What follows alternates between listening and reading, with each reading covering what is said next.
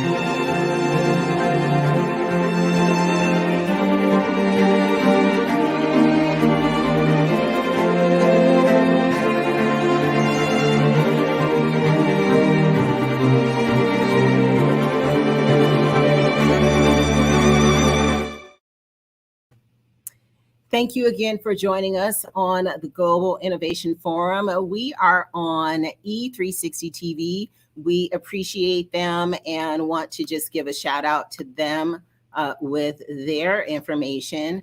And we have one of our amazing doctors, Dr. Sharon, that is on with us today, as well as we have some other guests that are going to be coming on. And we just really appreciate everyone who has given of their time today. Innovation is huge, and it's something that we all, I feel, need to be in tune with, and how we can do better at putting innovation initiatives into our life, into our businesses, and into every single thing that we do, because we all have creative minds, but we may or may not be using them to the full capacity to have the impact that we could have in the world. And so I appreciate you being on today, as I stated, and we will just give a shout out right now to E360 TV.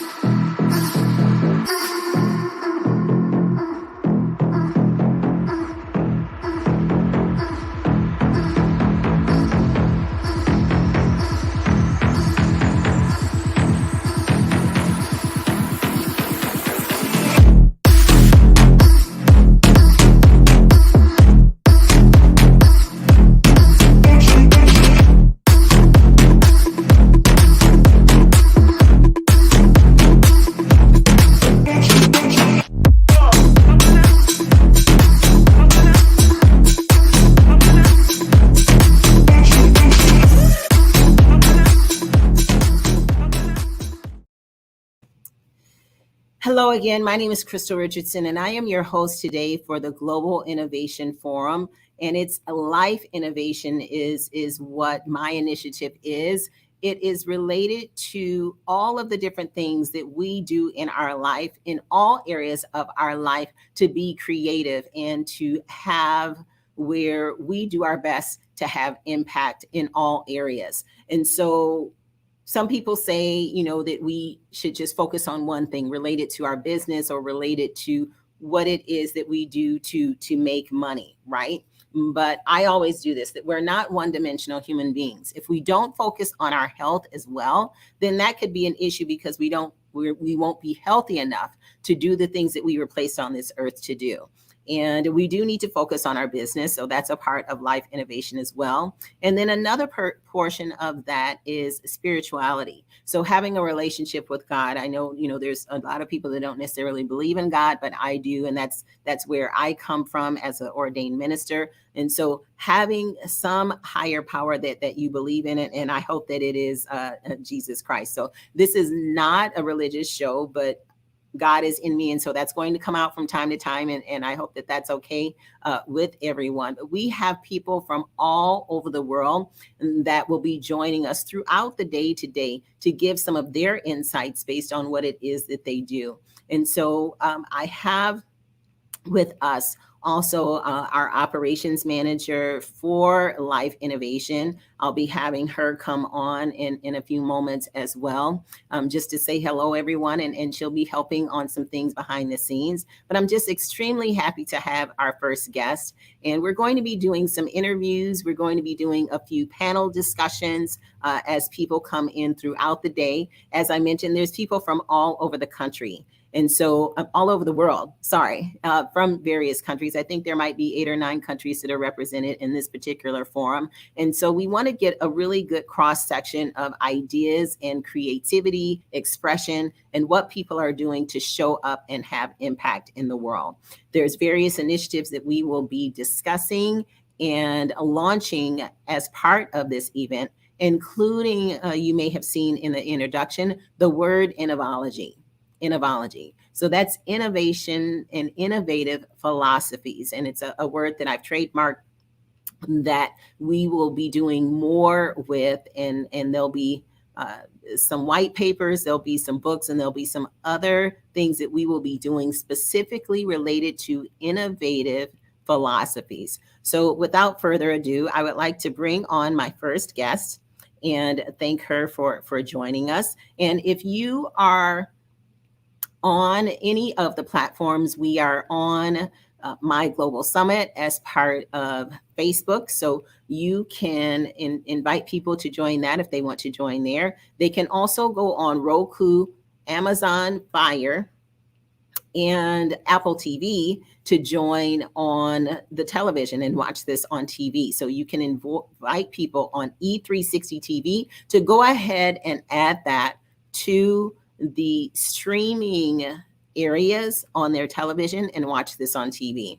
And then we also have it on YouTube on Global Innovation, Life Innovation Global.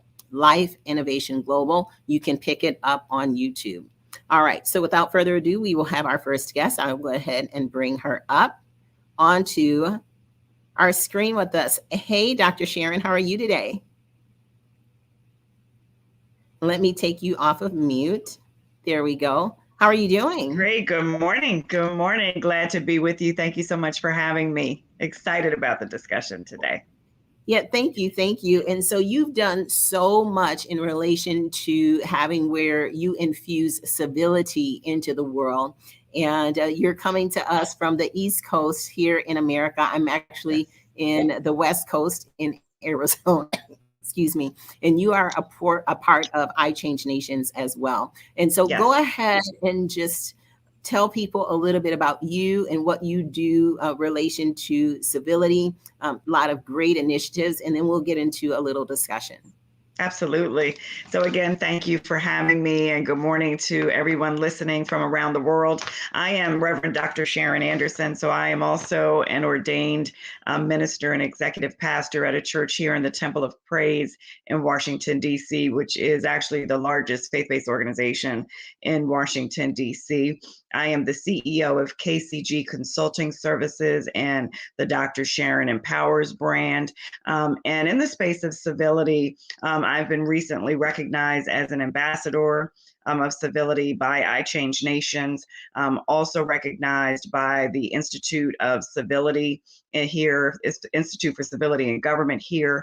I have traveled around the world as a pastor, as well as a business professional, preaching and teaching and discussing and re-emphasizing the importance of civility in our life. Recently just released a book, which you can get on Amazon, Emotional Civility, the New Standard for Global Success, because in my work as a pastor, I'm also an attorney by trade. I've also taught at the top level law schools in the United States of America, Harvard, Howard, Georgetown Law Schools. I'm a Georgetown Law School graduate. I have seen firsthand in all of the work that I've done, the need for us to begin to reintroduce the concept of civility in our lives today. And I think that everyone that's listening knows that we suffer globally, not just here in the United States, but globally from lack of civility. And when I was praying about and trying to figure out how can we embrace this issue and begin to really create change, the Lord gave me this new concept of emotional civility. And so if someone's listening and they're saying, well, what is that? How is that different from civility? Emotional civility is your conscious effort to check, to manage, to identify your own emotions so that when you interact with another individual, you can be sure that that interaction is one that leads to civil interaction and not uncivil behavior. And of course, when we act with incivility, lives suffer. Innovation suffers. And so emotional civility is that bridge that allows us to be able to communicate to ensure innovation, but it also allows us as individuals to be in a space mentally, spiritually, emotionally, to be able to maintain the culture of innovation in our own life. And so I'm excited to be here today, and I'm excited about our discussion more about what innovation means, about what emotional civility means, and about the need for civility globally. That's awesome. That's really awesome. And I really appreciate your introduction because emotions is something that we all have, right? We all Absolutely. have where we are emotional beings. We have, one of the words that you talked about is compassion in your bio, and sometimes it's the lost art of compassion, especially nowadays with a lot of things that are going on around the world. And so that's why I appreciate also being a part of I Change Nations, because just giving honor to His Royal Highness, Dr. Rivers, and having us do this on today and being a part of that organization, because it's civility for all is what he puts all the time on his post. And civility for all means something to me, and I'm sure it means something to you. You've been a part of the organization for a while. So just kind of what does that mean to you? Yes. Well, we all are deserving of being treated in a respectful manner, right? It's the golden rule. We treat others the way that we want to be treated. And often we don't do that. And often the reason why we don't do that, sometimes, I'll say not often, but sometimes, does not have to do with racial biases, gender biases, and those certainly exist. And that's sort of a no-brainer, that incivility is birthed from prejudice and discrimination. But as you just said, Crystal, we are human beings with emotions. And then also oftentimes even the best of us, because we are dealing with different things in our lives, don't and fail to act with civility because we are not processing how we feel. So if we want to get to a position of civility for all, we have to do some introspective work. How do I handle grief? How do I handle being in a situation in my own life, maybe family problems or problems with my kid or financial problems that might cause me to act out with incivility or lack of civility, or treat someone in a way that can harm them or harm my platform or harm what we all deserve and expect in our daily interactions. And in my book, I really talk about, the different triggers that we have as individuals, and recognizing your own individual triggers so that you don't step out and act in a way that could be and lead to a consequence that could destroy your career, that could destroy your name, and certainly can destroy whatever you're trying to birth in this world today as an impact for others.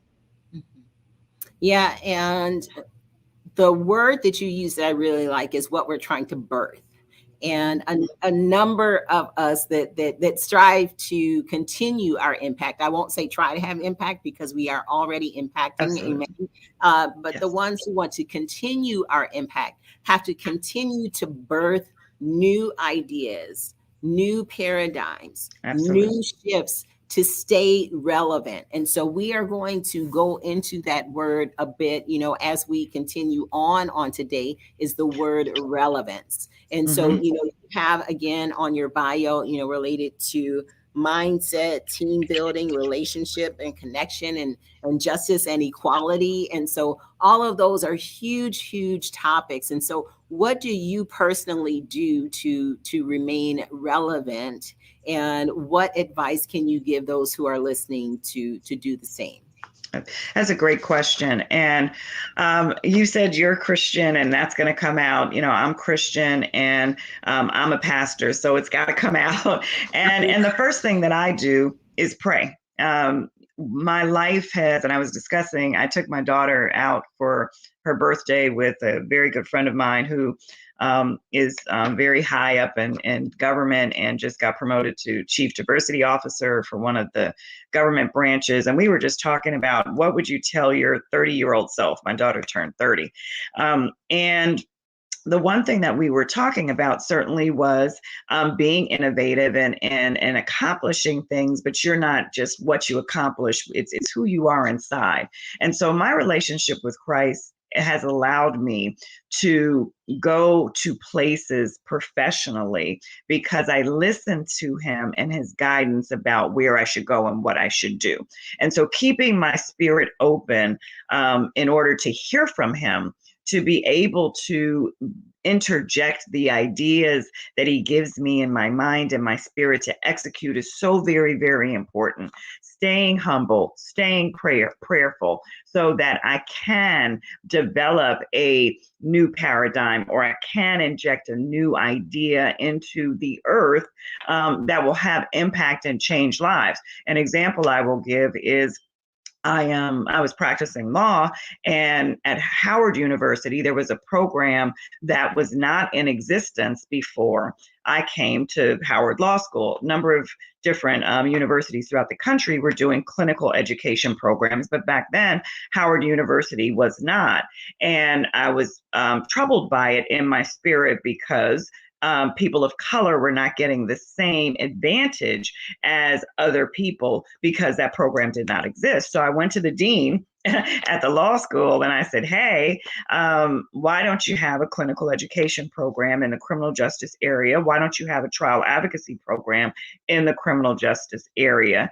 And he said, I don't know. I said, well, I would love to write this program for you and develop it.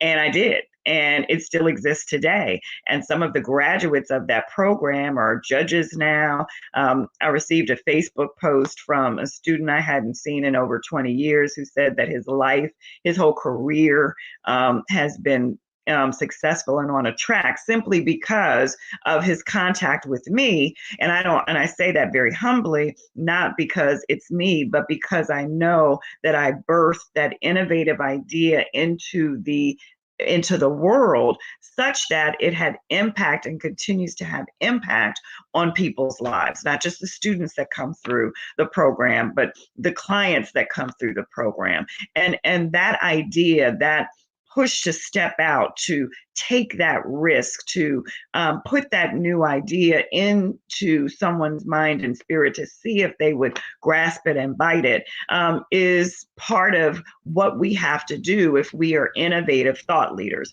We have to be risk tolerant, right? We have to be not afraid of change. We have to not be afraid of the no. We have to not be afraid of the mistake or the failure, but keep our spirit and our minds open to hearing from God so that we can hear what new idea is needed in the area that He's placed us. Mm-hmm, mm-hmm.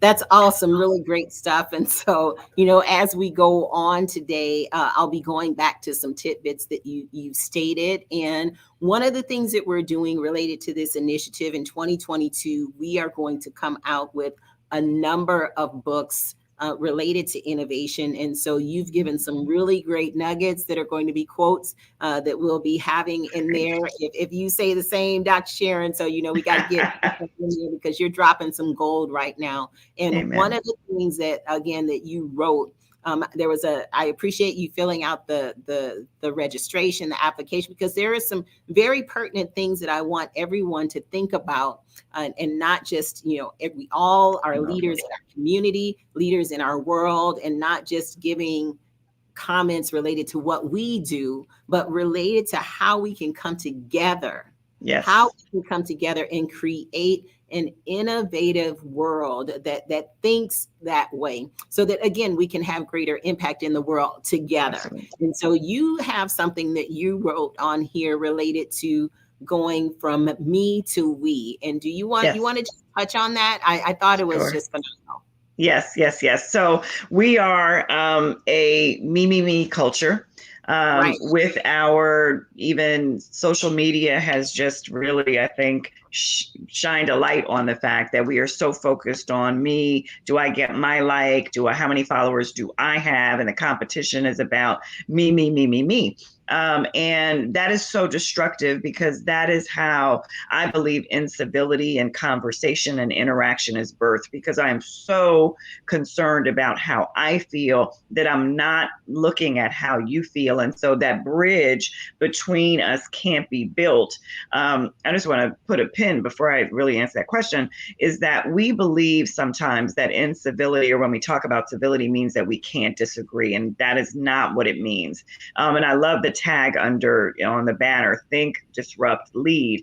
We can disagree, but we do not have to be disagreeable. We do not have to be rude. We don't have to tear someone down just because they don't agree with us. And we see that in society. We see that in our interactions personally. So going from the me culture, and I want us to start thinking about culture, right? We need a culture shift in dealing with civility. So we want to go from a me culture to a we culture. How do I embrace collaboration? How do I embrace bringing people into a culture with ideas that might not be identical to me, with ways of thinking that might not be identical to my own, with ways of interacting and managing ideas that might not be identical? And all too often, we stifle innovation, and we don't birth something in the realm that's needed because we won't work together,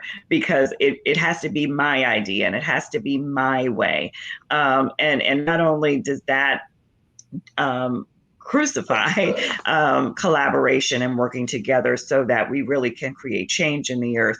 If you think about it, it is 100% childish, right? So think of the 2-year-old, right? My way, me. I want it now, without thinking about how their feelings affect others around them. And that's how, unfortunately, our systems operate today. We see it politically. That's how it's operating. And I'm sure we see it in our businesses. And again, I'm a church girl, so I even see it in some of the organizations that we deal with, right? Yeah. Exactly. If it's not my way, if I can't be the leader, if I can't be the face, if I can't be out front, then I don't want to participate. And there's no way to get to sustainable change, right? Not just an injection and run in and run out, but sustainable change without transferring from that me culture to that we culture. And it's not easy. Mm-hmm. It's not easy. And part of what we're going to be talking about today and in some of the books to come is methodology. And methodology suggestions, because everything doesn't necessarily work for everyone. Right. Everyone's at a different place in their life and in their business. Excuse me. And so it's not where we want to say that we have the be all end all of, how these things are supposed to go. There's culture that comes into place. It's where, quite frankly, excuse me, where you were born, what economic level you were born in versus maybe where you are now. You may be still in that same level, and your religious background, different things that have happened in your past. There's so many different things that come up that create who we are today, right? And so as we have these discussions, as we talk about methodology, as we talk about shifts and we talk about culture, it is not where it has to be the same culture that we were born into. We That's right. can create that culture. And That's that's right. something that you stated. And I really, really appreciate you mentioning that, using that word culture, because it is. And it was something that I was watching yesterday with my husband that was really, really disturbing, of just people who felt that they needed to have things their way, quote unquote. And so in confrontation, some of it was, people of the same race, some of it was people of different races, and then some of it was people that appeared to be in the same economic class, and then some of them were people that felt that they were here and everyone else was here, and you can't even walk past my property without me saying that I'm going to call the police, or Right. or you dripped water on my driveway, and like, really, it's going to evaporate in just a few moments, but you're going to call the police about that. So these are acts of incivility. Absolutely. For what? Absolutely. Is for what? Like, what That's does right. it, what gain do we have when we have these kinds of things that go on? And these are just small things that I'm saying. We have some bigger things that are going on in various countries here in the United States, but in various countries, people getting killed, being dragged down the street, or being beheaded, and like other things like that. And so I don't need to belittle all of that by saying that someone was incivil because there was a drop of water on their driveway. Right. But I'm saying it can get that petty. And yes, I'm using the word petty because it can. And so as we do what we can do to shift that culture, it does come down to methodology. It comes down to suggestions, and for people to do whatever we can do to make that change. And that's, again, why I love I Change Nations. Dr. Rivers has contacted me and said, when he will be on. And so it's just amazing that there's people of all cultures all over the world that want to make that change and want to say, I change nations. I change nations. And so even if you are not necessarily an ambassador of that organization, I want to still ask, unless you're somewhere where you can't speak right now, I want everyone who's listening live or hashtag replay to say, I change nations, and put your hands on yourself and say, I change nations, because guess what? You have the capability of doing that. It doesn't mean that your voice isn't going to shake sometime. It doesn't mean that your knees are not going to rattle. It may not be that you might even pass out. That's right. But do what we need to do and stand up and be that change. I'm here at the Up Center, and one of the stickers that's here, from Gandhi is be the change that we want to see in the world. We have to be that change. That's it. And Michael Jackson, he's like, make that change, looking at the man. No matter what people may think about his life, that was a phenomenal song. A lot of his songs were phenomenal. That's right. Make that change. I'm looking at the man in the mirror. In the mirror. See, that's the point. That's it. That's it. Yeah. That's yeah. it. So we have to model it. And I love what you said about being that change. Modeling is so critical. Modeling so is. We're talking about suggestions. We're talking about having where we go into methodology. So I want you to, I'm going to put you on full screen again, and just go ahead and give maybe like the top 3 suggestions that you have on how we can model change, and say, change number 1 or suggestion number 1 is this, suggestion 2, suggestion number 3. So people that are taking notes, that they have exactly what you're saying on how we can model change. Absolutely. So suggestion number 1 really does come back to the emotional civility paradigm that I've launched into the earth. And that is to really take some time to check your emotions. And whether that's through prayer, whether that's through meditating and centering yourself in the morning, don't run from your emotions. Figure out what they are, why they are the way they are, and address them. All too often, People are in jail, people are dead, people lose jobs that affect their family because they're not checking their emotions. And it's okay to have an emotion. It's okay to be scared. It's okay to be anxious. But you have to find a way to manage that so you can be the best that you can be, and so that you can begin to change nations, because it all starts with you. And if you say, I change nations, then what about you needs to be changed so that you can model it? So that would be the first thing. Emotional stability. Check your emotions, make sure that you're operating at your best level and as your best self. And if you need to step back, if you need to retreat to get yourself together, then by all means do that. Number two, don't be afraid to make a mistake. I change nations. I change nations means that we don't necessarily have it all together, and we might make a mistake, and we might not succeed. I was reading something the other day, and the great football coach. I'm a Dallas fan. For anybody, don't judge me, but Tom Landry in his first. Don't come on screen. The interview is over. But excuse me, I read something where he, in his first season in the NFL, he did not win one game as a coach.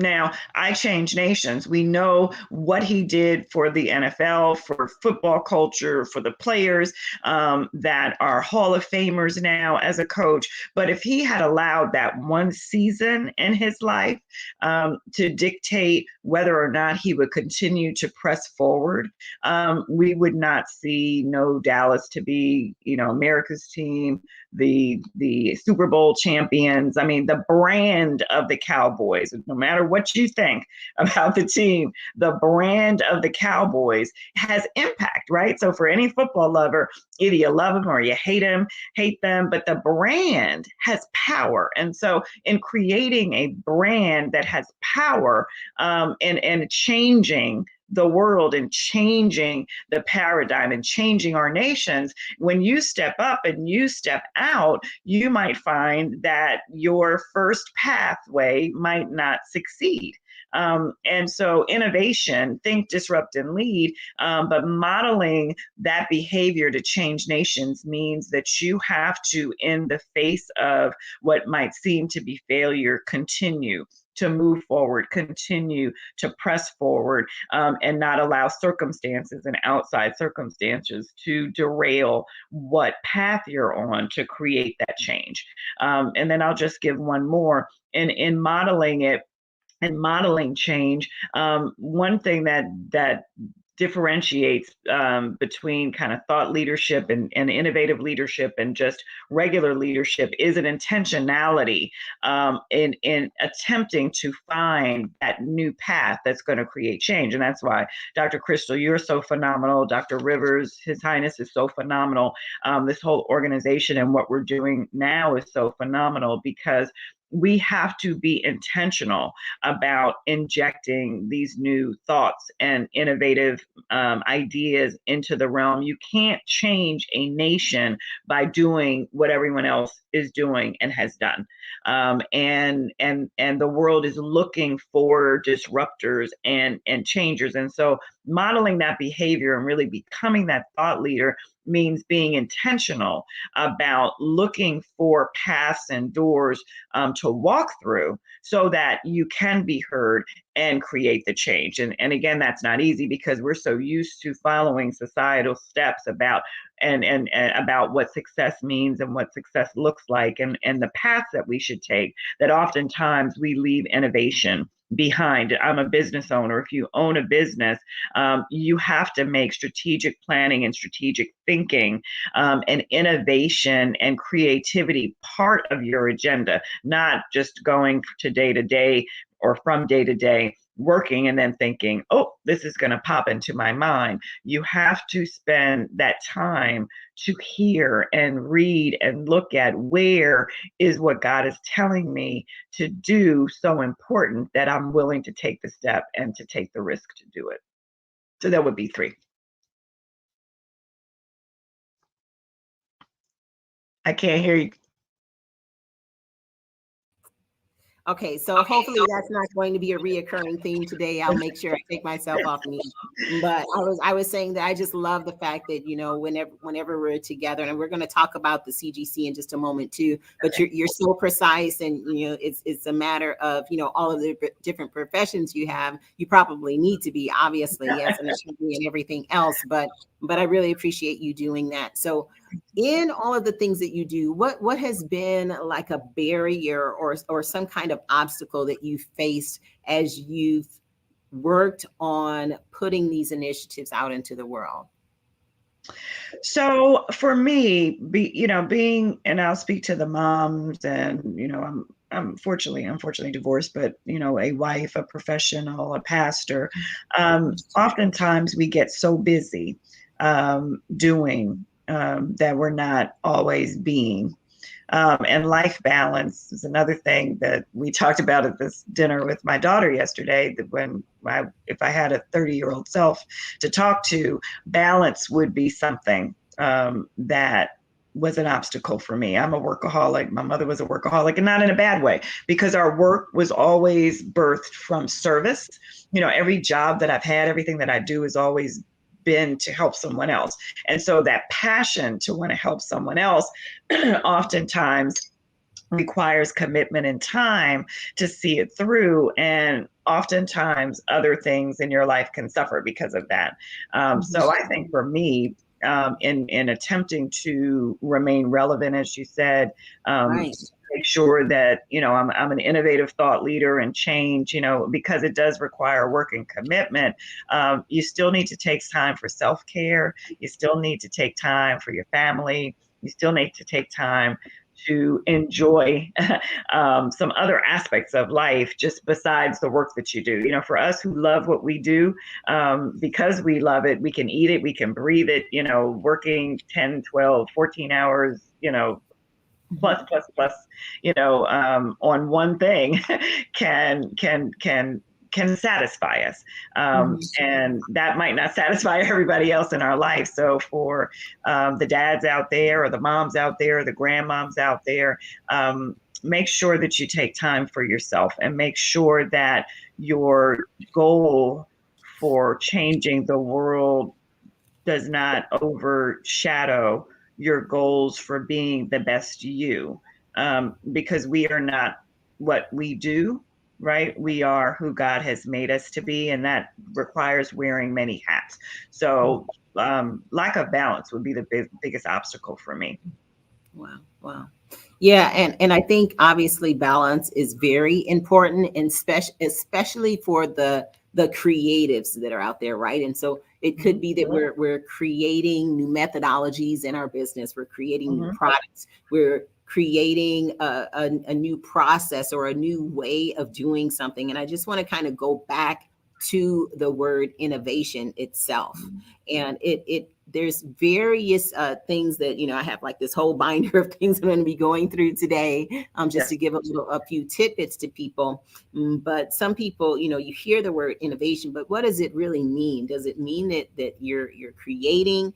Does it mean that it's all technical? A lot of times when you hear the word innovation, you think of technical. And right. Yes and no, because it's really taking something that already exists and making it better, or taking something that already exists, 2 or 3 different things, and making it into something new as a new thing altogether. And so it really is not necessarily technical, but it is, because depending on what it is that you create or make better, you do want to protect that. And obviously, being an attorney, you really get that related to the protections, whether it's patents or trademarks or anything and everything, copyrights. There's all different ways to protect. So that intellectual property, that IP, is something that can be around a process. It can be around a product, a method. And there's different types of ways of protecting it, because they don't all have the same thing. Medical devices, it's a PMA, or if it's a 510K. So, there's all these different things that are out there. And so one of the things that we'll be talking about, and I'll be bringing up later, is what we're doing with the School of Innovation. the School of Innovation with Ron Klein. It's the Richardson Klein School of Innovation, and he's the one. He's in your pocket, Dr. Sharon, because he is the one that. No, I'm sure that you have at least one credit card. He created the magnetic strip on the back of the credit card. Oh, okay. He created the electronic version of MLS that we still use today. He created some ways that we still use in the New York Stock Exchange to make it go quicker and faster. And now he's doing things with the blind and also other things with QR codes. Like, he's 85 years old, but going on 30 something. You know, he has a very, very extremely sharp mind. And so, again, I want to encourage everyone out there, if you're a man, if you're a woman, if you are a teenager, or if you're a young adult, like, it's never too late to innovate. And I wasn't trying to rhyme, but it just kind of happened. It's never too late to innovate. And it's never too early to use your mind to be a creative, because people say, oh, I have to wait till I grow up, or I have to wait for this or wait for that. You're going to wait your life away. Yes. Wait your life away. And so people say, oh, you do a lot, you do this, you do that. Yes, I do, because I live life with urgency, and I live life now knowing that tomorrow's not promised. That's right. There's people that didn't wake up today. Right. There's people that, one of our delegates that's supposed to be on today got in a motorcycle accident. And so he has where there's some things he needs to go and do and get examined and stuff. He's like, but I'm going to be on the forum. I'm going to be on. I'm like, well, take your time. Whoa. You need to take care of yourself. Go ahead and do that. But, he's like, so excited he wanted to be on. I'm like, okay, but I do understand if you need to rest or something. But that could have gone a totally different way, Dr. Sharon. Absolutely. Totally different way. Sometimes we don't realize that. And I had done a post. There was a car that was upside down, on my way home from work. And I'm like, because, you look at things, you're like, how the heck did that happen? Like, this is not like a curve, like on a racetrack or anything. Right. It's just a straight street. The speed limit is 45. Like, and I saw the other car had some dents, but how are you upside down? Like, I have no clue how that happened, but that was not a time to judge. And sometimes we drive by accidents. And I do want to kind of go here for a minute. This is the Global Innovation Forum, but we can't be innovative if we're not here. And so the urgency of the situation then was that particular time. Sometimes I stop, sometimes I don't. I was like, I need to stop. And then I stopped at the gas station area that was close by, and there's a wall to get to where she was. I almost broke my neck getting over the wall. I mean, it was just waist high, but it was an angle on the other side of the wall. It wasn't flat, and I thought it was flat. And girl, I almost broke my neck getting over that wall myself. I had to call the paramedics, but no, I was okay. But I went over, and was trying to help, and she wanted her stuff out of the car. And then another guy was getting some stuff, and I was keeping an eye on him, and I was holding her hand, praying for her a little bit. I don't even know if she knew that I was there, but and there was somebody else, different people. There was a doctor that was holding her head straight. She couldn't feel her legs, and she, it was just all this stuff, but she was able to speak, so that was a blessing. And then the paramedics got there and said, we can't get your items until we turn the car back over. But she's like, I have to call my mom. I have to call my mom. And so, and then they started, the police officer called her mom. And I really wanted to be able to keep in touch and just see if she was okay. So it was very hard not to write down while saying the number to the police. It was extremely hard for me not to write down that phone number, which would have been an intrusion of privacy. I know, but I was like, oh, I just want to know that she's okay. But, our life is not promised, because again, that could on a different way. And she had pain that's when they were trying to move. That's my chest. Oh my God. So things happen. And there's a lot of creative people right now that are in the grave. That's a lot of creative people right now that are in the grave. Their ideas in the grave with them. Yeah, they will never come.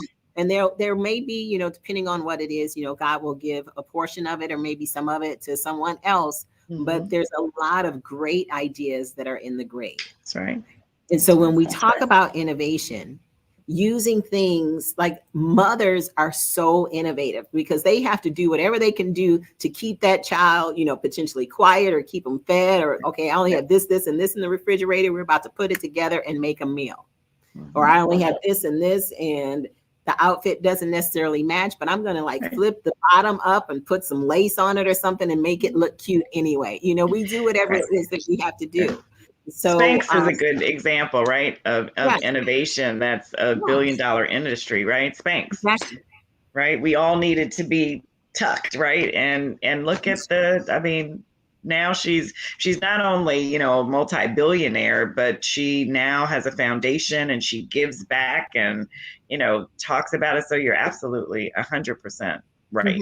That don't minimize. I think what I'm hearing you say not only is just do it, right? So if God gives you that idea, put it on paper, and just do it, but don't minimize that thought, right? That creative idea that you get and that God has given you, and take the time to nurture it. Reach out to talk to someone, about it and say, hey, what do you think? Do you think that this will fly? And, read up. I think information is key, right? So read up on, how to launch a product. And be informed and be educated about the process, this is what this is doing. But, I love what you're saying. Don't minimize it and recognize that tomorrow's not promised. I hear you. Is not promised. And so, I talk a lot, and I'll just go ahead and say it on this one too. I think on every single thing I do like this, I talk about the 3 types of people. And so, there's people that have wisdom that were put in our life to help lead us and guide us, whether they're mentors, pastors, coaches, people who've been there, done that. And they are the wisdom portion of our tribe. And then there's people who have opinion. And they may have some wisdom too, but, they're basically ones that, some people have opinion about everything. They haven't necessarily done it, but they have opinions. They want to tell you a thing or two and maybe sometimes help, but maybe sometimes not. And so it is where we need to listen to them as well, because even if they haven't done something, they still could have some good information. Like, I've never been a drug addict, okay, but I do have some information because we do work with a lot of drug addicts. So I've done that from the counseling side. And so I do have opinions on it and maybe even some wisdom. So you still should listen to a little bit of what it is, and then just throw back and throw away the things you don't need. The third type of person is the person who has been put in our life to keep us safe. The moms, the aunties, the grandmas, they haven't necessarily been there, done that, but maybe, maybe you need to just not do that. That seems like that's a little bit dangerous, or that's a little bit too risky. It's a little bit too this or that, because they want to keep everything at a status quo. They want everybody to be happy, but they want everybody to just, just kind of just live. And so there are sometimes that we should listen to even from them, but all 3 of those people cannot live our life. God has placed us here for a reason. Yes. And so based on that reason, it is where we need to take all of that, put it together, make it into the little snowball thing and just throw it and see what sticks. Yep. I love it. See what sticks and see what it is that we're supposed to do based on his guidance. But it's a matter of listening. And so, yes, listen to all of those people. It's like that, that's really interesting, or thank you for that. I'll consider. And then just be on your way. There's no need to get into an argument and be uncivil about it. That's right. But just take it and see what we can do with it. Now, that's right. There are things here when we're talking about innovation. One of the big words that I have like a lot of different notes on is the word value. Value. And so I'm going to be bringing Larnie up to join us here in just a minute. And I want to go into that word value and really kind of dissect it as we there's going to be some other people that are going to be joining us here soon.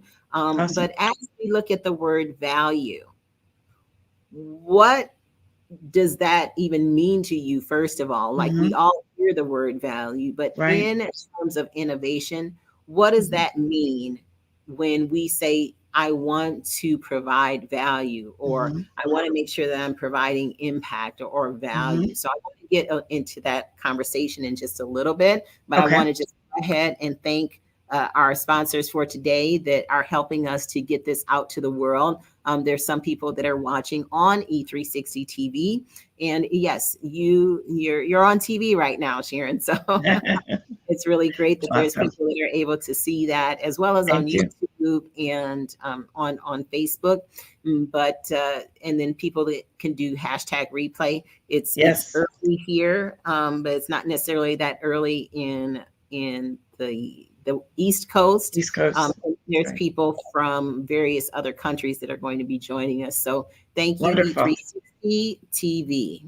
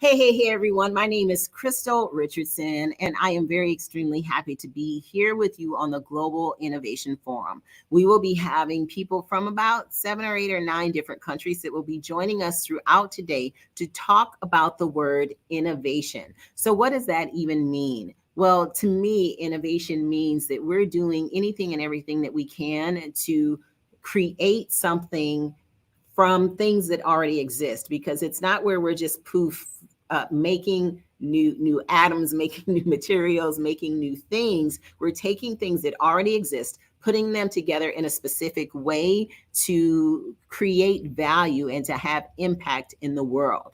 So whether it's a new medical device, that device did not come from thin air. It was created from silicone, from plastics, from metal, from things that already existed, but put together in a specific way. The same thing for creating and being creative as a baker. You're taking a flour, you're taking yeast, baking powder, the different things that I was using on Thanksgiving. I think I counted up, I cooked 23 different things, and then my husband cooked. He's the sugar guy, so he's very fit, but he loves sugar. So he made the sugar Kool-Aid out of things that already existed, and he made the delicious peach cobbler. He took a before and after picture. It was gone, I have to say. And so we did have another little extra one on the side, but we are creating things, pulling things together from things that already exist and making them either better or making something quote unquote new out of it. So what we want to do in the Global Innovation Forum is to honor those that are doing that in their countries, doing that in their area of industry, and have some discussions about value and how you can have an innovative mind. You can come up with new things that you bring out, whether it's processes, products, methods, to make this world a better place. So the word that we're looking at right now is the word value. So I'm going to bring up 2 guests to have this discussion. And then after this, we're going to go into a few other things as we wait for some other guests to come on. But really excited to have Alarni Mulvey. She is an award-winning, I don't know if it's called award-winning, but a record holder. She's a record holder for, I don't know if it's 401 or 402 pound deadlift that she's done. And she has a strength initiative, which is an innovative way of using her strength training to have women be a better version of themselves. And then we also have Dr. Sharon that you've already heard from. She's very, very phenomenal and has given us some tidbits already. And I've given them just a little bit of a break to think about that word value. So I'm going to go ahead and bring them up so that we can have this discussion on the word value. And here we have, once again, Dr. Sharon. And then we have Larnie Mulvey, the record holder. How are you guys doing? Hi. Let me Good get to be back. Great to have you. Great to have you. And Larnie, you're not on mute. Hi, Larnie. How are you doing? I'm great. How are you? Thanks for having me. You're welcome. You're welcome. You look beautiful as usual. Thanks for being on. Thank you. I don't have my power bun on today, so I'm good. She's a weightlifter, and she's the power bun lady. Like, she just puts her hair up and she goes for it. So, did I get it right? Is it 401 or 402? It's 402 pounds. Wow. So I have the Masters Women, which is 40 to 44 years old, record here in the state of Illinois. Mm-hmm. Awesome. That's awesome. Great. Yes. That's Round great. of applause. Round of applause. Yes. So Larnie helps me a lot in front of the camera as well as behind the scenes on various global summits that we do and other things related to life innovation and above your best. So she's going to be on with us for just a bit this morning and then maybe again this evening. And so really appreciate you. We've been messaging back and forth and getting some things together. So thank you for being on. But I wanted to bring you on to the forefront and have a little discussion about the word value, So what do you have, ladies? I'm not going to pick who's going to talk first. So what do you have for me on value? I'll let Larnie go. I've been talking, so I'll let her go first. I've been listening to you, Dr. Sharon, so I'm like, how am I going to go after her? Like, for me, value came later in life for me. Growing up in the Philippines and then moving to the States when I was 5 years old, as an Asian woman, we didn't really get that example of value, especially for a woman, because it's for us being Asian, we wanted to assimilate into the American culture. And so our values as a Filipino almost melted into what American life was like. And so I lost a little bit of my personal value because I was living a life that wasn't mine. And when I got to the point to decide to live life on my own, and live life as Larnie, it took a lot of inner work and a lot of understanding where I came from. What am I telling myself? How am I living the strongest person that I can be? Because I didn't have representation that I wanted to emulate when I was younger. And when I was thinking about this value, like, what is my value? I didn't put I guess I didn't really use the word value. I really decided that I was worthy of being valued instead.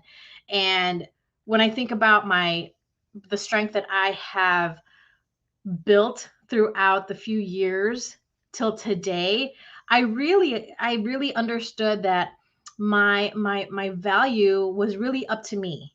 I had to live the life that Larnie was living. I had to believe in my value. I had to believe that my own personal self is valuable to the world, that can make impact, that can leave a mark everywhere I go with whoever I meet, stranger or not. There was a way for me to provide value to that person. And it took a really long time to build this self-value in myself, because I wasn't going to find value externally. My value was going to be my vision of value. When I was younger in high school, I went through a lot of phases where I didn't feel I was valued. I didn't feel I was worthy because I wasn't living and I wasn't understanding who I was. I was really just going with the flow, going with the motions, and not really being truthful to myself. And I think that is one of the the foundations of what my value is to be truthful to myself and face some of those things that are not pleasant and understand them and know that they are a part of me, but they don't drive me. Mm-hmm. Mm-hmm. That's good. That's really good. They're a part of me, but they don't drive me. Mm-hmm. And so that is a quote that I'm going to write down, because that can really be a part of the book, because innovation and inner strength is huge in relation to this, because some people don't think that they have anything that's worth reading. Like, people are like, well, why should I write a book? Like, who would even read that? Well, guess what? There's 7.2 billion something people in this world. And I can guarantee you that there's someone that's slightly kind of, sort of, maybe going through something that's similar to what you're going through, and that can relate specifically to you. They may not relate to Dr. Sharon. They may not relate to me, but they can relate to you. And so having that inner strength, I think, is great, and really appreciate those words. Thank you. Absolutely. And so, value, Dr. Sharon. Value. So I look at value as, and I think what you just said was wonderful and inspiring, but it is motivation behind purposeful action. So what is important to you that creates value? So, as an example, what's important to a teenager is not necessarily important to a mother of five, right? And so what I do as a mother and a grandmother might not have value to a teenager, which does not mean that it does not have value in the earth. And so value to me is something that, when examined, creates a reason for living in this world, and it motivates you to do what it is that you do in order to create that change. I think that we look at value, for example, when we're looking at diamonds, right? Or rubies, or let's just use those as an example. We evaluate value different things based upon what they contribute to society. And so we have values, which we deal with fundamental beliefs and guides our motivations and our actions. But having value means you examine what it is and then determine whether it contributes to whatever it is you're doing. And so, again, using an example, and emotional civility.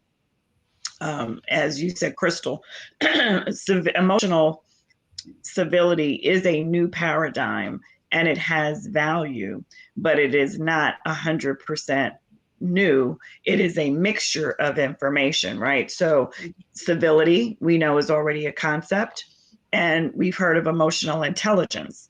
And so some people, when they hear emotional civility, they might say, well, this isn't new. Why are you calling it a new paradigm? We have emotional intelligence. Well, I went ahead and defined emotional civility as a horizontal analysis methodology, which means I look at how I interact with you, and you are my focus in determining whether or not I'm acting civil, not my feelings and values.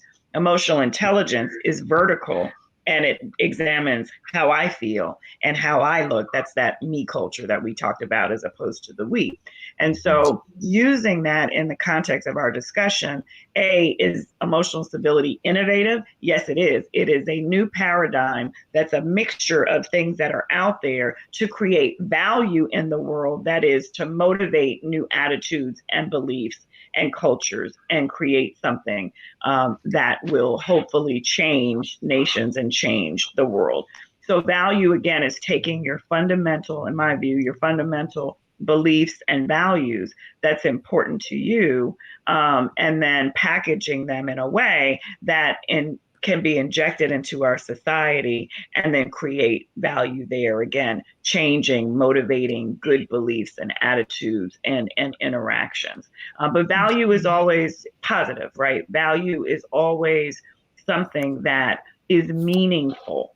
And I think that part of our goal as innovators, as we think, disrupt, and to lead, is to encourage people to see the value, the benefit in what we're putting on the plate, and how you, and this is one thing I say all the time, especially when I'm doing training and strategic planning. I can give you a filet mignon dinner, but if I deliver it on a garbage can top, are you going to eat it? It's still the filet mignon dinner. So that steak still has and cost what it cost. But if I don't deliver it in the right way, then you're not going to eat it, right? You're going to throw it out because you're not going to see the value in it based on my delivery. And so for me, again, value is, and as you said, it just picked up, you were talking about your own personal value, but it is based on that root of good belief, fundamental belief that this is good, fundamental belief that this is going to benefit, fundamental belief that this is going to create positive interaction and change. But that delivery is so important, because if I don't deliver it in a certain way, then the value of it is going to be minimized because of the way that I deliver it. So I hope that helps, but that's my view of value. And you can't take it out of context, because how you deliver it is so important in order for people to understand the value. I mean, even with the diamond, how many people know that the most valuable diamonds are birthed under what? Pressure, right? They are under the dirt. They are surrounded by black coal, that you have to dig deep to get it.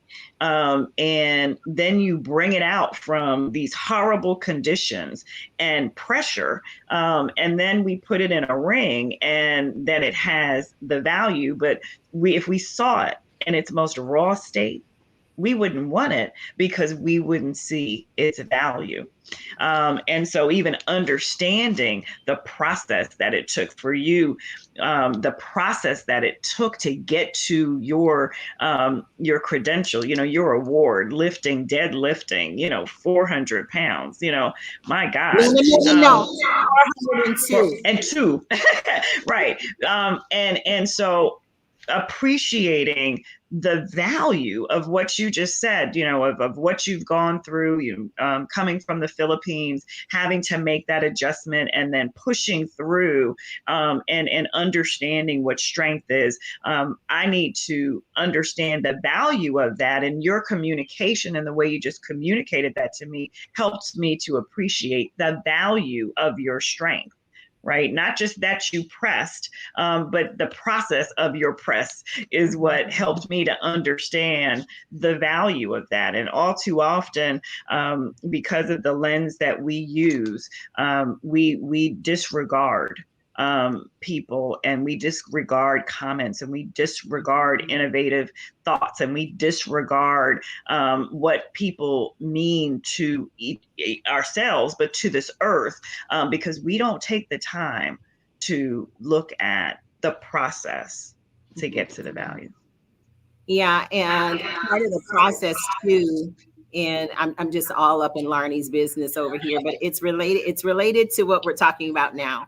And I'm a stats person, I'm a geek person, Right. and giving people like full honor, because 402 is different than 400. Okay. True. And so every Hmm. time people, and this, I'm making this point, and you're a numbers person too. Like we have like all these different things, Larnie, that Dr. Sharon and I are going to be doing in the future. We're really excited, and some things we're doing now with CGC that we got to talk about. Oh, Larnie is too, because she's Yes, the she knows all about. She's yes, that rock, that value behind. Because what you do, Larnie, I can't do, don't want to do, and thank God for you. oh my gosh. But the point I'm making here, and you know, and of course you didn't mean anything about it, but I'm making a point here related to our society. And like, because like rounding it to, or maybe, remembering, not remembering it around it. And like we do that all the time, like Right. all of us. I do it all the time. And I used to do it with her record. And she's like, oh, it's 402. And then this one guy, he had a $1.1 billion exit. And every time I talked about him or introduced him, I was like, here's blah, blah, blah, blah, $1.2 billion exit. And he's like, well, and then when he gets on, he's like, actually, it was 1.1. I'm like, they didn't tell you about the other 0.1 to make it. Somebody has your money. Like you need to do something about this. Just teasing him. But as we grow in what we're doing, and we're talking about value, and we're talking about worth, every little bit counts, because value means every single little thing that I went through to get to wherever I am counts. Every single thing that I had to think, every thought that I had to think, every single one of those counts, every single one. Right. And so I want all of us to give ourselves full credit and full value. So I'm teasing you about this and teasing Larnie, but this is a real thing. This is a real thing that we do. Oh, he only did blah, blah, blah, blah. Well, no, that was really big. What he did was really big. And so, he's just the one that made, he didn't make anything. He just put this and this together. Well, you didn't put that and that together. So, we sometimes have in our society that there's a lot of people that have created a lot of great things, but they don't have the right people behind them to lift them up in what it is that they created, or they make it little. And I've played small myself too long. That's great. And so we need to have where we lift ourselves up and do it in love. Like Larnie probably wasn't going to say anything about it, but I always tease about the 402, because I think when I introduced her, I said it was 401. That 1 pound makes the difference. You're absolutely right. And so, we minimize ourselves and we minimize each other. And sometimes we're so competitive that sometimes it's intentional. Clearly in this situation, it wasn't intentional, but in many instances, right, there's an intentional minimization. And being, an African-American woman, a Black woman in a predominantly white field like law, I write about that in my book, just about, emotional stability and how judges would say things and do things and, to make you try to feel small and not applaud your greatness. And so we have to do that. And I'm glad you brought that up, Dr. Krystylle, because it is so incredibly important, even in writing a book. I mean, I've written law review articles, I'm a writer, but getting that book out, that's why I call it birthing, because it clearly was like trimesters. And that last trimester was, and I knew that God was kind of delaying it because there were some things that were happening in the world that were relevant to the discussion. So I couldn't get it out, but I didn't understand why. So I'm pregnant with, this book, and I'm sitting and writing, and then I'm putting it down, or I can't write and I feel like I have blockage. So birthing that was major. And you're right. There's some people that, are just, oh, emotional stability, like, what's that? But for those that recognize the importance of and the pressure of writing a book and getting literary work out and launching, like you said, something innovative that you believe that God has given you to have value, you do need people around like yourself and Dr. Rivers to say, go on, girl, and this is great, and this will provoke change, right? And you are an example, and don't give up. One thing that he said, which was life-changing the other day,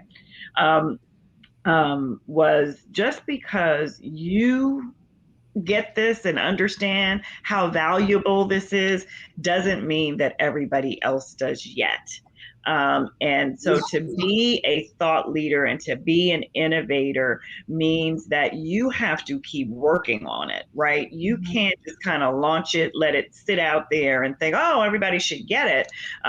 You have to make sure that, again, we talked about earlier, intentionality. You have to be intentional about making sure that people understand why this has value. So, programs like this, and even, again, correcting me with Lonnie's accomplishment and highlighting that and helping people to understand the value, that is incredibly important, because if we don't do it, ultimately it won't get done. And 402 versus 401 to somebody could be, that example, really a matter of life and death, right? Or a matter of insignificance to significance, right? Pushing the book and making sure I saw somebody bought it in Japan the other day, right? Without me marketing it. I'm trying to find out who bought it. Like, why did you think this was so important? I know why, but why did you, when you saw the book and the title? So, value, how you explain it, Lonnie, is so incredibly important, and personal value, and understanding your own self-worth, and understanding we can't get to the we culture without understanding what we mean to ourselves, and having that confidence and that own self-worth and value. So Larnie's probably sitting, I'm going to let her talk, but we're going like head to head over this 401 and 400. Let me say this. Let me say why this is also important. Think about a car. Think about a tire. Think about something that could be like a person. I'll go back to the whole accident scenario. Person's laying in the street. There's something that's laying on top of them that needs to be moved so that they can get out. There's people that are in like mine shafts, right? And things fall on them. There's things that need to be moved. If the person or the device can only lift 400, but the thing that's on top of that person is 402 pounds, that person will not be saved. Sure. That person will not be saved because they were only able to go to 400.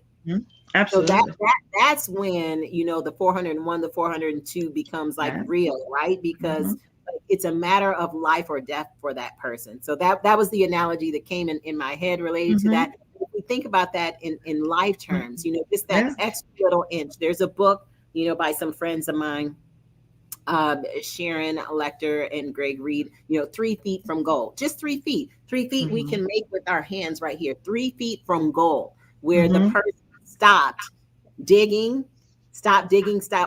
and they did not know that they were 3 feet from fortune. 3 feet because they stopped. Right. So, when we think about things in that manner, then it makes it a little bit more real. What do you have to say on that, Marnie? Well, I think about when I'm training, and not competition strength is totally different than training strength. And we're talking about, I hear, we were talking about the word just, the word only, the word, those are, I call those words the non-committal words, where, it was just this, it was only this. And we start talking ourselves away from our accomplishments. And I used to do that all the time. And when I'm training for a competition, and there will be days in training where I kind of whine and moan to my coach, like, oh my God, I don't want to do. And the weights are about maybe like 40% of what I normally can do. And I complain about it. And my coach will go, Larnie, how much do you deadlift? And he puts that into perspective, because I was talking myself out of my own greatness, and that process to get back to 402 plus, like I know in my mind that I can do more. It was up to me to get get that drive within me, dig deep within me to be able to train as hard as I normally can. And it is the little things. Those little things matter. And what I've learned that's transferred from the platform to my normal life is everyone to me matters. Every stranger to me matters. Every living thing, even anything in nature matters, except for spiders. I can't stand spiders, so those get squished. But it really makes me understand that people have a purpose in my life, and I have a purpose in people's life. And there's that value that strength has taught me that I share back and forth with people. And I get so intrigued with people's stories, because some people, they don't realize that their story matters to me. Mhm. Because we were just saying how, my story may relate to somebody else, but not this person.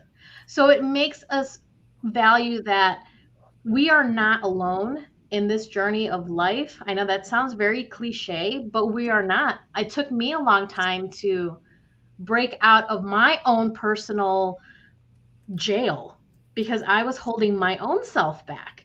And when I stepped forward, I met Krystylle. I met a whole bunch of other entrepreneurs. I met people who inspired me that I never thought inspired me ever growing up. But now I'm finding inspiration everywhere. And I value that for myself, because then I treat people kindly. I smile at everybody. I make sure I acknowledge everyone that I can by saying thank you, hello. Even with our masks on, I try to do my smile eyes as much as I can. And people know, I'm just like, hi, like that. But it lets them know that I'm looking at them, I'm smiling at them, and I'm acknowledging them. And that takes a lot of strength. Some people look down on their phones all the time. I just watch people walking with their phones in their hands, and they're not looking around them, and they're missing out on so much experience and relationships. And as I've grown up, and now that I am in this part of my life, I make sure I experience every person. I make sure I experience every opportunity, and just see the value in everything, and that everything matters. Mhm. Mhm. Yeah, and I really love your post, Larnie. You always have like one word. Sometimes it's two words. So Dr. Sharon, she does she has her logo and it's dulled out, and then she puts like one word or sometimes two words, and then she gives like a commentary on it. And they're really really good. And hopefully all of those become like one of the next books or whatever. But they're really awesome. And I've just seen like the growth over this past year or two or whatever in her writing, and how her philosophy is just coming to pass. And so part of being innovative is how we use our mind to think. And so I want to go into that next. And if you guys are able to stay on with me, fine. If you're not after this commercial break, that's fine too. But we're going to talk about how we think, and we're going to talk about how we use our thoughts to either elevate us, keep us stagnant, or even take us down to a level that we really should not be at all. Some people just, it's that word stagnant sometimes offends people. Like if I was to say, oh, you're stagnant, it's like, excuse me. But if you're not doing anything necessarily, to move your life forward, then it could be considered stagnant. But some people just to keep that status quo is all they can do because of all the things that may be going on in their life related to health or related to being able to keep their family going, or that they're the sacrificial lamb, if you will, the person that has to keep everything going for everyone else. So sometimes that is something that happens, and that's not being stagnant at all. That's a person that's doing what they have to do to maintain, just maintain life. Some people leaving their front door is something that's huge, because some people do have, that they can't do that, or they have some kind of like anxiety or some kind of disorder, different things that are going on in their life, or they had some kind of traumatic experience. And so some people, that is huge in their life, and that's progress. But I'm talking about people who are fully capable and have a great mind that are not necessarily doing anything with it. And so everybody doesn't want to be an entrepreneur. Everybody doesn't want to be like, I always talk about the cash flow quadrant. Everybody doesn't want to be on the right side of the cash flow quadrant. Some people, they just want to keep their 9 to 5, and we need those types of people. And so thought, though, when we talk about the thought process, this particular part of the conversation is going to be for those who know or feel or have an inkling or a little bit of an urge or something down inside of them that they know that they can do better. All right. So we're going to be taking a little break, and hopefully maybe, you can stay on with me as we wait for some other people to come on, but that's what we're going to be talking about next. And if not, I'll have where you can come on and give your salutations after this break.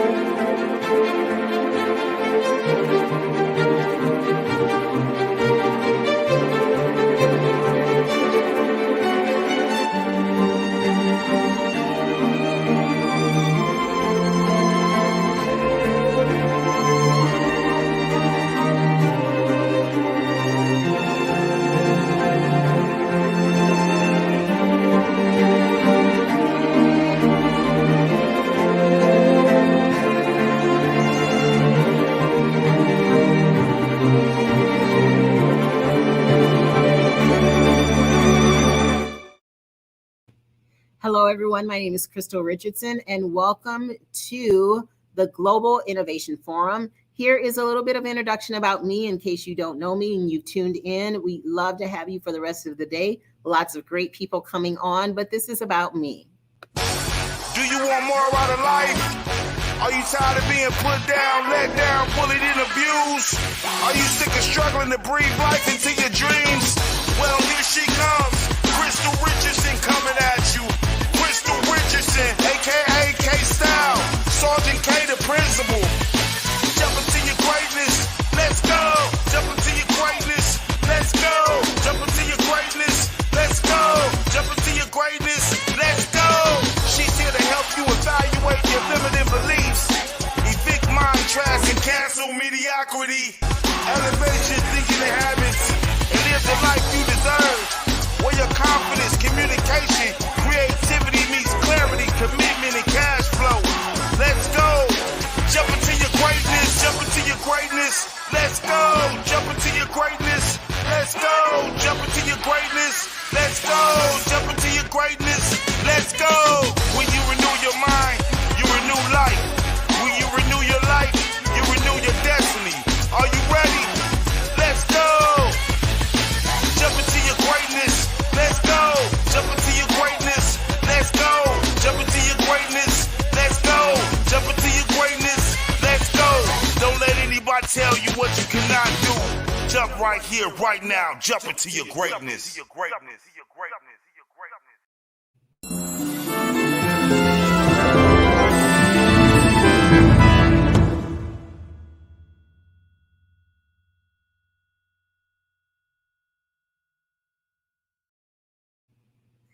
Hey, everyone. This is Krystylle Richardson. We are here on the Global Innovation Forum.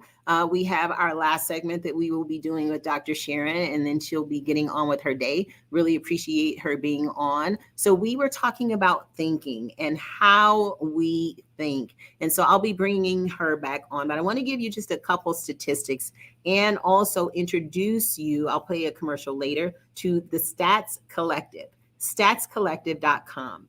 If you want to take one of the surveys, there's a number of them that are on there. I'll highlight a number of them that we want you to do some data on today. But really what we're talking about is how do we think, and what does it even mean to think?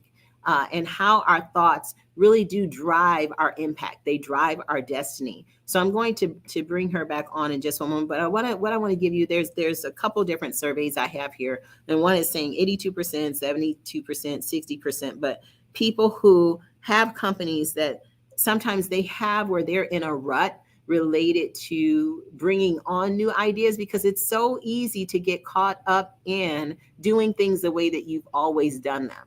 And so based on this one survey, there's a lot of companies that really are in that rut. Well, we've always done it that way. So that is how we're going to continue to do it. Or they have issues and they struggle with learning from past mistakes. And so why is that? Why do we struggle from learning from things that have gone on? A lot of people maybe even have templates that say, these are our lessons learned. But then you go over that, but then do you do anything with that? Do you do anything with the information related to the lessons learned? Do you implement new strategies, new techniques? Some companies do and some don't. And so we're going to talk about how we think, how we elevate our thinking, how we can sometimes be stagnant or just kind of be at a place of just existing, and then how we can really use our thoughts to sometimes go someplace that we really shouldn't be. So what we want to do is have those discussions, and sometimes they may be tough discussions, but have a little bit of discussion about it and maybe give you some ways that you can have a better mindset and a better thought process. So I'll bring Dr. Sharon back on for her last few minutes here, and really appreciate you being with us, Dr. Sharon. Thank you so much for having me. This has been tremendous, a phenomenal discussion, and I hope that I have contributed and have added value and created impact, right? Yes. But you're in my lane. My trial sermon was on thinking, and it was a mind is a terrible thing to waste. That was my subject. Oh, wow. And my scripture was out of Philippians. Think on these things that are lovely and pure and of good report. And yours is all flowery. This was not my trial sermon, but a sermon that this one particular gentleman brings up all the time that it really stuck with him is being, are you constipated? That was, right. Are you constipated? Like, is your mind just so clogged up with all these things that it doesn't need to be clogged up with, that you really need to be flushed out? So that's right. I just still keep thinking about that sermon. I'm constipated, Chris. So I'm like, okay, well, I'm glad that stuck with you. Yes. But it so is. Talk to us about our thoughts. Talk to us about our thoughts. Excuse me. So TFA, right? Think, feel, and act. How we think contributes to how we feel, to how we act. And it is the root. Excuse me. Let me just some water. Oh, you're fine. You're fine. We've been doing a lot of talking here. So, so it is, if you don't get your thought process together, you'll never achieve what God has for you to achieve. So that's why the Bible says in Philippians, think on these things. That's why the word of God tells us to have the mind of Christ, because if your thought process is, as you said, Krystylle, constipated, you can't go far. And oftentimes it is what really makes or breaks our life.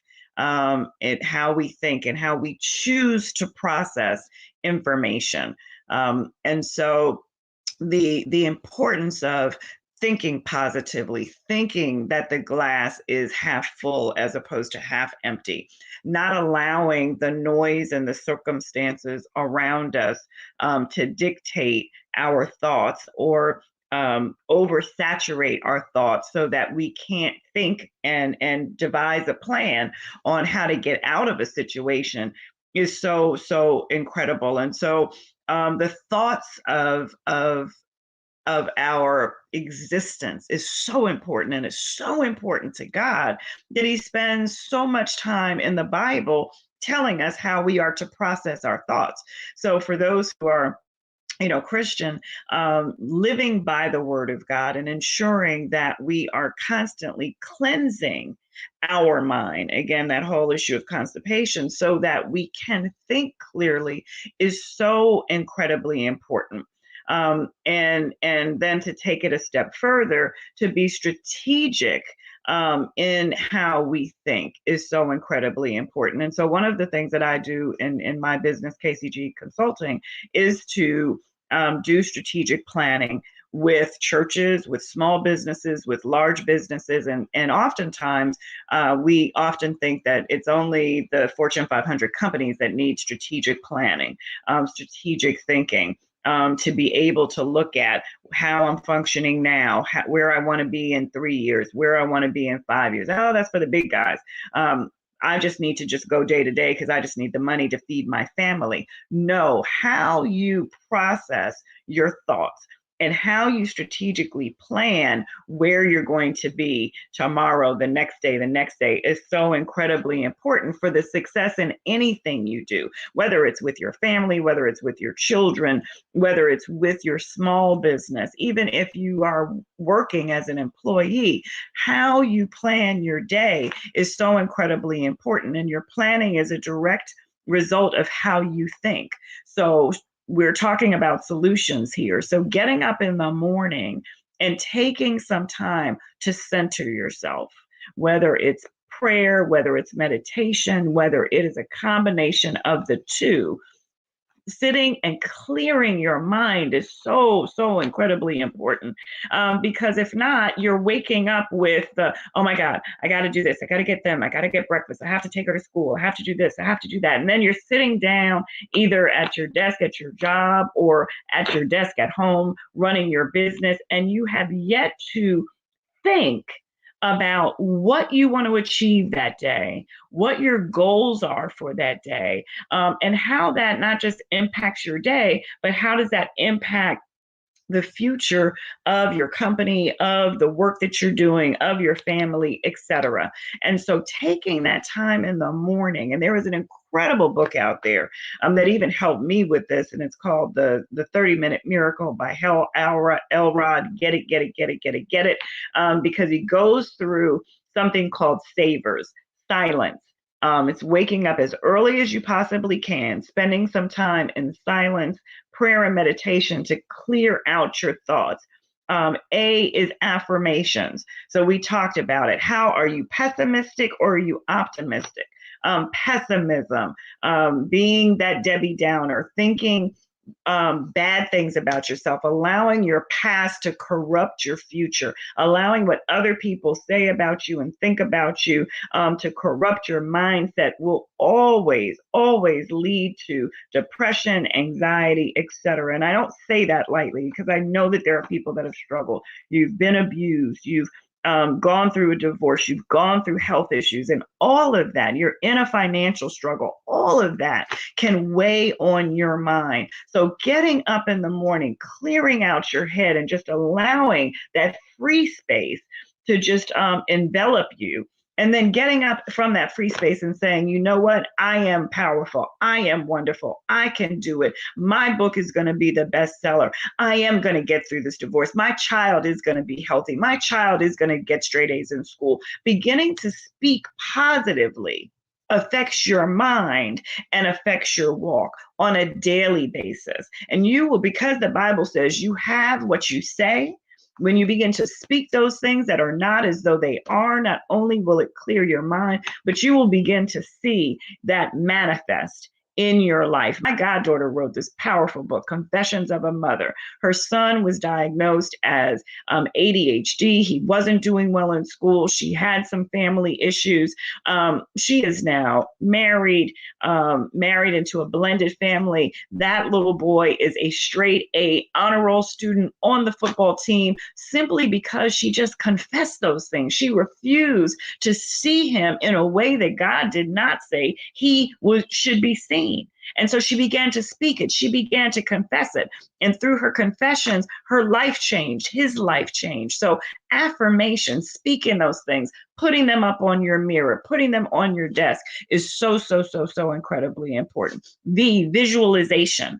Again, we're talking about the mind. We're talking about the way we think. If we can't see it, we can't achieve it.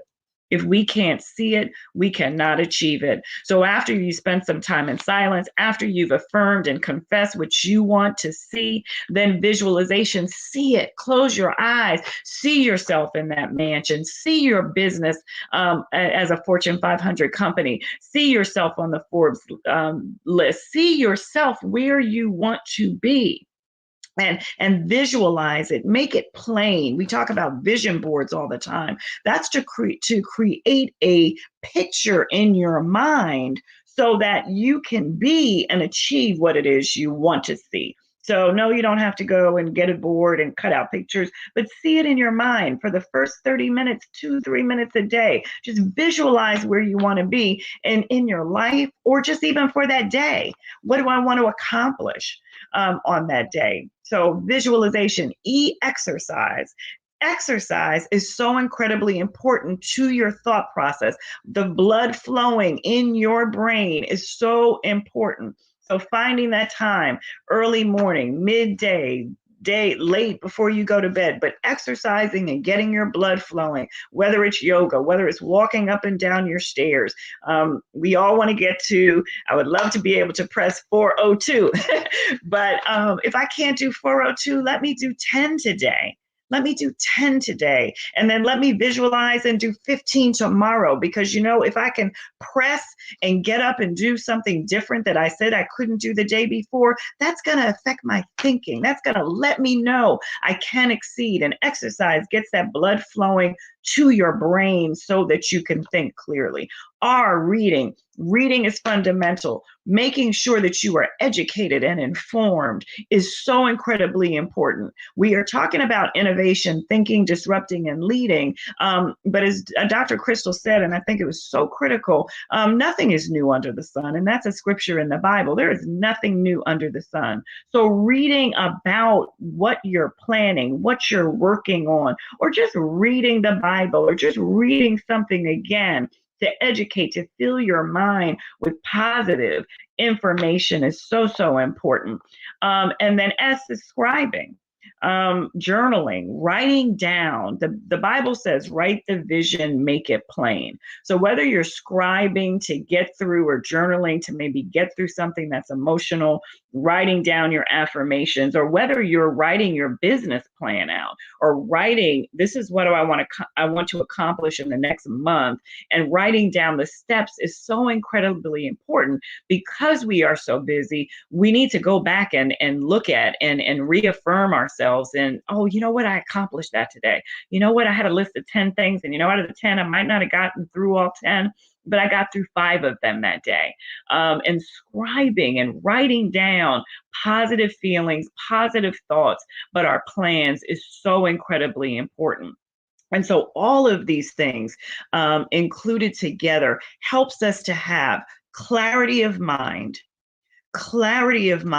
so that we can have creative thoughts, innovative thoughts, disruptive thoughts, so that I can change nations. And without the proper mindset, nations will change us.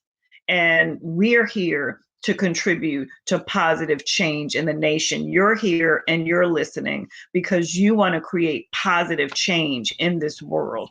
And so doing that means a particular focus on your mind. And I just gave you 5 ways to do that. Wow. Like you were on fire. I wanted to come on a couple times, but I'm like, I need to just let her just go for it. That was really, really great. Really Amen. great. Amen. And so, can you give information about you said your daughter's book again? So yes, Confessions of a Mother. Her name is Aikisha Walker. And it is on Amazon. And you can buy it on Amazon. Just an incredible testimony. And she's a pastor now, married and living in Clayburn, Texas. Awesome. Well, so yeah, we definitely want to have that resource, and then just give people just a little information on how they can get in touch with you if they want to connect with you. And then what we will do is do 2 minutes related to the CGC and give a shout out. Dr. Sonia will be on later, but how can people get in contact with you? Yes. So you can find me at www.kcgllc.org. That is the business site, KCG Consulting Services, and we do strategic planning, business consulting, business financing, just anything to empower your business, coaching one-on-one, and definitely training on the space of civility, emotional civility, leadership training, etc. www.drsharonempowers.com is where you can find my book, Emotional Civility, New Standard for Global Success. Also find it on Amazon, but that is my speaker outlet. So if you'd like me to come and speak or be part of a conference, www.drsharonempowers.com. And then on Facebook at KCG Consults, as well as on Dr. Sharon Empowers. That's how you can find me. Awesome. So we're not going to take, all the fire and flames away from Dr. Sonia Robinson, but wanted to just briefly mention this and give a shout out to her again and to His Royal Highness, Dr. Clyde Rivers, and what we do in relation to I Change Nations. I am the Global Ambassador of Innovation, and I really just appreciate and am honored to be appointed as that in recognition for what I do to bring the world new and creative ways to do anything and everything in life, in our business and in our life. And you are an ambassador as well related to emotional civility. That's right. Mm-hmm. Yeah. And so we are involved with Dr. Sonia Robinson, excuse me, in relation to the Congress for Global Communication. And so just give just like a quick, we're not going to take all of her fire, like I said. I will leave it for her. Just an example, this is what I'll say about it. Very honored to be working alongside of you, Dr. Krystylle, and we just met, but certainly kindred spirits and, just what we want to accomplish for the Lord and make this impact and our imprint in life. And so working alongside of you, but being recognized by Dr. Rivers, His Highness, as well as Dr. Sonia, as communication, civility leaders, I think is incredible. And so, again, talking about innovation, this Congress has been developed in order to ensure that as we work through the sustainable goals that drive this world, that civility communication is at the forefront. And oftentimes we have not communicated in a civil way regarding change in climate and change in equity and change in gender equality. I'll just name a few that ensures that we will not see or realize change. And so we're talking, everyone has different ideas, but we don't know how to come on the same page. And so what do we see? We still see us struggling worldwide in climate change and gender inclusion and equity, et cetera, et cetera, et cetera. So this Congress is an innovative way to bring voices together that have civility in the forefront of their minds and their communication in order to recommend changes so that we can see some headway in these areas that the world is challenged with. And so being able to dialogue as well as recommend But to do that in a way that people can hear it and embrace it so that we actually see it as important. And all too often, these political platforms is back to the me culture.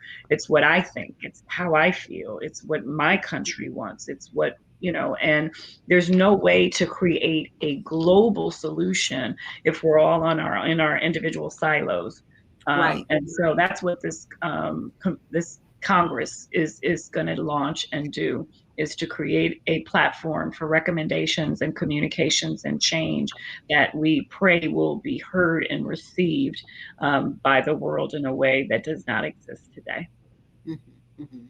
Yeah, and it's heard to talk about the vision and the mission, but that's what it means to me. Yeah, it's just been an incredible journey, thus far, working on everything behind the scenes, and just honored to be a part of that board for Congress for Global Communication.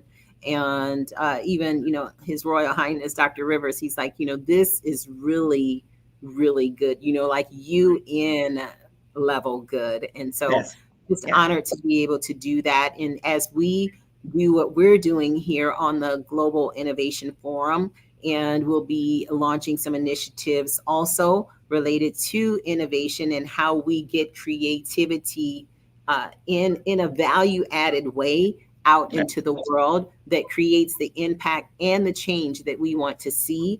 I'm very honored to have you be a part of this, and you've given some great nuggets, and we'll have to just get back with you to see, was this yours, Dr. Sharon? Was this yours?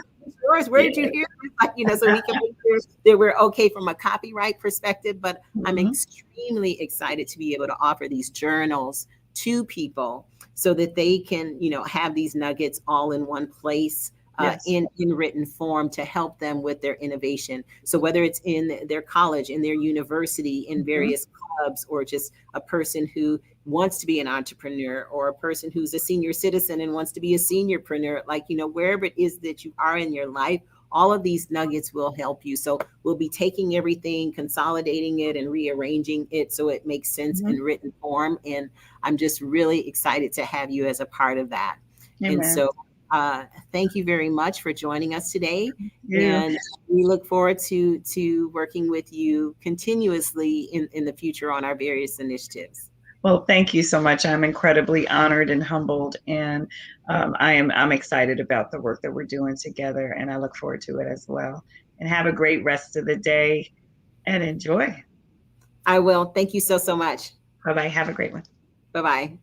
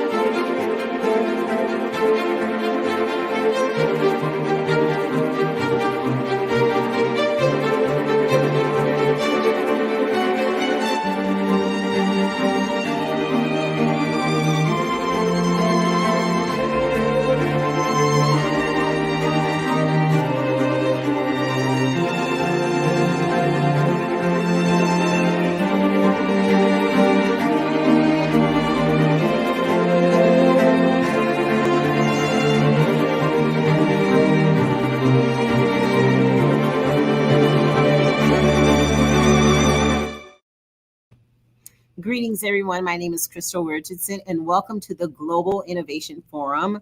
Next, we're going to be talking about struggles and strategies that people have related to being creative. And we'll talk about some things that, some CEOs have brought up, and, just regular Joe Schmo type people have brought up related to struggles and strategies, and get into more of this topic of thinking, how we think.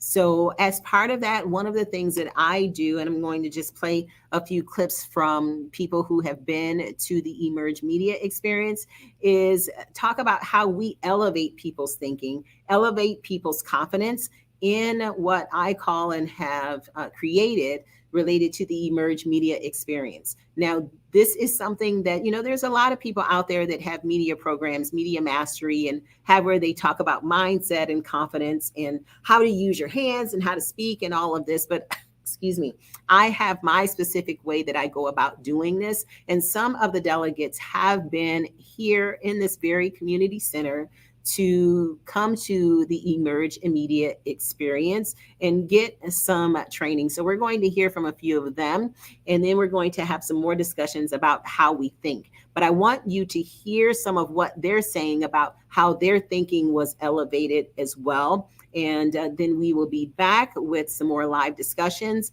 And various people are messaging me that they will be on. Like I said, we'll have a number of delegates on. I don't know if there's maybe about 15 or so that are from these various countries that will be joining us throughout today here on the Global Innovation Forum. So here right now, we're just going to hear from a few delegates related to the Emerge Media Experience, and I'll be back to tell you why that's important.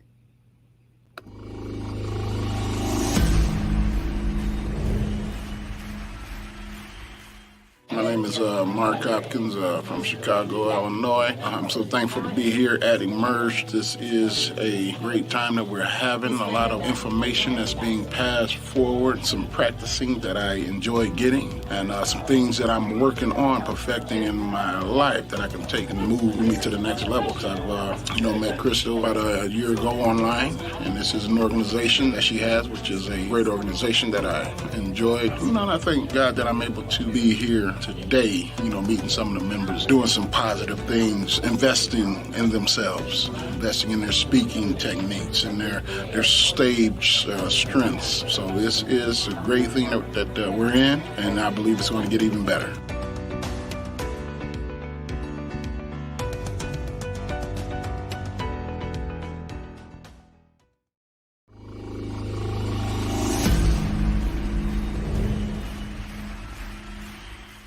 I'm Julia Piota, and I am here at the Emerge Media Mastery Experience. And I actually was introduced to Krystylle Richardson's group by someone that I met through church. I was added to the Facebook group and started joining in on her Sunday night Zoom calls. I have an interest in learning how to be a public speaker, so I felt that this would be a great fit for me. And so far, I've just learned a lot of great information on different things that I can do to really be more engaging as a speaker and to also be more comfortable with the talks that I'm giving. So this information is going to be extremely helpful for me to excel as an individual and really set forth on that path of getting my message out into the world.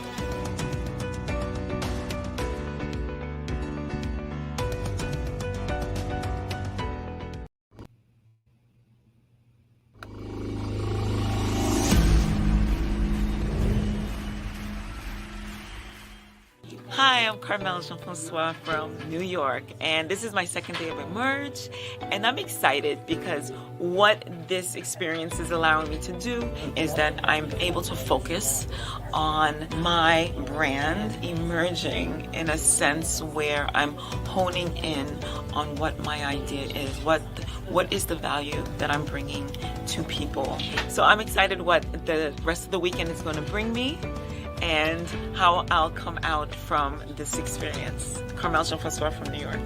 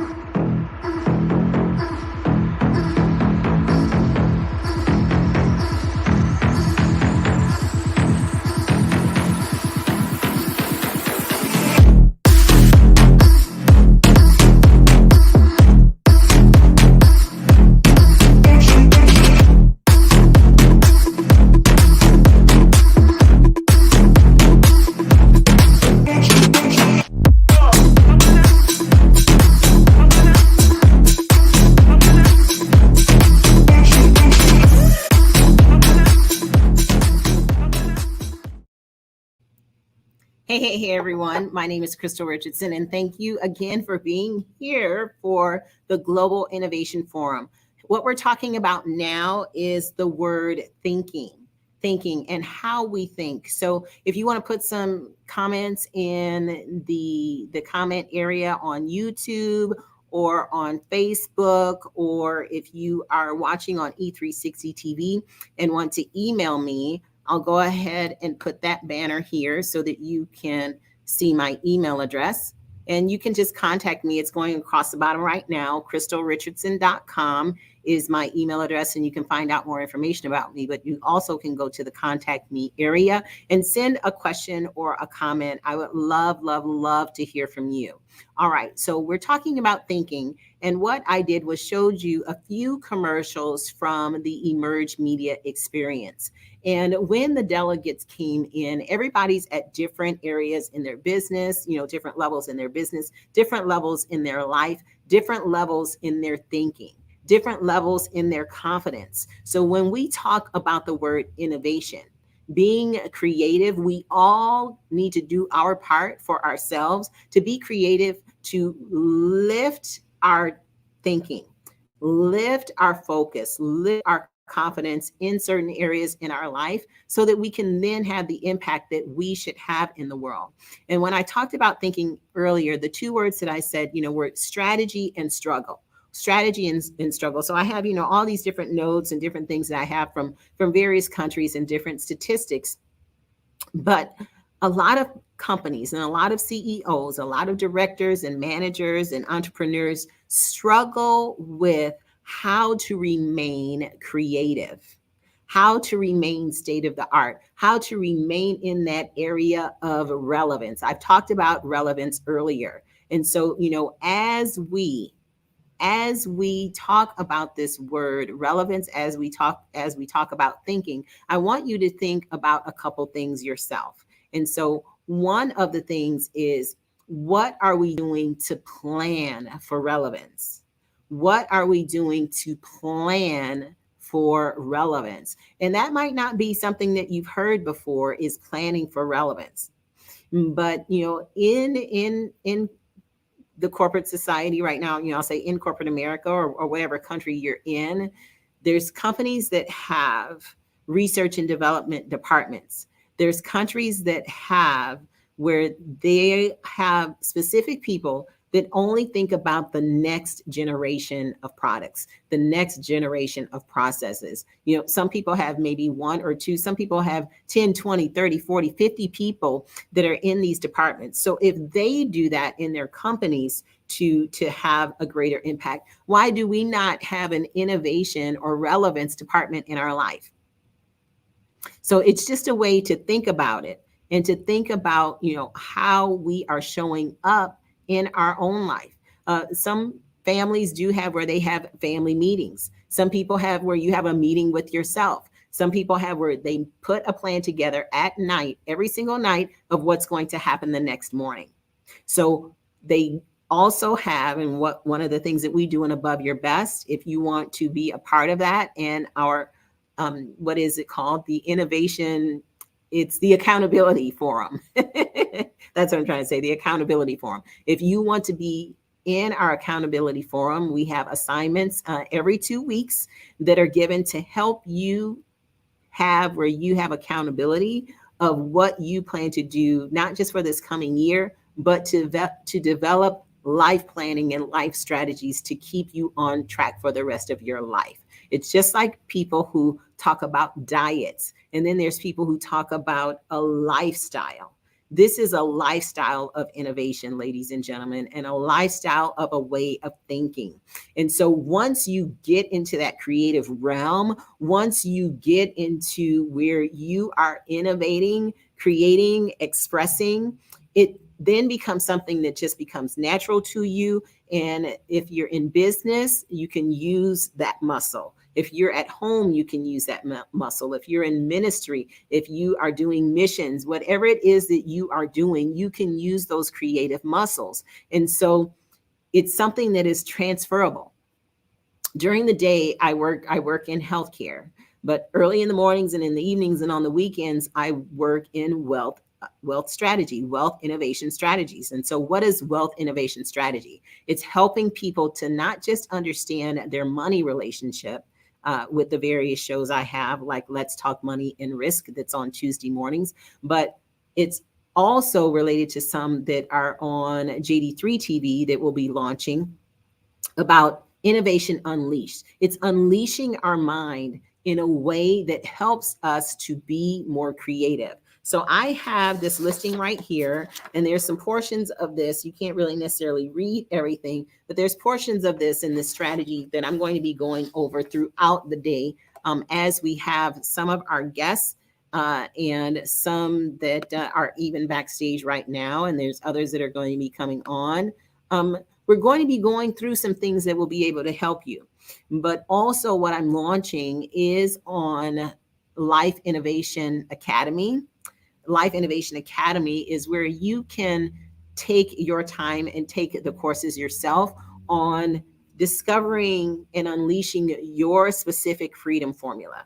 If you watched this from the beginning, I talked about the fact that, we all are different. We've all been through different things, and we all are at different economic levels, different religions. We were born in different places. And so all of that combined makes up why we think a certain way. So part of Emerge is to help us to elevate our thinking and elevate our confidence and elevate our creativity so that we can put those skills in place in our businesses. And so it is a media mastery. And so you do get, pictures, you get photos, you get sizzle reels and intro reels and things like, some of the things that you're seeing on here. But why is this important? A portion of the reason why this is important is that no matter what your business model is, there's someone who needs to hear your message. No matter what your business model is, there's someone who can learn from you. No matter what your business model is, it is a business. And so sometimes we don't think about our life in that way, but let's say that a housewife, what they do each and every day, they're managing a business, they're managing their household. There's a lot of various aspects of that have to go right each and every day so that the roof can remain over their heads, so that the children can be fed, so that laundry gets done and cleaning gets done and all of these things. So these are all different compartments and departments of running the household business. So once we look at that and see how was that wife innovative in putting that meal together? Or how was that husband innovative on repairing something? They didn't have money necessarily to hire a plumber or hire a roofer or hire someone, or maybe they loved doing it themselves. And they came up with an innovative idea and an innovative way to fix something. Depending on what it is that they came up with, that might be something that they could even do a patent on. It might be something that they would be able to do, have where they do a patent search and put some intellectual property, some IP behind that thought, and then make it into a business. Now, I realize that everyone doesn't necessarily want to do that, but this is what people are doing every day. They are growing their bank accounts, they're growing their impact and their influence by doing these kinds of things. Dr. Sharon mentioned earlier about spandex. She took something that already existed, the lady who created that, and put it together in a different way and came up with something that was really, really great that women love. I guess maybe some men love it too, but to be able to hold things in place, right? And so there's other people that have talked about taking various things that already existed and then either reverse engineering it and making it better, or doing what we call repurpose. So if you're taking notes today, there's going to be a number of things that the various people coming on are going to give you as far as tips and tools. And then some of these things we're going to take and put it in our Global Innovation Forum journal so that you will have that information in one place to have some of these great tips and tools and techniques. But one of the things that we're talking about right now is how we think and how we can elevate our thinking. So one of the main things that I just mentioned is planning. Planning is key. Now, I have to admit, I don't always write down my plans at night, but I've gotten to a point on some things that I'm good at, thinking about, the night before, okay, I need to do this, and this in the next day. But then I do have a million lists all over the house. My husband, we've been married for 30 years, and that was one thing that he does from time to time. I don't know if there's other husbands like this, but he'll clean out my purse, or he'll clean out my briefcase, or just make sure, that I don't have like an apple that I left in there or something like that. So I always make sure I have a snack with me. So sometimes he cleans it out, just to have where I can make sure that I have that out. But the thing that I'm saying is that he always finds like this list, that list, this list, that list. Now I do have notebooks, but sometimes it might be something that'll be on a post-it, or it'll be, different places. Part of this is what I'm saying is have where you do whatever planning works for you, and make sure, and some of my students have heard this and do this right now too, have said it has really helped them to have that notebook on their nightstand. Have a notebook on your nightstand or your phone or something, so that you can write down, if there's something that comes to you in the middle of the night, you can write that down. And so, yes, I do have sometimes various notes if I'm caught without my notebook, but sometimes I'll call myself and leave a message, or like dictate it on my phone into an email. But before I had that capability, I would actually leave myself a voicemail. This was like millions of years ago. But now you can have where you can record whatever it is and give yourself that message, or you can just write a note. And then I make sure that I collect those and add it to wherever it needs to be added for the specific list that I'm working on. Planning is key. However that works for you, planning is key. So have a way of doing that. And then I also mentioned about accountability, having an accountability partner, having a way of people pouring into you, whether you have a mentor or a coach that does that for you, or an accountability friend, that's fine. But it has to really be someone who's not going to give you an out. And what do I mean by that? Like, sometimes we are too easy on ourselves. Sometimes we are way too easy on ourselves. And when we're talking about creativity, when we're talking about innovation, once you get that muscle going, you're going to have where you have a notebook full of ideas, or you have a board. In my office, I have, there's big sheets of paper. I bought a big roll of white paper, and there's some on various walls where I can write. And then I have various cork boards that are boards for specific reasons. They have a topic, and there's even one downstairs, a cork board, where I can put various things that I'm thinking about. Whatever it is that works for you, the big white paper is a really great way to do some brainstorming, or a dry erase board. I have a big, huge dry erase board in the back here at the center, where I map things out, and you can erase and like move things around, or you can do it on your computer, whether you have good skills in PowerPoint or if you do it in Excel.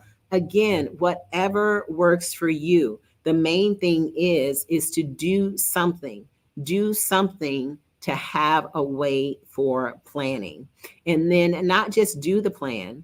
Part of what the issue is in today's society is that there's a lot of people that write a lot of things down, or there's a lot of people that say a lot of things and then they don't execute. So execution is key. Execution is key. And all of the different people that we have that will be working with us as a part of this forum are ones that have been able to execute in various ways in their industries. And so really excited to be able to share their journey with you. And so that is just a little bit about, how we can elevate our thinking. The one thing that I gave just now was on planning.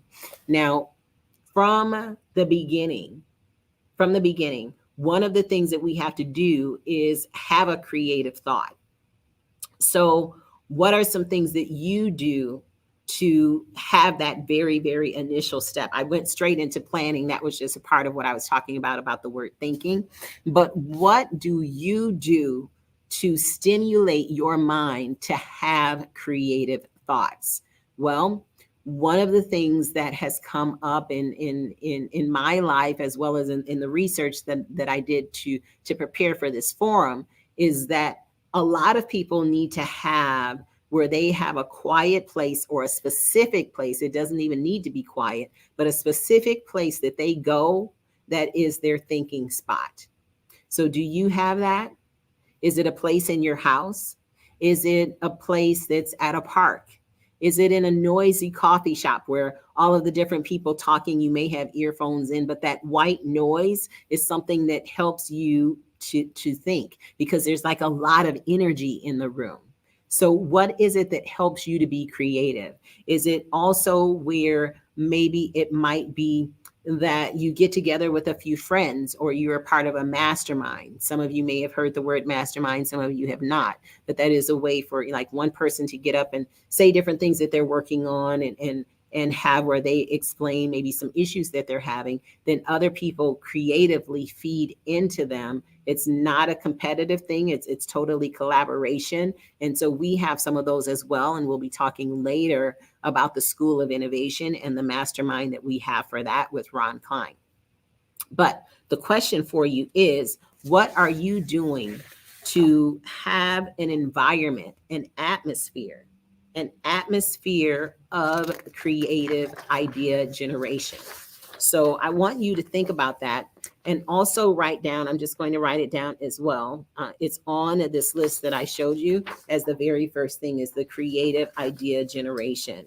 But I'll write it down, creative idea generation.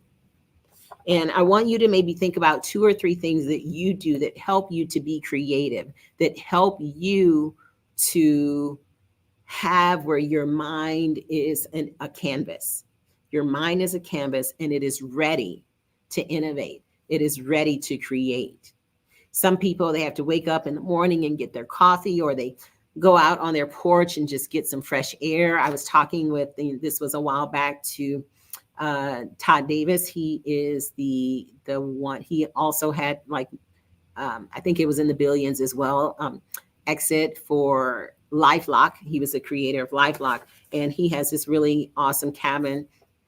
Like, you need to let me come up there, but really awesome cabin. Sometimes when he's on my shows, he will be on his porch at the cabin. So it's a nice, wood cabin, and the trees are in the background, and, you can maybe hear a bird or two, but that is a really potentially great atmosphere for him to be creative if he chooses to, based on some of the initiatives that he's doing right now. Some of you, it may be just, getting in the bed with some pajamas and with your coffee. That is a place where you can be creative. Whatever it may be, have where you know what works best for you, and then replicate that. A lot of times I'm actually creative in my car. So again, I end up having where there's notes I'll write down at a stoplight, or I'll have where I'll dictate something on my phone, especially related to different titles or different subjects. I have a number of emails that I start the email out the same way each time. So when it's time for me to get to that particular project, I just type in that one word, and everything that has that word or those sets of words in it all comes up on my email. Okay. And then I have various other ways that I do that. But again, do whatever works best for you. And I would love, like I said, for you to, to share some of that.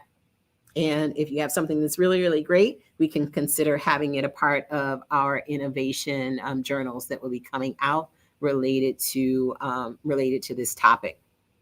All right. So idea generation, creating an atmosphere for idea generation. And then the next thing is, what is it that you're trying to solve? What is it that you're trying to solve? So you can go ahead and write that down. What is it that you're trying to solve? Because sometimes we have where we're creative, but it might be something that we're just doing just to do it. It's not where we're doing it to solve something. So if we're creative, part of what I'm talking about is being the change that we want to see in the world and having impact, right? Having impact. So if we come up with something, sometimes it's because something happened in our life and we feel like, oh, I would have done that differently, or this would work easier if it just had this capability. It would work better if it was able to be higher or lower, or if it was bigger or smaller. And so what you're doing in those thoughts is you're being creative. You're being creative. And you may even be stumbling upon something that should be something that you look into how to protect that particular idea. Now, every single day, there's people who have where there's things that they've done and thought about, and they told someone or asked someone, and then that person then maybe tells someone or tells someone else.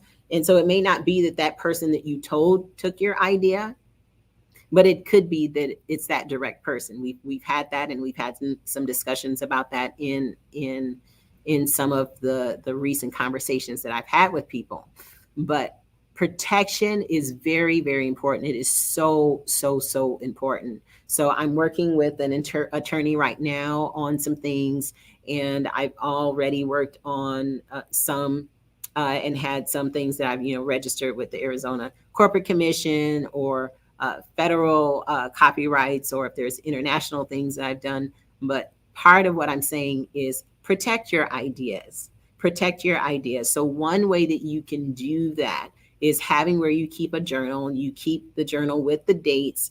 And from time to time, even this is, like a poor man's way of just mainly initially just having a date timestamp on something, is emailing the information to yourself, or even putting things in an envelope and mailing them to yourself. So there is a date timestamp on it. So if something comes up in court, that is like one way, like I said, the poor man's way of is what it's called from back in the day, of having where you have something to show that you were the first one to think of that. But the main thing is, go ahead and have where whatever it is that you do as a job, have a fund that's set aside for protections of your ideas.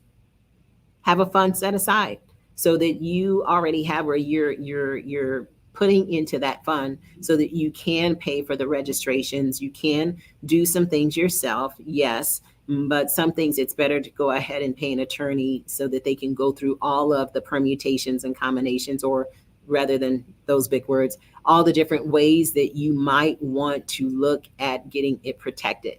Now, that's another thing that I do in relation to Build That Biz, is have where I help companies, I help individuals to put those strategies together. Even if it's something that's going to be a patent, we already work on maybe whatever the drawing is of it, and then have the illustration numbers, like, it's pointing to this section for 1, 2, 3, 4, 5, 6. It's pointing to all the different areas of whatever the device or product is, and how it operates, what materials it's made of, what its function's supposed to be. We go through a risk assessment, like what is the risk if it falls apart, or if it gets too hot, or gets too cold, or like all these different things are part of the engineering part of what I do to help people to be innovative, but to have those innovations protected. Okay. So if that's something that resonates with you, something that you think that you might need or might want, then we can have a discussion, because it's not all related to products. Some of it could be a really innovative method or process that you've come up with on how to do something. So I just want to encourage you to think about that, and then have where, we put the various assets behind it, on how you can then put that business proposal together. You can put that executive summary together, and then get it into the hands of potential investors with NDAs. What is an NDA? It's a non-disclosure agreement. There's a lot involved in all of this. And that's why I'm saying, whether you work with Ron Klein and myself, or work with someone else, fine. But there's a lot that goes into this, so that you can have your information protected. And when it comes time to make that great impact, or to make those big bucks, then you're ready, because you have all of the things outlined. So I just rattled off a few things right then, and maybe you took some notes, maybe you didn't, but you can do #replay and look at that. But we have ways of outlining that's already a part of Life Innovation Academy. And we will be launching that online course platform in 2022. So there'll be some things that we'll be doing to have some introductory pricing. So you might want to go ahead and write down Life Innovation Academy, and have where you contact me. You can give me your email address and I can have your information. So when that gets launched, you'll be able to be right in there and take those courses and get some more information that can help you in relation to innovation. All right. So that was one of our main topics. So one of the next things I want to go into is that when we talk about innovation and when we talk about companies and when we talk about our life, a lot of times people, as I mentioned earlier, sometimes we don't necessarily make the connection that if we're creative in the kitchen, then we can be creative in a business. Then we can be creative with investments. We can be creative in a lot more areas of our life by using the same principles. So once we start looking at our life and listing what principles and techniques and tools that I use, what thought process that I use, then that's where the fun comes in, because then we're able to potentially use those thought processes and then make a program ourselves based on our thought process. So I'm going to write down the word thought process and take you through a little exercise on using a thought process for something that might be considered like, left, right brain, right? Something that might be considered creative, but then how we can use that in a business setting. Hopefully that will be helpful and you can let me know. So we will be doing that after just a few messages. I'm going to play a commercial for the Stats Collective so that you can see that. And what I want to do right now is make a request that you go on Stats Collective while this is playing and while we have a few commercials and take a couple surveys. So statscollective.com.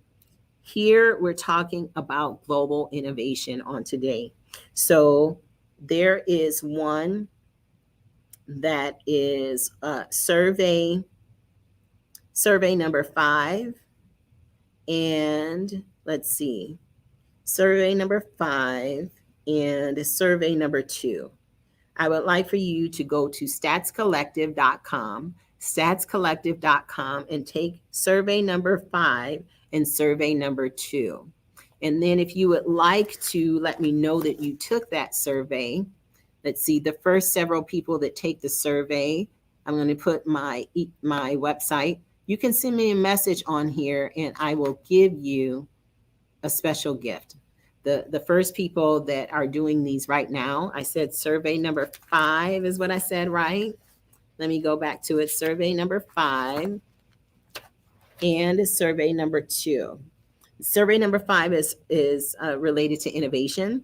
It says invention foundation is related to innovation. Survey number 2 is about learning styles. But just go to Stats Collective right now, and then I'll also look to see who sent me a message. My website is going across on the bottom, KrystylleRichardson.com, and I would love to hear from you to say that you took that survey, because it's an anonymous survey, so I won't know who took it or who answered it. And it's only just like 3 to 5 questions. Most of the surveys take less than a minute or less than 2 minutes, so you can give us that information. And then when we get back, I'm going to go through a thought process on something creative and show how you can then turn that around and use that same thought process on something that's technical. All right, I'm going to go ahead and hide that. It's KrystylleRichardson.com, but I'm going to play the commercial for the Stats Collective so you can see that, and hopefully you're on there taking that survey right now.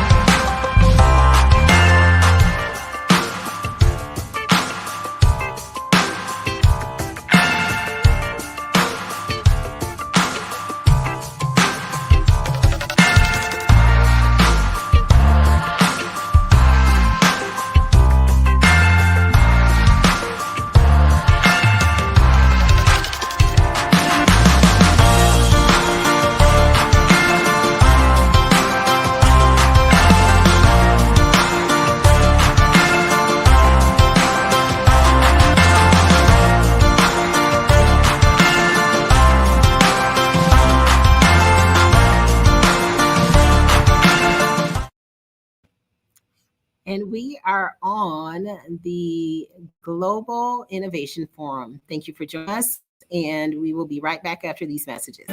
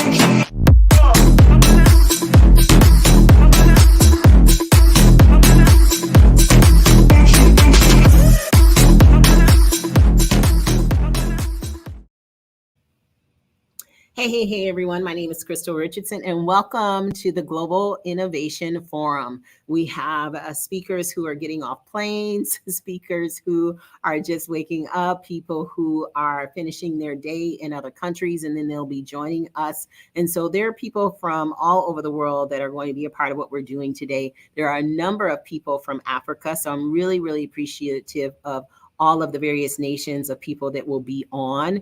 And just really, really amazing how we are able to just come together this way using technology. So I really, really appreciate that. All right. So I'm going to go into a little example here and give just a little bit, and I'm going to bring up some of our other speakers. And then I'll give you the rest later. So I mentioned to you that I would use something that's like creative, of which this is a creative way to just kind of look at how we make a salad. And I'm going to say how we can use all of these methods to then use that same information to do something technical in our business. So when you make a salad, you have a bowl, you have potentially a knife to chop some things up, you have maybe a spoon to stir things up. So those are considered tools. And I'm going to put it into a 6M method in just one moment. So if you want to write down 6M, you can, but you have these tools, right? And then you actually have the salad ingredients themselves. So all of the ingredients to make the salad. And then you have, sometimes you're going to measure some things out, whether you measure some spices or other things that you're going to put in. Maybe sometimes you'll have that you only want to put a half a cup of this ingredient or that ingredient, okay? And then when you're making a salad, you're going to mix it. So there's a method of mixing. Some people mix with a spoon. I use gloves to cook. And so I mix it with gloves, all right, with my hands so that I can infuse the flavors together of everything that I cook. I love to just have on my gloves and just feel the food to mix it. And so all of the different things that I'm saying and more, even the temperature, some things it's better to have the salad to be cold already, or to have where you mix it and then put it in the refrigerator to be refrigerated or chilled. And so all of these are things that are considered a part of the 6M method. I'm going to give those. I'm not going to explain them because we're going to bring up a speaker, but I'm going to say what these 6 M's are, and we can talk about it a little bit later. And this is how you can use this to be more innovative at home and in your business. All right. So the 6M method: man, which are the people that are involved; material, method, machine, measurement, and Mother Nature. I'll say those again: man or woman, materials, methods, measurements, machines, and Mother Nature.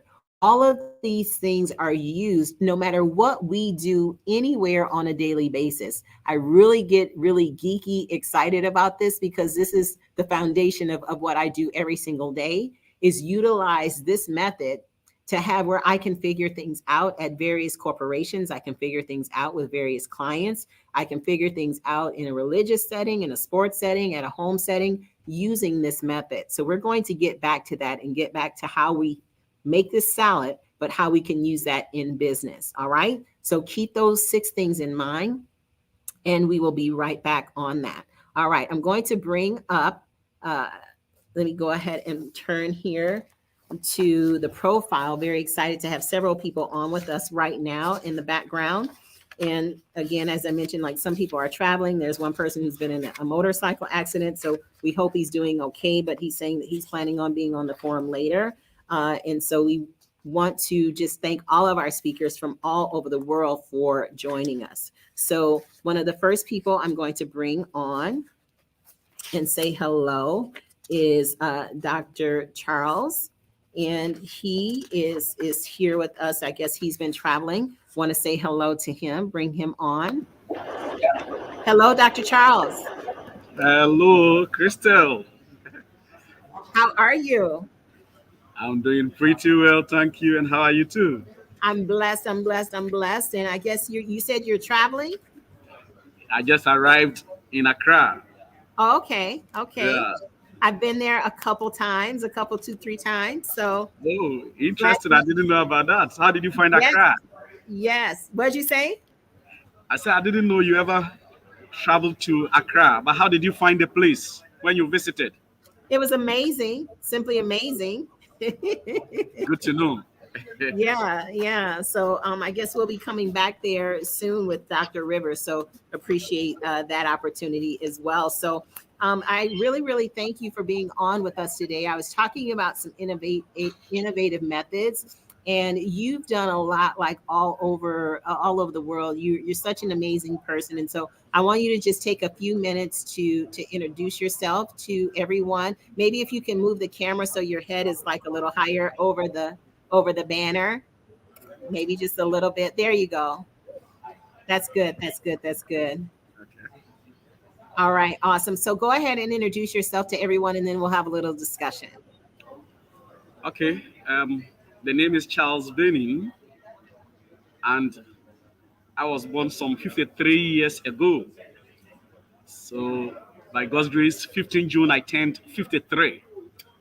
And I did my first degree at the University of Cape Coast in Ghana. I did psychology. Then I did my master's in marketing, that is a master's in business administration. Then right from the first degree, I joined the local insurance industry. I trained as an insurance broker. So I worked with a leading insurance brokerage firm in Ghana as the area manager in the western region of Ghana.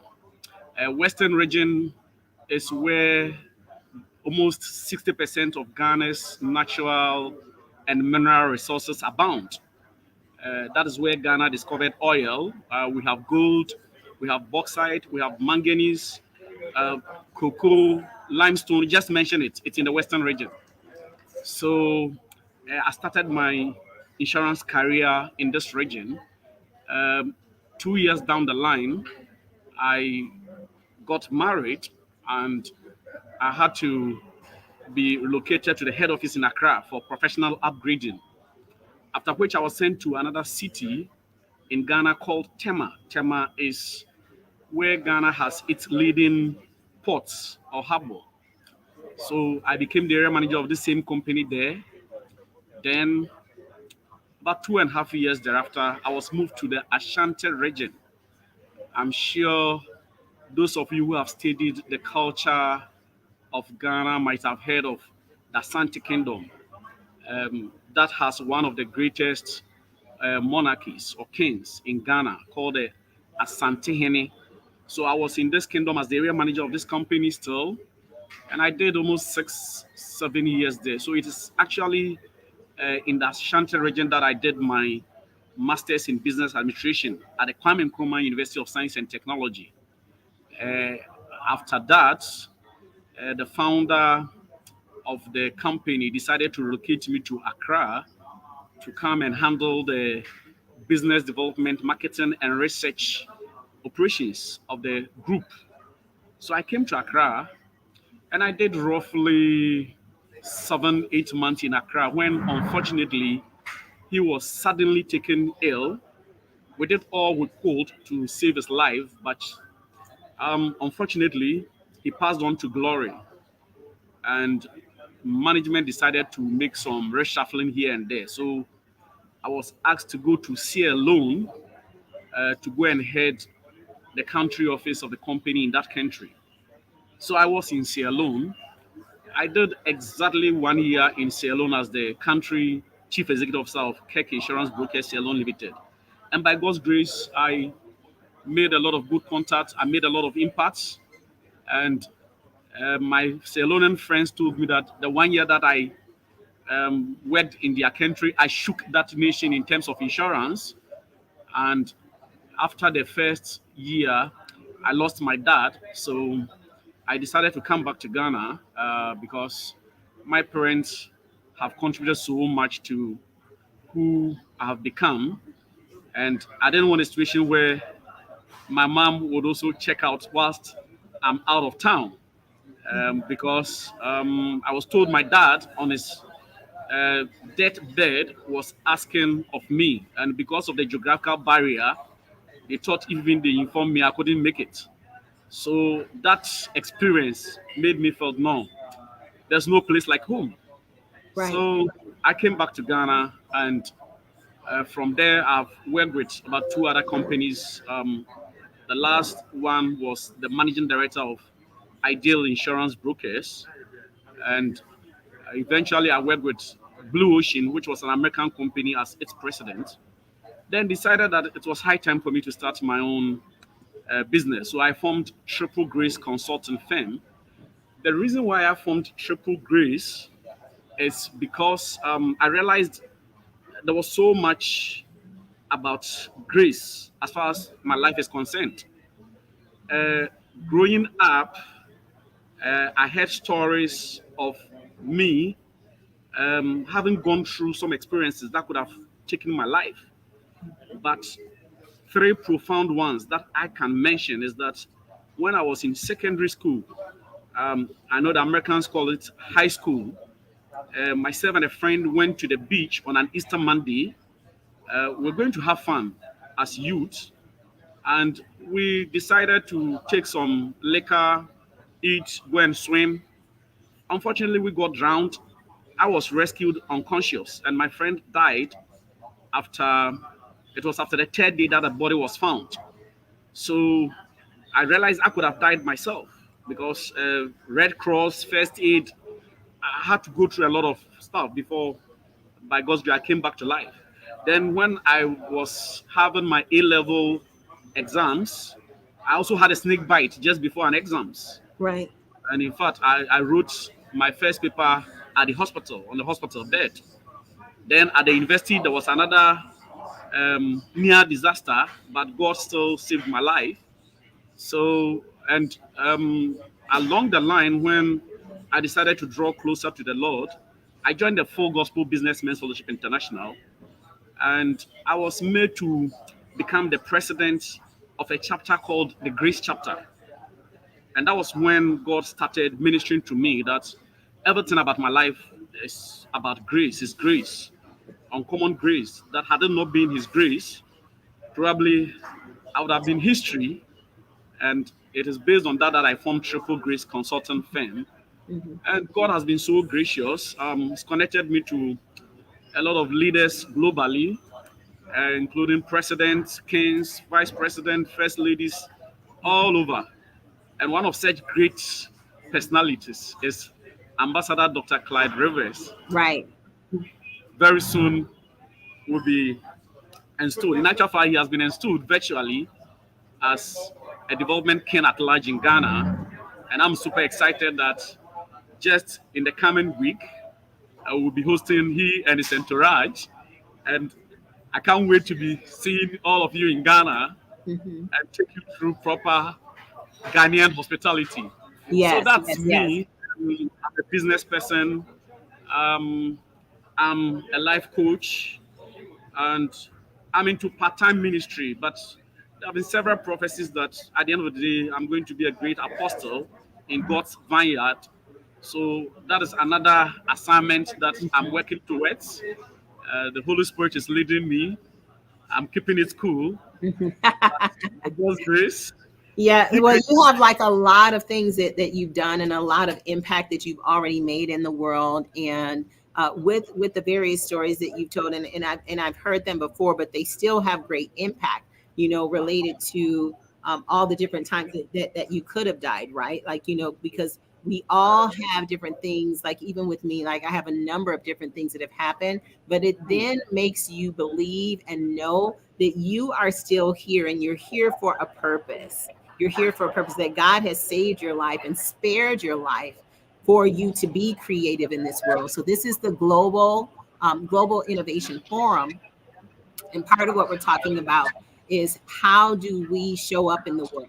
How do we create the impact that we want to see in the world? So you've had great impact, Dr. Charles. And so what's like one, so we'll get into the discussion, but if you just had to say one word, you've already said grace, but what's one word? When I say the word innovation, what's one word that comes to your mind? Just one word. The one word that comes into my mind when we talk about innovation Mm-hmm. has to do with creative power of God. Mm-hmm. The creative power of God that was deposited into us. Creative So, power of God. Right. Okay. yeah, creative power of God. Mm-hmm. Yes. Yeah. So he has, created all of us. And, and even, the scripture, create in me a clean heart, oh God, and renew the right spirit within me. Like you had, like you said, you had liquor, you were out trying to have a good time and doing some things, and then you drowned, and the other person actually died, and you were brought back to life. And so we need for him to create a clean heart in us so that we can do the things that he has for us to do in this world. So that was that, and the snake bite, and some other illnesses. It really makes you wonder, like, wow, God, like you picked me to be the person to do these things in the world. So what's something that you've done that is really something that's really, really creative and innovative that you would like to share, that you have you've done that has impact? Okay, thank you very much. If we go to Genesis, the Bible says, um, and quoting God, let us make man in our image. So the let us make is something that is generic. And I believe God is telling us that we are supposed to perpetuate creation even after He has created us. So, as human beings, we need to come to terms with the fact that we are here not just to occupy space, but to continue with the concept of creation. And God has deposited that creative power in us. So, creativity is something that we need to meditate on. Like the way when we study the scriptures, we do meditation. If you're able to meditate on the concept of creativity, and you come to terms with the fact that because of creation, life has become so comfortable for all of us, there will be no limit as to how we can create. And it is against this backdrop that I sat down and I consider the fact that His Excellency the President of Ghana declared 2019 as the year of return for our brothers and sisters in the diaspora. And there were a lot of diasporans, I mean African Americans, then other Africans based in Europe, Canada.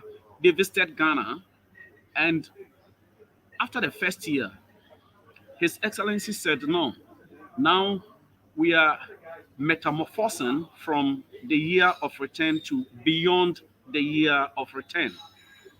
Essentially, it was to ensure that our brothers and sisters would not just come to Ghana and watch our castles and beaches and visit all the nice places and go back, but to also contribute to the developmental agenda of this country. Mhm.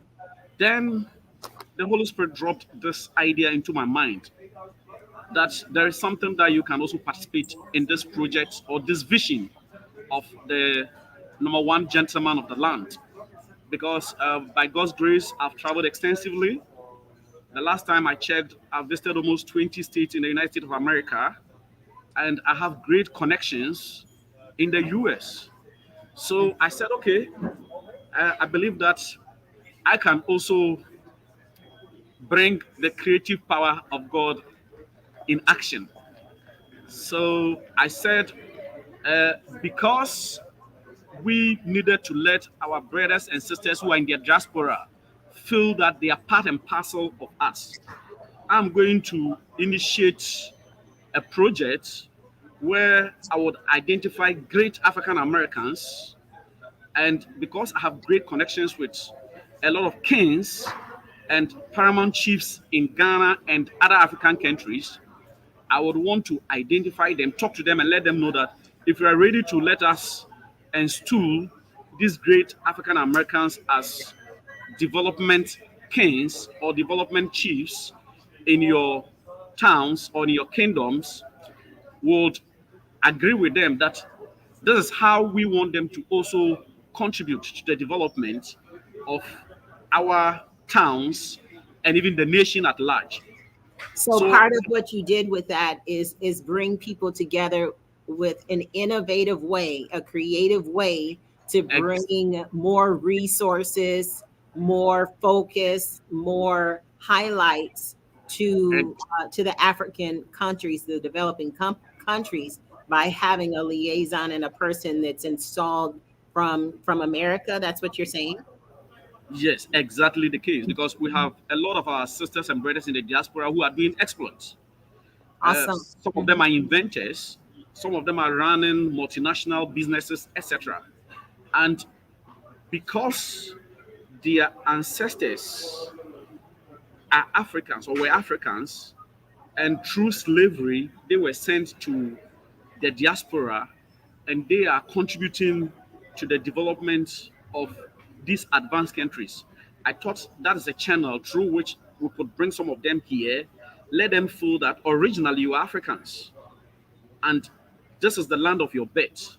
Right. So you have to participate in terms of expertise, in terms of your technological knowledge, in terms of your exposure in the global landscape, your experiences, your network. Bring all of them, the resources, to Africa, using Ghana as the gateway to contribute to the development of this rich continent, because Africa has everything that you can think of. Mhm. I mean, we have gold, we have diamond, we have bauxite, we have uranium, just name it, they are all here. And I believe that if we encourage our brothers and sisters in the diaspora to bring technology back to Africa so that we can even process what we produce here, Africa will be the next continent to watch globally. So this is an idea I came, and most of the chiefs embrace it. And I want to salute His Royal Majesty, um, King Okwejedom Edua V, who is the chief of Ekumfi Kutuka in the central region of Ghana.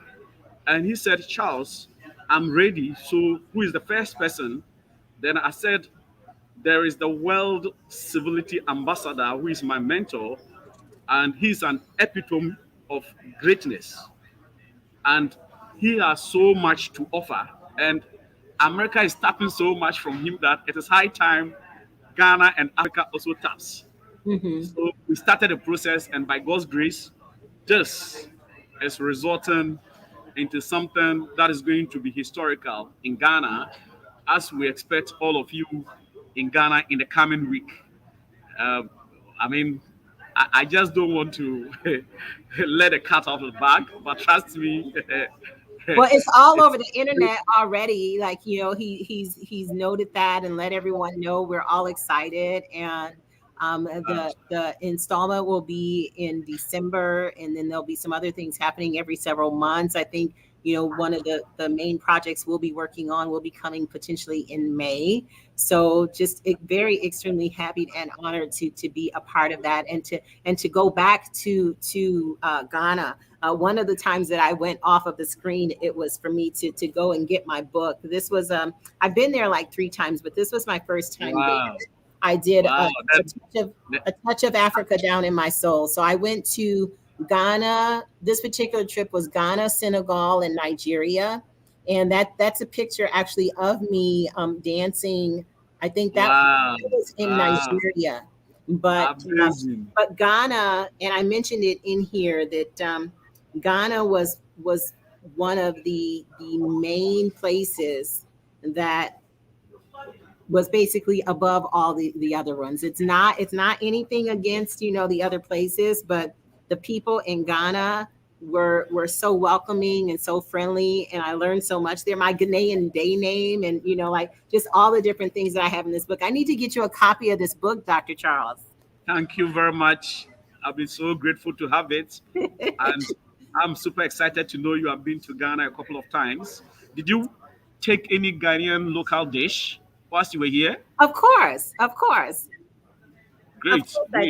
course I did.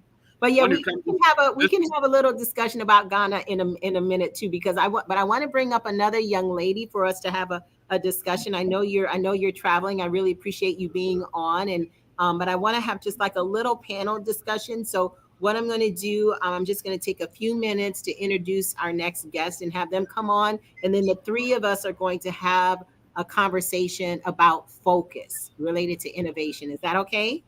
Thank you very much. That's perfectly okay. Thank you. Okay, so just wait one moment, and I'll bring you right back. Okay.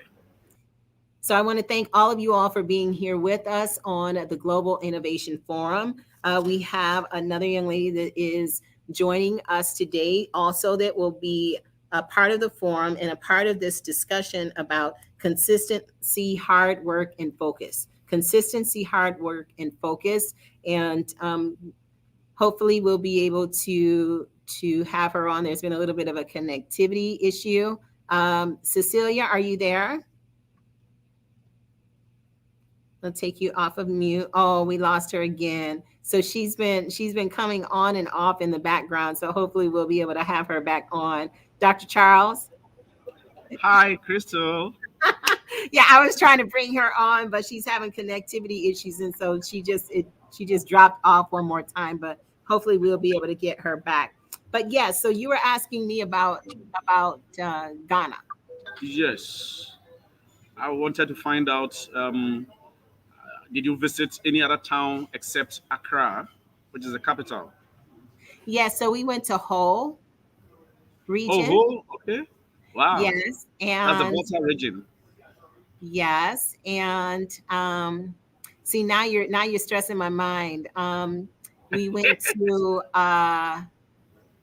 no, that was in Jamaica. I'm gonna have to remember, because I remember the name of his church. So I'm going to have to figure out the name. It's Dr. Sam had, where he took us on various missions, like a couple different places when we went this last time, because we did some. You might have visited Cape Coast, correct? What'd you say? Did you go to Cape Coast in the central region? Well, yeah, we went to Cape Coast. Yeah, we went to Cape Coast. Yeah. But I'm talking about where we were stationed. Oh, I see. Where we were actually stationed.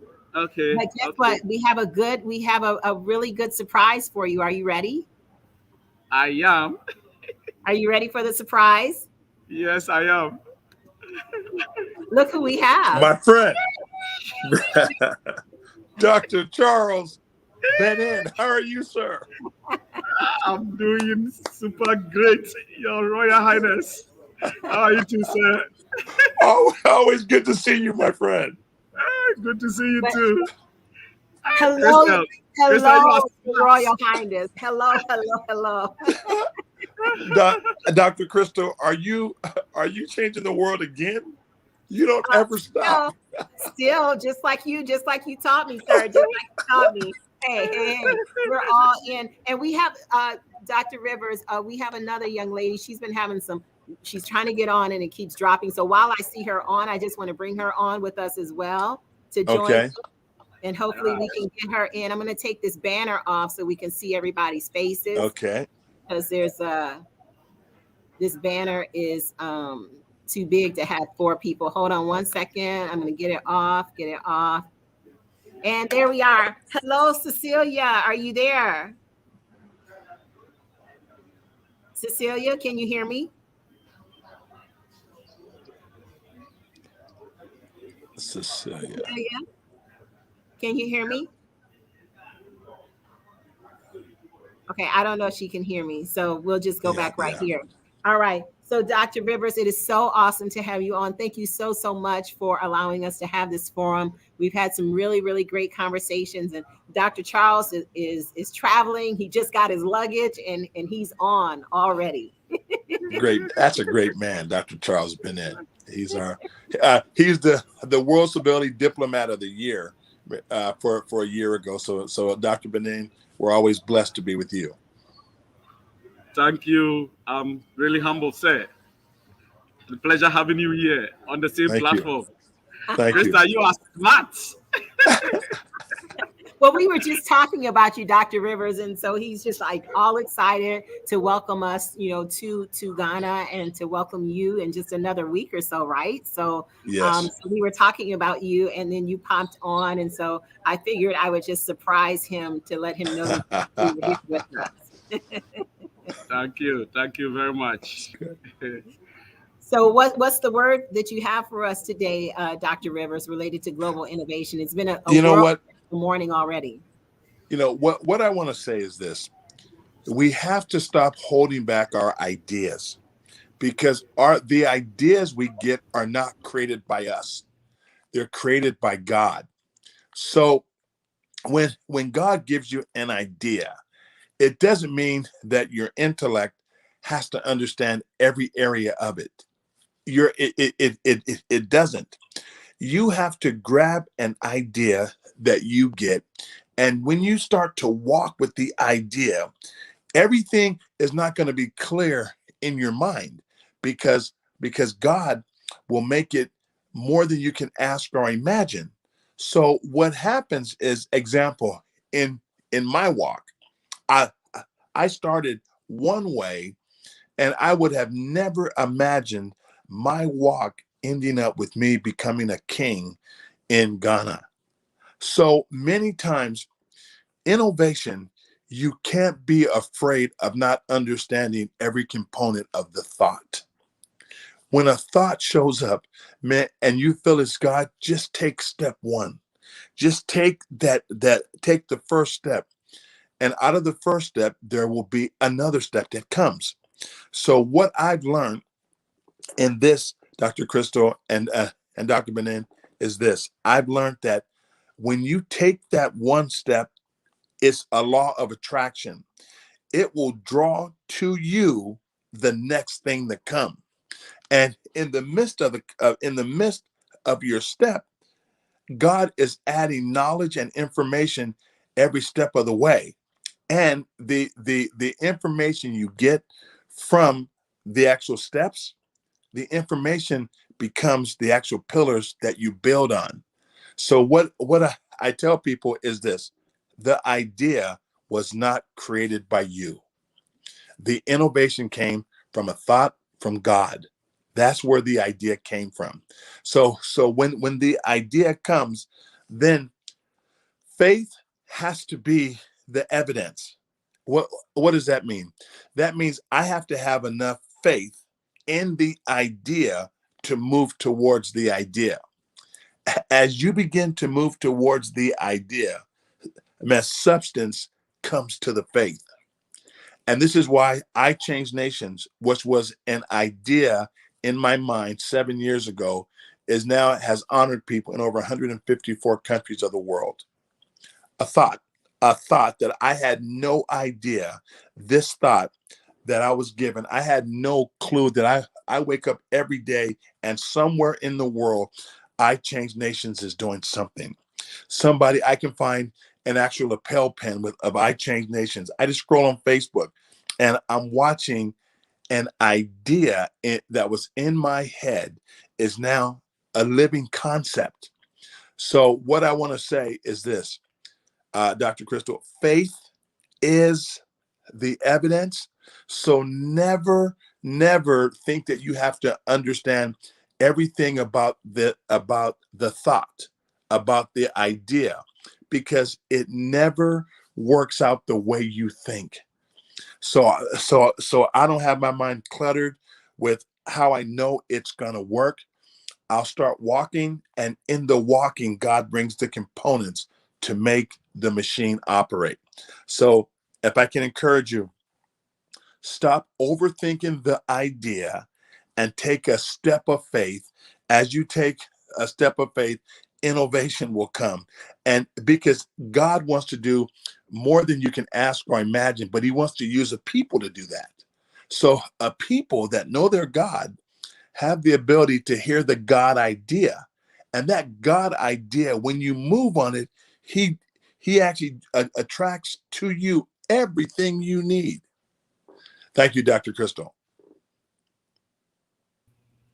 Wow. He actually adds to you everything that you need. And you said a lot of great stuff here. I'm just getting this banner back on here.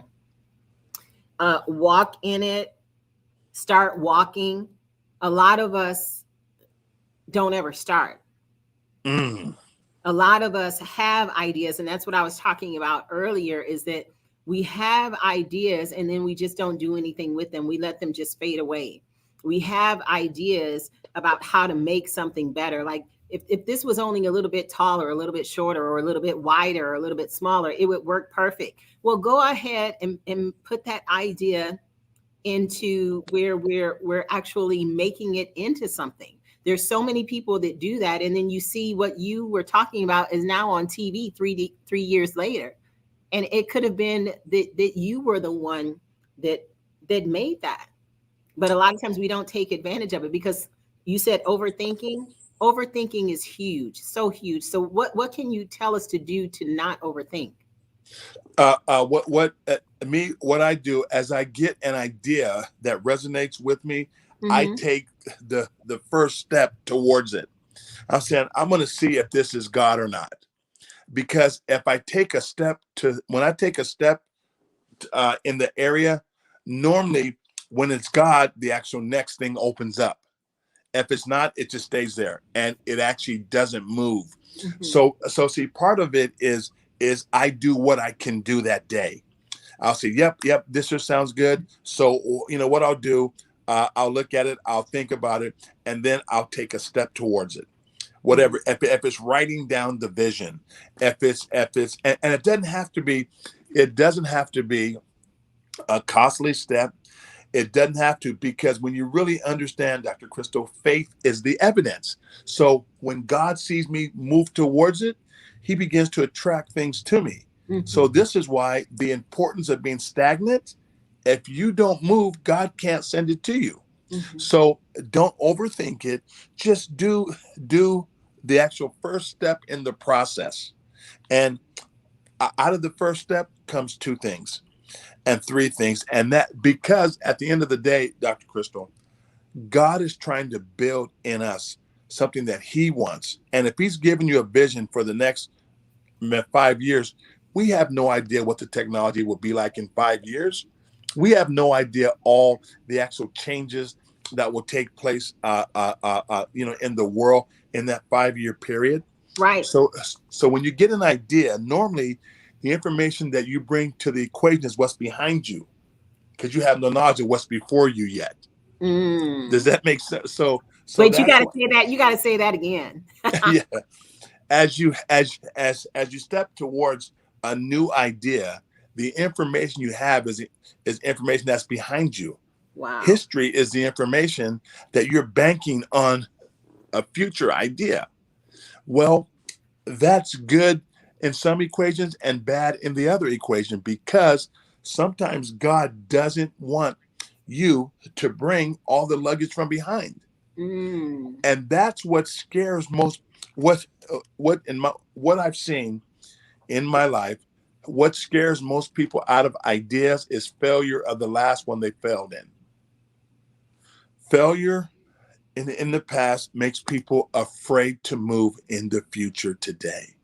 If you ask them, well, I did this, it didn't work. Wait. Hang on. That idea you got was not created from your failure.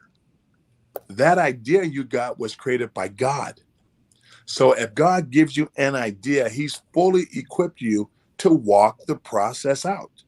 So, and I think part of our process is times that we put on things and God doesn't have the same time. Does that make sense, Doctor? God says, do this here, and we have it budgeted out, time, date, space, and God says, nah, that's going to be about 2 years longer. Right. And then I'll let you do that. Hey, and I learned that myself going through COVID, and there's still some people, like mine was last December, and I ended up having long COVID for 2, 3, 4 or 5 months after.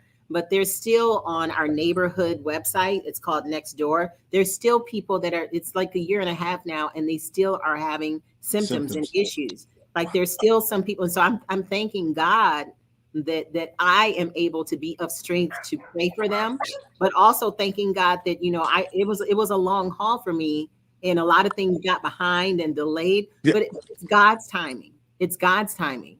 And so I really appreciate you mentioning that. And about what you bring is you bring what's behind you because you're not sure of what's in front of you. And I talked earlier about stagnation, and I talked earlier about a post that you said related to relevance. Like we all have to do what we need to do to stay relevant. Like you do something and you come up with this great process, do this great thing, but you don't just do it like the next year, potentially, because it may not even be relevant then. So speak to us about relevance. Relevance to me is one of the most vital things. Can you solve right now problems? See people, what I see, Dr. Krystylle, is this, is people have ideas but don't want process. Every idea is birthed through process, and the process many times isn't even the outcome. It's God changing you. It's God changing you because God cares. So like, let me give you an example. I didn't know, being a pastor in Victorville, a small church, for 16 years was my gateway to being an honorary ambassador for a country that's not my own.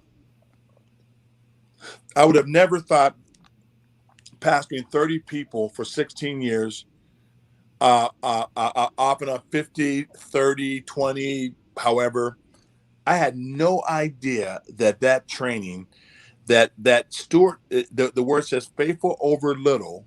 Right. But here it is, Dr. Krystylle, this is what people miss.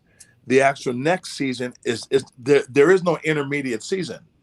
It's faithful over little to ruler over much. That's true. It just jumps. It just goes boom. So all of a sudden, you try to be, you try to be a steward and think like a ruler in one day. So your mindset has to shift from steward to ruler, because there is no middle ground.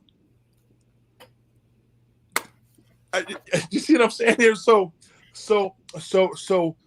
what happens as you step from like faithful over little to ruler much, you have no idea what being a ruler looks like your first day on the job. When God says faithful over, now come and be an ambassador of 10 million people, and you pastored 30 for 16 years. And you know what he does, Dr. Krystylle, is this. He doesn't want us not to depend on him. Right. It's God, how we do this. Great. And he walks you through, and you learn, and you actually learn, and you have to unlearn, and you have to relearn. You have to learn for different cultures of the world. This is acceptable. This is not. So this is why, if I can challenge you, when your stewardship is good, rulership is the next stage. So when you're a steward, start to practice the mindset of a ruler. Wow. When you're a steward, Right. start to practice the mindset of a ruler. Now, as I'm becoming a king in Ghana, you know what? My whole narrative now is to actually look over 4 million people to make sure they have a good life. You know what responsibility that is? That is not about me. This is not about me. This is about empowering people. And Dr. Krystylle, if I can tell you something, you want to live to where your life becomes an idea. Dr. King lived his life to where his idea lived after him. Right. Nelson Mandela lived to where his idea lived after him. I want to live to where my idea lives after me. The idea you're called to birth in the earth lives long after you're gone. Mm-hmm. You're already doing it.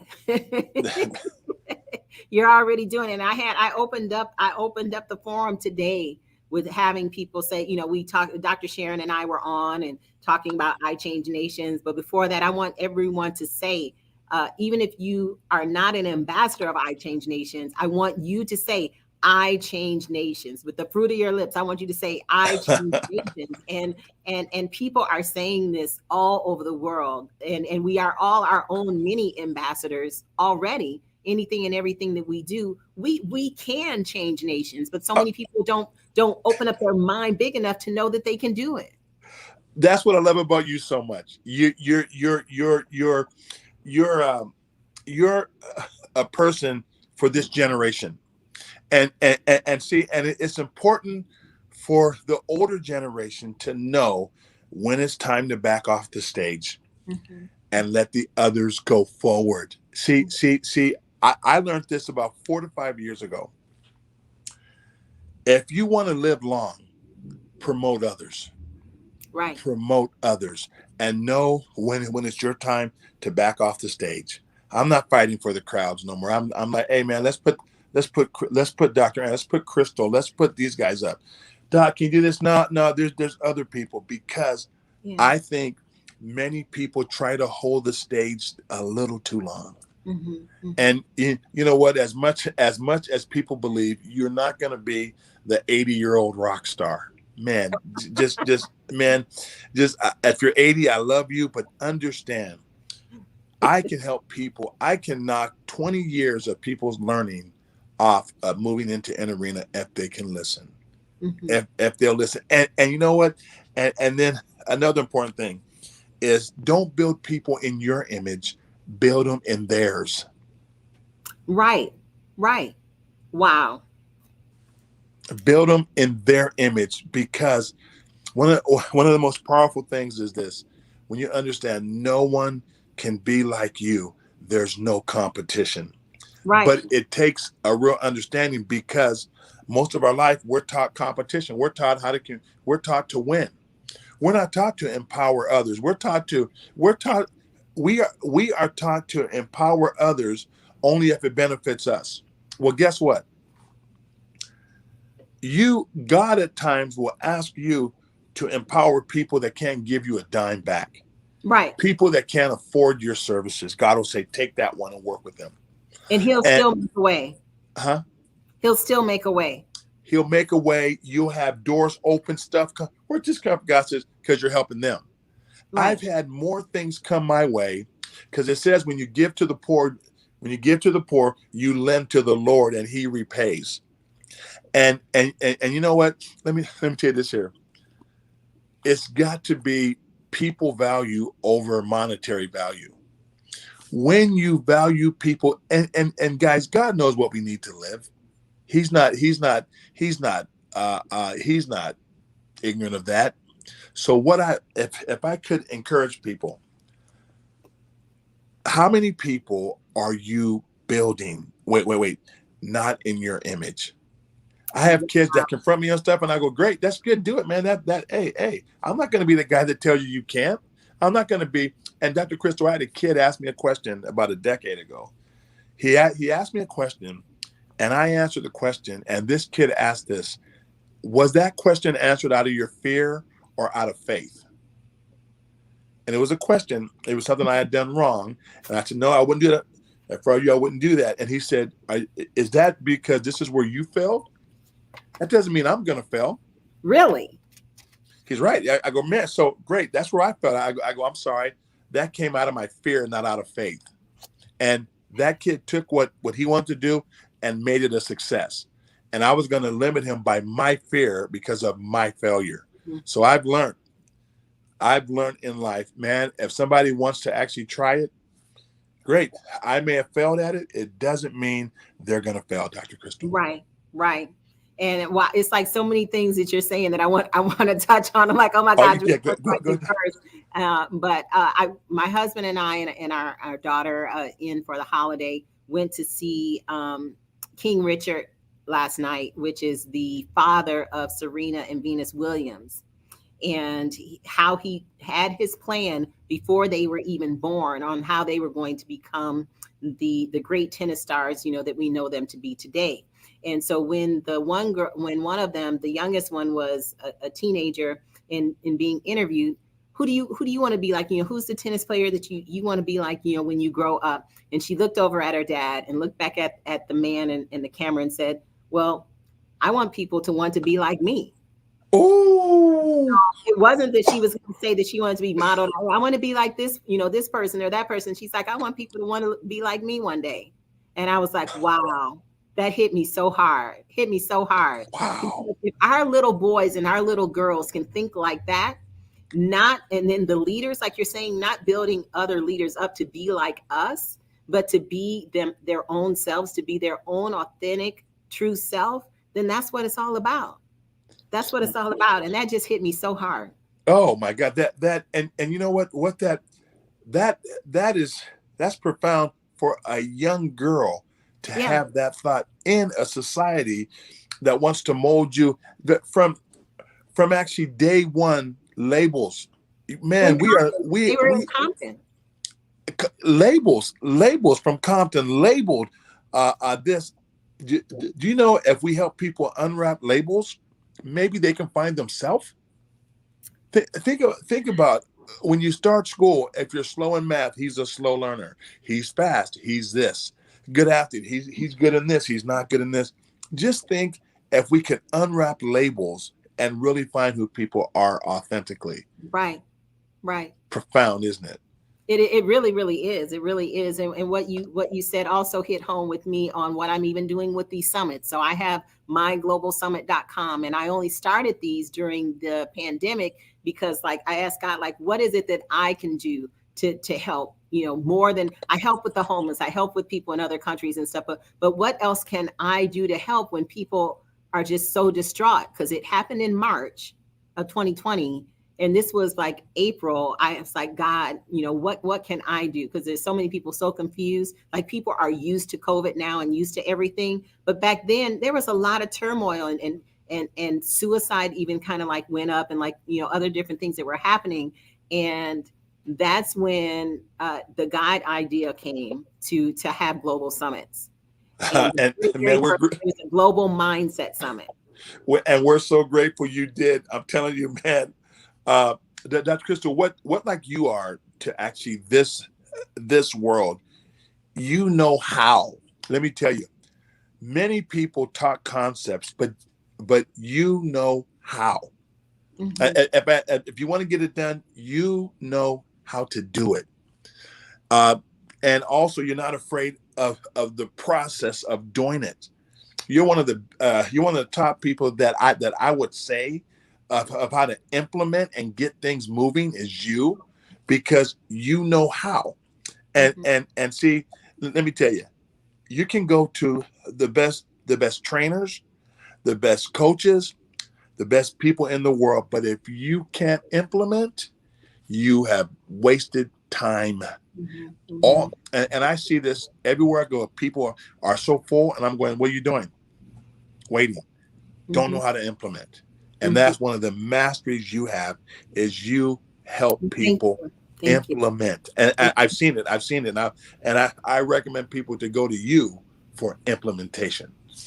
But I appreciate that, Dr. Rivers, but part of it comes from like all the different things that you're saying, is taking that first step and not having where you have everything else figured out, but then go into the realm of faith. Like, I hadn't had summits before, but I'm like, a mindset summit. We need not just a summit for summits. We need to have a mindset summit. And the first one was related to women. And then and it was amazing. And then we had the mindset summit for men. OMG, they came out the box. People who I didn't even know were Christians were talking about God and all kinds. I thought we were going to talk about business, and showed up and showed out. And then the youth one, and then that's how I met Psalm, who then yes, because Don Green, the CEO, Chief Executive Officer of the Napoleon Hill Foundation, was on for my men's summit, and Psalm was there to support him, and I met Psalm, and that's how I met you. And it's like, you don't have to have things figured out. Just take your first step. Just do it. And then the lifting of other people up,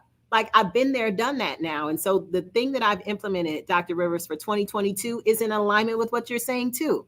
And I guess that rhymed. I wasn't trying to rhyme, but it is. It's in alignment with what you're saying, because I have just, over the past 2 weeks, messaged my students related to Emerge Media Experience and told them that free of charge, that I'm going to do for them global summits for them, for their business, to elevate them for 2022. Wow. So it's not going to be that they're on my summit. It's not even really necessarily that I'm going to be on the screen at all. If they need me to interview, I will. But otherwise, if they just need me to be the power behind the scenes, taking care of all the messages and doing all their intros and sizzle reel and this and that, the one lady, she's a power lifter, it's going to be a power lifter summit. The next one, she does cryptocurrency. It's going to be a cryptocurrency summit, as the main person, and everything's going to be about her. Another guy, he has, What's Stopping You? He has a book on mindset, and it's going to be about him. All of these people have where they're going to be lifted up, and I'm going to be behind the scenes. It's not about being out front all the time. Man. So I'm getting goosebumps because it is in total alignment. You and I didn't rehearse this, did we? Nope, not at all. Nope. And you know what? This is how, Dr. Krystylle, you follow God. You're at the end of the day, the book of Isaiah 2:2 says, in the last days, everything would return to the mountain of the house of the Lord.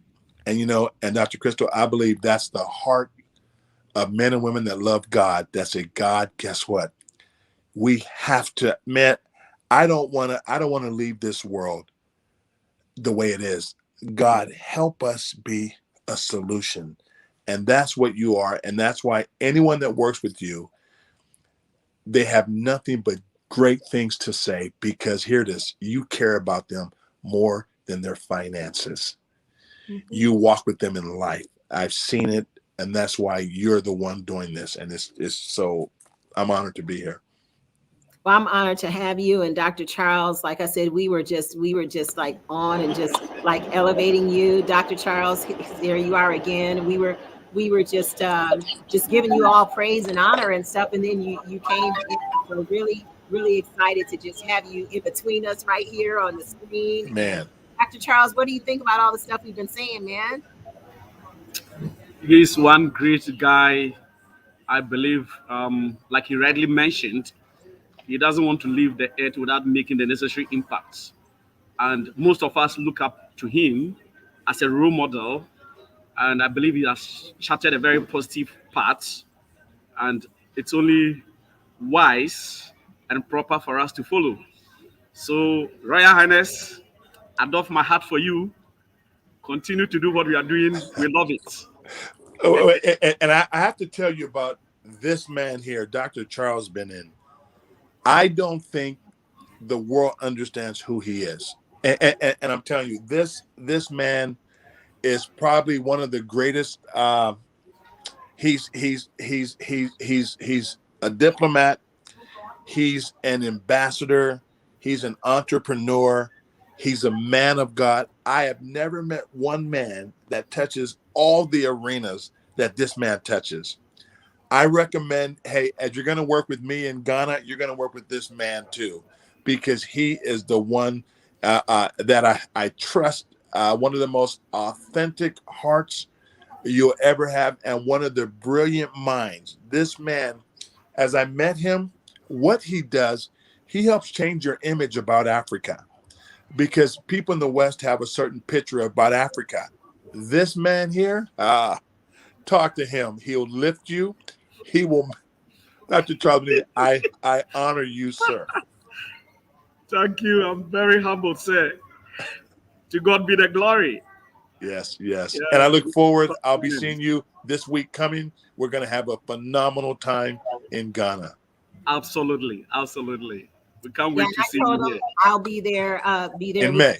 In May. Mm-hmm. Yes. Mm-hmm. Yes. Exactly. So really looking forward to that. Yeah. And I just wanted to just reach my hand to you and all those who are listening. We have so many people from I Change Nations and other people that are joining right now. Dr. Rivers, we have Reverend Gary, and we have Dr. Sonia. We have a number of people, Dr. Sharon, and like a lot of people. I can't even go all the way down of all the different people that are on right now. But Dr. Charles, just put your hand toward the screen as well. Thank you, Father God. Thank you, Father. And I just want to say a prayer and just bless your travels right now. Yes, amen. And all that's about to happen with you. And so this is a Global Innovation Forum, but I am going to just go ahead and say a prayer right now. Amen. So, Heavenly Father, Heavenly God, we Father, just come to you right now, just thanking you, Lord, for all of your grace and your mercy, Lord God, and for Dr. Charles and Grace Initiative, and for His Royal Highness, Dr. Rivers, Lord God. We just thank you, Lord, for his life and preparing him going from 30 to 10 million, Lord Jesus. We thank you, Lord God.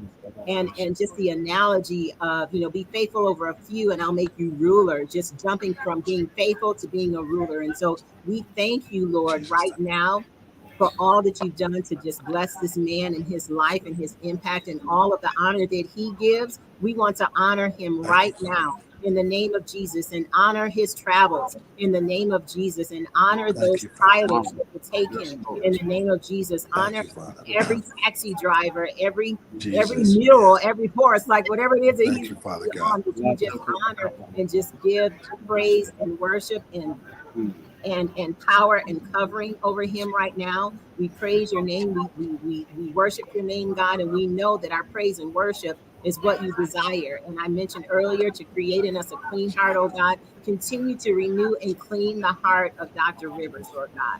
Continue to renew and clean the heart of Dr. Rivers as he goes into this next phase of his life, Lord God. And we lift him up. We lift him up, not to have him be big-headed, because that is not it at all. We lift him up because we want to honor you, God, and thank you, God, for placing him on this earth to help us to also see the vision that you have for us. So we thank you, Lord. We praise you, Lord, and we give your name all glory, honor, and praise. And Dr. Charles, you go ahead and give your prayer.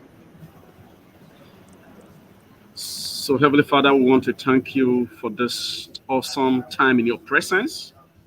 Before creation, you had destined that this day would come for us to have an encounter with you. Father, we are so grateful and we are humbled for this amazing thing that you are doing. It is beautiful in our sight. We pray, mighty Lord, that even as His Royal Highness Ambassador Dr. Clyde Rivers, also known as Okwejiman Kwesi Emisa the First, and his entourage are preparing to travel all the way from the United States of America to Ghana. We pray that you will grant them genuine mercies. Any plan of the evil one, we nullify and cancel it. We ask that, Lord, you will dispatch angels to even go ahead of them, to prepare the highways, the byways, the airways, every place that, Lord, they would pass before they get to Ghana. We pray that you make the road smooth for a safe journey to Ghana. Even as we in the Ghana are also preparing to host them, Father, we pray for your wisdom. We pray for unity. We pray that let the Holy Spirit prompt us. Let us not use our own wisdom and understanding, but we take our wisdom from you, O Lord. That's at the end of the day, everything will become successful and you will only be glorified. We thank you for the life of Lady Krystylle, such a wonderful vessel that you have prepared in these last days to be a blessing to our generation. We pray, mighty Lord, that you will continue to pour your wisdom in her. Let her be a standard of measure, even in our generation, when it comes to the concept of innovation, civility, and women who are really touching and impacting lives. We pray for our audience wherever they are. Lord, meet them at the point of their needs because you are all knowing. Father, whoever is going through any crisis situation, Lord, whatever evil voice that is speaking against anybody listening to us, Father, we mute the voice of the accuser and we proclaim blessings over everybody's souls as we are moving into the last month of the year. Father, this is the very month that the evil one programs a lot of evil activities to destroy lives. Your scripture says, no weapon that is formed against us shall prosper. Father, by reason of this scripture, we declare life over every soul. Any attempt to take any life, we cancel and nullify it. We pray for long life. We pray for, Father, even greatness in manifestation in all walks of our life. At the end of the day, when everything becomes successful, we'll not be ungrateful to say, thank you, Father. This and many more we ask in the mighty name of Jesus Christ. Amen. Amen. Amen. Amen. Amen. Amen. Man, Amen. thank you, Dr. Krystylle. Thank you so much. Thank you. Thank you. I have like a whole bunch of notes over here from you, Dr. Rivers. And as I mentioned to everyone, we'll be transcribing this. And some of these notes, as you and I discussed, will be going in some of our innovation books as we move forward, just from the transcription from this show. So it's a great honor to have you on. And we'll have some other people coming on later. I don't know if you'll be able to pop back in, but it would be great, if you do have a few minutes later. Okay. We'll be on all day. Perfect. Perfect. Man, thank you so much. Dr. Charles, thank you so much. Love you guys. Thank you. God bless you all. Bye-bye. All right. So do you have any final words for us related to now, one of the things that we talked about, I talked to Dr. Rivers about and was on the application too, is if you have like a new word, a new thought, or a new shift that you would like to talk about or introduce. So we'll be talking a little bit later about Innovaligy, which is innovative philosophies. That is my new word that's trademarked, and I have a number of statements already related to innovative philosophies. So what would be something new that you can put in the atmosphere today? Okay, thanks a lot for that opportunity. I heard you talking about the 6 or 7 M's. I also want to talk about the five F's. Okay. The first one is faith. Faith in our bid or drive to work towards innovation and greatness. Faith is how we are going to improve upon our relationship with our maker. There's no way we can be innovative or achieve greatness if we don't work on the relationship we have with our maker. So I just want to mention to everybody listening to us that, listen, you didn't come to this earth accidentally. Mm-hmm. Somebody created you. And biology will tell us that you ran the race with thousands and millions others. But for you to find yourself in your mother's womb and she successfully birthed you onto this planet, it means you have a divine assignment. So there is nothing that you can do without the God factor. So the first F is our faith. We need to work towards our faith, and that is the relationship we have with God. Okay. If God is not in the vessel, trust me, you can never smile at a storm. It will be the other way around. The second point is the kind of relationship we have with our family. And I know our brothers in the diaspora, you focus more on the nucleus family system, but in Africa, we go the extended family system way.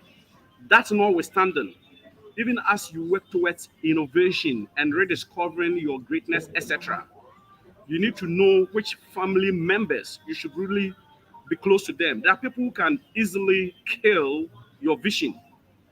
There are people, Right. even if they are family members, trust me, they become very jealous of the greatness God has deposited in you. And you need to identify those that have positive virtue to support whatever you are doing, and those that don't support your vision, put them aside. Number three has to do with the kind of friends you have.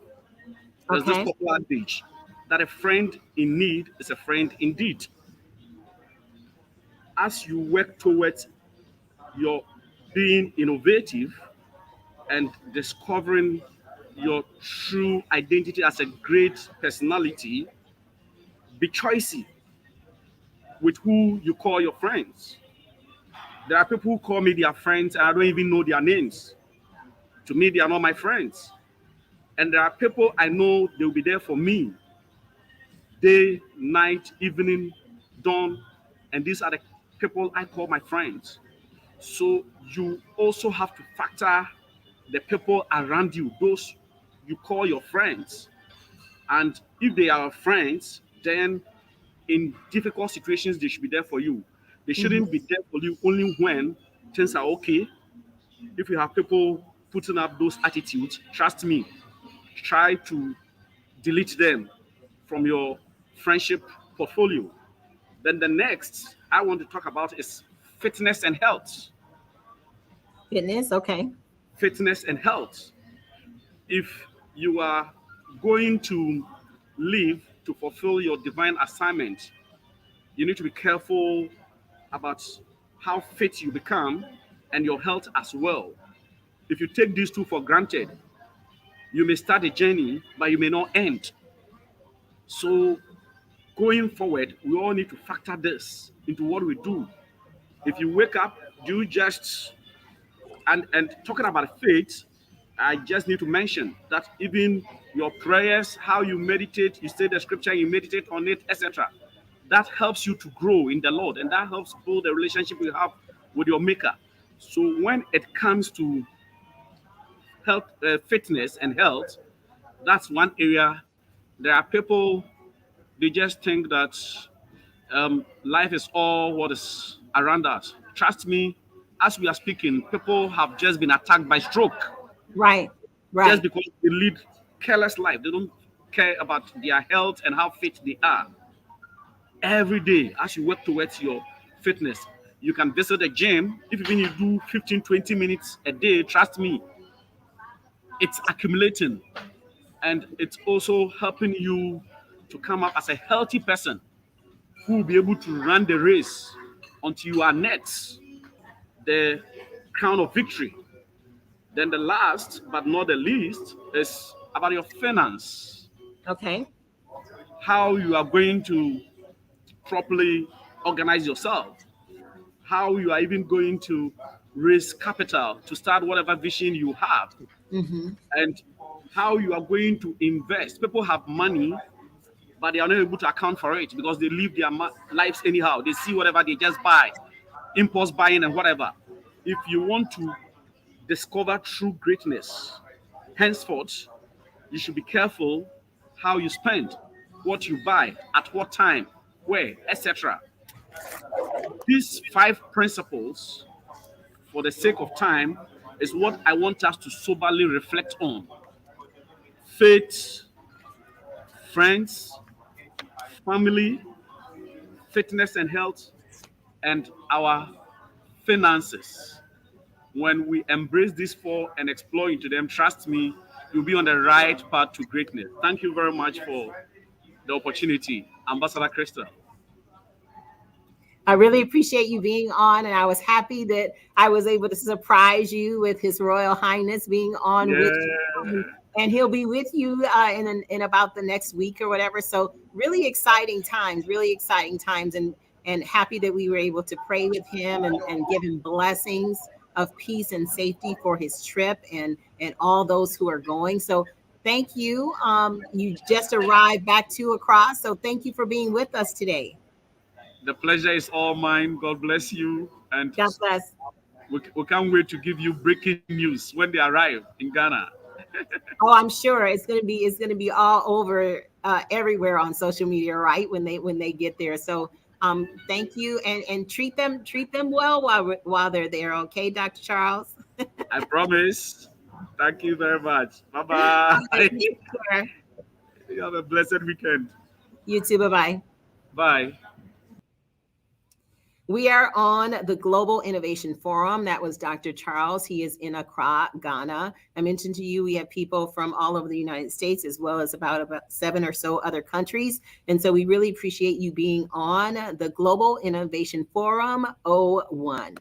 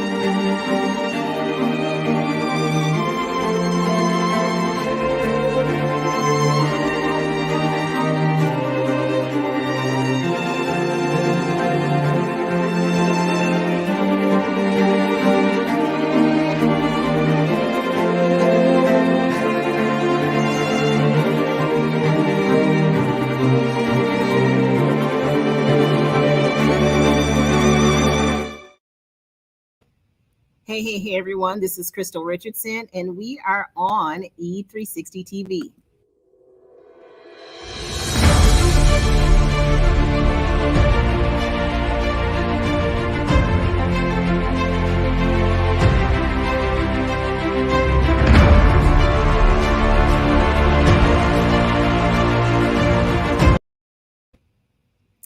Thank you for being on with us, and we appreciate E360 TV for giving us this opportunity. I am also on JD3 TV, and so there's a number of things we'll be talking about the shows later. But even Dr. Charles mentioned something about the 6M analysis I was doing. So I'm just going to go into just a little bit more on that, and then we have our next guest that is in the backstage waiting and ready. And so I just want to make sure that we keep this at the forefront of your mind. There'll be other techniques and tools that we'll be using and going over today in our innovation forum to help you be more innovative. Plus, you will be able to hear more and do the lessons yourself online on our online institute launching in 2022. And that is the Life Innovation Academy. Life Innovation Academy, which will have our online courses about unleashing your freedom formula, because we all have different freedom formulas. It'll be talking about designing your wealth formula, and it will be other things related to finances and wealth management. So, and a number of other topics. But we were talking about how to make a salad and all the different tools and things that we use. And so I talked about the fact that we have the tools like the bowl and the spoon and maybe the knife to chop up some things. And some of the other things that we have is hopefully you're going to wash your vegetables. So that's water, some kind of water source. And you also may have spices that you want to put in there. And then you also have the mixing technique, right? And you also have where some things might need to be room temperature or need to be cold or refrigerated or chilled. There's all these different aspects. And so I was saying, even in making a salad, you can use this 6M technique, and knowing the risks involved, knowing if you miss a step or if you do something too long or too short, are all things that we go into when we teach on how to utilize this 6M method that will be on Life Innovation Academy. But I'm just going to go through really quick, maybe just take another 2 minutes to go back to this salad and talk about the 6 M's in relation to the salad. So the first M is man. So there's a person, a man, male or female, but it just has to be that it starts with an M. The man, the person, is the person that's making the salad. So do you need one person, 2 people, 3 people? Well, it depends. If you want people to help you chop things up, then you can have where you have a staff to help you make this salad, or one person's washing everything, one person's chopping everything, one person is the person that's mixing everything. So you can have a staff. So man is a key element. So whether you have one person or a number of people, that's the man element. The next thing has to do with measurement. How much of each item do you actually put in? And we're talking about a salad here, but you can see hopefully how you can use this in relation to business. And we'll give a business example later after we talk to our next guest. But the measurement, do you put in a half a cup? For the spices, you probably only measure out maybe 1 teaspoon or a half teaspoon of some of the spices. But for the actual vegetables or other things in the salad, you may have a half a cup, 2 cups, whatever the measurement may be. But if the measurement is off, it could cause an issue. Like you're supposed to put in 3 cups of lettuce and only a half a cup of onions. Well, what if you put in 3 cups of onions and a half a cup of lettuce? It's going to be completely off. So that has to do with your measurement. The next part of this is method. What is your method for doing this? Do you cut one thing and then mix it, cut another thing, then mix it, and cut another, or do you just throw everything in and mix? I mentioned to you that every time I cook, no matter if it's just me cooking for myself or cooking the 23 things that I cooked for Thanksgiving, I put on gloves so that when I'm mixing, I can infuse the flavors in. So what is your method for mixing?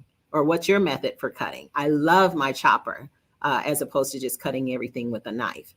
But the chopper and the knife are machine. That's another M. What are the machines that you use to make this salad? Okay. And then another M is, let's see, we did measurement, we did machine, we did man, we did method, the method of stirring, of which I don't stir, I infuse with my hands. Another one is, let's see, what is the other one?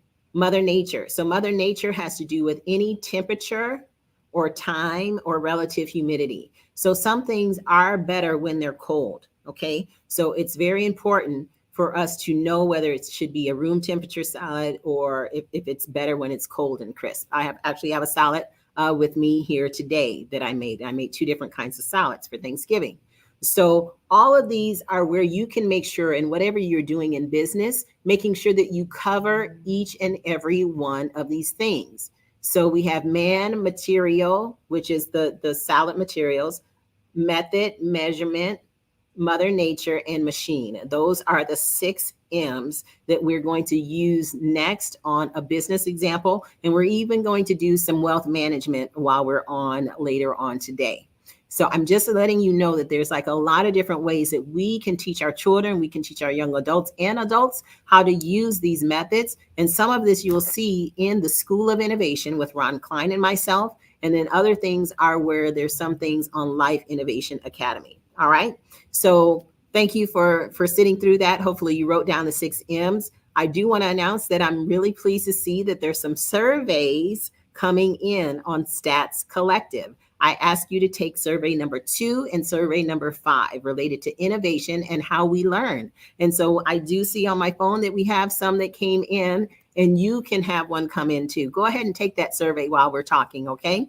Survey number 2 and survey number 5 on statscollective.com, statscollective.com.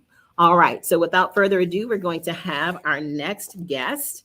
And we have spilled the beans a little bit earlier about her and what she's doing with the Congress of Global Communication.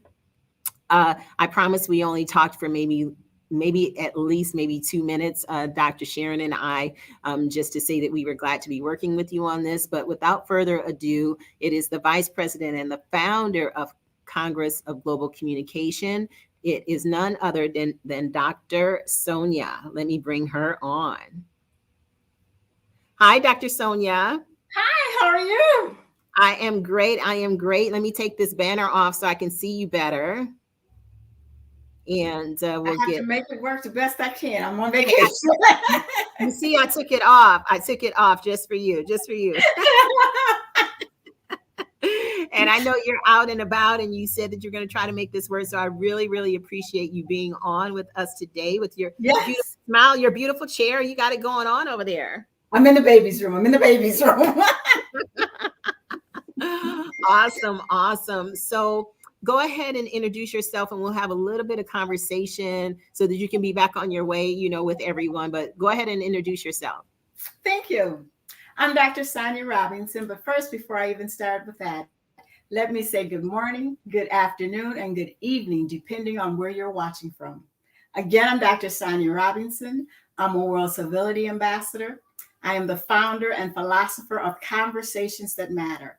Also, the host of the Facebook live stream line for Conversations That Matter. And when I say Conversations That Matter, we talk about many facets of effective communication. I mean, it could range from, work, it could range from business, from churches, family and relationships and friends, because effective communication, no matter where you are and what you do, it plays an important role in life. I'm also an author, a coach, an international speaker, and I have a reach of over 17 countries. I am currently the I Change Nations Dialogue Person of the Year for 2021. And finally, just as Ambassador Krystylle had mentioned, I've just recently created Congress for Global Communications, where I will be launching that sometime, hopefully close to the first quarter as possible. And you will want to be a part of that when we actually launch. And basically, what we're doing there is the Congress will be talking to leaders all over the world. We will be discussing relevant topics of what's going on in the world today and talk about how to solution those issues. And then finally, what I want to say is that I also work for a Fortune 500 company as a sales manager with over 46 years experience, and I will be retiring within the next 5 months. So I just wanted to emphasize that, a lot of people can't say that, but I can. Yes. You're like, last but not least, I will be. Yes, I have to put that in there. Well, that's awesome. That's awesome. And we had His Royal Highness, Dr. Rivers, was on, and I saw that you were putting some comments too. So he was just on fire. I took a bunch of notes, and I'm like, Dr. Rivers, this stuff is going to be in our book that's coming up, related to global innovation. So he was on fire. Yes. And you're a part of the contention that's going to be going with him. Is it next week or week after? Next week. Yes. Wow. Yes. So this has been very, very exciting, just being able to, once again, have conversations with everyone and just talk about, what we do to have impact in the world, but do it from an innovative manner. And so your Communications That Matter is very, very great to have like a title like that, because there's so many things that are going on, so many different shows, so many different ways that people communicate, but what is it that matters? And the name or the word that we focused on earlier was relevance. Right. And so I've talked about that, and I remembered that Dr. Rivers had, and so yours are Conversations That Matter. So talk to us about your definition of the word relevance and how important that is today. Okay, so if you look around, just look around what's going on in the world, not even where you are in the city that you reside in or the state. Look at what's going around in the world today, what's happening. We have climate change, it's like, I'm going to start over here in Sweden, for instance. They have all these different things going on, mud shifts, they got all these things. But people sit here and they think, well, that's just over there. But it's not. It's not. So when you think about the United States, what do we have going on in the United States? In California, we've got mudslides, we've got forest fires, we have all these different things going on around the world. And you know what? It's impacting the world, not just US, not just, over in Africa, not just over in, the UK. It's everywhere. So that's what we're missing here. When we think about, things that are going on, it's like we need to go global. We need to look low. We just need to look, globally all around the world at these different things, and just think what would happen. What would happen if we could bring all the leaders together to brainstorm solutions to these issues? My mindset may not be like what theirs is over in Sweden. It may not be like what it is over in the UK. But if we get all these people together to get their thoughts on paper, we would be far more ahead of where we are today. So, for instance, if you watch the court case the other day, Aubrey, the young gentleman that was shot by the three guys for whatever reason, it's like these things happen every day. It's not just happening here in the UK. We have, disruptions over in Africa. We have disruptions all over the world. But in order to get everybody in the room and to understand everyone's position on it, you have to ask the right questions. Because if you don't ask the right questions, you're never going to get to the right solutions. So, and I like to throw little stories out there as I'm talking about these things. So I'm just going to throw this story out here, for instance. And I don't know how many of you ever played the three-legged race when you were younger, but think about the three-legged race. When you do the three-legged race, there's two people. Their inner leg is tied together. Their goal is to make it to that finish line. Now, if they're not communicating, they're not going to make it to that finish line in a timely manner.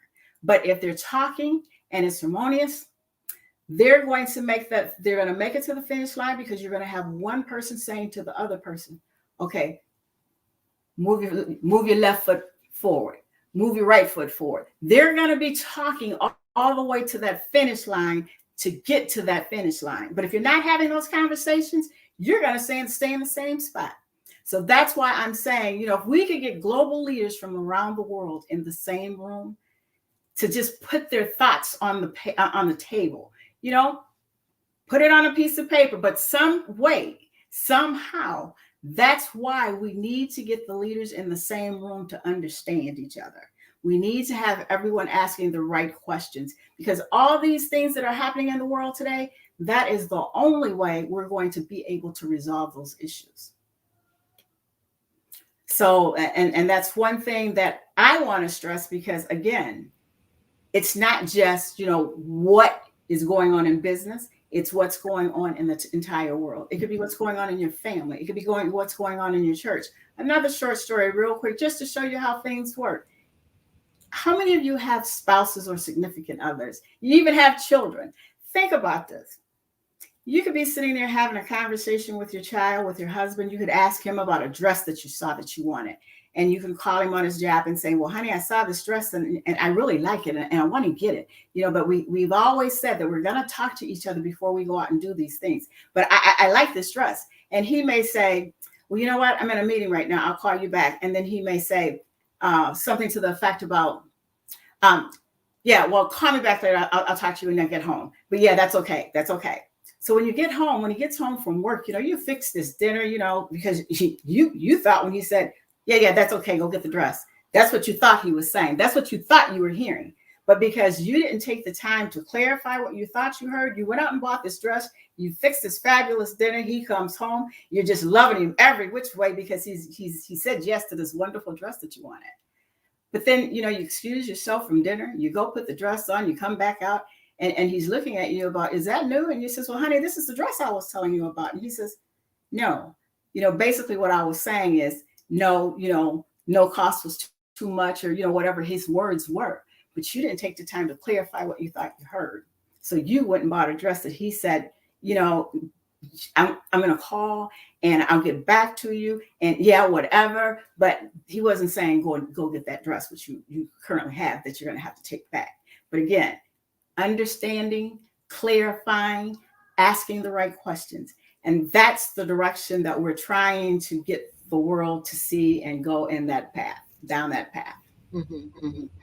Yeah, and you gave like an example that's like a husband and wife kind of example, and you also mentioned the court case related to the boy that lost his life, and yes, and you know, there's financial examples, you know, of conversations that matter. yes, There's different ways that we can put conversations that matter that go over all different areas of life, and so that's what we were talking about what is relevant.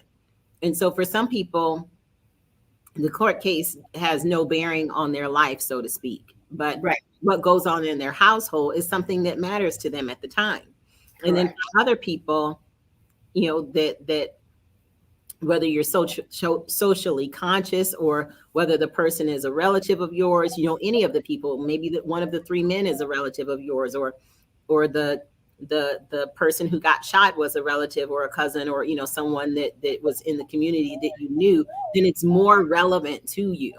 Yes. And so having these conversations and having forums like this where we can come together and just share for a little bit on ways of thinking, I think is very, very important, and doing it where we're not in a vacuum. Correct. So it's important for us as community leaders to have where we know what's going on in the news, that we know what's going on in the world, not just in our small communities necessarily, so that we can stay relevant. And that's why I just love Dr. Rivers, because he's all about that, and he helps to keep all of us on our toes about, well, how about you think about this, or let me mention this, and you can look at it this way. You know, he has where he just like goes all in, and I have like a page of notes. He was only, I don't even know how long he was on. It wasn't even that long, but I was like over here just like writing away. Right. Because it's important for us to do our part to remain relevant. So I really appreciate that. And also appreciate being a part of the CGC, which is the Congress for Global Communication, and being able to give and provide some innovation in relation to that as well. Yes. So tell people, I know you mentioned it briefly, but you have people from all over the world that are a part of that Congress. And it's just been such an honor to like help to pull the information together and to see everyone's beautiful faces and how this is all set up. And so where did that innovative idea come from? Okay, so, and it gets back to just like what I said, when you're trying to bring relevance to the world, when you're trying to get people to understand what's going on in the world, you know, you can't just do it in a vacuum. So you're going to have to reach out. So when I was doing the show Congress for Conversations That Matter, you know, I had these people come in and out, and for some, depending on what the topic was, I was reaching out to these various people in different parts of the world. So if I wanted to talk about, and I'm just giving some examples here, mental health, you know, I reached out to someone that had mental health, and then I would go and get, you know, and being that it was globally, you know, you have everybody here, and you have the opportunity for everyone to write in with their questions and their comments. So depending on the topic, I would go to different parts of the world to bring them in. And this would open up other people, you know, to open up people's mind, the way that they were looking at things, to see it's not just you. So as I was doing that show, and God started working with me, and he said, Sonia, you need to dig a little deeper. You need to go in a little deeper and just, you know, broaden it out a bit. Because one of the things that came to me when I was doing Conversations That Matter is I started out with leaders, but then what I realized is not everyone wants to hear from a leader. Some people just want to be able to have conversations with people along their level, you know, because, well, I'm dealing with this. How can I deal with this better? Is there anyone else that's dealing with the same thing? But when you go to other countries, you find that there are. So you're letting people know it's not just you. So again, you know, I've done this, and then God says, okay, now we need to expand. We need to broaden your horizon and other people's horizons too. We need to open up the way people are looking at things, because the way things are going right now is out of control. How do we fix that? Because no one is listening. Everybody's just talking at each other, but no one is listening. So in order to make that happen, you have to deal with the leaders, because what do they say? Things start from the top and they flow downhill. They don't start from the bottom and flow uphill. Your workers are here, but if you want to see change, you need to start at the top. So with that being said, again, I go back out and talking with Dr. Rivers as well. And I'm like, Dr. Rivers, this is what I want to do. What do you think? What are your thoughts? Oh, I just love the idea. I said, that's great. I'm going to need help in trying to, get some new leaders in here that people haven't heard before so they can understand, as well as when I'm, reaching out in their country, they'll have fresh ideas coming from America. So basically what I'm trying to do is broaden everybody's mindset. I want it to go global where we're all working together. If we can work together, there are a lot of things we can overcome. There are a lot of things that we can accomplish. There's a lot of things that we could solution. Whereas today we don't have solutions because it's just as I said, everybody is saying, what's on their mind, not how is it going to benefit the world, but they're looking at it right now as how is it going to benefit me? Well, no, we need to stop looking at how is it going to benefit me and how is it going to benefit the people? How is it going to benefit God's people? God didn't just put people here for them to, work on themselves. He put us here to help one another. He put us here as God's children. What are we going to do, and how are we going to make the world a better place for us and the generation to come behind us? Mm-hmm. Yeah, you said a lot of great things. I was over here taking notes as well. Are you taking notes? Yes, because that's what this Global Innovation Forum is about. It's a forum. Yes. And so we are going to be taking this information, as I mentioned on the application sheet to be a speaker, is that there's books that are going to be coming out of this. There's the innovation book, the Global Innovation Forum journal, that will be, different highlights and things from this. But there's also, even with what you said, Dr. Sonia, whether you believe it or not, there's four book titles that just came out of what you just said. So it's not just having the information in the journal, but God sends what he sends when he sends it. And so, what we've talked about from the very beginning of this, and I'll just reiterate it again right now, is that we all have creative minds. We all have greatness. We all have where we're innovative, and we're actually inventors, and we don't even know it sometimes. And so sometimes we do, and sometimes we do something about it, but other times we don't. And somebody else will take that idea, take something that you said, and then make a whole movement, make a whole whatever out of it. And then you get like zero credit at all. And it was something that came out of your mouth. And so, and Dr. Rivers has mentioned this as well, where you present something to someone and then they just take it and run with it. And again, you don't get any credit. Not that we do everything for credit. That's not about it at all. Sometimes, we do things behind the scenes, but it should at least be an acknowledgement. And so for me, with what you were saying, yes, I was taking notes, and yes, we will be having some conversations, at least about the 4 books, if not some other things that'll be coming out of this, because we have so many great people within I Change Nations, and I'm very honored to be able to bring this particular forum to the world, and have discussions with world leaders such as yourself, with movers and shakers such as yourself, and you'll be retired and be able to do even more. And I can't wait to even see what's going to happen, when you retire, because like you're on point, like you are all over me, like white on rice on everything. Like, I'm like, when does she work? No, it's the same for me though. But we work really well together, and I appreciate being able to help. But yeah, this initiative and communication, the lost art of communication is really a lost art, because people are so into doing this now. You go to restaurants, you see all 4 people in the family, all 4 on their phones, and no one's talking. And it could be maybe they decided to have a no talk dinner. I don't know, but it becomes more and more and more. And it's like, well, when do you talk? Maybe they have other times that they talk. I don't know. But to me, it kind of seems it makes me feel kind of sad a little bit that like so many people are just, into whatever it is that they're doing, that you don't have time, because even for my husband and I, we have to have time that we make ourselves put down our devices. He's like, oh, I'm fine. I'll put it down whenever you put yours down, of which he calls it my lap warmer, because I'm always on my computer until I sleep. I'm like, knocked out and the light is shining on my face, but and he'll take it from me. Or one time he took a picture of he took the phone out of my hand, but my fingers were still like this. And he took a picture with the phone out like this. And then he put the phone back in my hand and woke me up and saying something. I was like, oh, I wasn't asleep. He's like, oh, really? And he showed me the picture. I'm like, you're not even right for that. But you don't do it quite that way anymore, do you? You don't do it quite that way anymore. But Krystylle, there's one thing I do want to say, because I talked about what the group was about, what we do, but I actually want to talk about a few minutes the fantastic people. If you include Dr. Rivers, there's 29 people as a part of this Congress. 29. So we're going to take him out.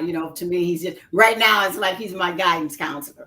But I have you, and I mean, you've brought some excellent things to the table, with well, we're going to create our own data, we're going to do this, and we're going to do that, we're going to be out front. And I'm like, oh, okay, I've got all this going on. I've got Dr. Sharon, the lawyer. Well, we're not going to do that, because see, my job is to protect you. And then I have Dr. Phineas. It's like, what God has set before me for the board, the executive board alone, it's like, it's unbelievable. It's like, in this short period of time, look what God has done. And then the people that makes up the team, Dr. Charles, who was just here. And I know you have some others on the show today, Estelle Collins, and you have Johnny Vega. And I mean, it's like, they're unbelievable, and people are going to actually get an opportunity to see them on the show today. But with these people from all over the world, and their mindset and what they do and what they've done, I mean, it's like this can do nothing but work. And so right now, when we actually launch at the first quarter, close to the first quarter as possible, we have Dr. Shah in Nairobi already setting up an event. We have working with Dr. Rivers, we're going to be doing an event in the castle. Right now, we're trying to put something together to have an event in the United Kingdom. I mean, people are seeing what we're actually trying to do, reaching out, saying, I want to be a part of that. I want to be a part of that. And I mean, it's like, this is just fantastic, because it's something that the world needs, that we're missing. Because if you look at what's going on in politics, it's like, how do you expect to, the world is so divided and so divisive. And just don't think it's, what's going on here in the United States. Let's look at what goes on in Africa when it comes time to elect a president. You got 9 months of violence over there. So it's just not here. It's all around the world. So how do you bring civility around the world that everyone is on one page? And it's not like you have to agree with anything that I'm saying. I'm just saying, be able to listen to both sides. Somewhere you can come up with a compromise. We'll be able to collaborate, and we can make the world a better place. But it's just opening up forums to have the conversation. Yes. Doesn't mean something's going to happen next week or next month or even maybe next year. But if you at least have the conversation, then it's out in the atmosphere, and something can happen. And like Johnny Vega, Dr. Donnie, he's been on a number of my programs over since I was talking to Dr. Rivers, that God gave me these global forums to have, these global events that we have, global summits, and I was doing them on mindset. But the one that Dr. Johnny was on was called what was it called? Positivity Unleashed. Okay. Unleashed. And so he spoke, and Dominique and some and Joe Gray and some other young ones, they spoke as well, and their music groups came on, because we had the music part after and stuff. And so just having people just use their creativity to get positivity out into the world. And so it was just really a great opportunity to bring people, they're on the East Coast, we're on the West Coast. So we had rap, they were doing rap, and I'm like, okay, I have a rap, we do some rap over here too. My pastor is a rapper. Yes, Dr. Sonia, I did do my rap on that show. I'm a rapper too. Out of all the other things that I do, You're amazing, just amazing. And gospel, and I write gospel and classical and stuff like that. But so we had a East Coast versus West Coast, and it was just fun and opening up conversations and dialogue about the various generations is where I'm going. Right. Dr. Johnny, I don't know who's older, him or myself, but part of what he was doing was with some younger people. And so how do we have the conversations to bridge that divide as well? It's not always about country to country or, black versus white or, Democrat, Republican and all of that. A lot of it sometimes is even with relation to the generations. So that was a really, really great forum. I have to say, back then too, was to have that generational discussion. So right.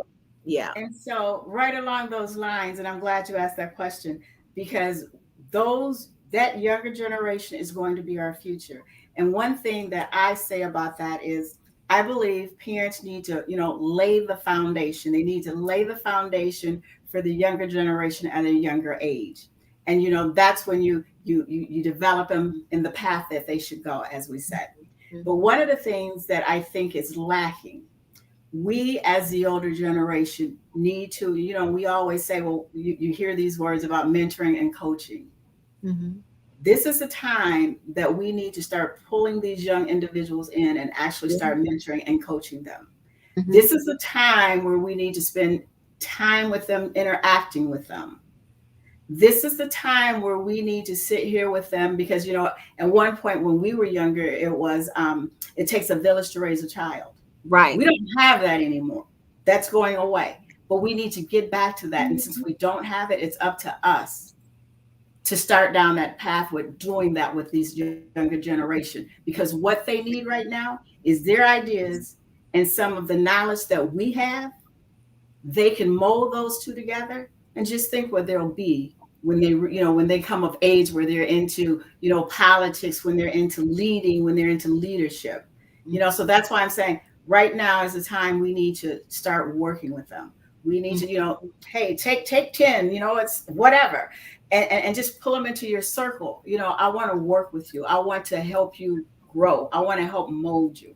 Because one of the other things that we don't do very well is that, we have meetings. We have all these different activities that we do. What would it hurt if we took some of these kids along with us just to see? We need to put them in that environment so they could understand. Mm-hmm. And without doing that, we're I don't want to say lacking, but this is just something that could help groom them and help them grow in that right direction, in the direction that they need to go. But it all gets back to us. We as leaders need to pull these kids aside and let them see, let them, let us shape them, let us mold them, let us groom them, and let them get an understanding to ask the right questions that they need to ask. And we share with them, what our knowledge is, what our mindset is, why we do the things that we do. Well, I used to do this, but it didn't work. I did this. Just allow them the opportunity to sit there and just grill us. Just go deep. Anything you want to know, ask me. And we need to do our best in answering their questions, not just, give them something. We really need to answer the questions that they ask of us, because if we don't, we're going to continue to go in that spiral. Yeah. And I'll even add a couple things to that, which, we have all these various initiatives related to CGC and everything else. And I have the Global Innovation Forum that has various layers too. Is, we're launching around the first quarter for CGC, and maybe it's the next year or whenever it'll be the youth CGC, like you're saying, up that next generation of global communicators, not just communicators, but global communicators. There's an art to global communication. There's etiquette, there's rules and different things that you and I, we talk about in the board of what's okay in one country is not necessarily okay in another. And even like this in one country means something different than it means in another country. So you don't just go around giving thumbs up, and so having where we give that to the adults too, but also the youth, I think is very key. That was a part of what you're saying, is raising up that next generation and being teachable, because there's a number of things that have happened, and there's some people that don't speak anymore and stuff, where the adult was supposed to be mentoring people, and there's a girl that doesn't want to be mentored by the woman, or the woman doesn't want to be mentored by the girl, for instance, where they both have to be teachable. Like if I'm mentoring someone, then I have to also be willing to be mentored, because it's probably something that young person knows, or God has given them a download or something that they know something that I don't know, or they're looking at it a different way. And you know what? You taught me something. And it's not always about, do this, do that, do this, do that, where we're going this way and not being willing to go this way too. So that two-way thing. And that's what I love about the missions that we do. When we do the ministry and medical missions, we're there to provide supplies and give training on medical. We preach the word, we teach dance, we teach music and stuff, but they teach us music and dance and stuff too. So it's ways. We're teaching them Spanish, a song in Spanish, English, and sign language by the time we leave. And then whatever language they have, they've taught us the same song back in their language. And so it just makes for a really great engagement, really great exchange, if you're willing to have an exchange and not just one way. And that's true with communication, right? Communication cannot just be one way. Correct. And what you just said, part of in the group, Congress Group of Communication, we actually do have millennials leading some of those initiatives. One may be gender equity. And then we have equity, I think it was education. So we're sliding them right where we think they will benefit. And, it's just like what you said, you have to be open to, to teach each other. And the thing that's funny, I'm here with my grandbaby and he's 15 months. But the last time I was here, I think he was 13 months, he had started daycare. And you know what he actually taught me? Sign language. He's in daycare because they can't communicate. They teach him sign language. And he's sitting here, doing this to me. This is enough. He's hungry. And I'm sitting here. I'm sitting here like, wow. So you know what I want to do? I want to go out and learn sign language, not just to talk to him, but to talk to other people who are unable to talk. I want to be able to communicate with them. So that's, so I'm learning as I go, and there's different things that I'm learning since I've been in this communication end of it. And I tell people, it's not just verbally what you say. We need to learn how to watch our body language, because what you may be sitting here like, and it's like, you're sending the wrong message, so just don't think it's what you say. Think about it. It's your whole self. It's all of you.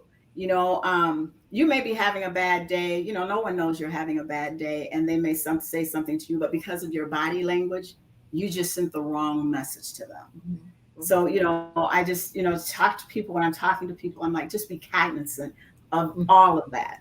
When you're having these conversations with people, you may not mean anything by it, but someone else may interpret your actions or what you say different. Right. And so there's all different kinds of communication, and, the Congress of Global Communication, we're talking about having conversations that matter, but also talking about the various forms of communication. We probably need to probably write that down. I'm writing it down right now. For the CGC meeting, to talk about the forms of communication, because sign language is huge, and being able to communicate with people who can't communicate, or if they if things need to be in Braille or whatever it may be, to have where we're doing our part to make those things happen. And yes, the nonverbal communication is also huge, and the energy that we give off to people is huge, and how we make people feel. And are we engaged? Are we actually actively listening, or are we only listening just so that we can, in our mind, not hear what else you're saying, but prepare our rebuttal? That's not listening. Right. And what I call that, because so when I started this, I came up with my little words here, and sometimes, and this is the thing that I used to hate, because I used to go to meetings at work. And, you sit there and you listen to them and you go to say something and they'll come back with, well, no, I'm not going to do that. And then they'll continue on. So it's like, well, why did you invite me here? I'm like, okay, fixed frame. Your mind's already closed to what anybody has to say. You're not flexible. You're not any of these things. So why are we here when your mind's already made up? Right. And that's a lot of things that you may run into, when you get out into the real world and you start having these conversations. You just need to learn how to, deal with it and empathize with the person, because empathy will go a lot further than, anything else. So sometimes if conversations get heated, negotiations get heated, what do? Excuse yourself, walk away and come back later, but allow, things to tone down, calm down. We have input apprehension where you have people where they just don't want to say anything, they're just there. So we have all these different things going on in conversation. So, people think conversation is easy. It's not easy. It is not easy. And it's not easy, especially now in today's society. And people are still stuck in saying like, oh, the next generation, they need to listen to us because we've been there, done that. No. A lot of the things that are going on right now, you have not been there, done that. Yes, there's a number of things that you have and a number of emotions that you've had. But there's a lot of things that you have not been there, done that, because there's so much technology. There's so many different things, cyberbullying and all things like that you maybe had a bully, but it's not the same as cyberbullying. It's not the same as some of the things that go on now, positive and negative. But I'm just saying, that we have to be careful as this generation to not, say things like that inhibit creativity. Because like in your meeting, if you get shut down, you give an idea, it's like, oh, I'm not going to do that. Then it inhibits creativity, which inhibits innovation. And as some of the statistics that I have, because I have a number of things I'm going to be talking about today, a lot of companies struggle with that. A lot of companies struggle with bringing in new creative and innovative ideas because there's an element, a remnant that is there that is like, oh, we've been doing it this way the whole time, and this is the way we're going to continue to do it. It happens in families, it happens in marriages, it happens in relationships, it happens in billion-dollar businesses, and those that are just doing like a milk route or a paper route. It happens everywhere. Or there may be a new way to do that. There may be a better way. So having the ability to communicate is huge. So I do honor you. Like there's a lot of different people that have initiatives or ask me to do this or do that, or that I see, it's like, oh, that would be great. But this is something I really, really wanted to do. So I'm honored that I'm able to be a part of CGC, and honored to have you on the Global Innovation Forum and some of the things that we'll be doing in the future related to innovation still. We have had some answers to your communication survey. So let me just bring that up again. Which one is yours? Let's see. Global communication survey number 12. So while it's on, I have them all listed right here. So, ladies and gentlemen, while we are on with the CGC founder herself, if you could go to statscollective.com and do survey number 12 on global communication, we would love to have your input. It's just a few questions. It takes you about maybe 2 minutes to just kind of go in, and it's multiple choice. You can just put it in there, and it is anonymous, but I want to go to my phone, here soon and see that I have some more related to that survey. So please, statscollective.com, survey number 12 is from Dr. Sonia. We would love to have your inputs. Thank you. Thank you. So what is one thing that you want to leave with our audience today that is something new and novel? Kind of put you on the spot here, and I'll give you a chance to think about it.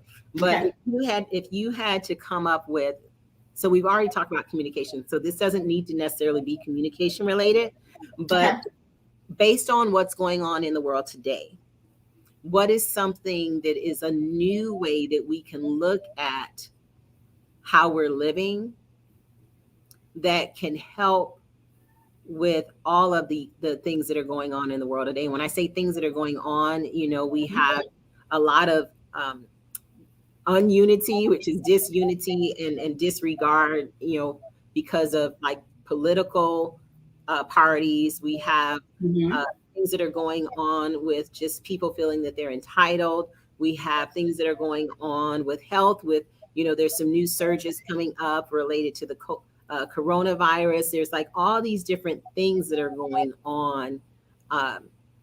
If you had to come up with like something new, would it be in the realm of communication, or would it be something else? Like, what would be something new that you can share with us today? If I had to come up with something new today, what would it be? An ambassador, I think I'm going to have to stick with, it would still be communication, but it would be along the lines, because right now, people view this world today, it's all about them. And it's not about them. It's like, when we look at the COVID, for instance, I'm not going to take the shot. I'm not going to do this and I'm not going to do that. But it's not for you. You're taking the shot for the next person. If everybody had that same mindset, the world is not about you. The world is about that next person. And if everyone put the next person in the forefront, it would be a better world. Because as long as we just think about us, and here's a prime example. When the COVID first hit, what did people do? They went out and bought up all the toilet paper. They bought up all the cleaning products. They didn't care if nobody else had anything. They didn't care if they didn't have water. They just didn't care. It was all about them. Did they use all that? No. But my thing is, let's just not look at the world as us. Let's look at the world as everyone, because the world makes up a lot of people. It just doesn't make up you. So that's what my next point would be, is how do we go about getting everyone to think ahead about the next person, not just about you. And I mean, because when you think about just you, you're not even thinking about your kids, because if you were thinking about your kids, you'd put them before yourself. And that's all I'm saying, is we need to fix the world and put the world before ourselves. Our kids are going to be here. We're going to be gone. But did we put them and leave them in the right position that they should be in? No, we messed them up just like we messed ourselves up. So my thing is, I think we need to strive to make the world a better place, but we can't just think about us while we're doing it. We get further ahead when we do things together. Mm-hmm. Well, amen to that. And I did write down another book title out of that. So just so you know.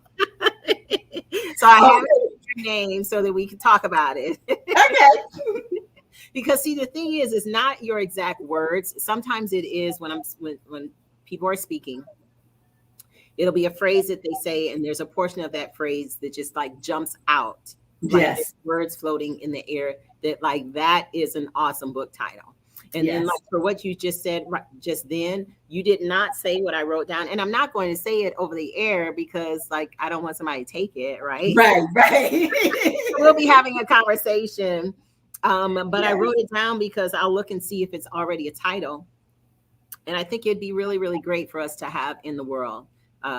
This particular one, including the other ones that I wrote down. So that's what the Global Innovation Forum is all about, is having where we can infuse the world with our greatness and our innovation by working together. Like, even if you don't even know that we're working together. You didn't even know.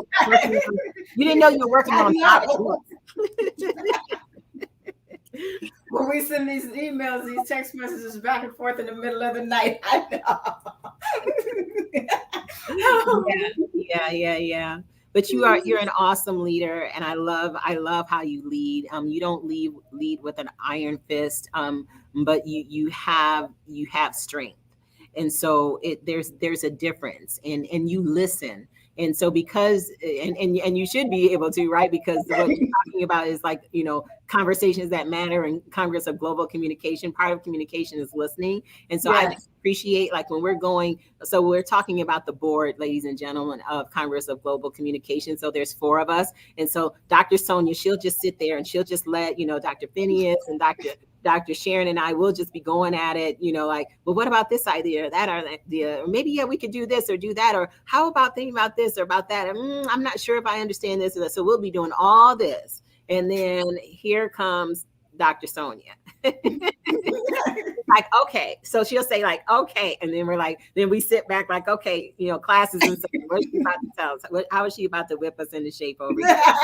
But he's like, well, let me make sure I get this straight. And then you'll do, the paraphrase back. So I'm in the science of communication as well, and of listening skills. So you do the paraphrase, and that's a really good thing to make sure that you understand, and then we understood what we said, or how it was heard may not be what it was we were meaning to say. So sometimes we go back and forth like that, and it just ends up being such a great exchange. And I love our meetings. I just love our meetings. And I just thank God that I'm able to be a part of that. But I also love the way you lead. So I just wanted to thank you for that. Oh, thank you. Thank you. Thank you. And I just love you. I do. Everybody makes me look good. I just love them. Speaking of people that make you look good, I want to just kind of like just go ahead and just do a little something here. Hey, Dr. P. I know you did. She's like, I just love how you make me look good. I'm like, oh, okay, well, we'll just make you look good right now. Wow. Two of the most powerful women I know. Look at this. Oh, that's my heart right there. That's my heart. Awesome. So speaking of how people lead, and then we'll actually introduce you, Dr. Phineas. But so Dr. Phineas is the same thing. Like, we'll be going back and forth, and then he'll just be staying quiet. Dr. Sharon and I will be doing it, and Dr. Sonia too. And then here comes Dr. Phineas, and he just boils it all down, and he has a bottom line, 2, 3, 4 points, and we're like, yeah, I guess the meeting's over. Like, he just bottom lined it for us. No, the synergy in that team is amazing. I've never been part of a team that, we are so unique, so different, but yet very strategic in what we do. It's exciting. I'm thankful to be part of that, in that room with all these great minds. Well, thank you. Do you have anything to say to our next guest before you leave, Dr. Sonia? Well, Dr. Phineas, I'm going to miss you. I'm in Texas. He's in Texas. I was trying to get to the church tomorrow so I could, do service with you. Sorry, things came up. But, you're in my heart like you always are. I love you. I know. You are really special to me. Thank you. So special. Appreciate you. And we'll connect. I'll find a way to connect with you somehow. Okay. Yeah. So I will talk to you later. You guys enjoy the rest of the show. Thank you. Thank you, Dr. Sonia. You be blessed. Awesome job. Dr. Phineas, great. Hey. So awesome to have you join us. I'm so thankful to be included. It's been going well so far. I appreciate the value that your listeners are getting, and just excited to be here with you, and congratulations on this summit. I think these voices need to be heard, and I'm thankful that you've put together a platform for that to happen. Well, thank you so much. Yeah, I wanted this to be a little bit different. It has some academia, in it, but it is where we can come together as the human race from all these different countries and share ideas and come up with new and innovative ideas. And so, yes, I've been taking so many notes, and I was telling Dr. Sonia, I think I have like 3 or 4 book titles of things that she has stated. That some of it was things that she said, and some of it was not what she said. It was what was inferred that comes out of that. And so, as I mentioned, I'm not going to say them on camera. We'll get together later because there's a number of things that we're doing to transcribe these messages, and some of them, bits and pieces, will be reorganized to be in one of the Global Innovation Forum journals. Yes. Some of them will actually be other book projects so that we can impact the world even more than we already have. And Absolutely. so it's been a whirlwind. And then Dr. Rivers came on while Charles was on. Charles is all excited because Dr. Rivers is next week. And so I like when we have the overlap. It's been great. Yeah. And I saw your messages like, okay, I guess I can just jump on. Yeah. Yeah. Thank you. Thank you. Yeah, I have a number of lessons that I'm teaching in between speakers. Like I went over the 6M, like how we can use that to make salad and how we can use it to build and do anything, you know, in industry, you know, man, material, machine, method, measurement, and Mother Nature. Like we can use that to be innovative in anything that we do if we just knew that tool. And so there's different lessons like that I'll be giving. But right now I want to have you introduce yourself. And then there's some things that you wrote down that I really love on the application here that we'll be going into. So go ahead and just let everyone know who you are. Well, thank you so much again. I appreciate the opportunity. I'm Dr. Phineas Kinuthia. I'm a coach, transformational coach on dream actualization. I help people actualize their dreams. More than anything, I also lead ministry, nonprofit organization, a ministry, a church that I have oversight with over 18 different countries that are connected to the ministry. So excited to be part of this team. Also, I'm the chair of the UGCSI Search Academic Committee. I'm the chair of the Standards Committee. And just excited to be here, just excited to be able to bring value and to connect with great minds and to hear what everybody's, input is. Awesome. And so you mentioned one of the most innovative words. And so I'm all about words. I've always been into words, even as a child. And my husband was crying when we first met. We've been married for 30 years. Wow, congratulations. He was crying. Thank you. He was crying when we first met because he was laughing so hard reading my diaries from when I was a little girl. Okay. Wow. What is this word? Like I just make up words, like, you know, and like now I'm held for my creativity. I'm the ambassador of global ambassador for innovation. Wealth innovation. Yeah. My creativity that made him cry, you know, has served me well. But I've always been creative, and I think, you know, you have, you know, some different things that you do with creativity and innovation and 9 steps to achieve greatness and all of this. But the search academics, like, tell us about that. Like, I love that word. Yeah, so one of the things we are doing is that we're on the forefront of creating a new form of education. Education, as we see it, there's so much change that's happening around the world. And one of the things that we've observed is that, people pay so much money to go to school. And by the time they actually graduate, all the information they've had, they could have foundations, but then all the information becomes obsolete. Then what happens with that is that they're not relevant within the marketplace. They have the degree, they don't have the experience, and the knowledge they have. Like, just think about with the access to internet, information is readily available. So we don't have a shortage of information. And so what we've done is that through the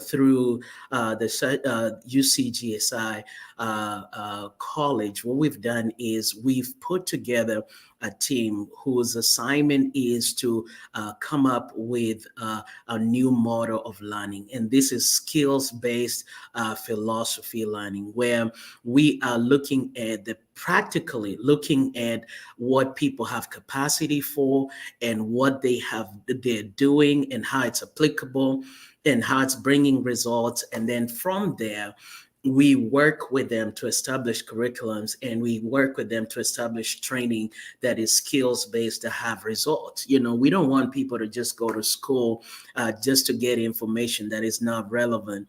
And then we found out that there are people with unique ideas, and there are people with what we call God ideas, Holy Spirit inspired ideas. And we want to create a platform for them to be able to engage with these ideas and move those thoughts from just merely concepts. And that's where I come in as an actualization expert, is to move this concept from merely concepts to actualizing, so that we are actualizing their dreams and they're not just implemented. Think about it, 7 billion people, and everyone is valuable and everyone has an input. I believe that everyone comes to this world with an assignment, with a purpose. But the reality is the system is set up in such a way that we are producing cookie cutter people, and we are taking them through a system that somebody set the standard for, and taking them through this system, and down the line, everybody is trying to function and work at the same level. There's no uniqueness, there's no autonomy, there's no individuality. So the goal of such academics is to take what people, God inspired ideas, just like you with your forum and the innovation. We take those God inspired ideas and we put a systems around it. We pull a curriculum around it. And then we say, hey, this is where you are. This is your skill. This is your ability. Now go and transform the world, and we help you actualize that. So that's what we're in the process of doing, creating a new model of learning that is based upon life experience and skills based, that is inspired by God. A new model of learning. That is so awesome. And I'm going to say it right here for the whole world to hear that, I really need to be a part of that. If there's any way that I can be a part of that, it's just so amazing to have, where not no one, but people don't just go around talking about new models of learning, but we know that it happens every day. Like there's a new math now, right? Like the math that I had, I'm not really quite sure how old you are, but the math that we had back in the day, it's like not even the math that they do now. It's like that they do now. I know. I thought math was math. I thought 1 + 1 was 2, and then there's sine and cosine, and there's, A + B = C, these different things that we have. Yes.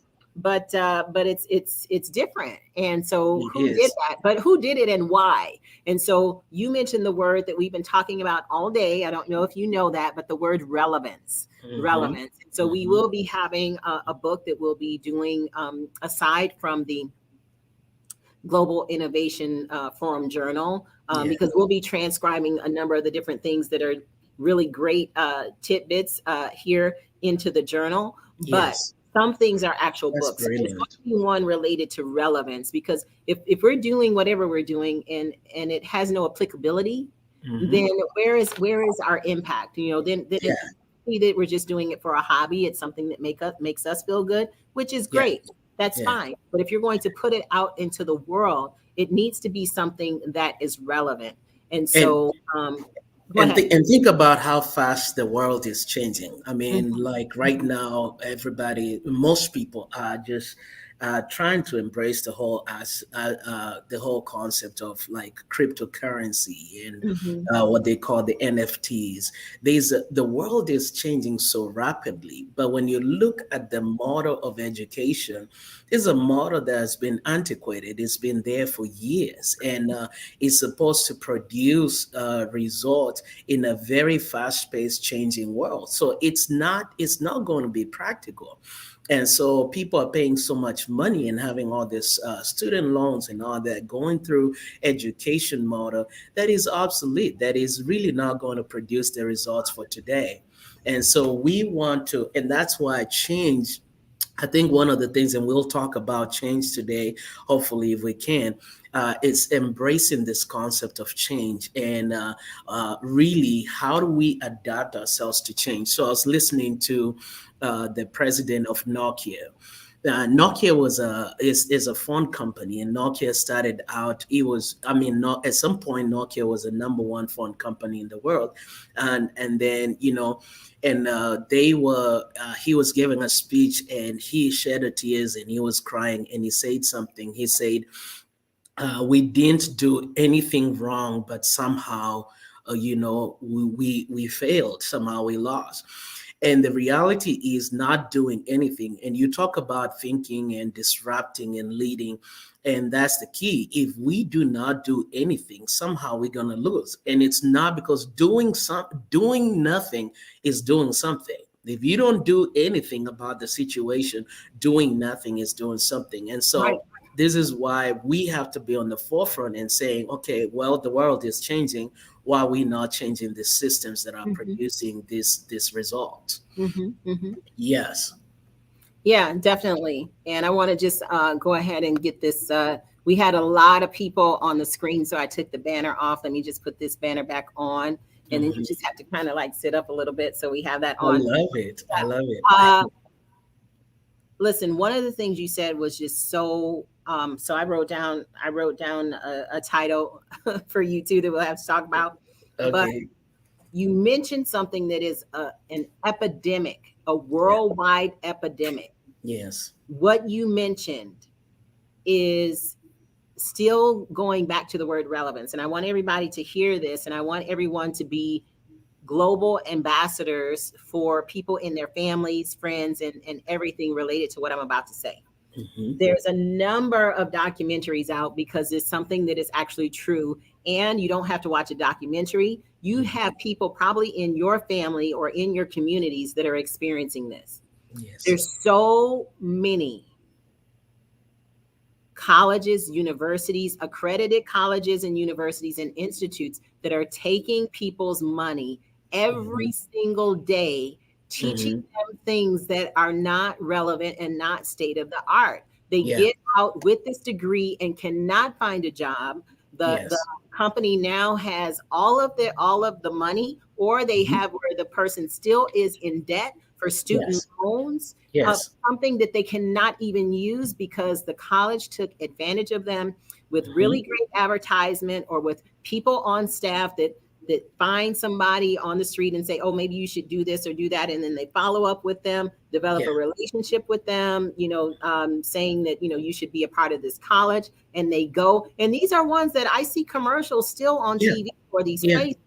And they're learning, like they should be learning like Python or C++ or C#, like different languages like that. Teaching them like Pascal or Fortran or something that's like not even potentially even relevant. And so relevance is key. Relevance is key. So and even in the criminal justice, the one person, their dream was to become a police officer. They got out of this college that trained them on something related to law, but not enough. Like they only had like, I think it was in this particular one, like maybe 28 or something % of what they needed in order to get that job that they thought they were going to get. They finished the whole 100% of the curriculum, but only got 28% of what they needed to be able to go and work for that law agency. And so it's an issue. It's an issue. And so we have to do better as a community. You're talking about developing a new way of learning, but with the learning that is already out there, people are being taken advantage of, and people are owing thousands and thousands of dollars. Now they don't have a career and they're out of money. They can't go back to school again. And it's a really big issue. So we have to be innovative in how do we help in those kind of situations to hold these institutions accountable, or something. This is not to talk about, we're going to do this and do that. This is not an action type of forum like that, but it's to bring up these issues to make you think. This says at the bottom, like you said, think, disrupt, lead. If we can get people thinking, if we can get people to do their due diligence on these universities, not just go thinking that, oh, because it was a great commercial, it was on TV, so it must be okay. No, we have to help people think. So what can you say about that? And that has come from just the idea that these colleges, because people, what people cannot understand, they criticize. So Mm-hmm. what happens is that instead of people looking for new ways, new innovative ways of doing things, they criticize. At some point, the internet was criticized. It was like, "What is this thing?" And now it's a way of life. And that's the same thing that I encourage people, that right now, with all the changes that are happening, you might not want to participate in, but get information, understand what's Get going the on with the information. world. Yes, so just like the metaverse, the whole Facebook changing, there's a reason. They have so much resources, but there's a reason that they're rebranding to move this towards that direction, is because they've already anticipated where we're trying to go and how the world is changing. Socrates said something that's very profound. He said the only secret to change is to focus on your energy, not in fighting the old, but in building the new. We can spend time trying to fix what's broken and try to make it work, or we can spend our time and saying, "Hey, let's think innovatively and let's create something new that's going to build something that is for the future."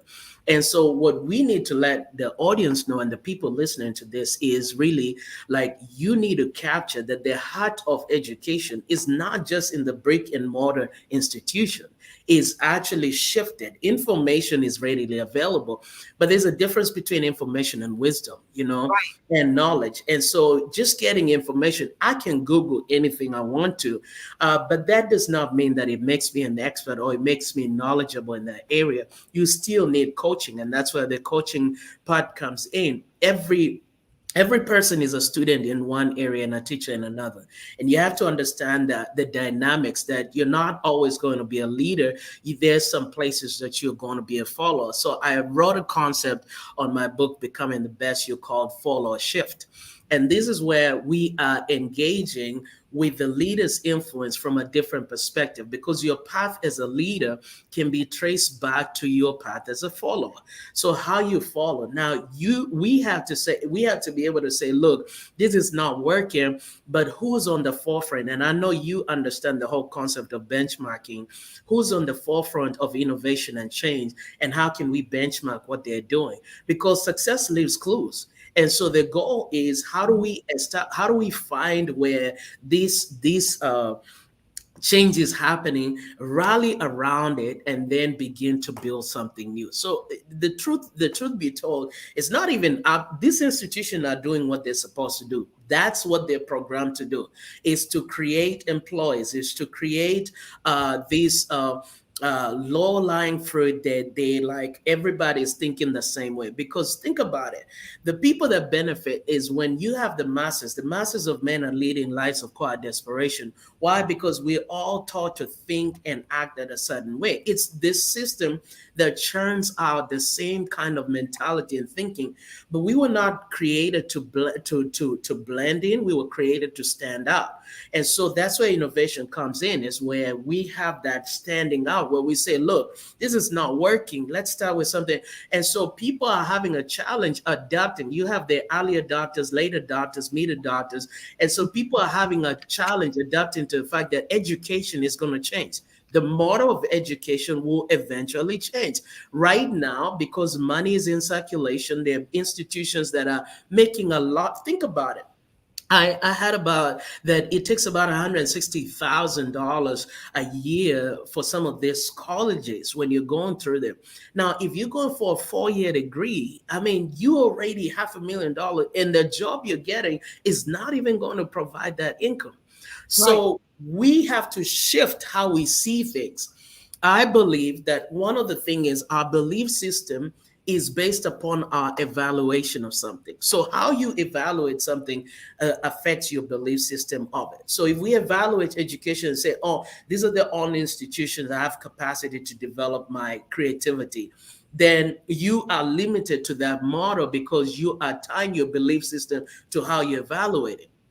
And this is something that we do frequently. So you'll see them. That's why they're constantly pushing all these ads through, whether it's through social media, whether it's through, and everybody's come to our college is this, our college is that.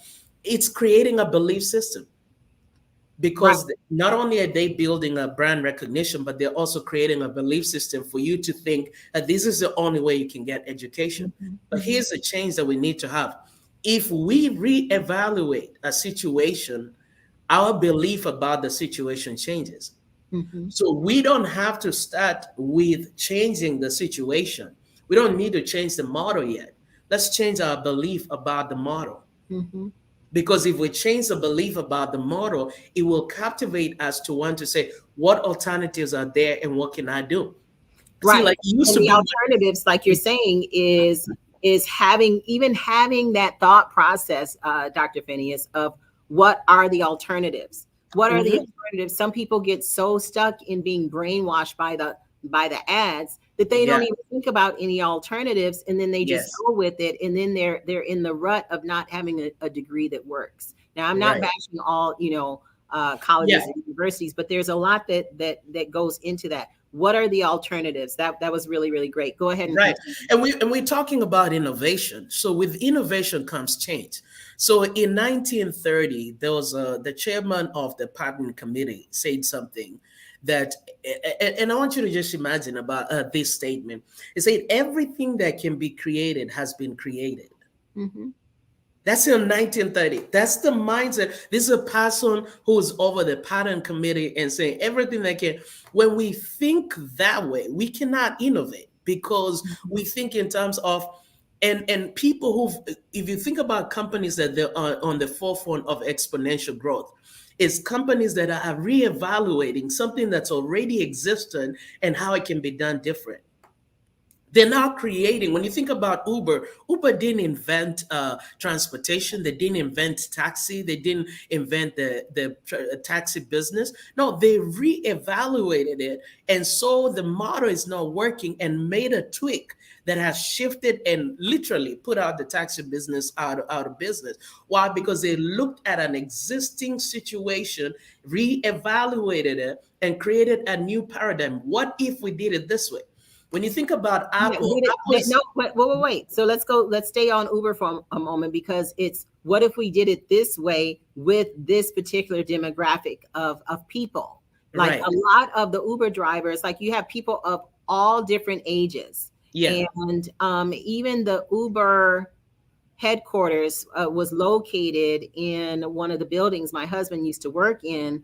And some of the elite people that would they've been going to work for years in this big, humongous bank building. He doesn't work for the bank. He works for law enforcement, but the office was in this building, with their suits, their shirts and ties and nice skirts and everything. But Uber, it's like it was a come as you are type business. And so there's hundreds of employees coming to this big bank building in their T-shirts, pajama pants, and house shoes on the same elevator with people who have on shirts and ties. And I look at them like, what the heck?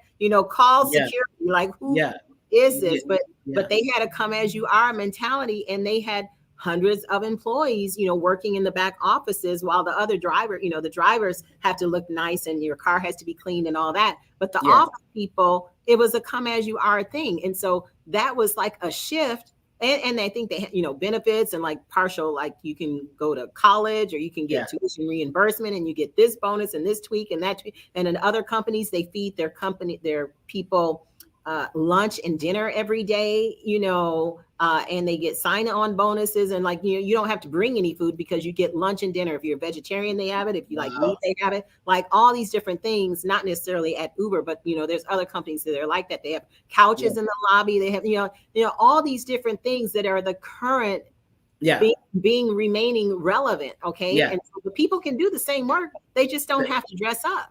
And so when you think about what you were saying, I wrote down, on the forefront of exponential growth is forget about the things that don't matter. Some of the things that we're stuck on are things that don't matter and cause us not to be in an innovative mindset, really, because you're just trying to like put on appearances. And so I just wanted to mention that you said Uber, and that was like a. So one of the most indomitable force on earth is change. And change is really how nature self-corrects. the continuity and the monotony of life. Mm-hmm. So it pushes us out of this box of complacency and then creates new realms of possibilities. So now when you think about it, everybody, that's a scenario that you just gave. In that office, there's a continuity and a monotony that's been set by a standard that has been ongoing. This is the standard that has been ongoing. You have to play to this standard. Then somebody comes and disrupts that, right? We're talking about thinking, disrupting, and leading, right? Somebody comes and disrupts that. And now there are those who are still trying to figure out, do we accept this? Do we embrace this? How is this even possible? But what's happening is, before long, Uber is surpassed and is this, multi-billion-dollar company, all because of disrupting what seems to be the standards. So we cannot have new realms of possibilities until there's a disruption, and that disruption comes by reevaluating what we're looking at and saying, man, this has to change. So what that change does, it creates this event, it creates this pocket that forces us to make decisions that we would otherwise not initiate on our own. Mm-hmm. So when you think about it, change causes this disruption that says, wait a minute, we have to. When Facebook first started, people were like, okay, we don't. But now we've had to adjust and change our entire life to what they presented to us. It wasn't even something people used to do. But because of change, it's created this event called Facebook that has forced us to make decisions. Now, you can't go a day, most people can't go a day without checking their social media. Yeah, right. And when it was down for how many ever hours, several different times, millions and millions of dollars lost, but also millions of people pulling their hair out like, oh my gosh, I can't get on, Yeah. So and that's what change does. And if we're really going to be on the forefront of innovation, we have to embrace change as an ally. Mm-hmm. We cannot see change as opposition. Here's what happens. Change is always inevitable. Now, and in most cases, actually unprecedented. So you might be just seeing it. Right now, we don't know what's coming, but I can tell you this whole financial market industry with all this NFTs and all this like metaverse, the world is really going there, but we are not, we are still in denial that at some point you will have a digital life and an actual life. And your digital life will have more value. Yeah. Right. Yeah, we're already like there, getting there. And right. And like you were saying that, people were rubbing against the grain, like, this whole Facebook thing. And what was it like? Snapchat and MySpace and Snapchat. Now we're in TikTok. And TikTok. Yeah. I went to some conference. He told me to get a TikTok account, and so I got one like a million years ago. And never been on it.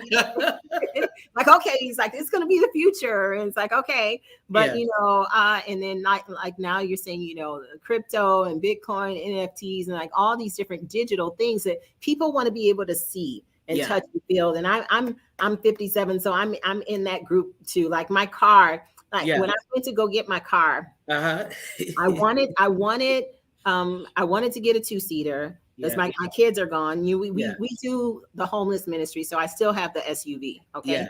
But I wanted to get a 2-seater. Like I always wanted one. And Ben is like, well, that's like after retirement kind of thing. I'm like, no, I want one now. So we went.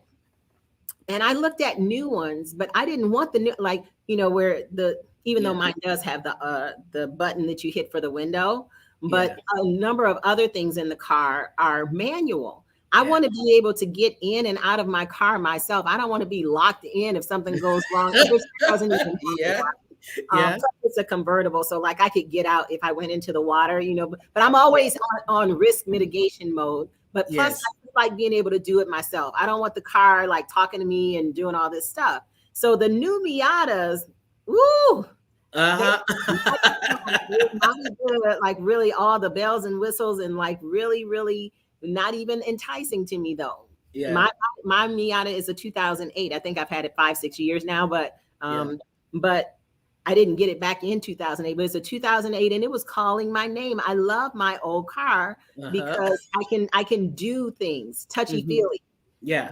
The NFTs, like, all these different things that are you can't see it. Yeah. People are, I don't know about that. But as you're saying, don't know about that. People are making hundreds and thousands, millions and billions of dollars. Yes, already, Already. And that's the thing. Change will happen with or without our acknowledgement.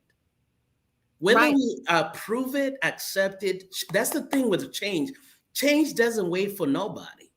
Change actually will happen whether we approve it or not. So since we know that change will happen, we have to understand change might actually bring either good things or bad things, depending on our response to change. So timing is everything. Right. Huh? Yes, timing is everything. So our response to change. So we can fight change or we can actually embrace change. So when we talk about, let's talk about, because change really, and if we're going to talk about innovation, we got to get to a point where we understand that leading change, it doesn't mean that we are controlling it. It simply means that we can mitigate its implication, but we want to steer the process of change to work in our advantage. So that's when we are leading and change. The companies that are succeeding, it's not because they're controlling stuff. It's because they're saying, look, this is going to happen. So let's begin to position for where that we're going. So when we get there, we've already positioned ourselves to benefit from what's happening. Dr. Phineas. Oh my gosh. Let's talk. It's just real quick, because this is key, is that you mentioned positioning yourself related to change. And this is totally, totally related to innovation. Is that, okay, this is where this is going. So let us position ourselves. The point I want to make is you don't even have to agree with the change. It's not saying that you agree with it, that you're positioning yourself. You're not positioning yourself because you agree. You might agree, but you might disagree. But this is where it's going. And so if you don't want to get left, then you put yourself in position and you have where you have the correct response. Because my husband and I, we've done several sermons and talks about response versus reaction. Response versus reaction. Yes, that's important. So good. So I just wanted to just throw in there. You don't have to agree with the change, but it's to happen. So go ahead and position yourself. So there are people who didn't agree with Uber. There are people who didn't agree with Facebook. There are people, but at the end of the day, you're not going to stop it, because just because you don't acknowledge, embrace, or accept it does not mean that it's not going. Ignorance of purpose doesn't negate the purpose.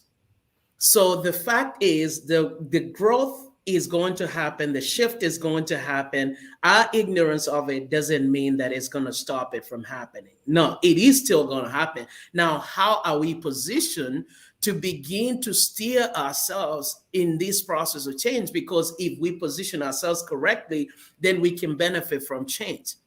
You see, what happens with late adopters is that they miss out on the opportunity, because by the time they embrace it, people are moving into something new, So like when you think about when Facebook started, several years ago, 10, 15, I would say maybe 12 years ago, I was still trying to figure out, like, do I, what's this Facebook? I'm not comfortable with this Facebook thing.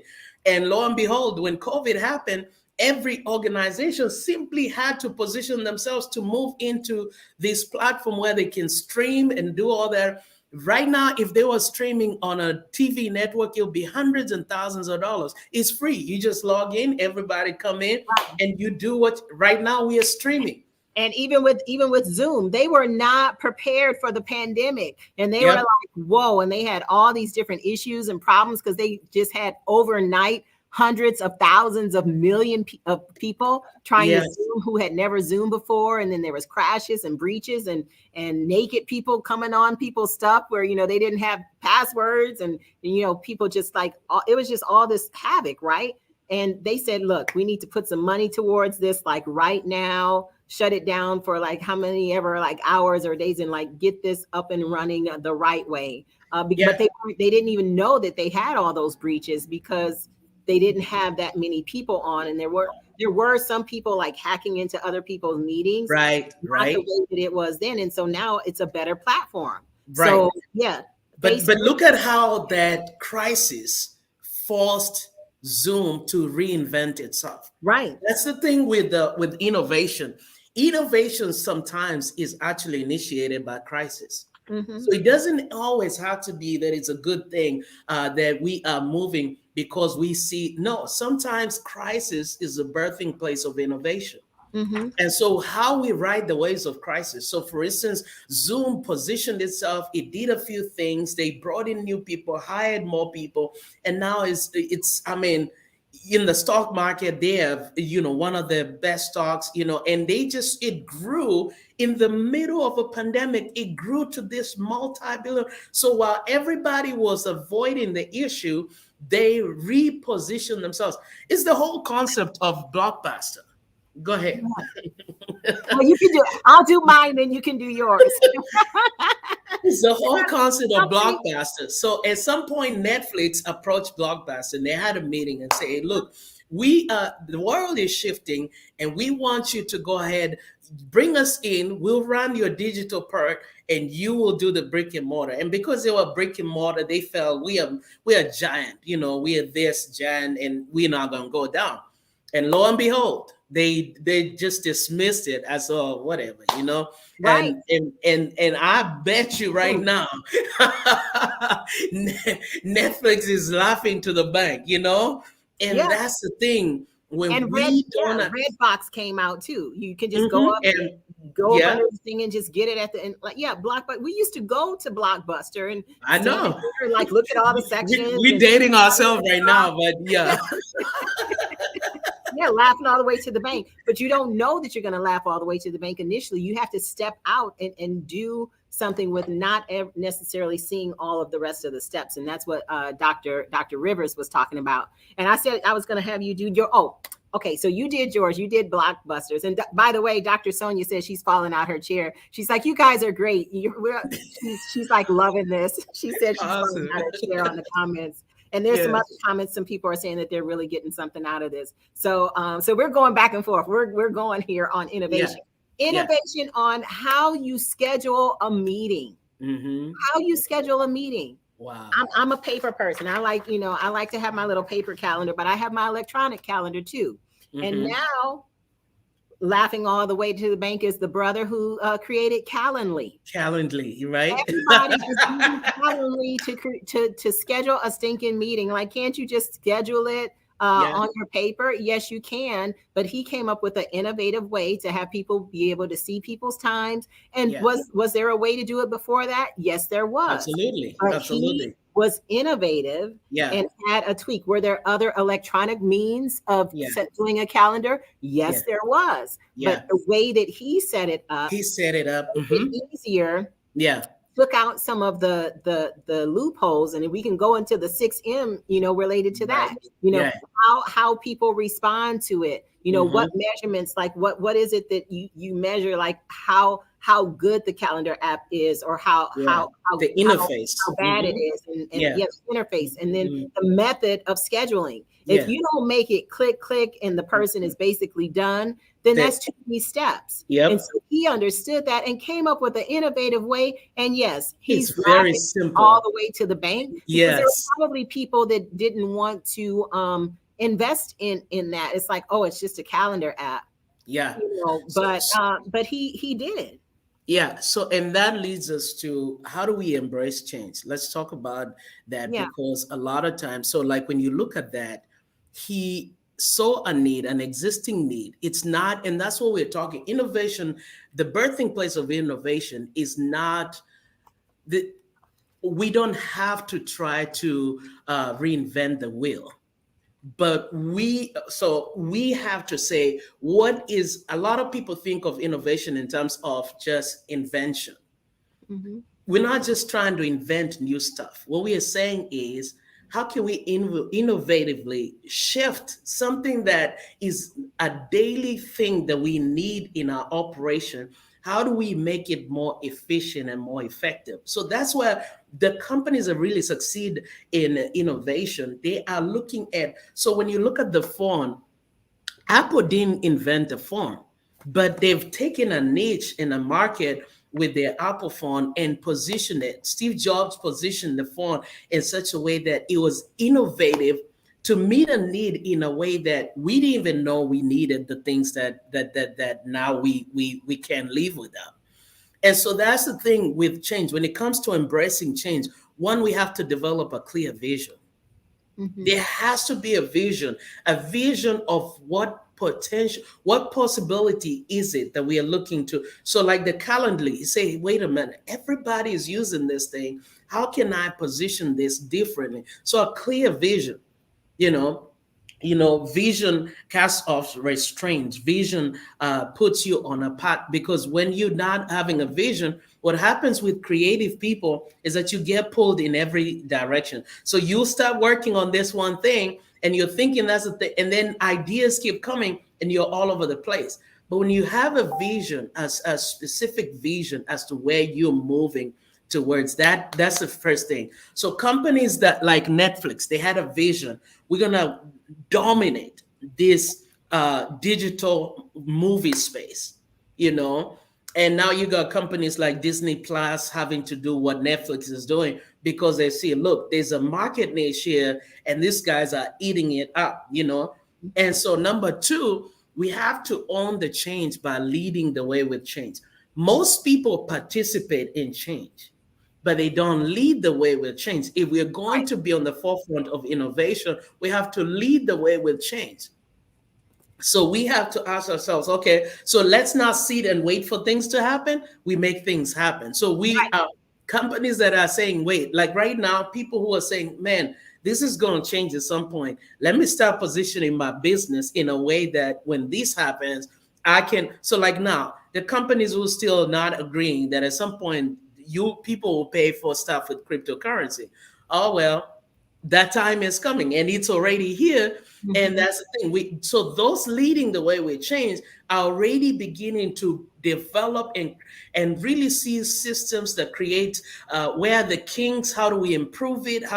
They're already right now modeling the change. They are leading the way with change. They are fixing the change. So by the time you're catching up, they're gone. It's already gone. It's already gone. And Dr. Rivers mentioned something about that, is like, we're leading based on our history. We're leading based on what we already know. Yes. But because by the time you lead up to some particular point in time, it's still going to be history. It's still going to be history, because we can't lead the future because it hasn't happened yet. And so it's the way that we think about that. And the whole Calendly thing is just so phenomenal. If I put these 4 words related to that, you can see that in that example, in the Netflix example, in the Blockbuster, all of these different examples. Absolutely. Where innovation is to make something cheaper, faster, better, more efficient. Easier. Cheaper, faster, better, easier. And so if you're not hitting those 4, and if you're taking notes, I want you to write those. That is so good. That is the key to innovation, is you can make it faster. You can make it better. You can make it easier, and more efficient and cheaper. Cheaper still with high quality. And so, all of the different examples we're talking about are ones that did just that. And there was something else that you mentioned. So in industry, there's so for FDA or for any company who's making something, there's various design phases. So you have your design inputs, and do your inputs meet your user needs? Like, what is it that people really need? So that you're making something based on a need. So you have your design inputs, and then you have where you do some testing, whether it's, we call it verification. Beta testing, There's all different portions of that. And is it repeatable? Like, you can make it over and over and over again so that it, it's manufacturable. But then you have to manage your changes, design change. And so if you don't have a good way to measure and to manage your change, because you're talking about change, then you're still going to be left behind, because you cannot have where it's the best change in the world, Dr. Phineas, but it took you 3 years to get it out. Right. It took you 3 years to get that out, and your competitor got it out in 2 weeks. Yep. You had the same idea, but you kept tweaking, working on it, tweaking on it, and not getting it out. And that's what Dr. Rivers was talking about, was execution. And I thanked him for that, just mentioning about how we execute and honoring me for execution. But we have to start somewhere. We don't have to know all the steps, but we have to start somewhere. So that design of whatever it is that you're innovating has to be locked down. Lock it down. Don't keep changing it. It may not be like, all of the other things that that you can have it be, but you can make that version 2.0, 3.0, 4.0 and keep building on it. Because look at Apple, look at the iPhone. My husband and I were talking about that. Now we have the commercial again. And my son, he's not my real son, but he came over the other night with his 13 or whatever. I don't know what it is. He's like, it's probably worth 2 mortgages of your house. I'm like, and so my husband and I were like, they are advertising to the same exact people. They don't even have to get new clients. Their current iPhone clients are going to buy the new phone. So they have advertisements to get new clients, but that they don't need to get. But the current are already going to upgrade. So it's a culture. It's a culture. They have built a brand that's created a culture. And so they're not selling a product to them. They're actually, it's a culture. So people I want the new iPhone. It's not because it's so much different from the other one, but it's a culture they've created for you to need a new one, because the right word, need. Exactly. And so the way they do that is that whole aspect of, we're going to put a picture in front of you, create a vision, a clear vision of what that looks like. So they make you want to, man, have you seen all these new features? They're putting it in your head. This is how it would look for you to have the phone. Okay. So now you are beginning, using this phone, Yeah. So like when iPod came out, Steve Jobs did a phenomenal job in saying, like, they had this slogan, like, you have 300 songs or thousands of songs in your pocket, because that's the time where everybody had CDs and now you're thinking, man, I got all these songs and I can push a button and so we bought into that. So back to what we were talking about real quick about embracing change. I want to give this point of 5 areas of really embracing change. One is developing a clear vision. 2 is owning the change by leading the way with change. And 3 is be creative and think big. And that's what we're talking about. I think one of the things that hold most people from pursuing innovation is perfectionism. And perfectionism is the enemy of creative growth and innovation, because of the fact that by the time you get it right, then people move to something else. So you innovate as you go, you improve. And that's where beta testing comes in. That's why I like what you're doing with the site, where we are able to get all this statistics and data in advance. And we're saying, hey, come give us your input. Let us know how it's. So as we are gaining data, we are also learning how to do it and to improve on it better, and also assessing where the need is. So number 3 is really be creative and think big. Number 4 is commit to change and pay the price. The problem with a lot of people, they want the benefit of change, but not pay the price for the change. So say that one again. Say the last one again. I say the problem with a lot of people, they want no. Say that. Say point 4 again. Okay, so it's commit to change and pay the price for change. Okay, thank you. Paying the price for change means you are going to do whatever it takes, not what's convenient, not what you're capable of. So someone like Elon Musk. Elon Musk is just, is this guy here. He is so brilliant with innovation.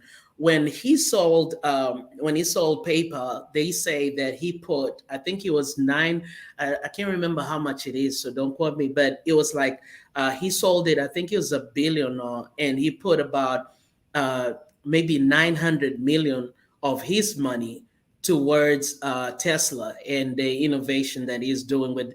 And so just to think about that, he sold the company, but he took all that he had made and reinvented himself by paying the price for what he was trying to create. Now he surpassed Warren Buffett as far as wealth is concerned. And you talking about all these years he surpassed, because here's the thing with change can bring good things and bad things, but when we focus on bad things, we miss on the curve of change. But when we focus on the benefits of what change can bring, if we position, and we've talked about it, and if we are relevant, and if we commit to change, not just people want the idea of change, but not the process of change. You have to embrace the process of change. And the process of change means you're going to have obstacles, you're going to have hindrances, you're going to have challenges, you're going to find out that this didn't work as you expected it to work. The expectation is not going to be the same as the reality. So a lot of people think that these companies, they just innovated themselves and became successful. You don't understand when when you look at someone like Elon Musk with his space program, SpaceX, and how many times they've blown up the shuttle, and you think about how much money it takes to make one, then you understand. But that is how they're able to go back and improve on it, because they are trying the beta testing. And then, so we're talking about how to embrace change. We want to develop a clear vision. We want to own the change and lead with change. Then we want to be creative and think big. We're not thinking within the box. We're thinking outside of the box. Then we commit to change and pay the price. And number 5, we always have to be change ready, meaning that we are not waiting for it to happen. We are initiating change as we go, because that's the only way we can keep on the forefront of innovation. Be change ready. Yes. I love it. Be change ready. All right. Yeah, so you had really some great, your great 5 points there. And I think you and I could go on like a whole 24 hours just by ourselves, right? I love it. It's so organic. I'm like, oh yeah, well, what about this one? And because you were talking about his ad campaign was excellent. And again, I don't know how old you are. If you remember, Post It. The ad campaign was phenomenal, because they didn't have any words. They just had a blank wall. It's like white on your TV screen. And so there's no music, no nothing. And it's just this white screen. It's like, what the heck is this? And then the person goes by, sticks the Post-it on the wall, and keeps walking. And you're like, what the heck? And that's the whole commercial. That's a whole conversation being had. And then the next commercial is, they write something on it and put it up there. And so they just kept building on that concept that you can write on a piece of paper and put it on the wall. Mm-hmm. And then, because then the next one I think was commercial. They came by and took it off. Yeah. And then they took it off and then put it back on again. So like it's re-stickable. And so they had this whole build up. I don't know, was that back in the 70s? I don't remember. But it was phenomenal. And then they had a person who had like Post-its everywhere and then all over their body and stuff, But it was just showing the art of something that's totally new. We've always had paper. We've always had paper on a wall, but it's because we took off a piece of Scotch tape, not video tape, and put it on the wall. Yeah. And so now it sticks all by itself, and people are like, what the world? And then they made billions of dollars on it, on the patent before the patent ran out. Now there's all different kind of Post-it companies, one-offs and stuff. But having a way that we look at something that already exists and then making it better or faster or easier or cheaper is innovation. Yeah. Mm-hmm. And the other part of innovation, like you were saying, the difference between innovation and invention, there, I have papers, on that and stuff I'll be talking about later. Mm-hmm. But everything in the world already exists. Like, the molecules of because I work in genetic research too. So, the things that we can't even see, they already exist. It's just a matter of how are they put together. Mm-hmm. What PCR is like, is something that is people know about now because people have PCR tests for COVID. Yeah. Nobody ever used to talk about PCR just in general public, but now people are like, is it an antibody test or is it a swab? Is it PCR? Like, you know, but now people know about it. But all I'm saying is that all the different things that we use right now are just things that are already in existence, and we put it together just a slightly different way, or we put it together in a whole new novel way where we can say that we created it or we're the inventor of it, but we're not the inventor of all of the bits and pieces. And so, you know, the searchademics, you know, that's a new way of thinking about something, but it's still taking some initial thoughts and just putting it together in a totally different way that helps people to understand it better. And that's what I love about Dr. Rivers, because he'll just say something so simple. I'm like, oh, and everybody is on his post like, oh, he just died, like, you know, passing out these GIFs that come up, people just like fainting and stuff. He just makes it so simple. And so that's what I really appreciate about you and about I Change Nations and all of what we do. We have another phenomenal doctor that is behind the scenes about to come on. But yeah, you had the change on here. I wanted to make sure we talked about that. And the problem solving part is another thing that you put in there. And so can you just give us just a little problem solving nugget? Like, I know you gave us these 5 things right here, but specifically related to problem solving and innovation, what can you share with us real quick? I think I want to say problems are invitations to innovative thinking, you know, and when we see problems as problems, they escalate to the complexities.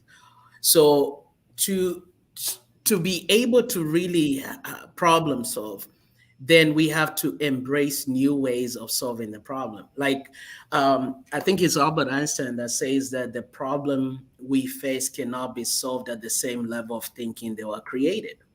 So the reality is, if we're going to change that, we have to start with a new way of thinking. So the distance, and I tell people this, that the distance between where you are and where you want to be is determined by one thing, is by how fast you're willing to change the existing mindset or the existing paradigm.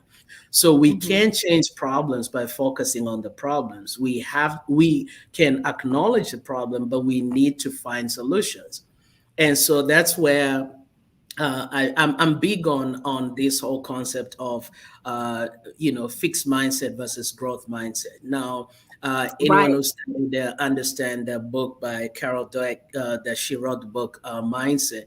And one of the things she talks about is just whole concept of growth mindset. So are we looking at, sometimes people will look at a situation and because they're risk averse, that's a fixed mindset. They'll be like, oh, that's too hard, we can't do it.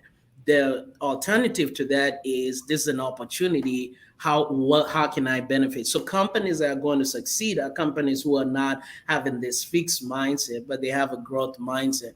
So how do we look at, let's say, opportunities? How do we look at challenges? How are we looking at feedback? You know, are we threatened by the success of others, or are we taking risk and trying new things? So if we're going to talk problem solving, we have to talk about how we need to change our mindset, because an old mindset cannot produce new result. It's just, there's no way.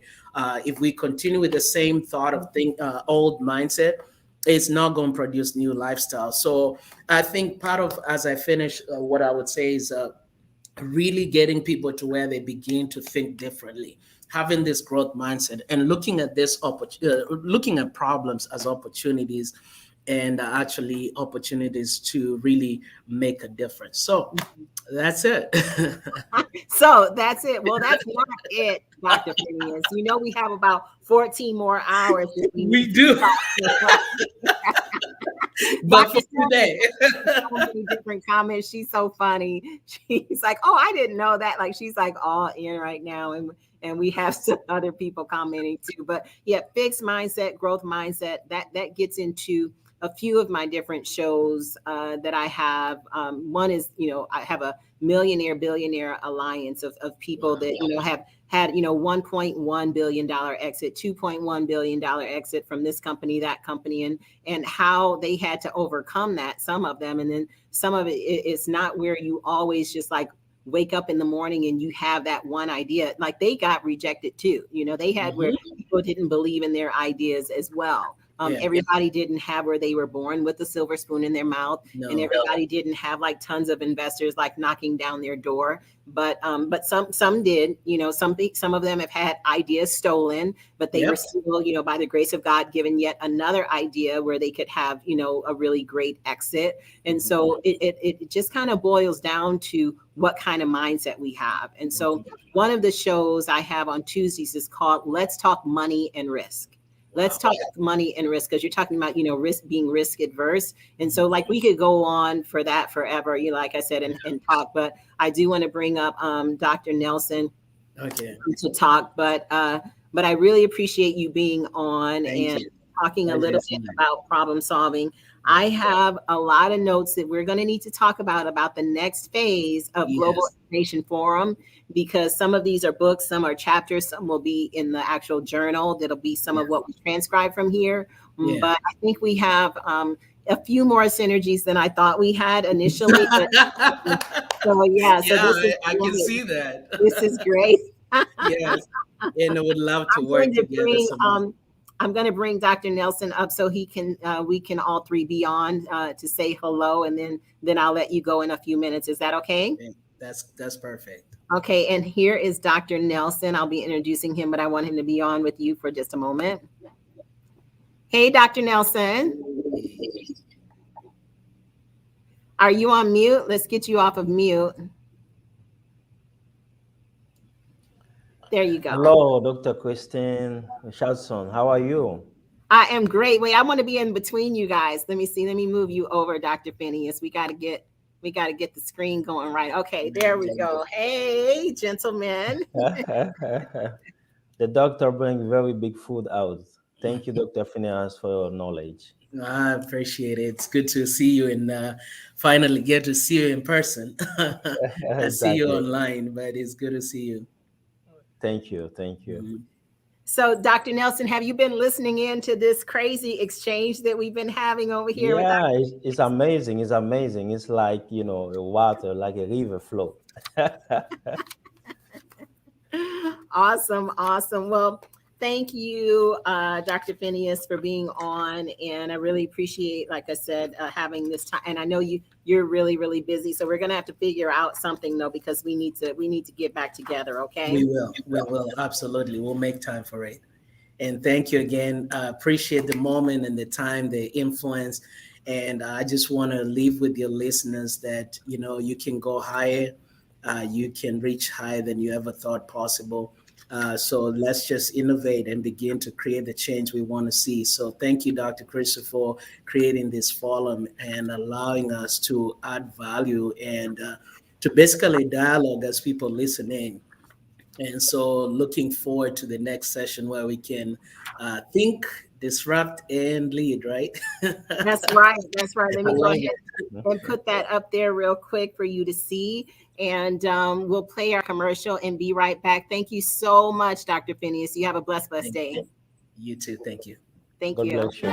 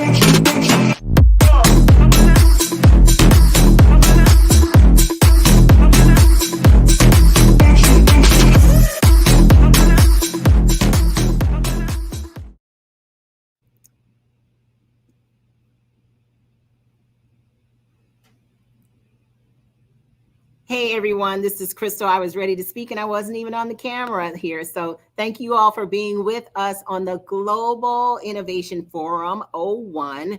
We have people from all over the world here in the United States, various places across Africa and other continents. And so we really appreciate being on with you today. We've had some really, really great discussions. I can't wait for this next group of people. We have a number of people that are lined up behind the scenes. We'll be bringing everyone up together so that we can do a panel and have each person also give some information about what they do. And we're going to get into some discussions, as we have been, on innovation and how we can have greater impact in the world based on our areas of expertise. And so innovation is one of those words that sometimes is not very well understood, because some people think it to be more technical than it actually is when you hear the word innovation. But it simply means that we are able to maybe take things that already exist and make them faster, easier,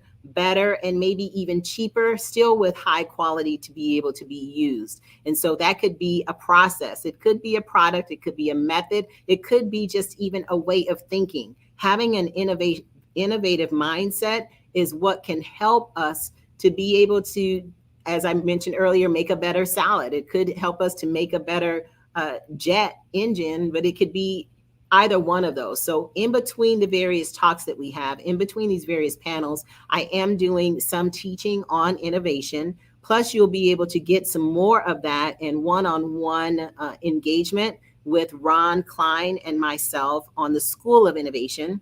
And that is Ron Klein, who created the magnetic strip that's on the back of the credit card that you have today. He created the electronic version of the MLS system that is used for real estate today. He created some things that are still used on the New York Stock Exchange. Even at the age 85, he's still creating. So it doesn't matter if you're young, if you're middle-aged, if you're older, you can have an innovative mind.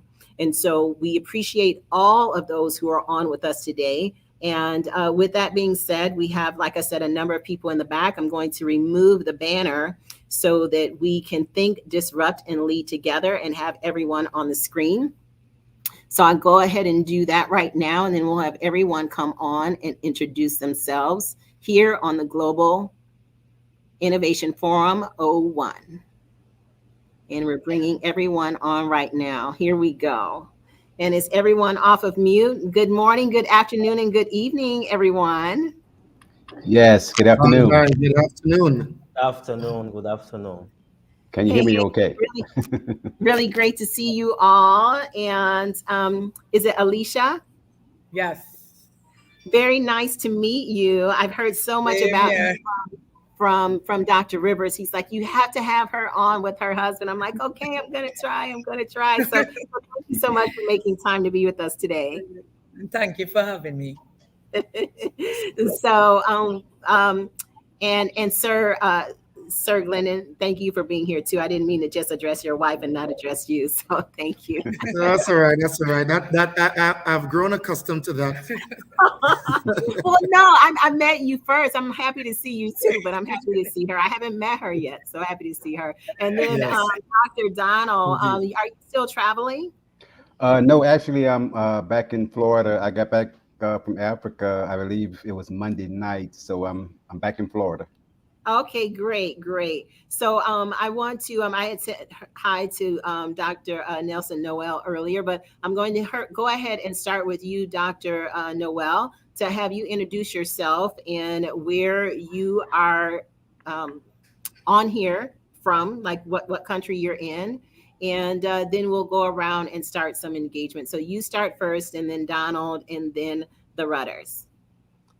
Thank you very much, Dr. Richardson, Krystylle. My name is Nelson Noel. So I'm an entrepreneur. I can say solidarity entrepreneur. I'm founder multiple fusion company. Actually, I'm in France. I live in France, but from France, we travel in different countries to inspiring solidarity economy, what I call purple economy, by create a new system economic and helping everybody. Thank you for being with us today. And then we have Dr. Donald. Hi, Miss Krystylle, Dr. Krystylle. How are you this evening? Blessed. Hey, man. My name is Donald D. Tolson Sr. I am the founder of Speaking to Impact and Change, as well as the host of the Don't Stop, Won't Stop Global Show. I train speakers, but I'm from Orlando, Florida area, and I'm excited to be on your show, and I'm looking forward to an amazing experience this afternoon. Awesome. Thank you for being with us as well. And then we have the Rudders.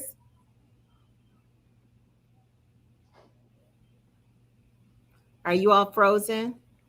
I think they're frozen. Oh no. Yeah, internet. Okay. Well, I'll remove them. Oh wait, no, they're hello? Yes. Yeah, we're here. Okay, great. So go ahead and introduce yourself. Right. Well, I am Glendon Rudder, and I'm Alicia Rudder.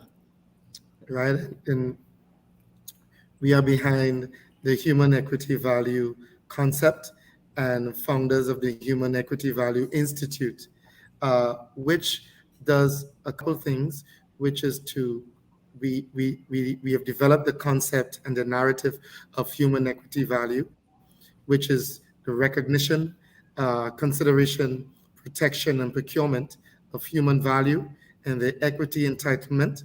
And we do that through the Institute, through advocacy, training, consultancy, and workshops. Awesome. We are also pastors of City With Foundation Church. Mm-hmm. So we are also, Awesome. Is there anything else you want to add other than the church, Dr. Lucia? I am also a professional counselor. I do both the professional counseling as a psychologist, and I also do the spiritual part of it. Mm-hmm. So our narrative as well, I lead a group of ladies out of City Women's Dialogue that was orchestrated by Dr. Rivers in Grand Rapids. So we have a wonderful group of women, and we use human equity value as our narrative also. Awesome. Yeah. Okay, awesome. Well, it's really great to have all of you on, and I want to start some dialogue related to innovation. So what we've been doing all day, and I have some really, really great notes. And as you may remember from doing the application is that, we're going to have some dialogue. There's going to be some things we do in the future related to the Global Innovation Forum Journal. So some of what we talk about today will be transcribed potentially for that. And there'll be some other book initiatives and maybe even some mentoring and internships that come out of this initiative related to innovation. And so some of the notes that I'm taking down will be some things that we'll talk about later. Some of them actually end up being like titles either of chapters or even books themselves. And so there's been a lot that we've talked about today on a reoccurring theme related to relevance. And when we talk about innovation, it's very important that we do what we can do in our own individual spaces to continue to remain relevant so that we're not just doing something that dies because it's not something that can help anyone today and moving forward in the future. So I think I'll start with Dr. Glennon and Alicia Rudder. When we talk about the word relevance, what does that mean to you and what you do related to human equity? Yeah, when you think, I'm going to be straight, when you think of the word relevance, the first thing I think of is the word irrelevance. There are some things that worked 20 years ago, 10 years ago. There's some things that worked even just 5 years ago. And the world is getting faster. So relevance is very key. Relevance is important because what is relevant yesterday might not be relevant tomorrow. And let me give you a direct example, Dr. Krystylle. Let me give you a direct example. We are living in the time of the pandemic. And this pandemic is mutilating, it's evolving, And every variant that is, I don't have to use the word created or evolved, but every variant comes, they are saying like the newest one out of Africa, that the present day medication or vaccinations that are, it's irrelevant. It's not effective. So you have to develop new relevance. You have to make something that works. So you always have to be on the go. You cannot just sit down on yesterday's relevance, because if you sit down on yesterday's relevance, there are new problems that are evolving very quickly. And so you got to always be on an attitude of evolving as well, mastering your narrative to fit. And human equity value, we believe, is a concept that it's not stagnant. It's going along. And so because it recognizes human value. And we live in a world where in many instances, the value of human beings are not being recognized. It's not being considered. And so the concept of human equity value is will always be relevant, because it's a new reference point. And I think that is what, you know, the effectiveness. And we see it happening every day in our personal experiences here and in the world. And when we look at things, we are saying, my God, they need human equity value. They need human equity value right now. You know, so I think relevance is just being on the go with the fast-paced changing world, and relevance always going out of style, if I may use that term. Right, right. Very, very good points. And I'm going to come back to a couple points that you said, but I wanted to hear from Dr. Alicia. Yes, just to add to that, when we look at relevance in terms of, well, I'm going to use my country as reference. In terms of our experience in the pandemic, you find that families, you know, because during the years you find that both parents are working. There was a time of lockdown where you found both parents at home. And guess what? The divorce rate went up. The abuse went up. There was no relevance in the home, because now people was recognizing, hey, you know, we actually are staying at home for all these months together. So you find that they're not communicating.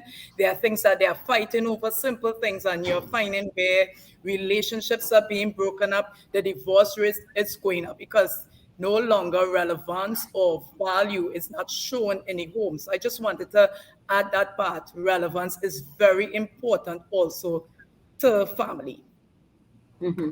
It really is, really is. And I'm going to write down that point and come back to you as well. Dr. Donald. Thank you, Dr. Krystylle. You know, when you talk about relevance, you know, one of the words that come to mind is also change. You know, we have to realize that the way we looked at things and the way we handle things 15, 20, 30, or even 50 years ago, back during our parents' time, I think about the civil rights movement, the way we marched and the way we were treated and viewed, even though we are still going through some of the same things, but sometimes because of the relevance which has changed, then I think that we need to approach it in a different way. We still need to have our voices heard, but sometimes we have to take a different approach as it relates to human value and human equity. Now I know, especially in the media, you know, we see a lot more now, especially with everyone having cameras and everything is being put out in the forefront. But back during our parents and our grandparents' times, we did not have those type of tools. So change is always taking place, and as it relates to human equity, it's just something that has come to the forefront, whereas that it is being more noticeable out in the forefront now. And even 10 years from now, we don't know what type of programs, things that are going to be in place in order to bring even more things to the forefront. But change is always taking place. It is. It is. Thank you for that. Dr. Nelson? Thank you very much. I'm very appreciate this opportunity. If we connect the word relevant with innovation, innovation is very connected because like the first speaker, Donald, and my brother, Clinton said, uh, everything time change and circumstance also change, and all those change need new approach and new solution. I think when we're talking about innovation, if I like to stay on the topic relevant and innovation, we have to understand when we say innovation, the first thought is connected with innovation is discipline. And the culture of Asiatic, example, Japan, when you're talking about discipline, you have three pillars you have to understand. Number one is about cleaning. You can do innovation without cleaning. Cleaning also is connected with how to make it better, how to make better environment. And when we're talking about environment, it can be social environment, it can be economic environment, it can be the nature, like climate environment. The second thing we have to understand is about distraction. To innovate, we have to very ready to the choice. That means things not very good, we have to separate with the originality. And the last thing you have to understand is storage, how to put things in order.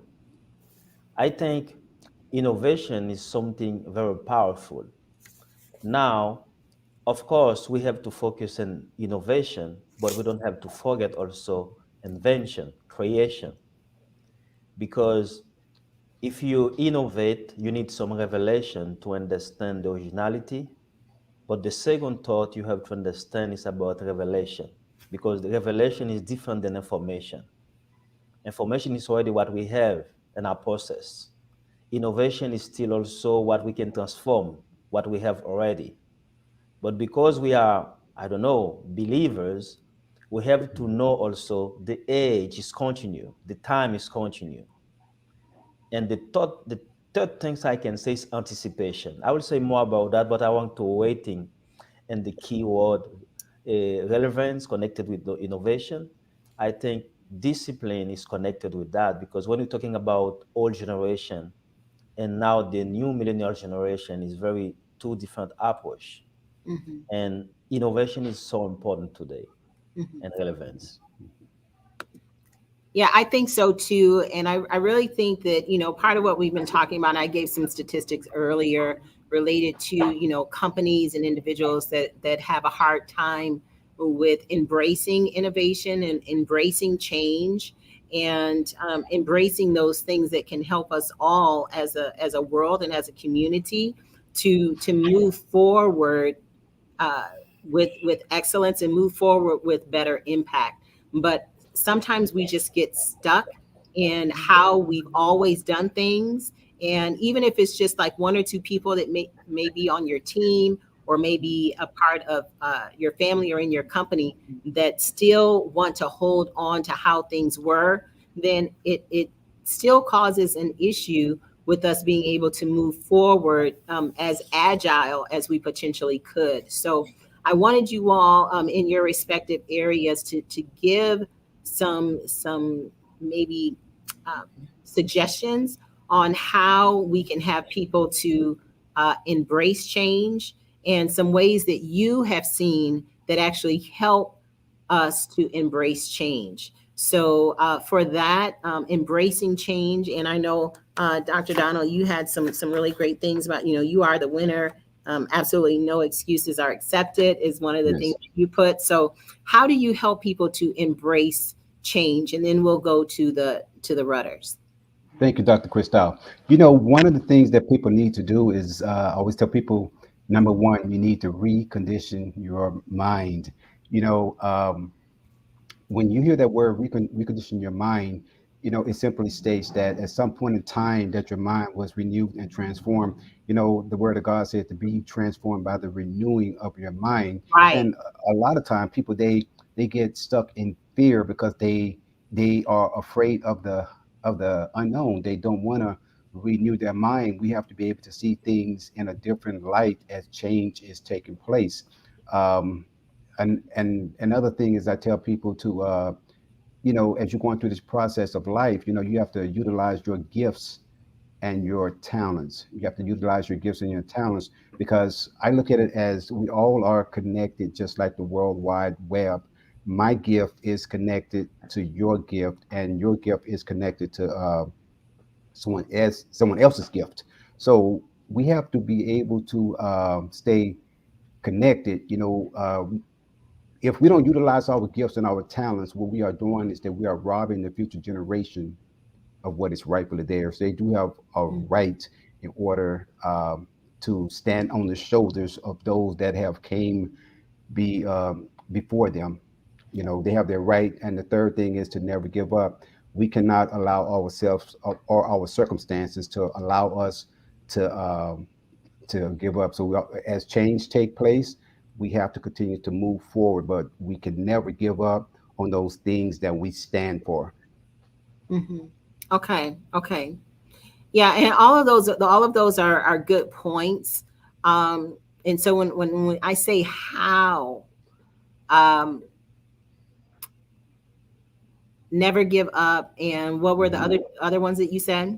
The first is that you must recondition your mind. Recondition. Okay. You have to see things differently. Second is you must utilize your gifts and your talents. Those things those God giftings that has been placed down inside of you. We all have gifts that God has given us. And the third thing is that we simply must we cannot give up regardless of what circumstances that face us. We must continue to look toward the hills. We can never give up. We always have to have that attitude that we will continue to march forward. Yeah. And so in engineering, in business, there's a thing called 5 whys. So you ask why, and then there's something that happened, and then you ask why. And you answer that, and then you ask why related to that, and then you answer that, and you go 5 levels down, and it helps you to get to hopefully like the solution or the root cause as to why the thing happened. And so I'm not going to do the 5 whys. I'm actually just going to ask you how again, because I asked you how related to how do we embrace change. And so the one that I did write down was reconditioning your mind. And so the next how is, how do you recondition your mind? Well, the way that we recondition our mind is that we have to continue to feed our mind. We have to continue to learn. We are never too old to learn. I love a quote that Mr. Les Brown says he says that you're never too young to teach, and you're never too old to learn. So that's one of the things that we have to continue to learn, to educate ourselves, to stay relevant, to stay current as to what is going on in our society. And when we get to a point where that we feel that we can no longer learn, then we're at our end, and we should never stop learning until until God calls us home. We'll always continue to learn, and even when we're learning, we should be reaching back and teaching others so that they can move forward as well. Yeah, and reconditioning our mind. I totally agree. We need to always be in learning mode. I'm always in learning mode. I have notes everywhere. Like I have notebooks for specific things, and then I have a notebook by my bed. I have one in my car. I have different ones, different places. That, like, oh my gosh, that was great. And then sometimes I'll just dictate it into my phone. I'll send myself an email. Before we had that, I used to call myself and leave myself a message, like anything and everything I can do to always be a gatherer of information. But then it's like, what are you going to do with the information? Yes. So it's very important to have the execution part in there as well. Yes. So when we're talking about,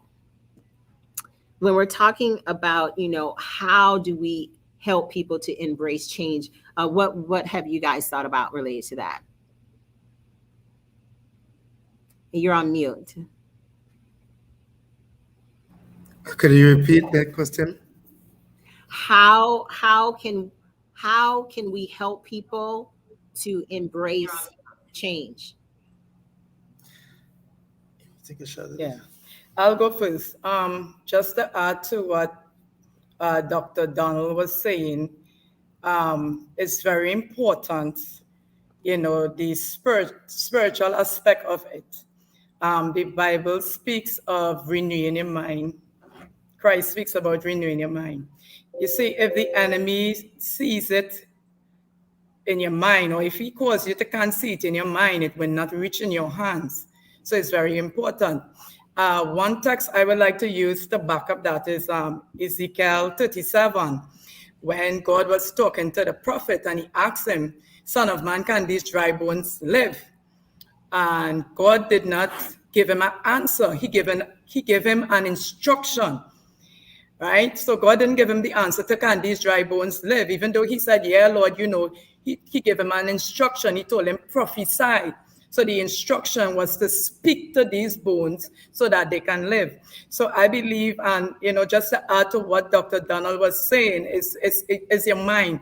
We need to do that daily requirements, because you can be burnt out, you can be stressed out. Sometimes you read news, you get depressed.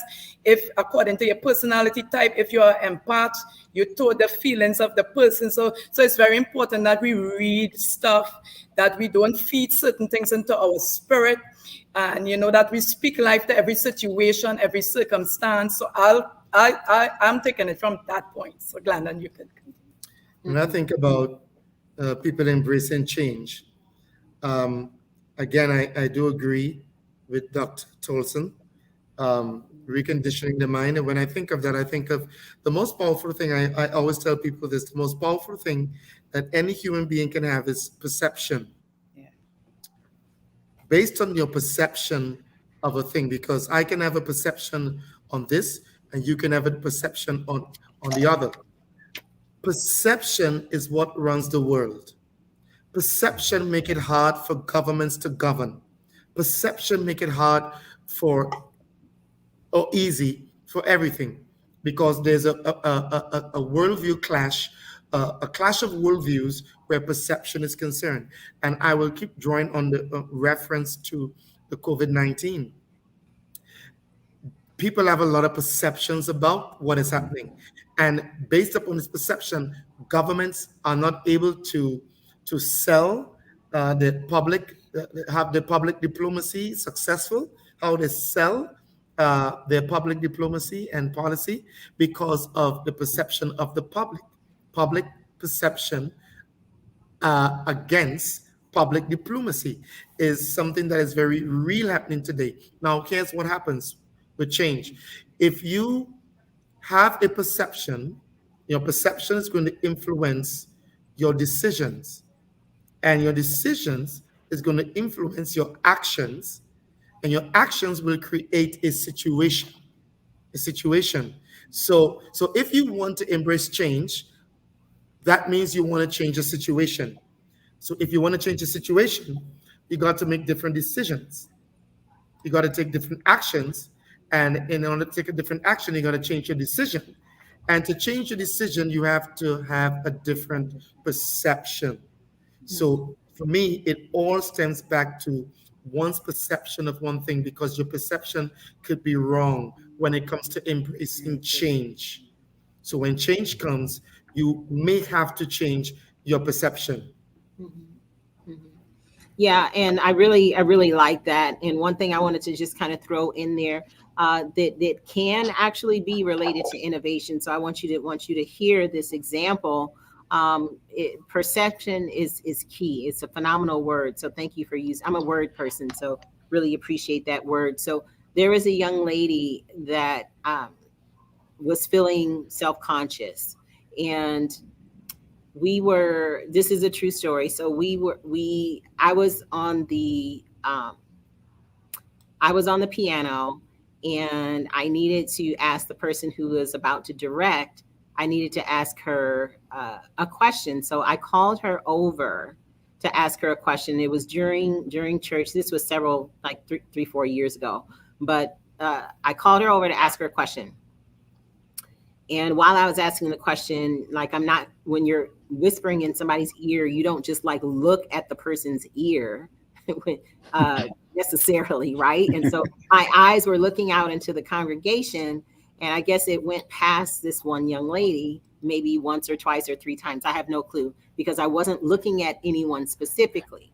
So we went on to go ahead and sing the song. And 2, 3, 4 days later, I get this call. And so the person had, XYZ to say, and I'm like, I have no clue what you're talking about. And so she said, well, I saw you over there talking about me, blah, blah, blah, blah, blah. This is like 4 years ago. So we're adults.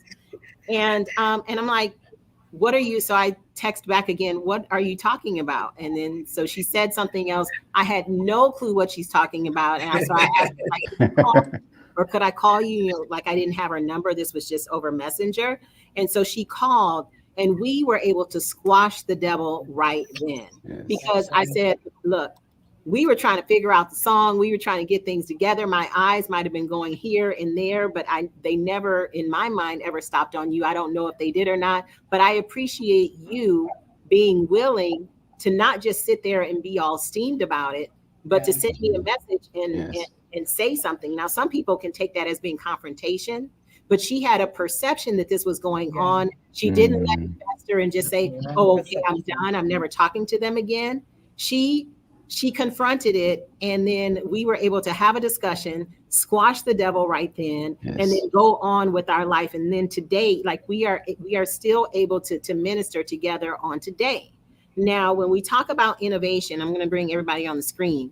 When we talk about innovation, this is something that's very key, because in our companies, this happens all the time. Not the he said, she said thing, but we have a perception that maybe the CEO wants us to do this method versus another method, or we have a perception in our families that the husband or the child wants this, that, and the other, and that's not what it is at all. So we were talking about communication earlier, CGC with Dr. Sonia, and just the art and the lost art of communication. Part of innovation and part of what can give us the impact that we all should be seeking for, because God has placed gifts in all of us. Part of it has to do with communication and not letting the devil do his job and just stay on his job, squash it by bringing things up. So when we say change, when we say innovation, when we say relevance, this is really, really key, this word perception. I really appreciate you giving us that word again, perception, because there's a lot to perceive right now going on in the world, related to COVID, related to Democrat and Republic, related to, oh Lord, am I losing you guys? No, you're going good. Oh no, it's shut down.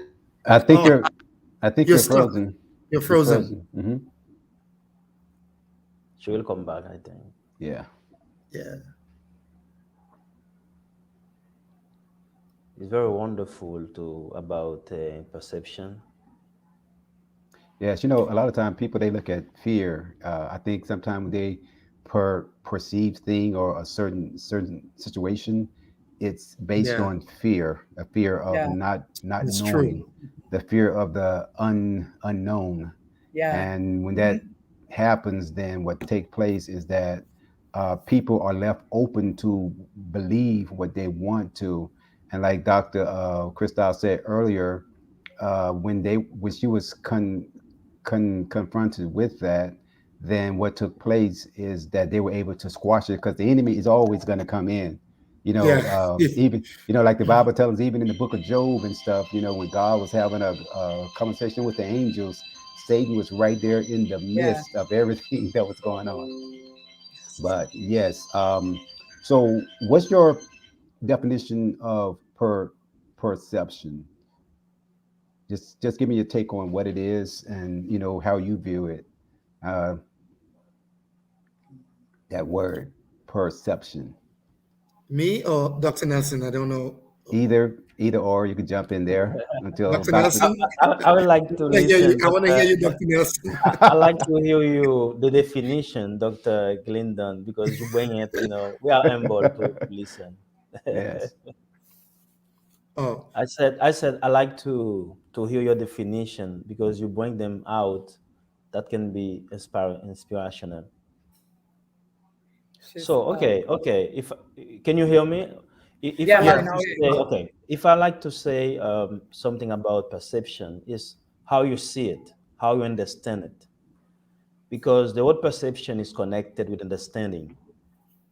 Like the Yes. question is how you embrace change. One of the things to understand how to embrace change, you have to know the fact, what you want to change. And to know what need to change, you have to have some revelation again. Not just information about, but revelation about. Because if you don't know the fact you want to change, it will be difficult to embrace change.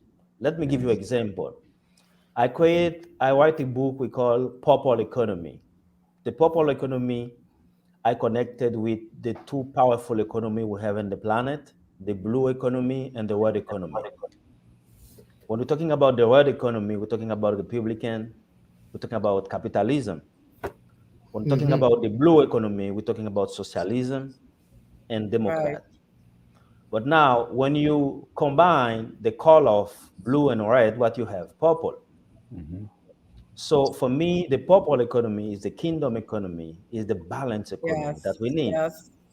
Now, to bring the change in economy, you have to understand the fact. We don't take the leadership in your hands, Christine, but we try to continue, and the time you're not there. So the fact now, when you identify the fact, now you can bring solution to the problem. Let me tell you again. If we want to understand the fact why we need new system economic or new economic system, number one, after the Second War, we know SDN created. After 5 years, United Nations created. What is the Yes. goal of United Nations? Bring all state nations together for peace, for better To prevent society, war. Yeah. to prevent war and better. I actually am in Normandy, the place of the war. I'm in the position really to talk about that here now. You understand? So what happened? More than 76 years later, we have 193 countries in UN. 20 countries today in UN manage 95% of the global economy. What you have? Wow. What you have now? Last, okay? Wow. 173 countries fighting with 5% of the global economy. 5% of GBT fighting connected with 20 countries, 95% of this is the fact. More of that, 26 people have half money of the global population. 26% have the half of the global economy, possess the half of the global economy. So when you understand those facts, and one big institution like UN, the inequality, the social injustice, the reality of today, you say, okay, if we not bring something new to understand this system fail and how to create new perspective, to have new perception, like you said before, to understand the fact and how to embrace the change, you can bring the change, because to bring the change, you have to understand first the fact. Yeah.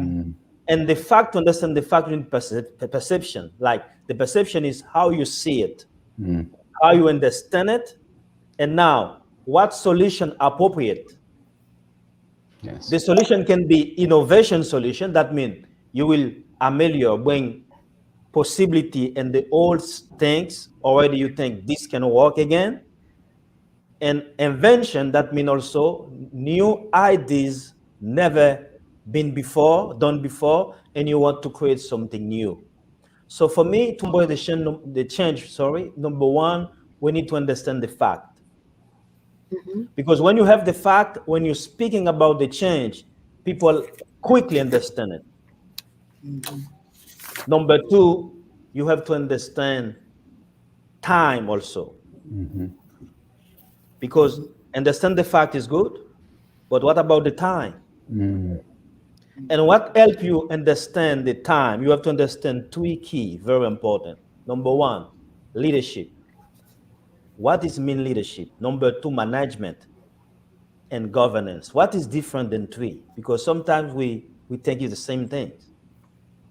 So leadership, inspiring the ideas, they bring new thought and philosophies. That is good, but not all. The management take these ideas to create innovation, to create reality, to interpret it, but it's not finished. Now the governance take all, bring policies, how to maintain sustainable initiative, for the fact can change and can transform and change. So that is I can say about ambush change is number one is fact, identifying the fact. Number two, we have to understand the difference between leadership, management, and innovation. And also how we bring the solution, how we adapt the time with this problem, because every problem have its own solution. And the revelation about the time, for me, is the key to solve the fact. Yes. Thank you. That was really good. And I'm glad you guys were able to continue on with me being on. My computer is plugged in and it is like it's shutting down. So hopefully it doesn't shut down again. But the word I got out of that was similar was we had perception, and then you said the interpretation. You said a lot of other things, but you came back to the word interpretation. And so when we look at that's another huge one, right? Like, how is it that we interpret the situation, or how do we even interpret the data?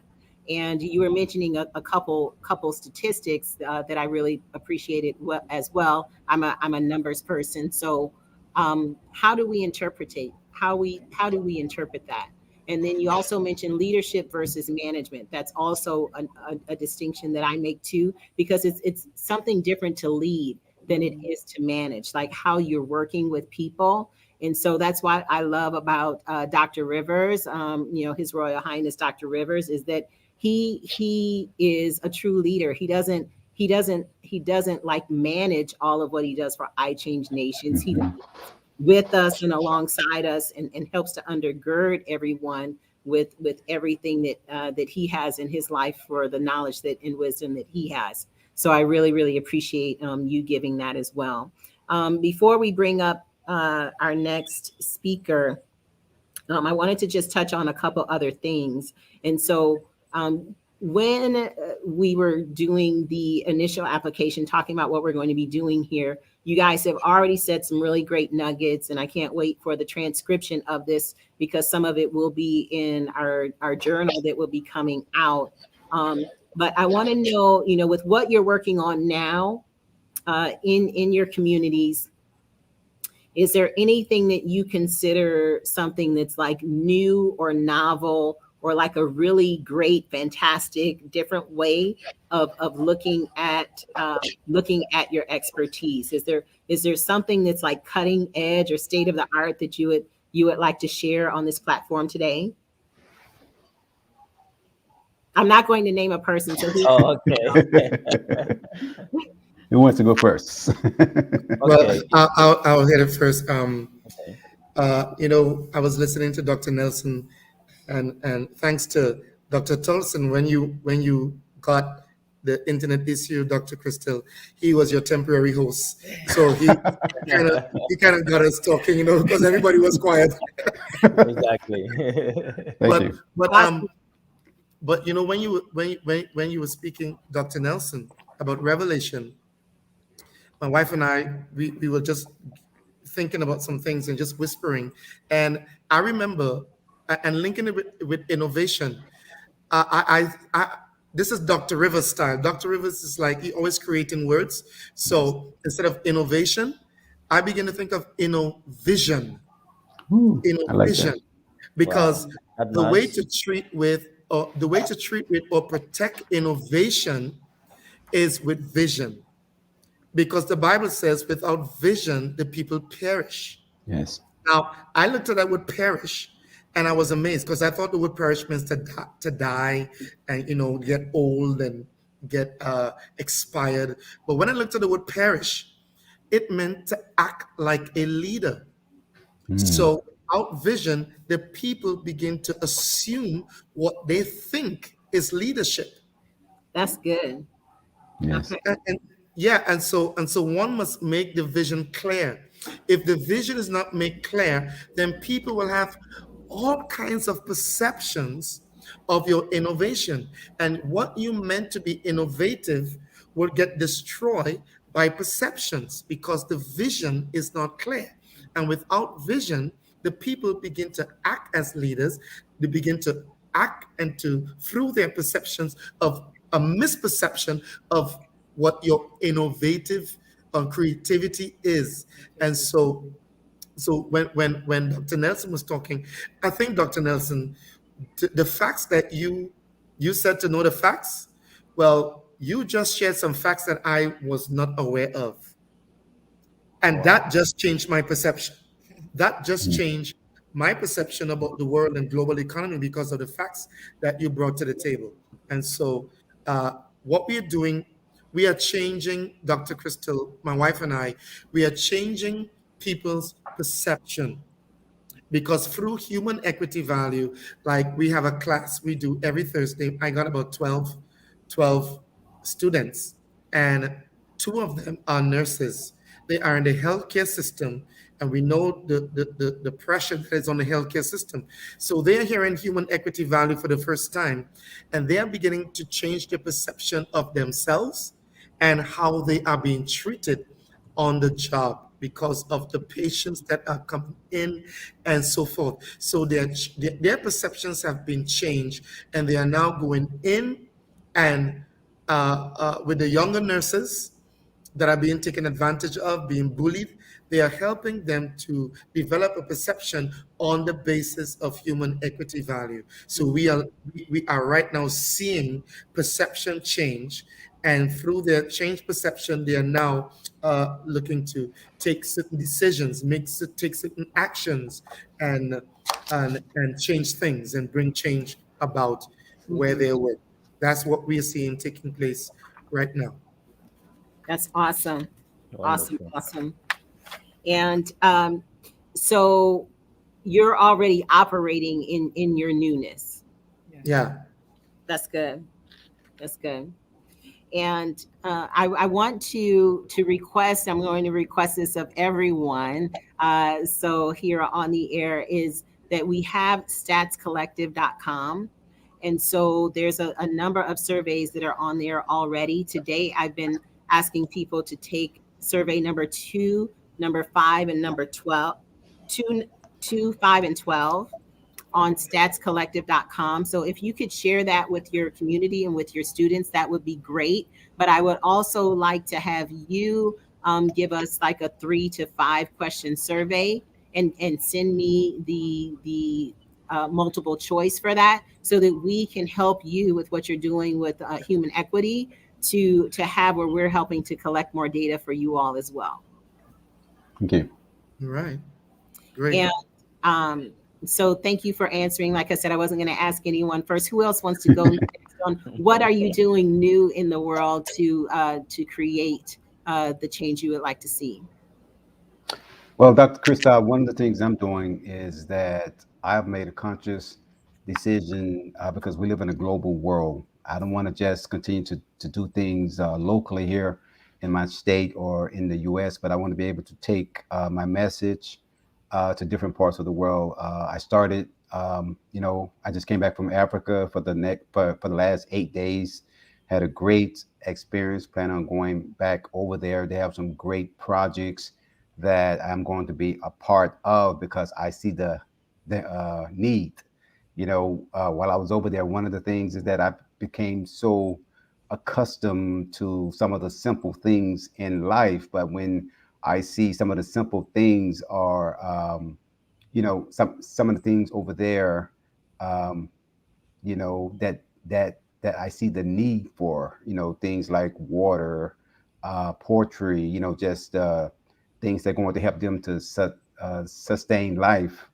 And I'm like, wow, I was sharing with my son. I said, son, you have it good. We have it good in this country, but then when you begin to go to different parts of the world and you see the simple things that we take for granted, you be like, okay, God, I thank you for opening up my eyes. So Mhm. I think when we become um, aware of those things, then we begin to set out a course and to make plans, not only in our life, but on a global scale. So Mhm. I'm grateful, and I'm looking forward to every chance I get to bless someone throughout the world. Amen, amen. And yeah, I it was the same thing for me. Like I've been traveling, for a long time since high school. And when my children were teenagers, I remember I took them on a missions to Jamaica, and so it's up in the mountains of Jamaica, and for them to be able to see firsthand. And so I don't know if your son has been anywhere, or if maybe you could take him. I don't know how old he is, but just for them to be able to see firsthand how other people live, it was good for them not to just hear from me or see my pictures, but it's good for us to do that, if we have the ability to do so. So, Yes. so I really appreciate you sharing that. But yeah, it's a lot going on that we just take for granted so much. I have a book that I wrote that's called "Celebrate the Things That Make Us One," and there's poetry in there that I wrote from like a lot of different places that I've been. And there's this one little girl in one. She's sitting there, she's smiling, and I have a picture of her chest. It's the chest that sits at the end of her bed. And the name of that poem is I Don't Need Much. I don't need much.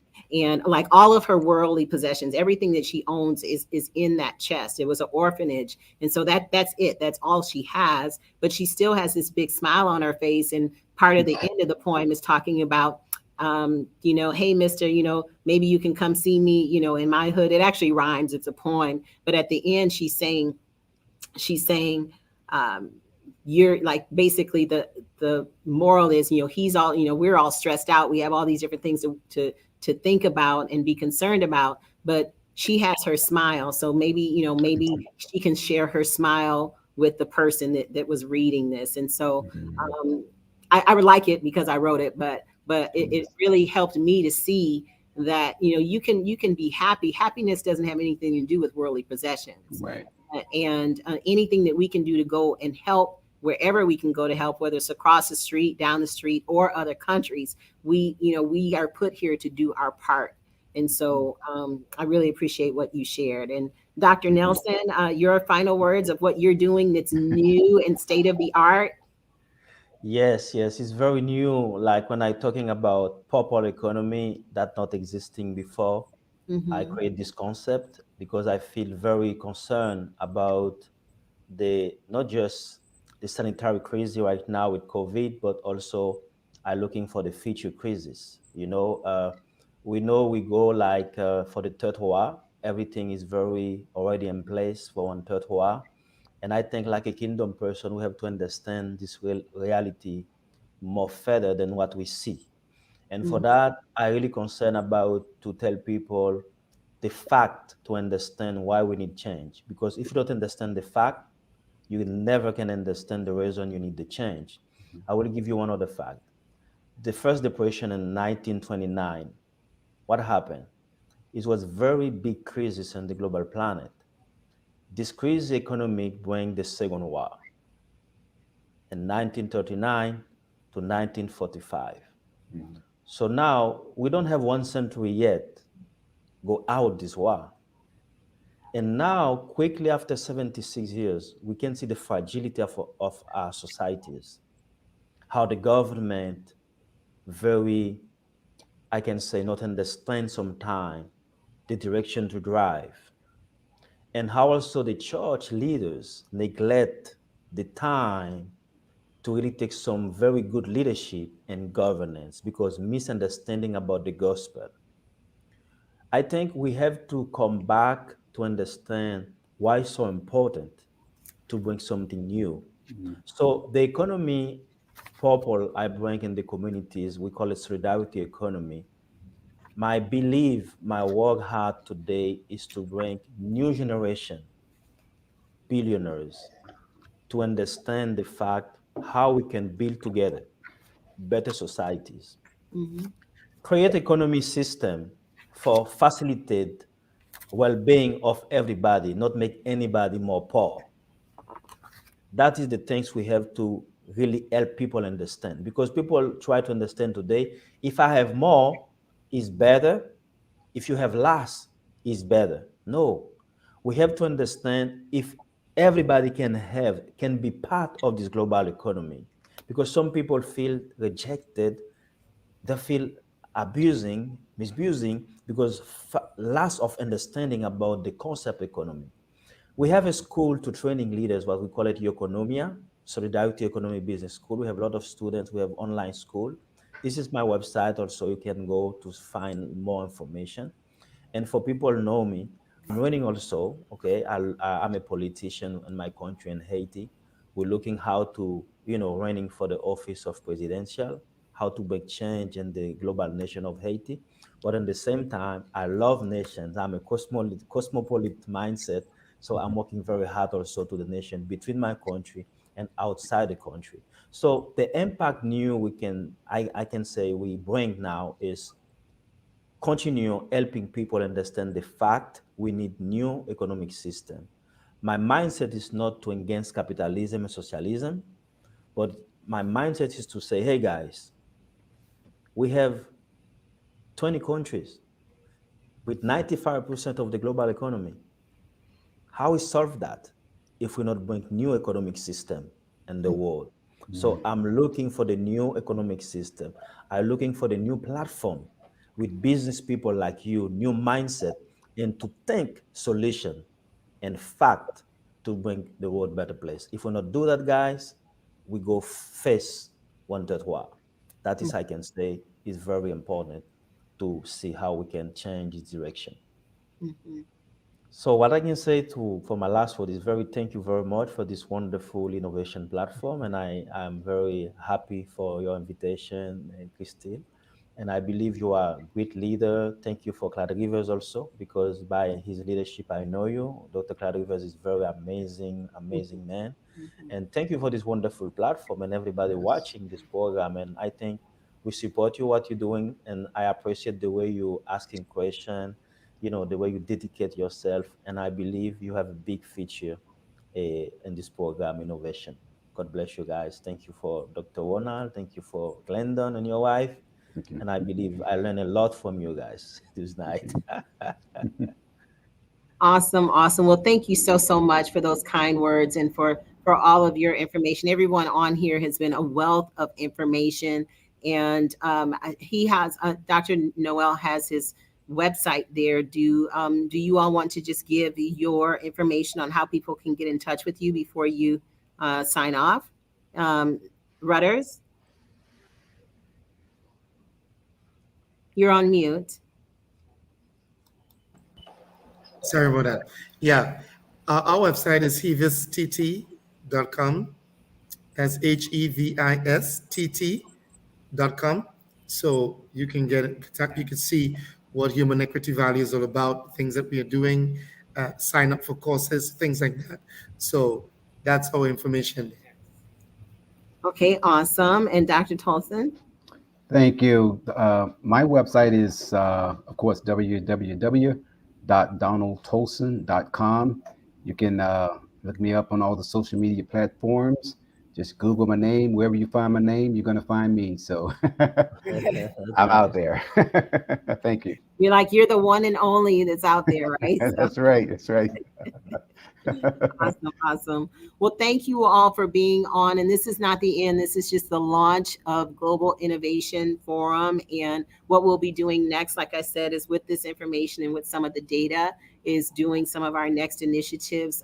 A lot of it is literary, so that we can get more information out to the world related to innovation and how to put what we already have in place. Like, some of you have said there's 5 steps to this, 4 steps to this, or there's, these 2 or 3 things, putting all of this in one place based on categories for people to have a better way to look at how to be more creative and innovative in their industries. And so that's part of what we'll be doing next. And I appreciate you all being here with us today as we launch this. Thank you so much. Thank you. Thank you for Thank you. having Thank you us. for having Thank us. you. Thank It was you. a pleasure.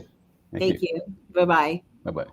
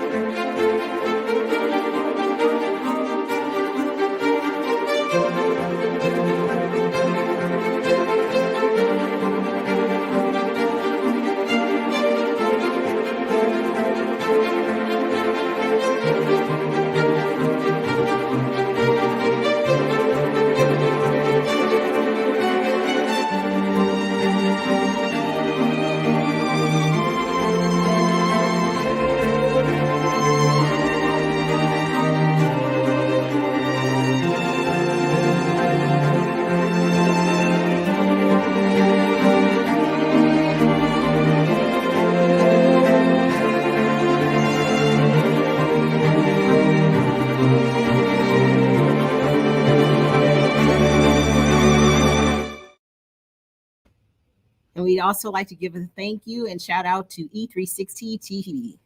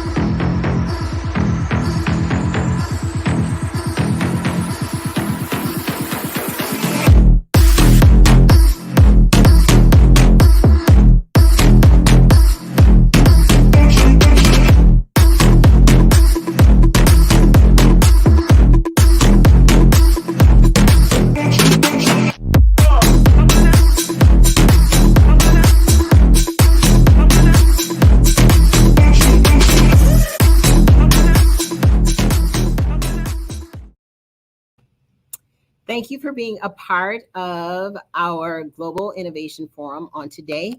My name is Krystylle Richardson, and I am here on behalf of the Global Innovation Forum, and that is a part of I Change Nations with Dr. Rivers, His Royal Highness, and really appreciate the honor of just being here and just talking to all these amazing, amazing people that are thought leaders in their countries and in their states. And so we have a lot more in store for you today. We have people coming on in the next hour or so, as well as some other people that are on the later portion of this show. And so again, we thank E360 TV for allowing us to have this platform. And next, I'll be bringing up Professor and Dr. Matthias Matula, and would like to have where we kind of just go over just a couple housekeeping things before I have him come up. I do see that he is ready in the background. I really appreciate him being on. But one of the things that we talked about earlier was the Stats Collective. And so if you are listening, of which I do see that there's some people listening and there's maybe some on some other platforms as well, I want you to go to statscollective.com. There's a number of surveys there. And if you would like to be a part of the collective, you can go to contact us at that website and let me know, and we can have your surveys uploaded as well.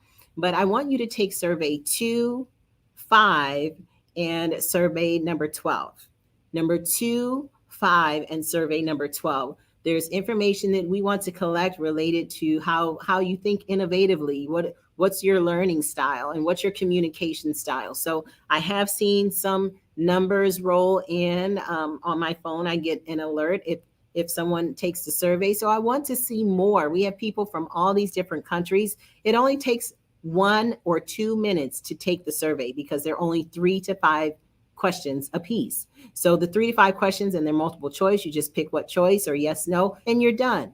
1 minute to 2 minutes, like for real, for real. It's not where I'm just saying that and it's like a 5 to 10 minute thing. It's only 1 to 2 minutes. So if you can just help us out and help people out that are a part of the collective, we would really appreciate it. And we can have that data to help us with future summits and forums and future conversations. All right. With that being said, I'm going to bring up my next guest as part of the forum, Dr. Matthias. Hello, hello. You're on mute. Hello, can you hear me now? I can hear you now. How are you? I'm doing pretty good, and so excited to be part of this wonderful show. Thank you, thank you. And we had a number of people that were on that last panel, so I apologize. You've been waiting for a little bit to get on, but I thank you for waiting and being with us on today. It's okay. I'm really blessed to be part of this show. Thank you, thank you. So go ahead and introduce yourself. And there's some things that you put that I'm going to be going over, but go ahead and let the audience know who you are. Yes, let me just extend my greetings to our viewers from all over the world. I am Professor Mateus Mutola, and my life passion is about twofold. Let me just say this first of all, that I am the world's #1 genius code breaker. And my passion, like I was saying, is twofold. Number one, I do love helping people discover their purpose in life so that they may maximize their potential in order to eventually die empty. So I help people discover their purpose in life so that they may maximize their potential in order for them to die empty. Number two, I do help people awaken to the genius in them so that they may live a life of impact and then establish a mark that can never be erased, so that eventually they may leave a legacy that will benefit future generations. So in a nutshell, these two statements do summarize who I happen to be.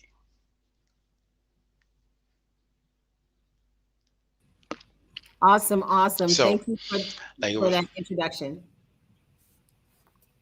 Thank you. And so helping people to awake to who they are supposed to be and dying empty, those are two great things. And especially when we talk about innovation, because a lot of us, as I continue to say on this forum, is that, a lot of people have great ideas, and a number of people that are in the graves right now died full. They died full of their ideas. They died full of inventions, full of creations that the world will never see. Now, depending on what it is, God does have where he uses other people, and it may be something else that comes up down the line. But, you were meant, I'm pointing to the camera right now, like you were meant for greatness. You were meant to do something. And I want to know, like, are you doing it? And so coaches like Professor Matthias and a number of the other panelists are all people that are here to help. And he'll be giving his information here before we end as well. But we're here to help you as we're here to help ourselves to get information out, like you said, so that we can die empty. So I don't know about you, Dr. Matthias, but I know you do a lot. And I do too, because I want to live each day as if it's my last, because we don't know when it's going to be, right? So how do you go about each day making sure that you die empty? Well, I think the most important thing is to understand that we came into this world with a mission, because I believe, Dr. Christie, unless we are clear about that, we are not just we did not just come into existence because two people decided to come together at some point. No, we came to the world. Our existence has been determined by God. I believe what I call a biblical worldview, because personally, I don't see the Bible just as a religious book. I see the Bible as a life manual. And there is an interesting conversation that took place between the Creator, God, and Jeremiah. And God sends Jeremiah into missions field, and he begins to claim that he was too young and all that. And this is what God says: before I formed you, I knew that. And it says, before I sent you into the world, I set you apart. So in a sense, it makes me understand that I do believe that we did exist as same dimension before we came to the world as spirit beings. And then God did a look into the world and he saw a need, right? And then when you look at the people that did exist back then, nobody was in a position to solve the need that God saw on earth. That's why in Genesis chapter 2, verse 5, it says, when God made the heavens and the earth and everything else, it says, God did not make man because it did not rain because there was no man to till the ground. And then verse 15, God creates man and then says and puts man in there and tells him to care for the garden. So we see Creator who loves us. Number one, he sees, identifies a need. Number two, he looks for people to fulfill that need. And then when he sees, like for example, on the earth, there are from the amongst the 8 billion people, there is nobody able to fulfill that need. Then he asks right in heaven, whom shall I send? And somehow we said the Lord to God, send me or send us. Then God had to look at people on earth who had the proper genes and DNA to produce someone like you. And then God sends you to earth. That's what I believe. But then you come to earth with a special assignment which has to do with a need on earth. And then he sends you to earth. Now, this need becomes your purpose, becomes the number one reason for your existence. And unless we find out, we discover, we realize, we find out the reason why we came to earth, life will hardly be fulfilling, and then may sometimes get us in pitfalls and discouragement, anxiety, depression, and the like. So we have to know why we exist. So this is what I do. I help people understand that they came to earth for a specific reason, and then I show them how to find out. This reason for our existence does manifest on its own accord. For example, there are issues or situations in our families, in our communities, in our neighborhoods, in our societies, even our countries as a whole, that do bother us a lot. For example, you and I could be walking on a particular street, and then let me say it's about maybe 8 p.m. And as we are strolling, we see children, maybe let's say below 7, below 10, me playing or sort of wandering on the street. And then I may see them, but may not be bothered by that. But you may see the children playing. It's about 8 p.m. now on the street, and that may bother you at some point. You may lose some peace. You may stop focusing on our conversation. You may go home at that night, fail to fall asleep at the right time or properly, because your mind is just going around and around. I mean, you've seen these kids on the streets, and sometimes could be maybe garbage on the street. It could be domestic violence and so many issues that do take place in our societies that may bother you but not bother me. Now, the fact that those issues, social issues, do bother you, it's an indication that you were divinely wired to do something about those issues. You are wired to do something about those issues. So in other words, you are wired to be the answer to the problems that do bother you in your society. So when you begin to understand that, you begin to focus in that given area, you begin to work on how to prepare yourself to be able to meet the need, that particular social need. That's when then you begin to awaken to the purpose and the reason for your existence. Mm-hmm. Wow. Yeah. So you said a lot. And so one thing I wrote down was divinely wired. Divinely wired. So, God has a purpose for our life. And we talk about God's purpose for our life a lot, but we don't necessarily talk about it in terms of innovation and creation and inventions. And so I want to have where we connect that, because when we say that God has a purpose for our life, it is where there's something that he wants us to do. When we're saying that there's a purpose, that means that there's something for us to do. I'm going to say it one more time. When we say that there's a purpose for our life and living a purpose-driven life, that means that there's something for us to do, not just exist, but something for us to do. And so you wrote something on your sheet related to, it's not a competition. It's life is not about a competition. It's about manifestation. So I want to get into the divinely wired a little bit, but can you talk about what you mentioned or what you mean by manifestation? Yes, basically the two ways we can approach life.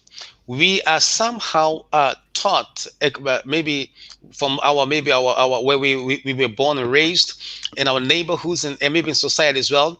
We are somehow cultured to compete with other people. When you compete, that means to say that you have to compare yourself, your life, with other people in the first place. You have to compare your giftings, what you're doing, all that, and then you have to want to be better than someone else. Now, the challenge is that as long as you compete with someone else, you will lose focus on who you are, and in what from and what you, in who you are and what you carry and have, and your delivery. So what I believe is that life in general was not designed for us to compete, but to complement. And then we were born with gifts, which we have to work on them and turn them in products and services. As we focus on turning the gifts in products and services, and then we deliver them to a given society, that delivery is called manifestation. That service, that product becomes a manifestation of the gift of the baby that God sent me to earth to deliver. So my focus has to be on the baby I'm carrying. I have to nurture the baby within me until it's mature enough to come forth. So I have to drive all my energy, all my strength, all my abilities, all my time, all my and all my other resources to manufacture this baby until delivery. And as I deliver this baby into a given society, into a given community, I'm adding value to the society, I'm adding value to the community, and in that process I believe there'll be a total satisfaction in myself, in me, because my system will begin to flow. There will be inner peace, there will be an inner joy, which may even come forth, because I am in the center of what I was wired and born to do. So this is very important, because once we understand I'm just here to live according to my gifting, I'm just here to manifest that which I was born with, I'm carrying to the world. When I begin to understand that, begin to focus on that, then I will cease competing. I don't have to compare with you. It's like the human body. We got so many. We got the cells. We got the tissues. We got the organs and the systems. But mind you, these cells, the all function, the all perpetuate different functions. But mind you, they do not compete. Each cell is wired to fulfill a specific function to make me whole and healthy. Now, imagine, Dr. Christy, if my eyes were to compete with my hands, if my hands were competing with my legs, if the legs said, now I'm not the eye, so don't bother, I won't function properly because I'm not the eye. I can't see. If the eye says I can't function properly because I'm not the leg, I can't transport the body, I can't make you move. I mean, what would become of my body, of my being as a whole? A mess, a whole confusion, dysfunctioning properly.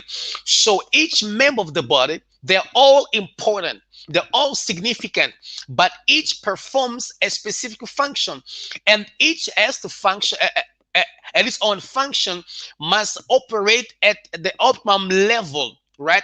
So that at 100%, so that it may function properly. As it functions properly at the optimum level, it does bring health to the body system. So that's how I see life. We are here to complement. Your gifts and my gifts complement each other in order to better humanity and making the world a better place to be in. So this is how I see it. So we are not here to compete, but to manifest. In fact, I got another saying which I love so much, connected to that. Usually I say that we are all originals. Originals do not compete, they manifest. I just love this so much. If you understand you are a number one, like Sariva says, you are a number one, you do not have to develop yourself to become a number two. You should not stop from being original to become a photocopy. No, you are original because you're made in the image and likeness of the Creator. This how I understand this, Dr. Christie. If you want to compare yourself, please compare yourself with the Creator, because the only time that God compared you, Dr. Christie, He says she is like me. So why should she try to be like someone else?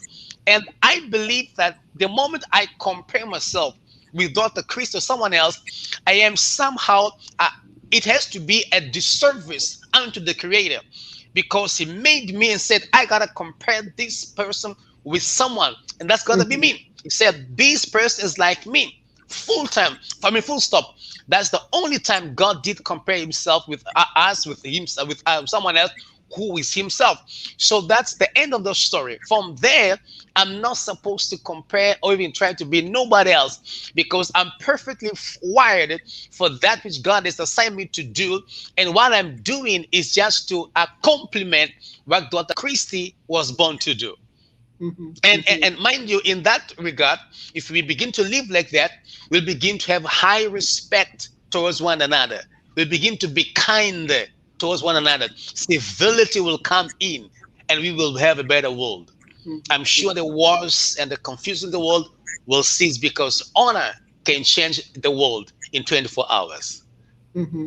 Honor can change the world. Yeah, those were a lot of great nuggets. Oh my gosh. And so the whole comparison thing, we had a little bit of discussion about that earlier. I was talking about, I saw King Richard, which is the I saw it last night with my husband. It's the movie about Serena and Venus, their dad, that had a plan before they were born on how he was going to raise up world-class champions in tennis. And so they did go on to win a number of competitions and be recognized as world-class tennis players. And so it all started with his plan.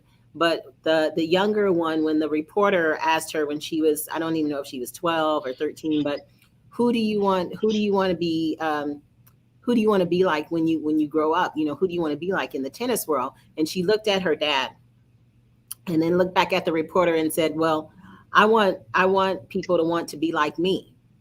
So she ended up not saying anything about who she wanted to be like. She was like, well, people need to probably want to be, they should want to be like me.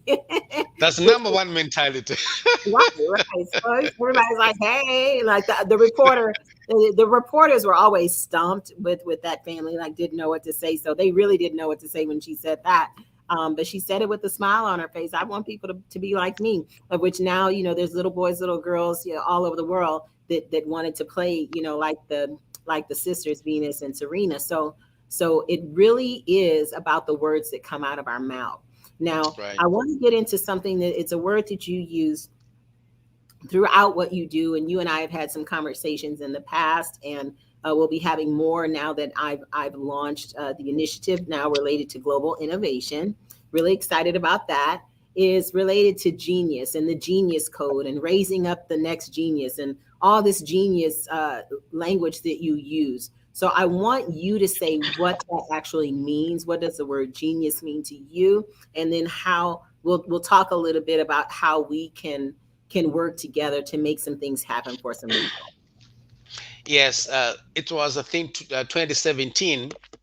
I was just working and meditating and all that, when I heard the Holy Ghost saying that everybody is born a genius. I was like shocked, because we were taught at school that is not everybody is a genius, and there are very few people on the whole world who are geniuses, and these people portray or do have certain characteristics or traits that did set them apart from the crowd. In the past, you had to have a certain height, being born at a certain family, have a certain gift, ability to speak, you know, have a sharp pointed nose and all that, then you're a genius. Nowadays, if you attain certain marks, what they call the IQ test, is then you're a genius and all that. But then when I heard the voice, the Holy Ghost, saying that everybody is born a genius, I asked him, what do you mean everybody's born a genius? He says, Everybody's born genius because everybody is being created in my image and likeness. In other words, I am the genius, and by law of creation that says every seed will produce after its own kind, and humanity is produced after the likeness and kindness of God. So every human being carries the genius gene in themselves. And then he said to me that the genius in man is basically the spirit man, is me, the part of me which is in man, which you call spirit or spirit man. That's the genius in me, in everybody. In other words, the genius in me is the unknown, the not yet manifested creator who dwells in me. That's the genius. And then he says to me that humanity has to learn to look within themselves, to begin to tap into the genius in them. And mind you, this what, for example, Paul says in Corinthians. He says something interesting. He asks a question. I think that's a question. He says, "Who knows the things or the things of a man, but the spirit which is in man? Who knows the things of a man, but the spirit which is in man?"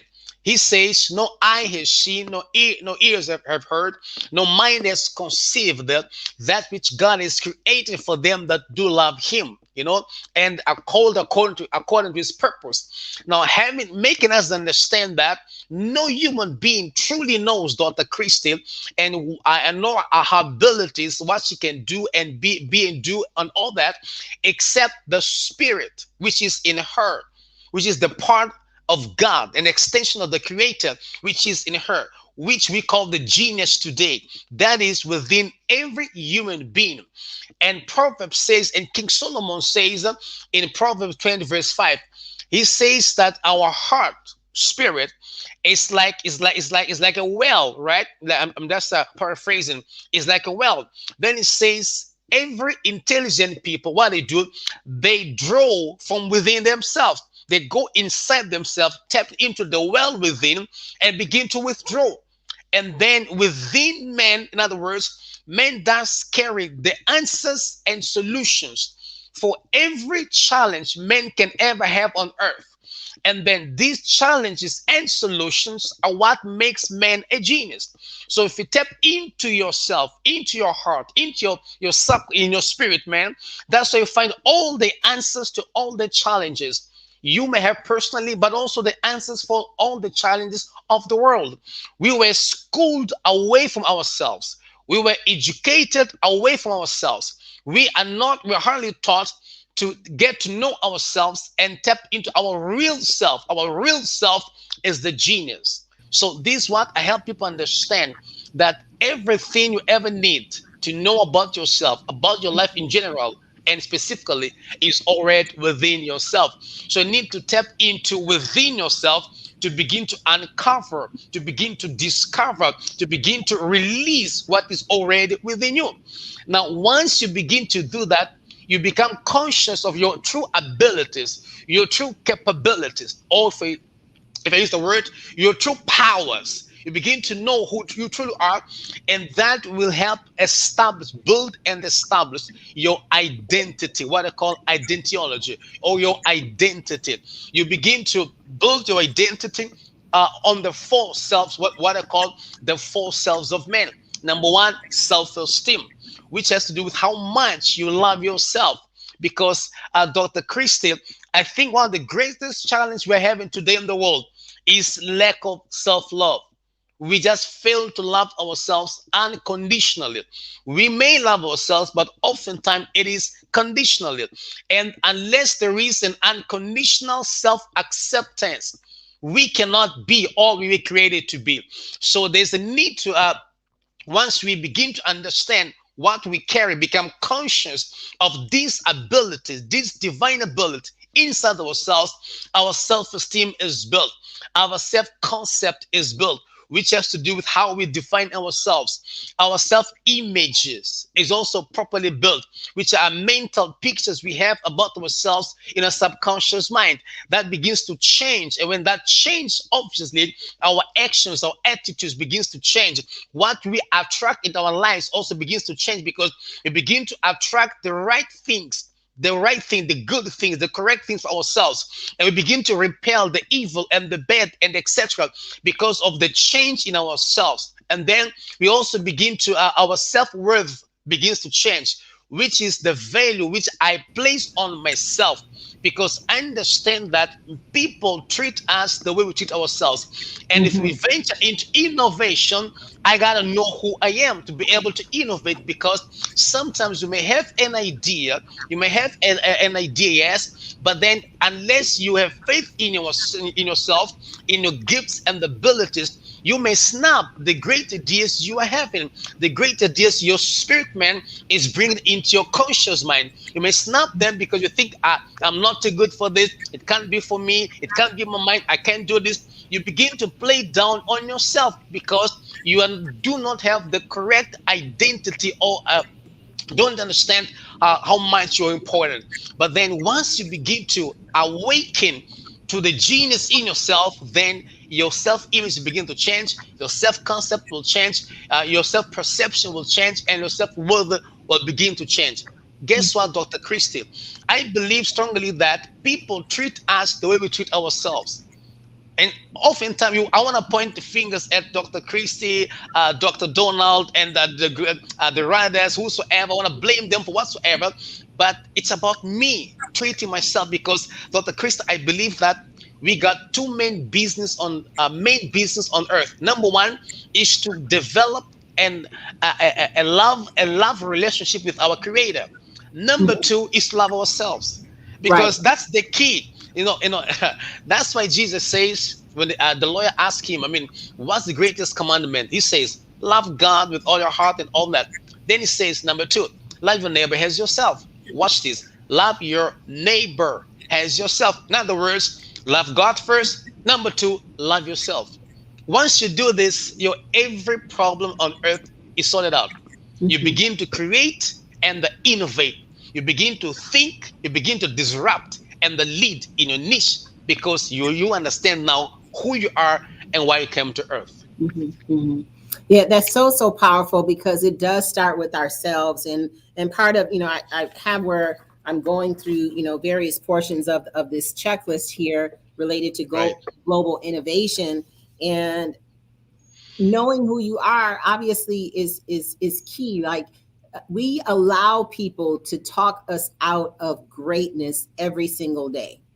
We allow people to pour into us that poured over what we may have done for ourselves first thing in the morning. Like, we had our devotion with God. We had our prayer. We maybe even said some affirmations. We have all these different things that we've done.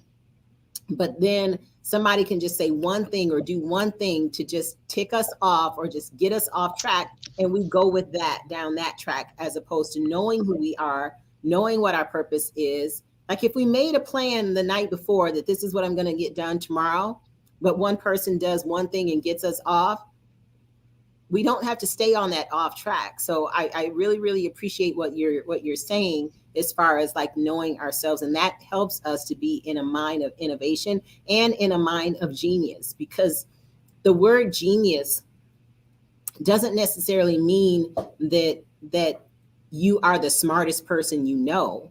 No, it means you have something inside of you that only you can manifest, and that only you can do it, and do it very well if you focus on that one thing.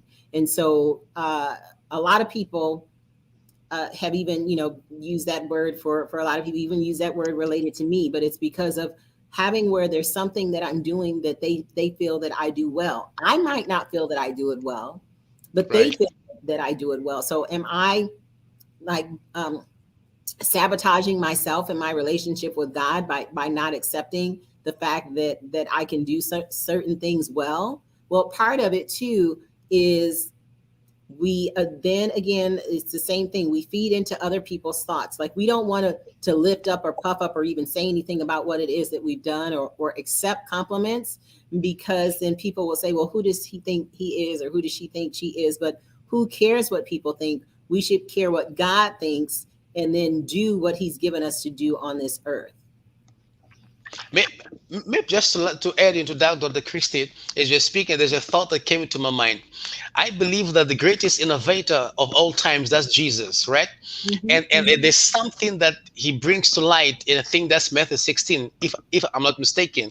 He's talking with this team, and then he poses a very interesting question. He asks us, whom do men say that I am?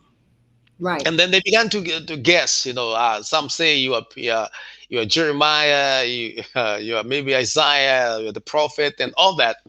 Then you see, then he narrows down the question, and he says, whom do you think or say that I am? And mind you, Dr. Christie, when he asked, whom do men say that I am? Many people had opinions. And whatever they were saying was not original from them, because they were echoing what other people were saying who Jesus was. But then when he brings the question down into them, he asks them, whom do you say that I am? Everybody keeps quiet. Then Peter says, you are the Christ, the Son of the living God. And then Jesus quickly says, flesh and blood did not reveal that unto thee. So what is the takeaway over there? The takeaway is nobody truly knows you. Nobody alive. Nobody truly knows you except your creator. That's why even Peter, when he brings up the true identity of Jesus, Jesus says flesh and blood. In other words, no human being ever knows who you are. Nobody alive can tell who you are except your creator. And whosoever may try to define you, in order for the person to be correct, he has to be revealed or told by the creator. God must show to them, must tell them who you are. Otherwise, they'll miss it. Because what we do, we define people according to what they do, not according to who they are. Then the creator defines us according to who we are, not according to what we do. And then oftentimes we are caught up in this definitions of people about who we are, because they're basing their definitions on what we do. We are not what we do. And then it is not what we do that defines who we are. It is who we are that must define what we do. That's the opposite. So I think these are the some lights and nuggets that we have to understand, because I believe that unless we truly know who we are, and unless we truly love ourselves, we will flunk in life. Because every effort we undertake, sometimes, Dr. Christie, there are people that have brilliant ideas and are very they take the practical, they take steps, they're action oriented. But what discourages them is that they take 3 steps forward and then 5 steps backwards. 3 forward, 5 backwards. If you're in Africa, we blame the devil. We blame curses if we are Christians. But then we forget to understand something, that we may be going through a self-sabotaging. We sabotage ourselves. Why? Because I'll take 3 steps in doubt. I doubt myself. I doubt my identity. I doubt my gifts. I need you to keep telling me, praising me, go, you can do it. And then if you do not come, I'm like, oh, she's quiet. Or if you come and say something different, I'm inclined to leave what I'm doing to begin to believe what you're saying, because my faith in myself is not strong yet. I think the base we need to help people understand is to build an unwavering faith in themselves. And I think this is why the Holy Ghost says, I think that's in Philemon verse 6. He says, your faith has to be productive, effective. That's Philemon 6. Then he says, for your faith to be productive and effective, you must have, it says, by the acknowledging. You must have some acknowledging, some knowing, or some awareness. It says you have to acknowledge everything good. Watch this. It says everything good that is in you in Christ. Interesting. You must acknowledge everything good. Let me just read. Let me just maybe I can read it. Not to misquote it. Let me just read quickly. That is. It says. Okay. It says that the communication of their faith may be effectual by the acknowledging of every good thing which is in you in Christ. It says again, the communication of your faith may become effectual by the acknowledging of every good thing which is in you in Christ. Now, it says your faith must become effectual, must become productive, must produce results. Then it says, how can your faith produce results? It says your faith to produce results, you must acknowledge or recognize or become aware, become conscious of every good thing which is in you. In other words, you're saying inside you right now, dear viewer, there are good things. I don't care what you've been doing, what people say about you, bad things. I don't care. I really don't mind.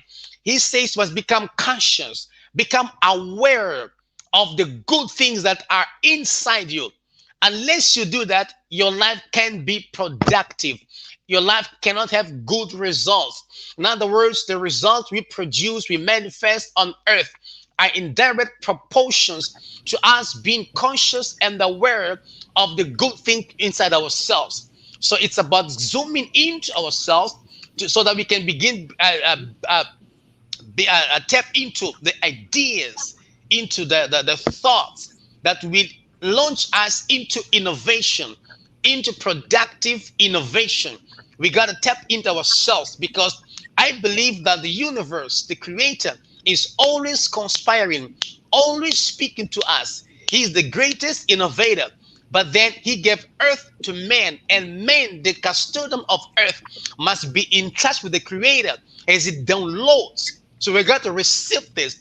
But our problem is we receive but don't believe. We receive and begin to doubt because we are more conscious of supposedly bad things or evil things or wrong things. We allow them to grow bigger and higher than the great things that are already inside us. So Paul says, focus on the good things inside yourself, have faith in them, then your life shall be productive. Awesome. So you in there you said something about your word, which is the identiology. Right. So and that has to do with go ahead and explain that again.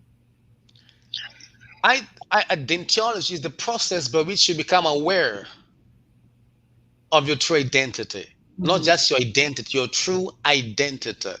Mm-hmm. And the true identity is who you are in the sight or in the light of the Creator. Mm-hmm. That's where your true definition comes from your Creator. Mm-hmm. There are 5 questions I believe we are trying to answer every day. One of which is, where do I come from? Okay, we got where they come from, or who am I, where they come from, where am I going to, what can I do, that's no, and all that. But one of the greatest questions to understand is answer after who you are is where do you come from. And once you know your origin, you begin to understand, stop defining yourself according to what other people say or according to your mistakes and blunders. You begin to define yourself according to the Creator. And I strongly believe that unless you know who you are, unless your identity issue is solved or established, you cannot or can hardly enjoy life or neither live life to the fullest. You can't enjoy life. You can't live life to the fullest unless you come to understand who you are. So in a nutshell, this is what identiology is all about.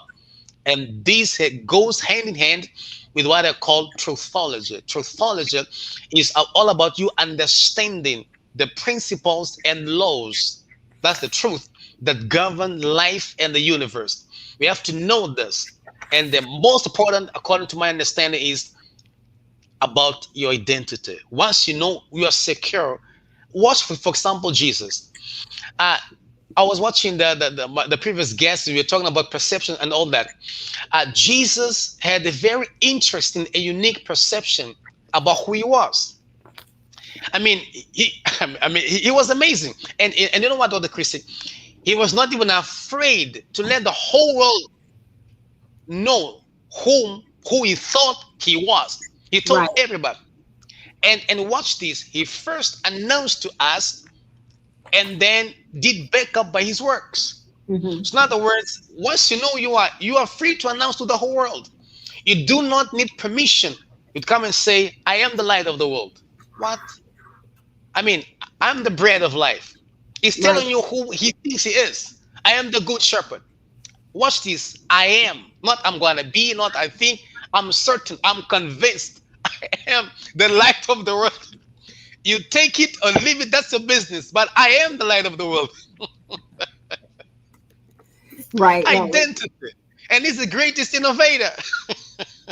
So I think that innovation goes hand in hand with personal identity. It's just like branding. I think there are 3 dimensions to branding. There is a company branding, there is product branding, and there's personal branding.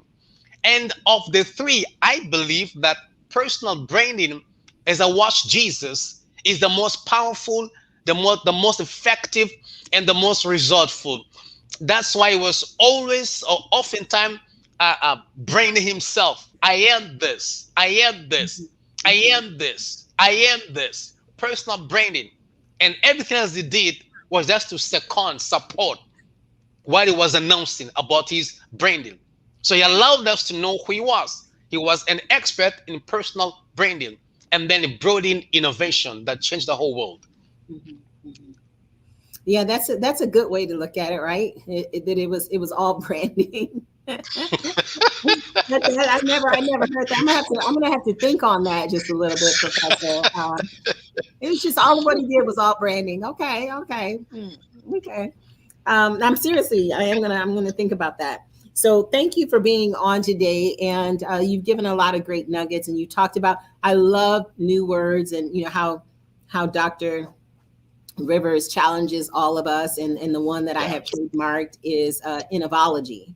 Right. And I don't know if you saw that on the commercial, but it's innovative philosophies. And so part of what we do is have where we all are innovators, we're all creators, we all are inventors as well. We're all geniuses, and so that falls right in alignment with that. So as we collect the information that we'll be doing for the next steps here, which is to put the information in a Global Innovation Forum journal. Some of the little tidbits, I'll be getting back with you to see what we can put in the journal versus some things are actually going to be other books. So this is a literary, like academic kind of thing that we're doing, and helping people to have innovation and have impact in the world goes right in alignment with what you do every day, what I do every day, and all of those who've been on, right? It's just helping people dig deep, dig down, because you kept mentioning, like, dig down, you got to go inside and got to pull this stuff out. So some people can't do it themselves, and they need people like us to help them. So I really appreciate what you do in the world, and you may have already said some things, but go ahead right now and give information on how people can get in touch with you. Yes, there are 2 ways we can get in touch with me. One is through social media, especially Facebook. Just go get that, Mateus Mutola. You'll find my name will come up. And then we can contact each other through Messenger and the like. But also going to go to my website. That is www.mateusmutola.org, right?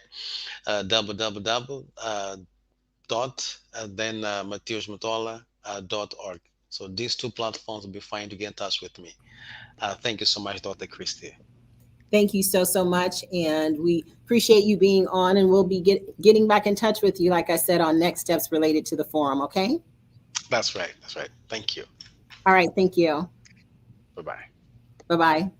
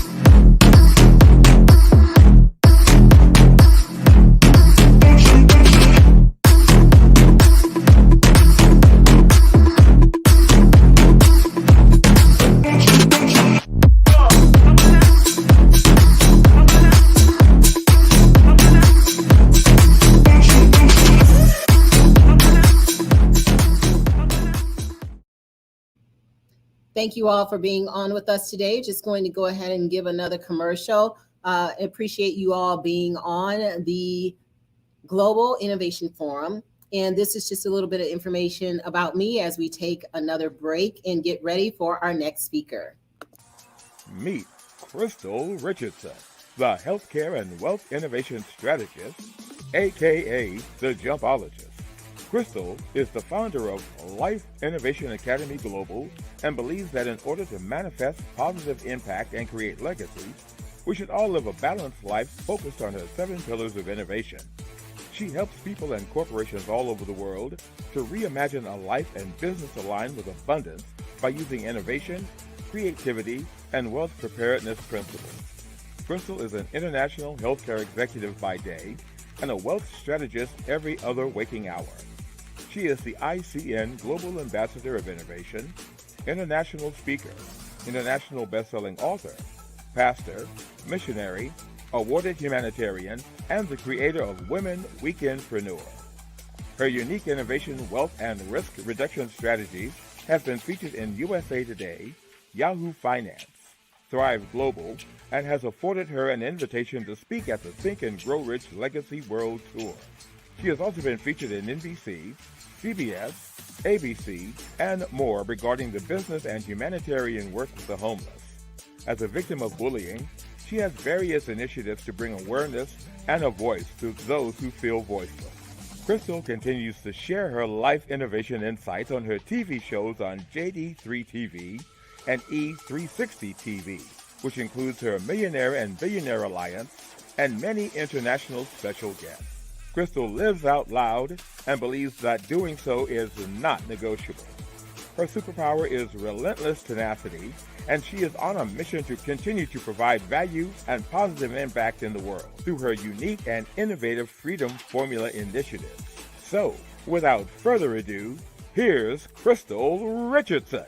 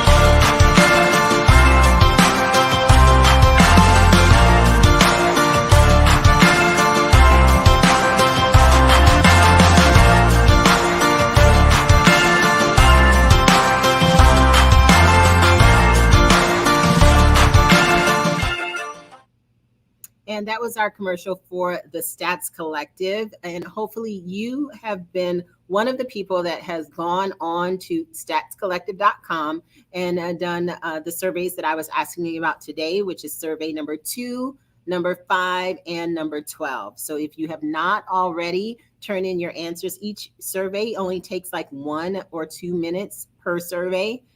mainly 1 minute, so it's really not that much time. If you could go on and do number 2 in relation to how we learn, and number 5 related to innovation, and then number 12 is in relation to how we communicate. So I am going to just play a couple more commercials related to the different shows that we have, and then we have Coach Janine that is in the backstage with us, excuse me, that's ready to come on and share. And we want to make sure that we give her time to share based on what she does and how it's related to innovation. But first, like I said, I want you, all those who are listening, to go to statscollective.com and even share that website, statscollective.com. There's a tab that says take a survey. And then there's a number of them there from people who have joined the collective. And the specific ones we're doing today are 2, 5, and 12. So go ahead and take those surveys. I'm just going to play a commercial related to some of the other shows that we do on Life Innovation. As you see at the bottom, this is being brought to you today from I Change Nations, as well as myself, which is a Life Innovation Global. So we appreciate you being on today. And the one that I will play right now is in relation to the solidarity narrative. Let's take a look. That is on Thursdays on this network, E360 TV.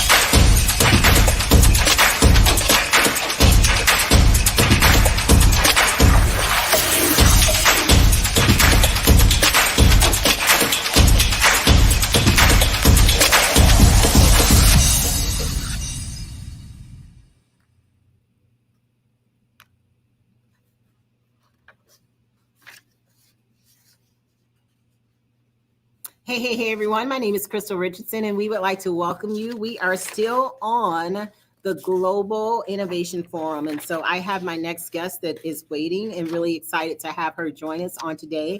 And we're going to have a really, really great conversation. It's my first time meeting her online, and looking forward to jumping into innovation. None other than the coach herself. Hey, how are you? I'm good, Coach Krystylle. How are you doing? I'm doing great. And so we really appreciate you being on with us today. Let me go ahead and remove this banner so I can see you just a little bit better. Sure. And so go ahead and introduce yourself to everyone, and we'll jump into some conversations. Okay. Hello. Bonjour. You know, because we speak many languages here. It's a global conference. So I'm excited to be here today. My name is Coach Janine Gonziguier, and I'm here right now at the moment in Dallas, but we are all around the world. And I'm very, very glad to be here today to connect to so many great speakers. I've been learning. I've been taking notes every day. So I'm the founder and CEO of With You Solution, which is a consulting firm that we are based in several countries in Africa. We are the liaison between your business and your client in between. So we are here to really starting from scratch from you, with you, to be able to hold you accountable from the beginning until the end. So until you be able to deliver, the result that you've been called to bring in this world. So I'm so excited today to be here and to have a conversation with Coach Krystylle. Thank you so much for the opportunity.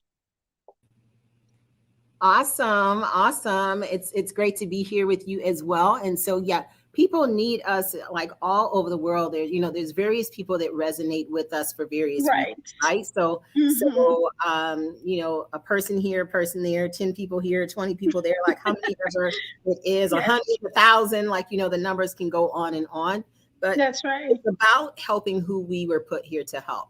And so what we're talking about today is the word innovation, and having where we look at that from a lot of different areas. And so talk to me about the word creativity and what does that mean to you? Like, how do you try to infuse, or not try, but how do you actually infuse creativity in what you do on a daily basis with your clients? Thank you so much, Dr. Krystylle. First of all, I'm just honored to be here since this beginning, since this morning. I've just been taken in, as my pastor usually say, you need to feed your spirit. So today, since this morning, I've been watching, in and out, but definitely been blessed to be here today, just really taking notes as well as being innovative. To me, this is like a family that I'm just doing. I'm so excited, and this is a true example of really coming together, as we say in Swahili, umoja, the power of one. So to me, I'm so excited to be here to listen to my brothers and sisters, and also Dr. Clyde and yourself, Dr. Krystylle. I was just like, these are my people that you really bringing into life about what we produce every day, and that's really innovation, creativity. So I can really go on and on, but to me, that's really why I join, continue really to celebrate all these, queens and kings who are really doing the work by really coming together. So my journey with the word creativity, I think as a leader, as a community leader, it's really about service, how you're showing up, how you really stand and just start listening. Because to me, I really think everything starts with listening. You cannot be solving people's problem if you don't listen. And to me, I really started that journey of being very creative by listening to what people are saying, but also listening to what people are not saying. When they introduce themselves and you ask them, how are you doing, how things are going? As a leader, that we definitely jump on about really, trying to resolve the issue that we think that people have, but really we don't take enough time to really sit down and really listening and read between lines and really asking the right question. And I'm glad that also Dr. Krystylle really was asking today good questions, and many of the speakers who came before me, they were really also, really talking about how you come to a point where you can be able to be innovative, but also be able to show up for people, even though you're not going to receive nothing in return. That's what I love about this, and just it gives you the fuel and the patience to really be able to listen, even when not many people are saying what they really meant to be, but you listen because you want to be creative, to be able to bring solution to the table. Exactly. And, some engagements are to be paid engagements, and some are just really meant for us to give back. And so we have to have that discernment on what's going on, because some people just want to get over on other people, but some people, it's truly that it is a give and take kind of thing. And I really appreciate, you volunteering your time to be on this particular summit, and we are going to be having some other initiatives. This is the launch of the Global Innovation Platform, and what we will be doing are, some books and journals and other masterminds and webinars and some things that I saw that you wrote in in your application as well. Like, yes, we can do this, we can do that, you know, and so it's really great to be able to just serve in that manner and to serve together. And so Yes. one of the things that you mentioned on there was in relation to global leadership. So tell us about what that means to you, and put a little bit of twist on it. Really, when you say global leadership, where does creativity and innovation fall within global leadership? So with the global leadership, I just gonna give a little, a small version, just a little history beyond that. So I grew up in the house where I saw a lot of women and men, in my life, in the household where I grew up in, really serving people. And to me, that really was a reflection. That really, they did not sit down with me, just really showing me and said, this is leadership, but I really lived it. So that's really my grandmother, my mom, those are the women who really taught me how to be able to serve and to give back. But they were very creative, they were very innovative, where I definitely remember, some of the story where I knew that they had to be creative, in order for them to create that solution. So that's why I see where innovation and really being creative really brings global leadership. And I've seen many of our brothers and sisters who are here, today, previously, and I see that everything starts with the mindset. And also, Dr. Krystylle, you mentioned also, and we were talking about mindsets too, which is a topic I really love really to talk about, because everything starts with the mindset. To me, a global leader or a global leadership, when you're talking about global leadership, it's really about mindset. It's that where you come in and you can be able to empower people. And today we talked about that. So I listened to all the speakers, which they were wonderful. They were talking about mindset, and that the global leadership really comes in. It's not so much about the geography where you come from and how all those countries, but so much about how you see, how far do you go in your action, how far do you expand your brand, and the mindset start with that. All the groundwork, the hard work start with the mindset. So I can go on and talk about really global leadership, but that's really, to summarize in short, really how I define global leadership, and how also it really intertwined with being innovative, especially right now with the pandemic. You have to be a very innovative as a global leader, so you can be able to expand and bring solutions that people need right now. Not what you did 2 years ago, not what you did 5 years ago, not even what you did 6 months ago, because everything evolved and changed. So you have to be really on top of things. And that starts with when you're listening to what people are saying, and also giving practical and very, you have to give the solution that they need right now. Absolutely. Mm-hmm. And just the last words that you said are very key, the solution that they need right now. And so we were talking earlier, excuse me, about the word relevance. And Yes. and part of relevance and part of adding value and being creative, and all of these words do have to do with what are we doing to remain current, relevant, state of the art, and what people need right now. Because by the time we implement the solution that we have, it's already obsolete and out of date, because there's going to be another technology or another book or another method that's already out. So we have to always have, in my mind, we have to always be creating and feeding our mind and being a perpetual student Yes. of methods, but also a perpetual student of mankind. So we can see and understand, what is it that people really need now, and that's how. And I'm glad. Mm-hmm. I'm glad that you say that, because I also, like you also, you gave the example earlier. I also watched that movie, with my family about the King George. To me, it's like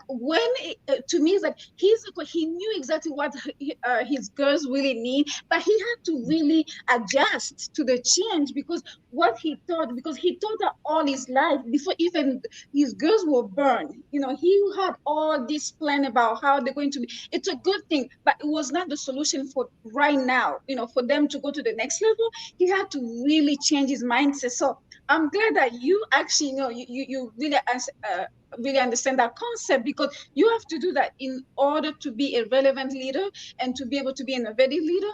You need to be able to see where you have to adjust, and really start with the mindset again. We can go on about mindset, but that was really the key for us to understand. And right now, if you are not listening, if you are not really adjusting your mindset, you are not really, you are not a student leader every day, you're not going to really sustain about what's coming next. So you definitely, that's one of the key that I want everybody to really start really thinking about that, the process, and things that you learn, you have to unlearn sometimes to be able to next, in order for you to go to the next level. So thank you so much again, Coach Krystylle. Yeah, and you mentioned about his plan, and part of it was, that you have to be able to change and adjust, but you also have to be able to stick to your plan. There was some parts of his plan that he was like, well, nope, that's not a part of the plan. Nope, not doing it. Just would walk I'm not doing it, yeah. or do something. He would say something crazy to the person, or they're like, what just happened here? And they actually said that, really like, what just happened? Like, they don't even know. He just got up and walked away. He's like, nope, not part of the plan. Sorry. Not part of the plan. He didn't say sorry. That's right. Because he didn't say sorry. He's like, nope, not part of the plan, and just would walk off. And so, yes, there were some things that he adjusted, but sometimes we put plans in place and then we don't even come back to them after the pen came off the paper. We have not looked at it, for a whole nother year or whatever. So part of that true. is That is very true. And that's the difference. Execution. Yeah, execution. That's the difference between regular leaders or leaders who don't pay attention. That means you're not being consistent. And by you really staying consistent, that's what you're going to pick up some stuff that, other people, they're not picking up right now. As a leader, you have to be able, very constantly really pick up those few things that you have to adjust. So I'm glad that we are talking about that today, because that was also a major on the movie. I see his wife, she really picked up on those stuff that they had to change.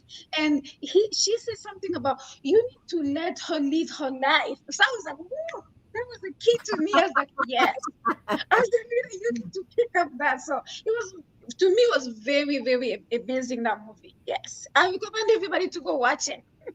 Yeah, everybody should go watch King Richard. It was really, really good. I mean, a lot of life lessons for adults and children and for everybody, I think, and all different races and religions. Like it's something in there for everyone. That's and right. It really, really was a testament to his stick-to-itiveness and not letting people just, talk him down off of that plan. And so, because the one guy, this is not meant to be a whole movie review, but he was like, he said, well, nobody's going to be a coach for them for free. Like, the next coach. He's like, well, you did. And so it was meant that somebody else could too. So it wasn't that he was necessarily trying to be smart, but it is true. Like, well, you did. So we need to have where we, like I said, not let people talk us down sometimes off of things. And then if we have wise counsel, then it is okay for us to take that wise counsel. But on sometimes, depending on who the person is, because we have people of wisdom, opinion, and then people in our life to keep us safe. Depending on who that person is and what they're saying, we should listen to all three. But sometimes, it's where they're just trying to talk us out of it for no reason. And so it's our life that we have to live. And so I really appreciate you bringing up that point. And so when we talk about the creative part and what we do to help people be creative, is there something that you can share, like a couple steps of a method that you use to help people to dive into the creative part of their mind? Yes, absolutely. So after when we work in our mindset, which is really number one, number two, that you have to really start planning strategically. That's really very key, because again, you have to look into what are you trying to accomplish, your target, and making sure that you really lay out everything and start really making those networks. And this is really the place that I really admire. So far, I'm blessed to be able to see how this community, of Dr. Krystylle and many other queens and kings. To me, you have to really strategically start planning. So strategic partnership, that's what I recommend everybody, to be very creative of bringing all those key players who can be able to help you to accomplish what you're trying to accomplish. We cannot be always seeing that we're lacking of funding, or so, and you have to be very creative in a way that's not all the time that you have to have in order for you to accomplish what you've been called to do. Yeah, the funding you really need it for sure, but there's a different ways or different collaboration or different partnership that you can be able to put in place that will really elevate your message and making sure that it will help you. And specifically start planning, start talking to people and showing them the value and the service. What are you bringing on the table? So that's very key. I would definitely add that. Yeah. So one of the things you said is creative collaboration, and it needs to be the right collaboration because there's so many people that want to do so many different things. And so we can't do everything that comes our way. And so we do have to be discerning in that and where we do what we can do to hopefully make the right choices of how we spend our time. Absolutely. And so creative collaborations that are the right ones for us at that given time in our life, because it could be something comes up maybe 6 months from now, a year from now, and it is that could be the right time as opposed to right now. But sometimes things don't come back around. So you have to be, be willing to take that risk and understand, right. Is this something for me right now or not? So. And you have to see also if it's really this person, his vision and her vision is aligned with mine and where I'm going. So you have to really take in consideration all of that and making sure that you are also serving, you coming to serve. Because I really like your conversation earlier, Dr. Krystylle, and with Dr. Clyde. You guys were talking about how your life have changed just through this process about being part of this community. You guys were sharing. And I think Dr. Clyde was sharing about how, not every time, it's not about money or about what you're going to receive, but he has worked with different people where today he sees all those fruits. So I really admire that example, that you guys were talking about. That's really the type of collaboration that everybody should be thinking about, like very creative collaboration, because you don't know where God is leading us. And I remember, I think there was a sister here earlier, they mentioned about Ezekiel. I really want to go back to that because we are in a place where by being creative and really using innovation, we have to birth out. We have to die empty. Many people mentioned that today. Right. I'm glad you guys talk about that because that's what leadership is about, global leadership, being innovative, making sure that you coming to the table, you come to serve. You come, first of all, that's really what you came to bless and bring a solution. And then everything else just gonna, really fall in place, and people are gonna continue to request of you and really reaching out to you because they see what you bring on the table and you are the solution for sure. So I just wanted to share that a little bit.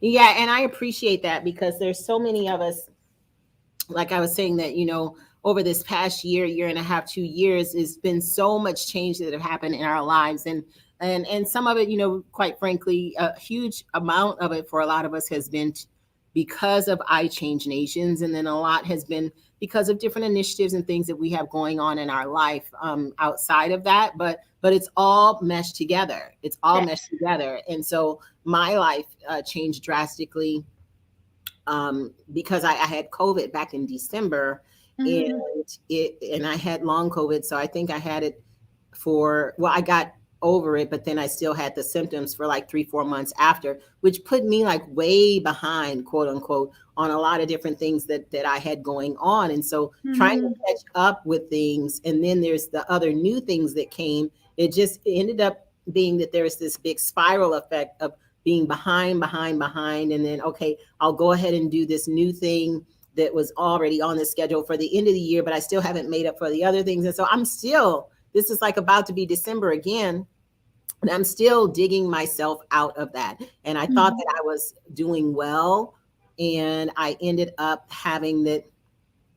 I was going through like the whole brain fog thing too. And it was really bad. I had double pneumonia and I was almost hospitalized, but they didn't have any hospital beds. And it was pretty bad situation. But God had, his ministering angels and praying angels that prayed over me. And my husband was taking care of me and several doctors, sending me stuff. And and just, the prayers of the righteous availeth much. And so I appreciate that I'm still here to talk about it. But, Yeah. other people to know that, you are not alone. It may not be that you had COVID, but you may have had some ailment. There's a person who right now is supposed to be on with us that had an accident, motorcycle accident. And so they sent a picture of them, of their leg getting wrapped up and stuff. I'm like, oh my gosh, like, it's okay if you're not able to be on.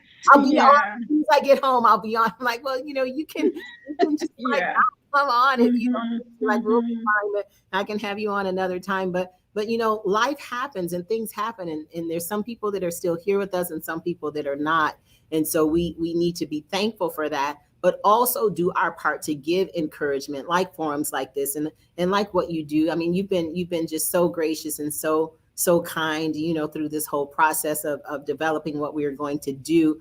And people need that, because there's a suicide every 8 seconds. Every 8 seconds, there's someone who takes their own life. And there's like the 40 million people here in America, and I think it's 164 million people across the world that suffer from the anxiety and depression disorders. And why is that? Because they don't have dreams fulfilled. A person who has dreams that are fulfilled, that it's not just, okay, I fulfilled it, now I'm empty again. You continue to have dreams. You continue to have them fulfilled. You continue to create. You continue to innovate. And like, if that is what is inside of you, it's just like an athlete. Once you start working out and you get the adrenaline rush, like you continue to want to work out, but the same thing about being lazy and sitting on the couch. Once you sit on that couch, then the next day you want to sit on, the next day, and the next day, it's like 1 hour, then it's 2 hours, and it's 5 hours. And like anything that we do as a human being,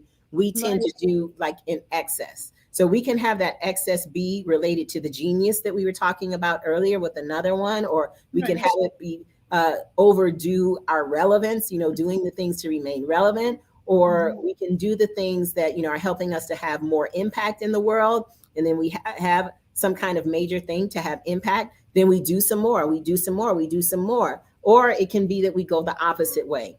So we're here to encourage people to not do that, and not be depressed, not have anxiety, not commit suicide, but do the very opposite. Tune in to, to people like, the coach here and myself and some of the other people, and get what it is that you need. Yes, some of what we do, some of what we do is paid, but some of it is, depending on what it is, it doesn't have to be a paid engagement. And so a number of us have groups. I have a Facebook group where you can be a part of the accountability forum. And that's not a paid group. And we have where there are certain things that we go over every 2 weeks related to what you're doing. And then there's other things that are paid engagements, but you need to also be willing to invest in yourself, depending on where it is you want to go. It's not just like, oh, just do these 2-3 things and everything is going to be fine. Doesn't work like that. Sometimes you have to put in more hours, and we need to put in more hours with you. And so she calls herself coach because she's a coach. And that means, there's people that need coaches.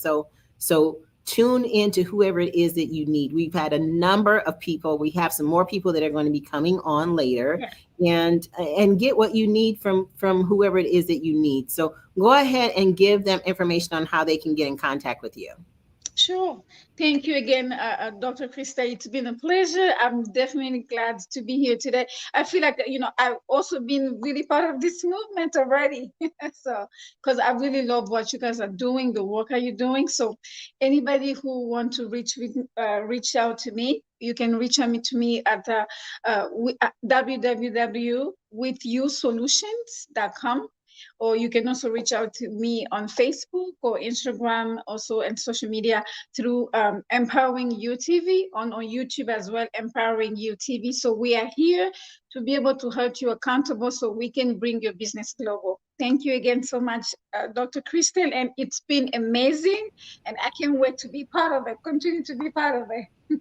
Awesome. So we do have some initiatives coming up and some books. And you mentioned YouTube and you mentioned some other shows. You have books and courses as well? Yes, I do. Okay. Absolutely. Yeah. And people, yeah, they can be able to, reach us so we can be able to give more information, and more stuff are coming next year where, we're going to have our global summit, and also the business mixture, because we really want to match different people in different niche, from here in the United States, in Canada, in the UK, and also in Africa. So we definitely going to have all those wonderful fun things about really matching people, making sure that people connect and work together as the power of one. Umoja. So that's what we're going to be doing. Awesome. So really appreciate you sharing that. And yeah, we'll be in touch to see, where we can connect and what I can be a part of, and what we can do to just make this world a better place with our gifts and talents. So thank you for being on today. Thank you again. Thank you so much again, Doc. And keep up with the good work. Absolutely. We'll be here to support. All right. Thank you so much. Bye-bye. God bless. Bye. God bless.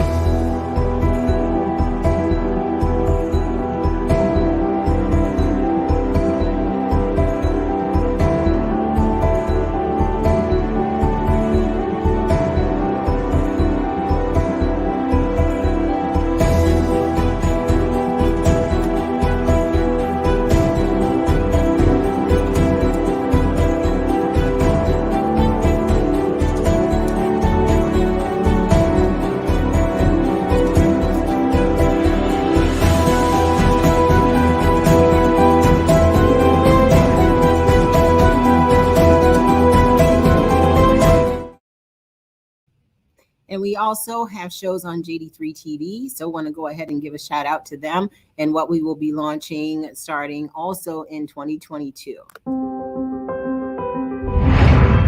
It started as a dream. Imagine you on the big screen. Calling us from ordinary to extraordinary. The stories I have encountered are amazing. A place where stars shine bright.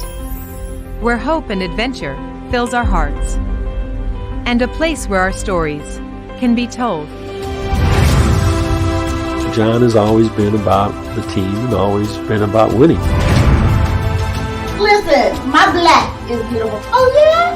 Yeah. I'm not here to inform you. I'm here to transform you. We thought it might be fun to give you some behind the scenes of who we are as your host of Dynamic Duo. The world needs you. They're waiting for your message. They're waiting for your story.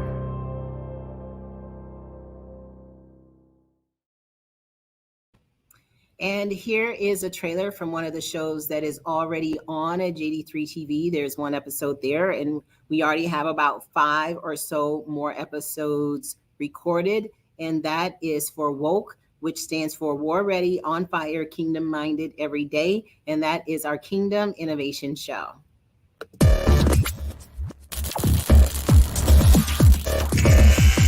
So I have a question for you. Where are Christians supposed to go if they need godly advice and wisdom and things to think about related to controversial items? Woke is the answer. This is not a sugar-coated show. Woke. What does woke mean? It means war ready, on fire, kingdom-minded every day. So I ask you, are you woke? Are you woke or are you sleeping? Snoozing, living, but not living. It's time to wake up to the life and life that God has for you. It's time to say goodbye to existing and say hello to the world by standing on God's promises and not just standing on them, but living them out every day. So, soldier, let's be woke together.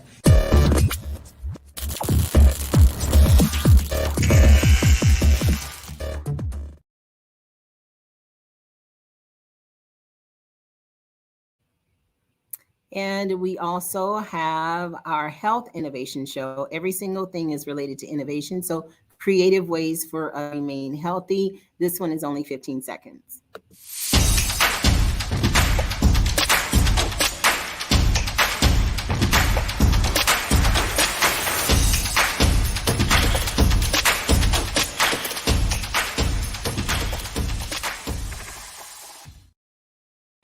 So the main day that we focus on information for that is on Mondays as well as throughout the week. We just finished up our first 26.2 movement marathon. We'll be starting another one of those at the beginning of the year, as well as WWB will be starting the beginning of the year, which is Women Who Box. And I'll just play that short commercial. If you are a boxer, or if you want to start boxing to get in shape, we have several coaches that will be doing online lessons, as well as letting you know what you can do in the gym. But there's things that you'll be able to do just, with air boxing, but you can go ahead and get a bag or get some pads and some things like that they will be explaining to us. And this is the commercial for that.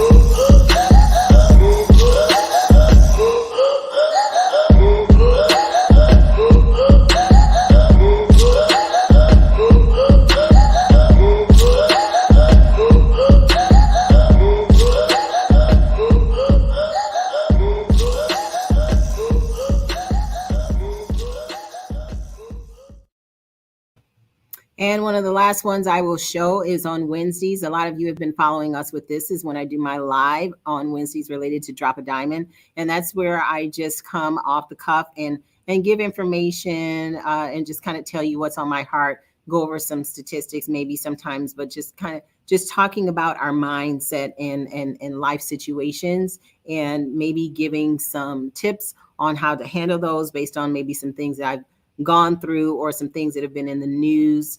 It really is just a off the cuff show that I do. And it's usually on live, but we will be putting it on our Above Your Best platform, and it's called Drop a Diamond.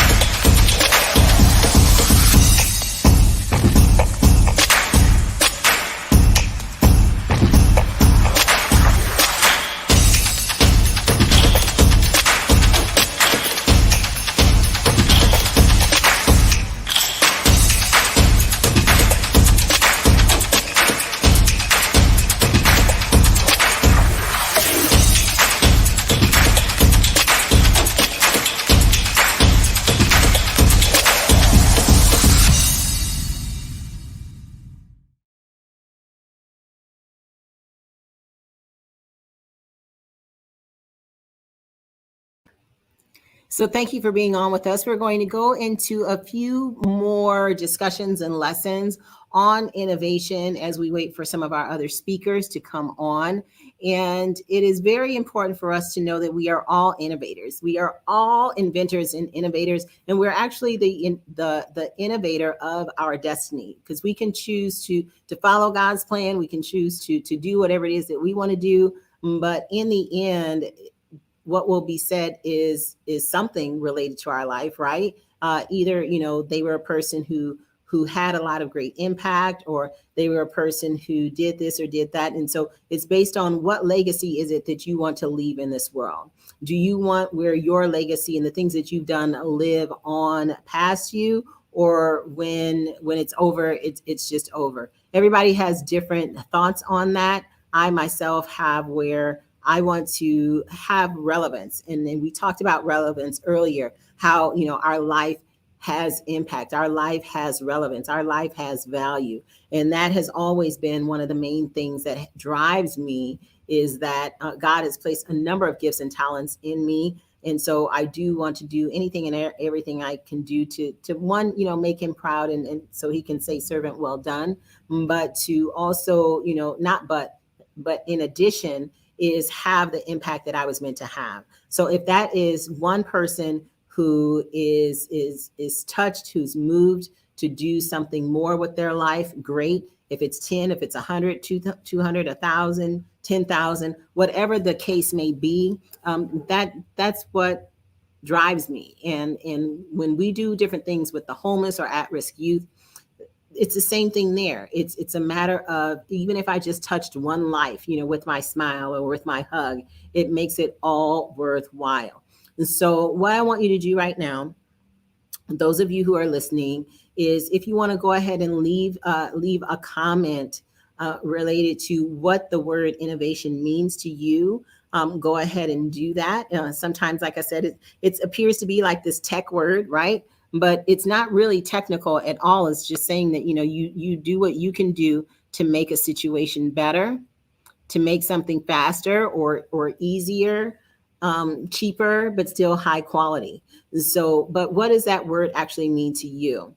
And what has been one comment from one of the speakers that has really resonated with you on the things that they've said as we've had these various discussions? There's been a lot of great discussions with the speakers. And so we want to get into, some more discussion. And if you have something that you want to ask as a question, feel free to do so. And we can touch on that question. But right now we're looking at, what does innovation mean to you?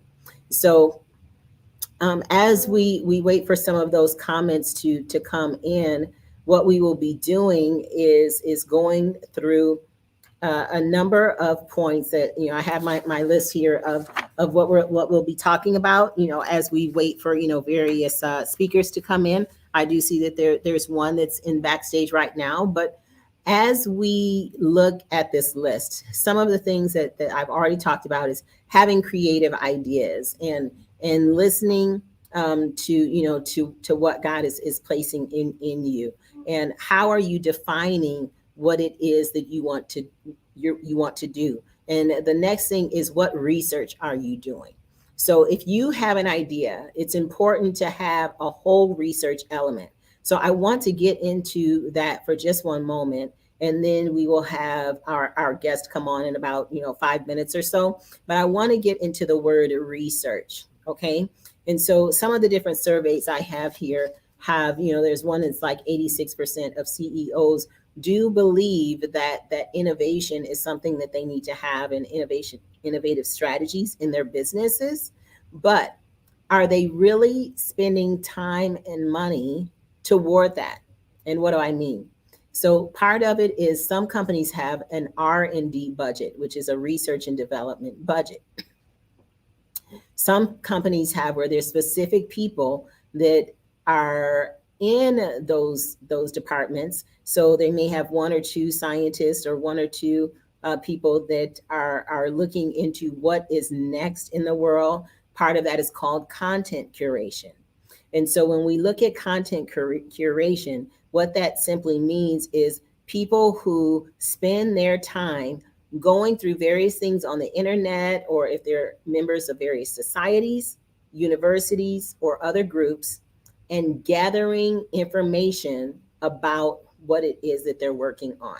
So again, I say to you that this is not just something that should be in big industry, but it can also be with you as a solopreneur, as an entrepreneur, as a person who runs a small business, or even if you are a stay-at-home mom, you do research, right? Sometimes, most times, it's not where people take the first quote. If there is some plumbing that needs to be redone, you may or may not take the first quote of, it's going to cost $750 to get this fixed. You might want to get a second quote, a second opinion. And it could be that it's higher or right around the same amount, or it could be that it's lower. Now, you don't just want to go with the lowest quote without understanding information about the other reviews that maybe people have given related to that person or that business. So again, part of your research is not just for the lowest price, but the lowest price at the highest quantity. So if you're taking notes, part of the research that we're talking about here is in relation to pricing, but it's also where you should look at reviews in relation to highest quality. Now, on Amazon, for instance, one thing I do like about the reviews on there is that they have the number of people. And my husband always talks about if I go to a restaurant with my wife, he'll say, she looks to see how many cars are in the parking lot. If it's only one car or 0 cars in the parking lot, chances are we might not be stopping at that restaurant. But that's not an indication of the food. It could be that they have great food. It's just that at that particular time, there's not a lot of people in the parking lot. So that could be the case.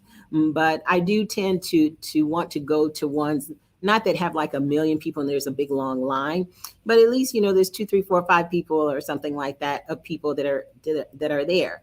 Now, I don't always then go on and look at the reviews for that restaurant, but I'm saying like on Amazon, they do have where there's, 700 people have bought this product and these are the reviews where it'll show that maybe out of 5 stars, they may have 3.5 or they have 4.5, or maybe out of 790 some, they only have 2 stars. And so that's something that is really good for you to do in your business. I'm equating it to an Amazon order. I'm equating it to how many cars are at a restaurant. But the point is that do your research.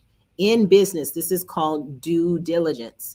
Do your due diligence, okay? DUE, due diligence, and have where you do your best to look up things. Now, I am in Arizona, so I could look up on the Arizona Corporate Commission, or if you are in Idaho, or if you're in a different country, look to see what the corporate commissions are, and you can look on there. Another area that some people look at is the Better Business Bureau. Now, that is one where people pay in to be a part of that. And so the reviews on there are from people who have paid to be a part of the Better Business Bureau, but it could be that there still are negative comments on there, even though it is a paid service. And so sometimes, again, when you're doing research, it's important to know the origin of the places that you're looking up, because it could be that you're looking up something that is a paid service and they can put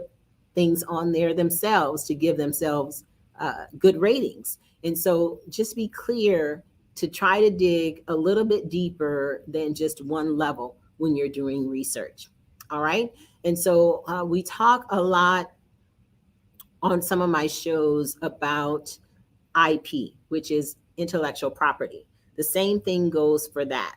If you are creating something, we're talking about innovation and being creative, right? So part of that has to do with putting protections around the things that you've created. So if you have a new philosophy, a new word, you've heard some new words on here, some words that have been created, melded together from 2 different origins, or maybe it's just a completely new word.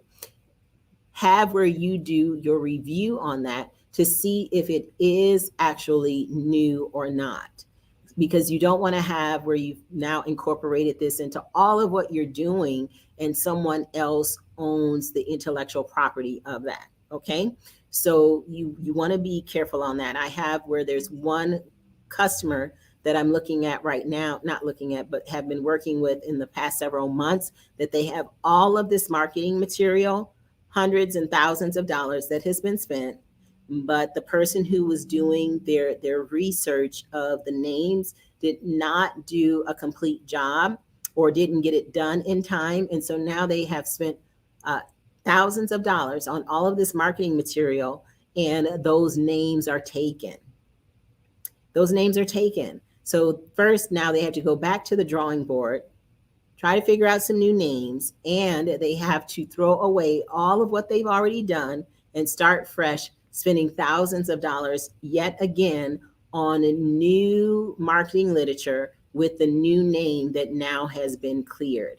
So these are some things that are very important. And if we have someone else doing it, if this is not their profession to do that type of research, then give them some guidelines, and then have where you probably personally do some spot checks on some things yourself to know whether they've done a good job or not. Okay, so the research part, there's a lot that goes into research, And there's more that I could discuss there, but we are going to just go over one more point and bring up our next guest. But just remember, research is huge. It's very, very extremely important. And if you have someone else that's working on that for you, give them good, sound advice and guidelines so that you can make sure you get out what it is that you need. Because you don't want to be caught having to do some fixes on some things. All right. Okay. So the next thing that's on this list, before we bring up our next guest, is dealing with the planning. So you tabulate all of the information that you've gotten from your research, and you look at what plan you already had in place, and you make adjustments based on what you found in your research. So it's important to already have a plan, already have some things outlined, but then have where you can refine it, massage it, take things out, put things in based on your research. And that iteration of research can take, 2, 3, 4, 5, 6 times, and it should go on forever, where you're continuing to put new information in. But I'm just talking about your initial plan, your initial innovation plan. And so having an innovation plan is sometimes something that people may or may not think about, but always keeping your business state of the art is key. So I'm saying that everybody should have some kind of innovation plan. Everybody should be looking locally, nationally, and internationally, which is globally, and doing research and just seeing all across the world if there's anyone else that's doing something similar or not before you go ahead and claim something to be your own. All right. So have a plan that you're able to update. That is our fourth or fifth point on this innovation plan. All right. So now we are going to bring up our next speaker. Very extremely happy to have her. It's Dr. Mavis, and she was recommended by one of our other speakers. And so this is going to be my first time meeting her. But it's one of the things that she has on here is being an excellent motivator. So I can't wait to meet her and have her meet you. And let's go all get motivated related to innovation. So here we are, none other than Dr. Mavis. Hey, how are you? Oh, fine, thank you. Fine, thank you. Thank you. Thank you. Thanks for being with us today. I don't know, are you able to scoot over a little bit to be in the middle of the camera? Yes. There you go. Yes. Yes, thank you. Okay, awesome. Oh, no. Okay. There you go, right there, right there. Yes. Okay, so go ahead and introduce yourself, and we'll get into a little conversation about some of the things that you have on your profile. Okay. My name is Mavis Ben. I am a motivator. I'm a training consultant. I was a teacher for many years, and then I became a social worker. And after then, I was elected as the youngest and first executive mayor of the city of Georgetown, which is the capital of Guyana, South America. And to date, it's on record that I have been the only executive mayor so far. I like to work with young people. I have a training consultancy called Zoivins Consultancy that's been established for a number of years. We had worked in New York City for a number of years, in Toronto for a number of years, and in London for a number of years. But now we're fully based in Georgetown, Guyana, and we do some virtual presentations around the world. We've just finished doing some presentations for the Esther Banquet in Nairobi, Kenya. Through the instrumentality of Ambassador Clive Rivers, I was appointed as a World Civility Ambassador and given the Honorary Doctorate of Humanities at the United Nations in 2018. And I really do not like to talk much about myself. I like people to find out what I do and who I am. So that's what I will give you as a teaser for now. You sound like me. I hate that whole part. It's like, let's all go around the room and introduce ourselves. And, oh my gosh, here we go. And yeah, I don't like that either. But welcome and thank you for being with us. And congratulations on your many successes and being an ambassador and your honorary doctorate. And, you know, there's a number of other things you have listed here. And so we want to talk a little bit about the word leadership and innovation. And so you also have something else we're connected on. Yours says Dare to Soar. And one of my original radio shows was called Soaring with Eagles. Soaring with Eagles. And it was in relation to, you know, as the years, the shows went by and the years went by, my very, very first radio guest, we were being honored at an event and he was there. We were in a conversation. He's like, if you want to do a radio show, I'd be happy to be your first guest. I'm like, wow, that'd be great. And he's like, well, let's do it, Crystal. I'm like, okay, great. Let's do it, Frank. And he was Frank Shankowitz, the founder of Make-A-Wish Foundation. Wow. So he was my very first radio guest. And he was like, wait, this is your first show? You were like amazing. I'm like, oh, thank you. Because like, you know, I already did like events and was MC of this and program director and all that. So I was used to talking, but I never had a show. But he seemed to think that it was like really great. So based on that, I began to meet more and more people and develop a millionaire-billionaire alliance of various people that God has blessed me to meet just from that first introduction. Yes. Yeah, that first introduction. And so when we talk about global leadership, I'm bringing this back around to leadership, is that we have to be a leader, or as it was Professor Matthias was talking about genius, like we have to feel that ourselves. We have to feel that we're a leader. We have to feel that we're a genius. And it's not to say that we're all like petty about it. Like you said, you don't like talking about yourself. I do talk about myself. It's something I've learned to do, but I really don't like to do it either. But talk to me about how does our thought about ourselves affect our capability to lead? I would like to put it another way. Okay. One of the things I wanted to emphasize today was the aspect of regular self-introspection.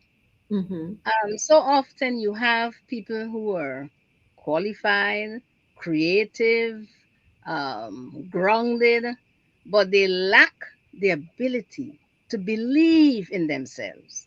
And that is a serious problem with the new innovative leader. And that is one of the items I wanted to pronounce on today. But I wanted to say to you, it really was a pleasure meeting with you. I did not want to disappoint you. Right now, I'm in New York City. I am not in Georgetown because I came here because, and I'm saying this on radio because I would like blessings and prayers for my sibling. He got a kidney transplant and it's not working out. So that's why I'm here. But because I had given you my word, I said I will come and say a few things, spend some time with you. But really and truly, my heart is not in the program today because I'm still worried about him. But I'm a strong believer in faith, and I believe that prayers will be answered and he will be lifted up soon. Mm-hmm, mm-hmm. But having said that, you asked a question, I would answer you directly. Sometimes when you talk too much about yourself, you upset the wrong person. Mm-hmm. Because they do not understand that you're just introducing or saying to them what you are. They believe that you're gloating over their failures. And so sometimes I tell people, it's not always good to stand and talk about 100 things that you are and what you have done. Let your works demonstrate who you are. Mm-hmm. That little statement that you made just about your first interview, I already know what you are. I already have grasped the type of innovative person that you are from that one program. So you need not tell me, say you did this, did that. You see, and that's how I am. Let the person on the other side have an assessment of your works by example. And I like this thing I'd walk with to say to you today. Example is not the main thing in influencing others. It's the only thing. It's the only thing. And that will be my answer for you for your first question. Mm-hmm. And I really appreciate that. And part of it has to do with it goes directly in alignment. And then I know I'll let you go because I do want to pray for is it your brother? My brother, yes. Yeah, let's say a prayer for your brother. But it was 2 days ago. I was flying out. Was it on Wednesday? So normally I do drop a diamond on Wednesday, and it's like a 20, 30, 40 minutes. I'll talk about yes. some kind of mindset thing. And so that day, I only talked for 5 minutes, but it was on self-confrontation is what I called it. Because yes. self-assessment or self-analysis or like looking into ourselves, like saying it like that kind of gives ourselves an out. It's like a nicety. But when you say the word confrontation, what I did that day is like you're up in your face. Like confrontation means like you are in your own face.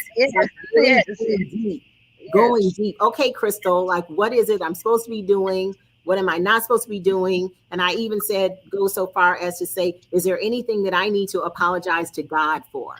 So confrontation is deeper than, people that say, oh, I'm just going to take some time to look. No, this is confrontation. So I really kind of made that be where it's, to me, it was correlated to what you were talking about too. I like you already, Crystal. You're one of a kind. Yes, I like you. I hope that quite soon in the new year we'll get you down in Georgetown, Guyana. You just let me know. People did not know much about Guyana before. The thing about it is that people are now recognizing Guyana because we're about the third. We are going to be the third wealthiest country down on that block because of the recent discovery of oil and gas. You may have heard. So if you go on the internet and you type in Guyana, you will see where we are. So I hope that I will be able to see you soon down there. I do not know if you know a gentleman by the name of Dr. Ruben West. Yes. I'm hoping that he will be down there too next year. It is through his instrumentality that I was able to do this exposure in Nairobi, Kenya last month. Okay. Yeah, I have not spoken to him, but I do know who he is through Dr. Rivers. And so, yeah. But yeah, I'd love to come down. You can let me know and we can see what we can work out. Certainly. I want you to. Yeah, certainly. No, I do want to just put my hand right here and just, toward the screen and just pray for your brother and just know that there's a number of people that are going through health issues today. I've been getting some various messages. And so God is a healer. God is a protector. God is our comforter. And so he knows the plans that he has for us. We don't know the plans. And so I'm praying that things go better with the transplant, or if it has to be done again, or however that works. I'm not really sure, but our prayers go out to you and to your brother and your family. Thank you so much. I'm very appreciative. Very appreciative. I hope I'll be able to see you soon, though. It sounds like you will. Yes. I had a few thoughts I wanted to leave with you about the new innovative leader. Okay. You tell me when you're ready.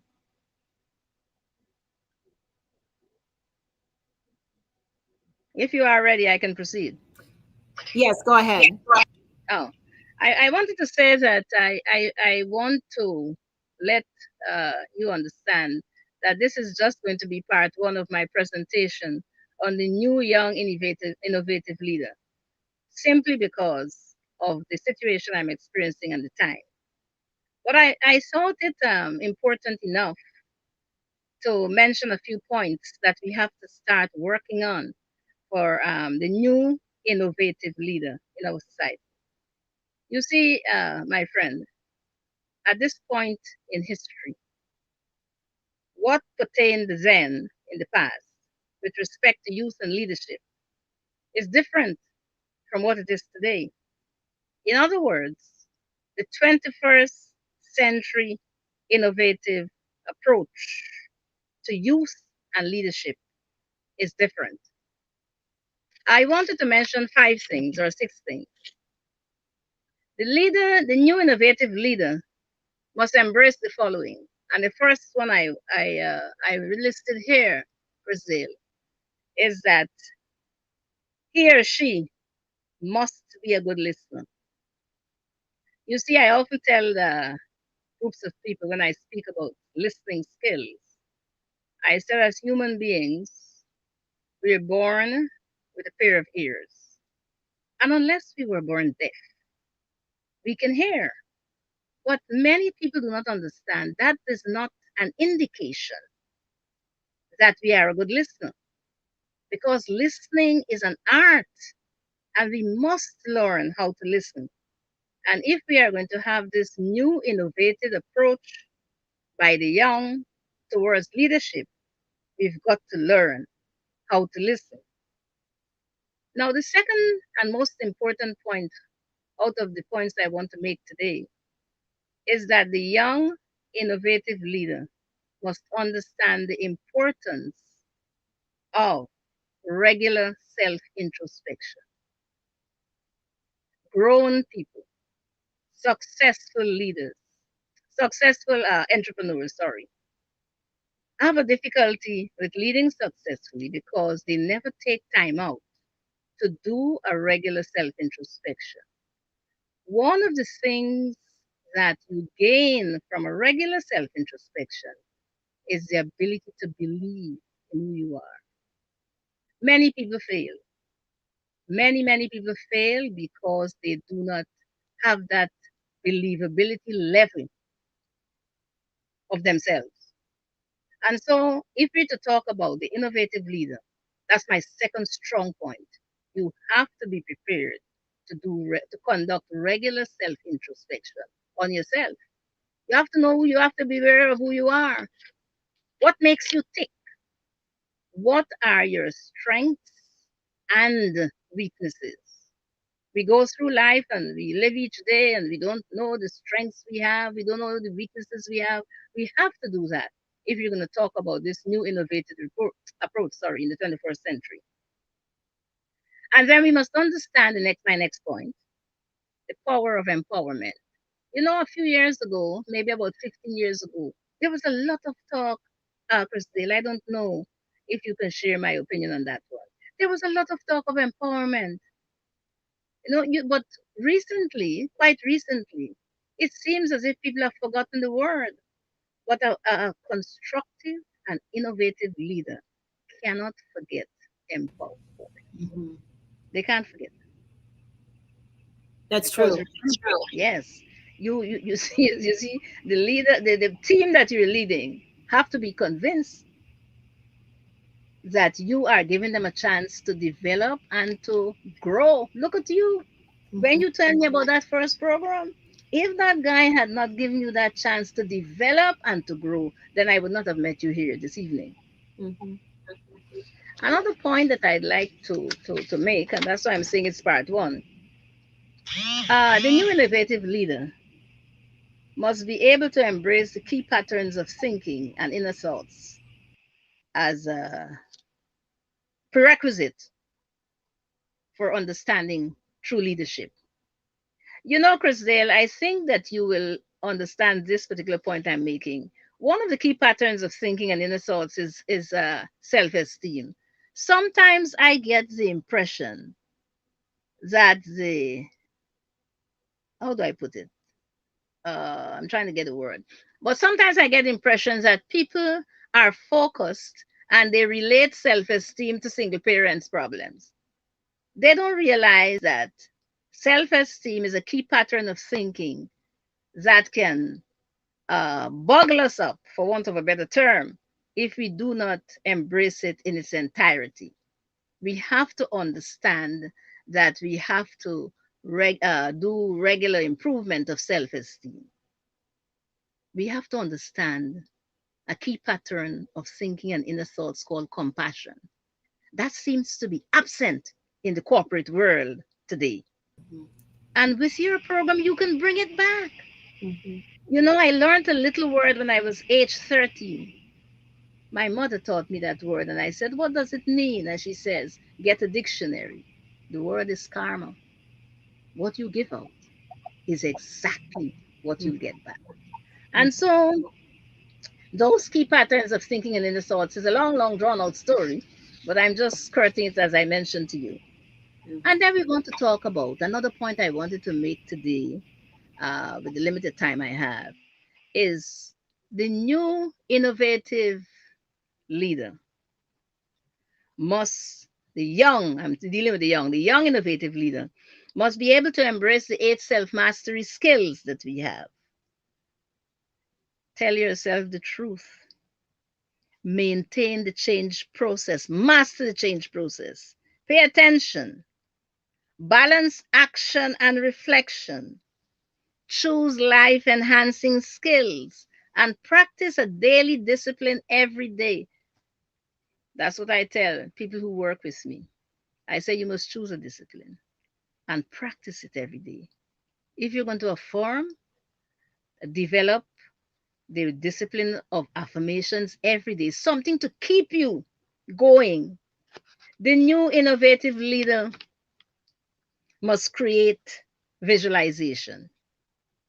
I tell the young people in my class at home, I said, if you want a car for Christmas, that is, I was telling them in October, I said, you must see yourself sitting behind the wheel of the vehicle.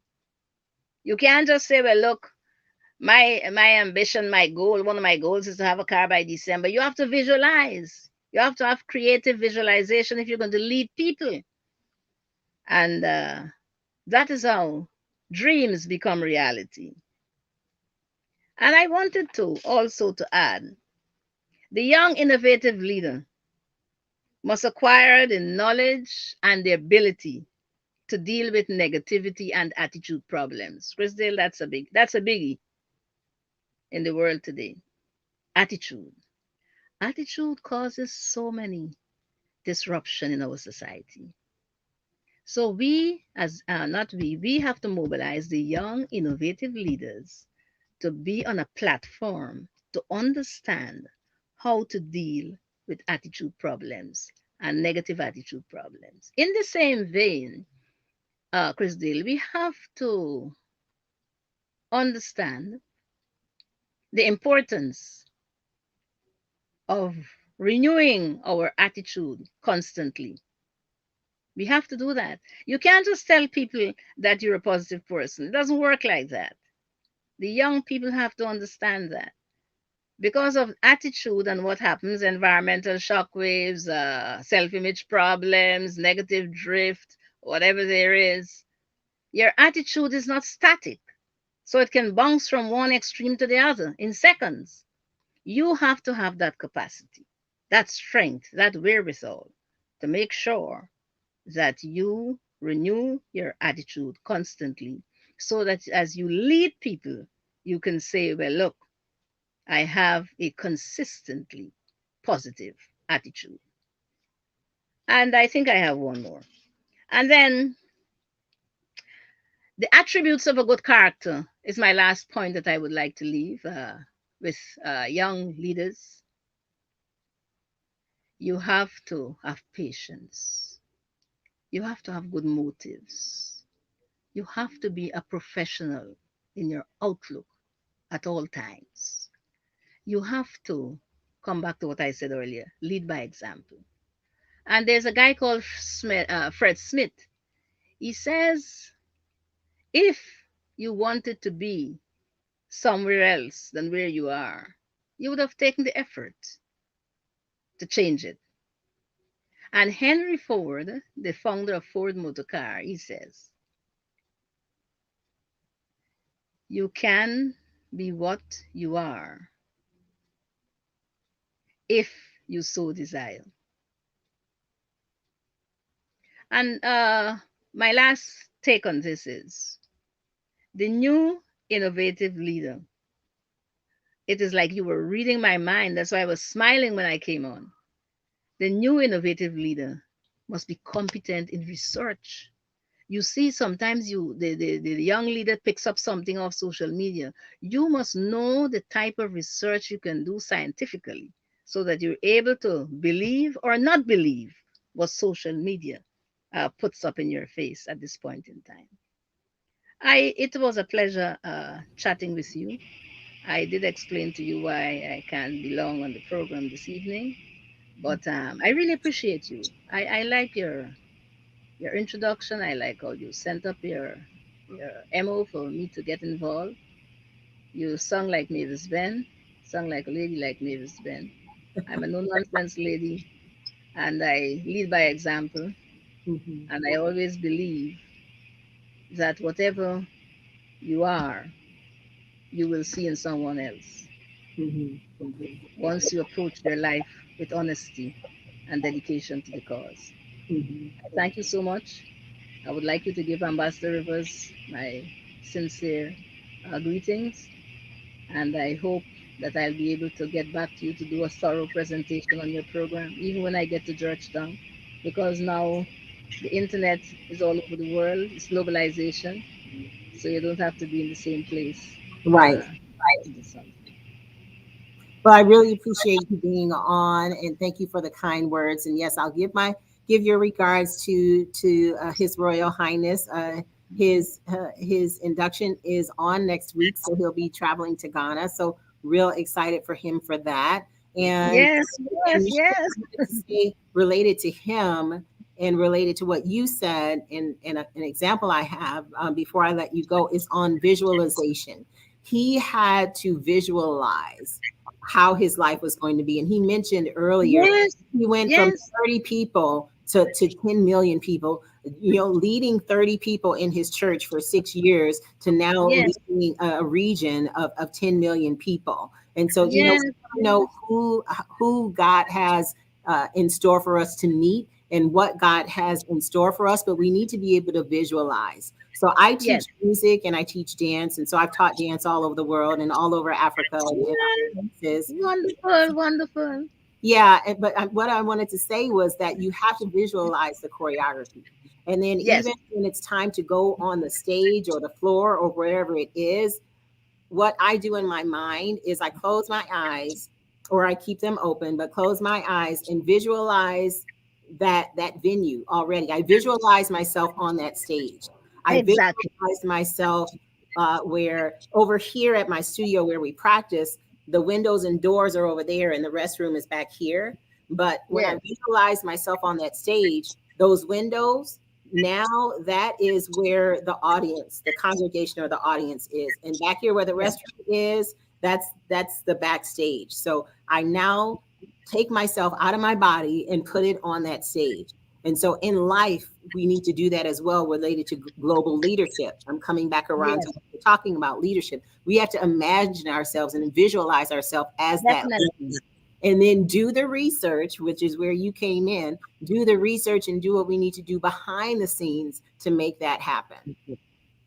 Do you know, before I go, when I was a teenager, my brother, we were talking about this only yesterday. He said he remembered when his friends used to laugh and I used to tell them, because I grew up in the rural part of Guyana, in the country part. And when I would say, look, I'm going to be a teacher. I'm going to teach people. His friends used to laugh and I was looking, So he says, well, he was telling me, say, Mavis, look at you today. Look at the ground you have covered. I remember my friends used to laugh. Yes, visualization helps and pushes you towards your goal. It does. It does. Yeah.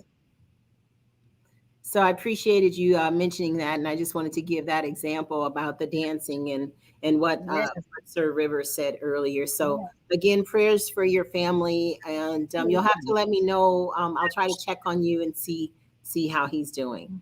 Yes. And thank you so much, Krystylle. And may God continue to bless you and make your program a success. And really, I look forward to welcoming you. I have to tell Dr. Astel, because he's going to link me up for the program in Ghana with Ambassador Rivers. So I have to tell him how I met you and so on. And awesome. We're going to get you in Ghana next year, definitely. Okay, towards the end of the year, we can maybe look at having that happen.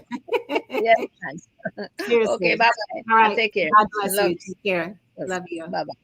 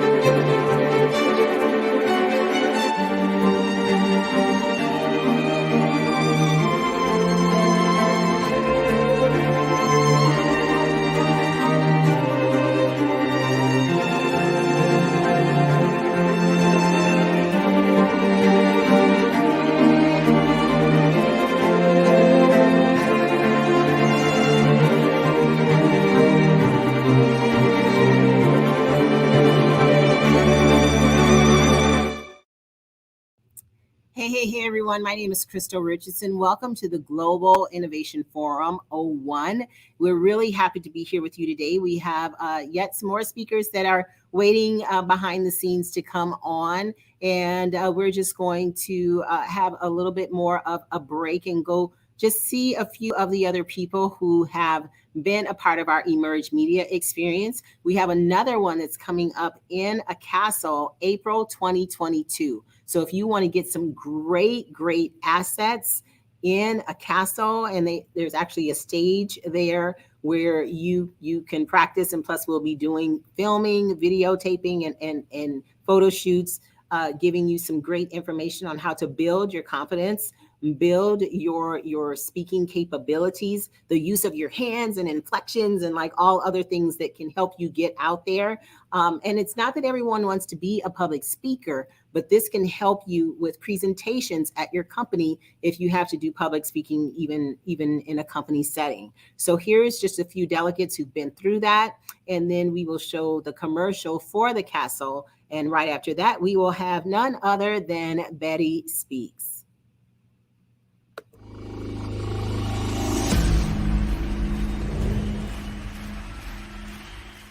Hi, my name is Shania Grenache. I'm having a wonderful time. I'm having a blast at Emerge. This is my first time also meeting Krystylle. I've been in her group for about a year now, and I've learned so much. I've consumed so much information. Coming here today is just bringing it all together. Just everything we've ever spoken about, just putting it all together and bringing it into this one atmosphere. I recommend anybody come to these events because it makes such a difference. I am so thankful to meet every single person that's here. Having these conversations is so important. I feel like it's not only making a change in my life, it's making a change for all of us, and we're going through it together. I'm very thankful for this experience.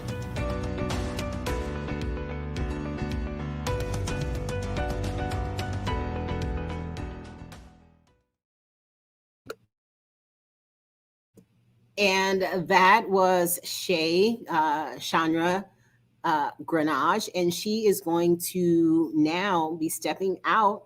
And as a result of Emerge and some of the other things that she's been doing, her summit in 2022 is going to be on cryptocurrency. So you do not want to miss that. It will be posted just like this one is on myglobalsummit.com and on Facebook and on the E360 network. And like I said, that is going to be related to cryptocurrency. Here is another person that's going to be having a summit on next year, 2022.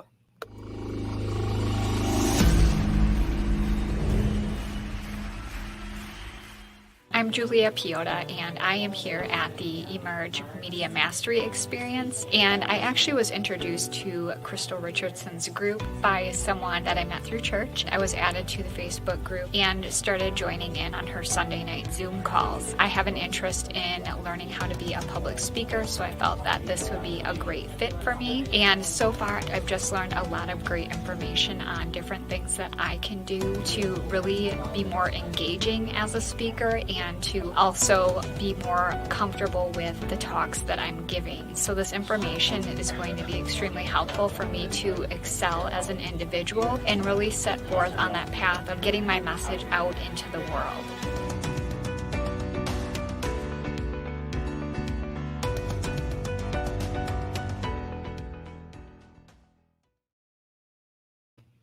And that was Julia Piota. She speaks and coaches on relationships. So she will be having a summit in 2022 as well. The next step in her journey is to not just go through the program, but to host a summit. And so we will be having that for her in 2022 as well. The last thing I want to show before our speaker, as I mentioned, is that we're having our next Emerge Media experience is going to be in a castle in California. So if you want to go to a castle, if you've always wanted to be in a castle or even sleep in a castle, because we do have spots, there's 18 spots available for people to join Linda and myself, and because we'll be staying there. And so the castle does not want it to be overrun with people, so we can only have 20 people at the castle. If you want to be one of those people that stays in a castle, sleeps in a castle. How cool is that?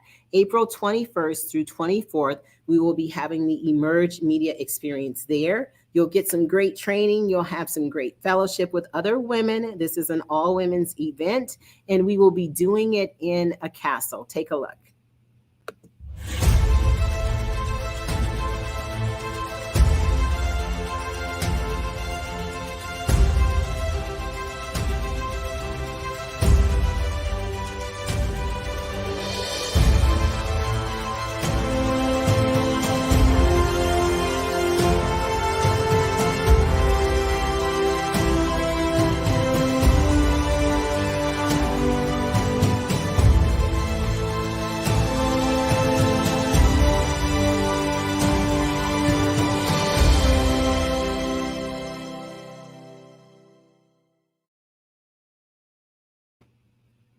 So hopefully you enjoyed that commercial. I always enjoy singing. I've seen it 1,000 times related to the castle. I'm really excited about going. I've been in a number of castles during my life with my travels, to different countries. But this is going to be amazing. I've never slept in a castle. So having where we actually have to get to have an event there, and it has a full stage. Did you see that stage? It looks amazing. So our speakers will be able to do practice and do their actual speaking events and have some really great media assets on that beautiful, beautiful stage. So I can't wait. If you want more information, go to emergemediaexperience.com. emergemediaexperience.com. You'll see information there related to our various packages, and you can schedule a consult with us so that you can be one of the ladies that joins us. All right. So that is the commercial about that. Welcome to the Global Innovation Forum. The Global Innovation Forum with Life Innovation and with I Change Nations. I have a wonderful person who's going to be joining us right now and give us a little bit of insight based on what she does. She does a lot in the community. She is a hailed humanitarian, and I just always love her smile and love speaking to her. And so without further ado, here is Dr. Betty Speaks coming to the stage. Hello, hello, hello. Hi, beautiful. How are you? I am so huge here. Let me say. You say you're so huge. Yes, I see all face here. No, it's all because it's supposed to be all face. People need to see us. I could make you smaller, but I'm not going to make you smaller. They need to no, see you're fine. So amazing. You've been doing a phenomenal job all day long. Honestly. Oh, thank you. It's been fun. Like, I love doing these. And people are like, oh my gosh, that was, you're sitting there the whole time. Well, it's the same as if we broke it up into 3 days. Yes. People have to try to figure out what day and all that. I just do it all in one day. And I really don't mind at all. It's my honor just to, be able to speak to people and highlight people and to bring information. And now this time it's related to my initiative, which is Global Innovation, the Life Innovation Forum. So I'm happy that you're able to be with us. And you were with us a long time ago on one of the other programs back in 2020, right? It was this year on Emerge. It was this year. I remember the first speaker that you had on your commercial. She was at the event as well. Yes. Mm-hmm. You had an event this year. Okay. I'm not mistaken. Yeah. This is the end of the year. And so on a number of things, I get 2020 and the beginning of 2021 mixed up. So, well, welcome back. Either way, welcome back. How about that? Yes. Oh my goodness. If I could keep Oh my gosh. So thank you for being with us. And I'm going to go into some things that you've written here, but I'm just going to give you the full stage so you can introduce yourself, and we'll get into some talks about innovation. How about that? That's perfect. I'm all yours. All right. Go ahead and introduce yourself. Well, most people don't realize that Betty Speaks is genuinely my name. I retired from the United States Army, the CEO of A Life Change Now, the host of Overcoming Battles by Being Strong and Courageous, which is a podcasting, the artist and songwriter of a single that came out this year on my birthday. It's a Resurrection, and that It's a Resurrection actually came out on April 4th of this year, which is Easter Sunday. I am also a lifetime Royal Imprint Empress, and I got that name from my brother Donald Tolson. He says, "You are an empress." I am so sorry. I will Yeah. So, and I'm passionate about motivating individuals to resurrect and establish themselves spiritually, professionally, and personally. I'm also known as that chosen warrior who inspires others to create a life change now by leaving an intentional impactful imprint for infinity. And I have to throw in your word, that innovation. Wanted to throw that in too. So that's basically who I am in a nutshell, my sister. Awesome. Well, I guess it's okay to share the name with you because that's my interview name is I'm the Red Carpet Empress. And so now you're the imprint empress. Okay, so I guess it's okay that we're both empress. I suppose. Yes. Oh my goodness, I love it. So your word, that's all over all your information is imprint. And how apropos is that related to innovation? Because innovation is to, make things better, faster, maybe even more or less expensive, but still have high quality and just making things better for people in the world, putting together two things that maybe already exist and making something different out of it, which is, maybe repurposing or having where we actually should maybe get a patent or a trademark or a copyright related to whatever it is. And so when you say the word imprint, it fits right in with the word innovation, because when you leave an imprint on this world, that means that you've done something of importance. You've done something of impact. So what I've been doing with people is we have some conversation. And as I mentioned on what you filled out, there'll be some literary work that will be coming out next, the journal of some things that will be transcribed from this summit, plus some other books that will potentially come up. So I really want to hear what you have to say about this imprint thing. Your empress, ma'am. I don't even know am I supposed to bow or what I'm supposed to do, but tell me more. You mentioned a little, but tell me more about the word imprint. Well, I have to tell you that my initiative came about just as yours did, the Resurrection Imprint Act.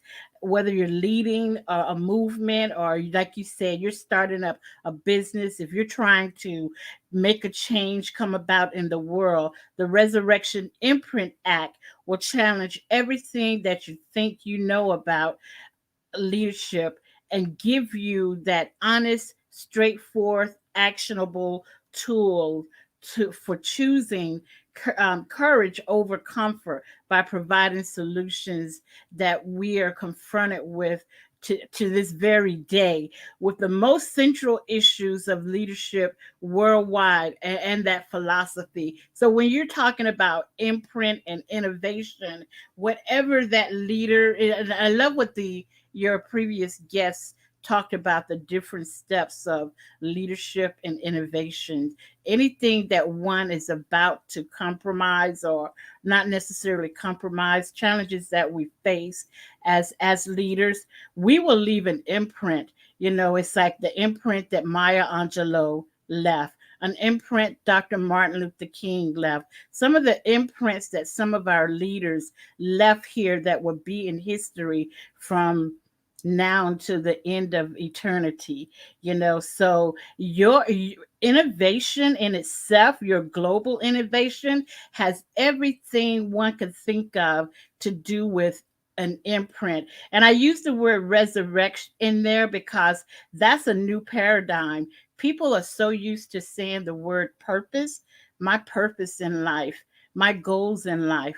But when you're talking about resurrecting something, you're talking about resurrecting innovations, global innovations.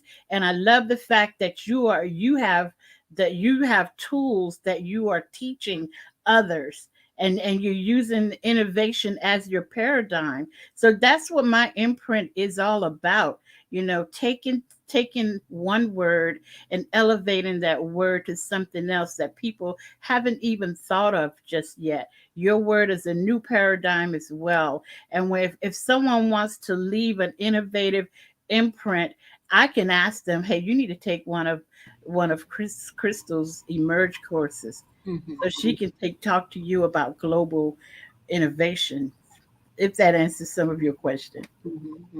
Yeah, it does. It does. And the word imprint, I wrote it down. It's huge. It's just huge. And then the Resurrection Imprint Act, and that's what I love about how His Royal Highness, Dr. Rivers challenges all of us to come up with new paradigm shifts and to come up with new words and new ways of looking at common things, and always remaining state of the art and remaining relevant. So we talked a lot about relevance earlier today, and it just fits right into what I do already. I was talking to, who was I talking to?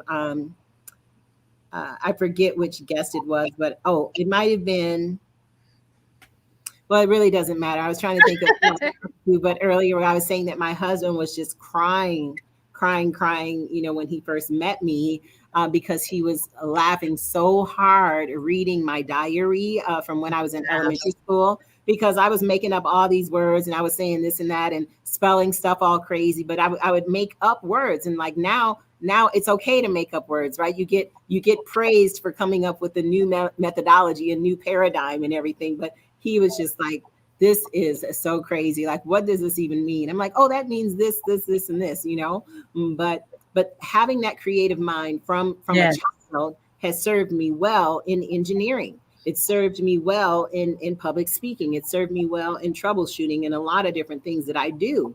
And so this word imprint, I think imprint and innovation, the two of us might need to come up with something that kind of fuses those, because they have so many different parallels that we could really, really focus on. And that's what this forum is about. Down, I have all these different notes that I'm writing down about not just things to transcribe, but book titles from various people that have spoken. I'm like, I'm not going to say what the book title is, here on camera, because I don't want anybody to take it. But there's things that are already, have come out of those talks. And when you mention imprint, and I keep going back to it, there's something I think that should be mailed there. What's your thoughts on that? I agree with you, because honestly, I have pages of different novels that I want to go into with the word imprint as well. So, and I applaud you for saying, well, I'm not going to mention them just yet, but even if you were, it would be patent because you said it here first. But I agree with you as I looked at that word innovation, and I'm always looking for the words that start with I, begins with the letter I, because I love chanting I. I love just chanting the letter I. I am intentional. I am impactful. I'm an imprint leader. I believe in infinity. I will be an imprint leader for infinity. It's innovation for infinity. So I do agree with you. And if you give me like a couple of minutes after the show, I will come back to you and say, guess what? I have that imprint word that goes with innovation. And that's what I love about His Royal Highness as well. When you are conversating with him, he will spit something out of you. You be like, wow. Right. And he does that across the board with hundreds of people, like every day. So that's what I was saying earlier. And somebody had even mentioned something about me last week about, some things that I came up with related to a show that I was helping them with. It's like, oh, you're just so creative. And she's like, well, I'm not surprised because, that you would be creative in this area because you're creative in all these other areas. I'm like, yeah, like once you once you start flexing that muscle, the innovation Yes. muscle, then you can become more innovative. And so the fact that he does that every day, and you do too, and I do too, like we do these things every day, and then it makes it easier to function in that way. So part of what we want to do is to help create innovative minds in the next generation. So talking about the next generation, what does that mean to you related to imprint or innovation or anything else? What do you have to say to the next generation? Honestly, you're still in one of my books, my sister. Because it's the reason I chose this time today is because I love working with youth. And today was just that day when I had the opportunity to work with a youth ministry for maybe 5 or 6 hours. And I'm asking them, where are you today and where would you like to be? What are your goals for the next 3 months? Next 6 months, where would you like to be? And as you think about where you would like to be, what imprints would you like to leave along the way? Because you can start leaving an imprint right now. You don't have to wait until you graduate from middle school or high school. You can start right now because so many kids are. And so as I think of the next generation, I'm allowing them to think outside of their box and allowing them to make choices, because that's one of the things that today's generation is not doing. The kids, most of them are waiting to see if they're going to graduate from high school or not. They're not even using their mindset in an innovative way, like you mentioned earlier. So what I am doing, and I love the fact that I'm doing this, is speaking to these kids in ministry and getting them to start journaling and writing out the things that they want to accomplish in the next 3 months, in the next 6 months. And the word that we're using is generosity. You know, this is the season that we are in, generosity. So we're using that word and we're taking it to the next level with these kids, leaving an imprint on generosity, what this child did in their community or what they did in their church. You know, one some of them are building houses, Dr. Richardson. Some of them are helping elders in their community, leaving an imprint. Some of them are involved in the new parks that are coming up in different areas. So this is what is going on in terms of the next generation leaving an imprint, and what you meant by being innovative. When I said to them, I'm going to be talking about being innovative tonight, you guys have to tune in. So they're like, okay, great. And it's very important that we teach these words today to that generation that will be here tomorrow. So, of course, I already knew all that since we're both an empress. I already knew that you had the next generation thing going on. So that's why I kind of like led into that. No, I'm just kidding. Just kidding. You're like, you're stealing my book. Dr. Richardson, you said something earlier. I said, I have got to get her to do a Zoom class, because I remember the first dance I saw you doing, you were dancing, and I said, I got to get her to do a Zoom class. I forgot that I fell in love with her dancing. Oh, thank you. Thank you. Well, we do actually have Dance Walk Live I'm going to be, we're right now we are, I did a couple dances for a couple programs and actually a few funerals. And then now we're rehearsing for the parade for December 18th. And, so that's dancing for 2.5 miles straight. Oh, after that, we will be doing more filming for Dance Walk Live. And so those are actually going to be online on the Dance Walk Live YouTube page. So you'll be able to see those, and plus you can invite me down to do a conference with your youth. Hello. I just took you just great. Were you born in April? Were you born in April too? No. I just wrote that down. Conference, invite to conference, Dance Walk Live. conference. Yeah. So you can do, was I born in April? It's just that we're both Empress. We are both Empress. Okay. So it's just going to be there already, Dr. Betty. It's going to be there. I love it. But there was one thing I wrote down that you said, so about generosity. So huge in communities today with all ages of people, but especially with infusing that into our youth. Now, I use the word infuse, and I'm doing this because that's what I mentioned earlier, is that when I cook, even when I cook just for myself, I always have my gloves on. It's not just because I'm cooking for other people. I love to mix my food with my hands and infuse the flavors in. And so like my salads are delicious, and even my dressing yesterday was delicious, or whatever day that was, because I cooked like 23 cooked like 23 things, or I think, for Thanksgiving. And so all of the things that I can do it and not, burn my hands off, I put my gloves on and infuse the flavors. And so you're infusing the flavor of generosity is what I'm feeling and doing this for, because that is something that is so key of a foundation.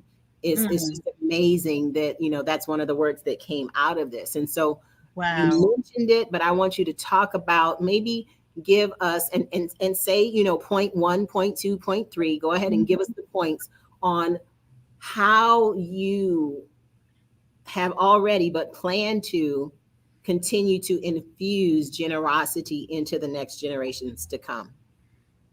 Give me a few points. I am trying to think of the scripture that says 52 and 12. It has something to do with the loaves of bread, but just to allow the kids to know that we have 52 weeks in a year, 12 months in a year. You have the opportunity to spread generosity 52 weeks out of the year. And you can do it either 12 months. The Bible talks about the loaves of bread, and the number 52 and 12 was mentioned there. And that's what I love about ministry, because it seems as though those words that were written so many years ago are left here for us to still live by them. And that was an imprint that was left many years ago, and they're still here for us today to live by. So when you're talking about being generous to someone, 52 weeks, what are you going to do this week? What can you do the next week? And when you plant that seed in a child's mind, I call them children because they're still much, much younger than I am. But when you plant that seed in their mind and you see them grow, you see them beginning to leave an imprint. And the first example I want to say is that if you're at a grocery store, you be generous to others that are not generous to you. Some people are rushing to get in and out of that grocery store. They may even bump into you with their shopping cart. And then you might run back into that person as you are exiting the store. Go ahead and open the door for them, or stand in the spot where the door opens and allow them to leave. Then there may be that driver. You might be in the parent in the car. The second point, you might be in the car, especially this time of the year, Dr. Richardson, when people are excited about getting to the stores and shopping and doing things. You can be generous to someone. You don't have to be the first. You don't have to race into a parking lot. You don't have to curse a driver out that cut you off.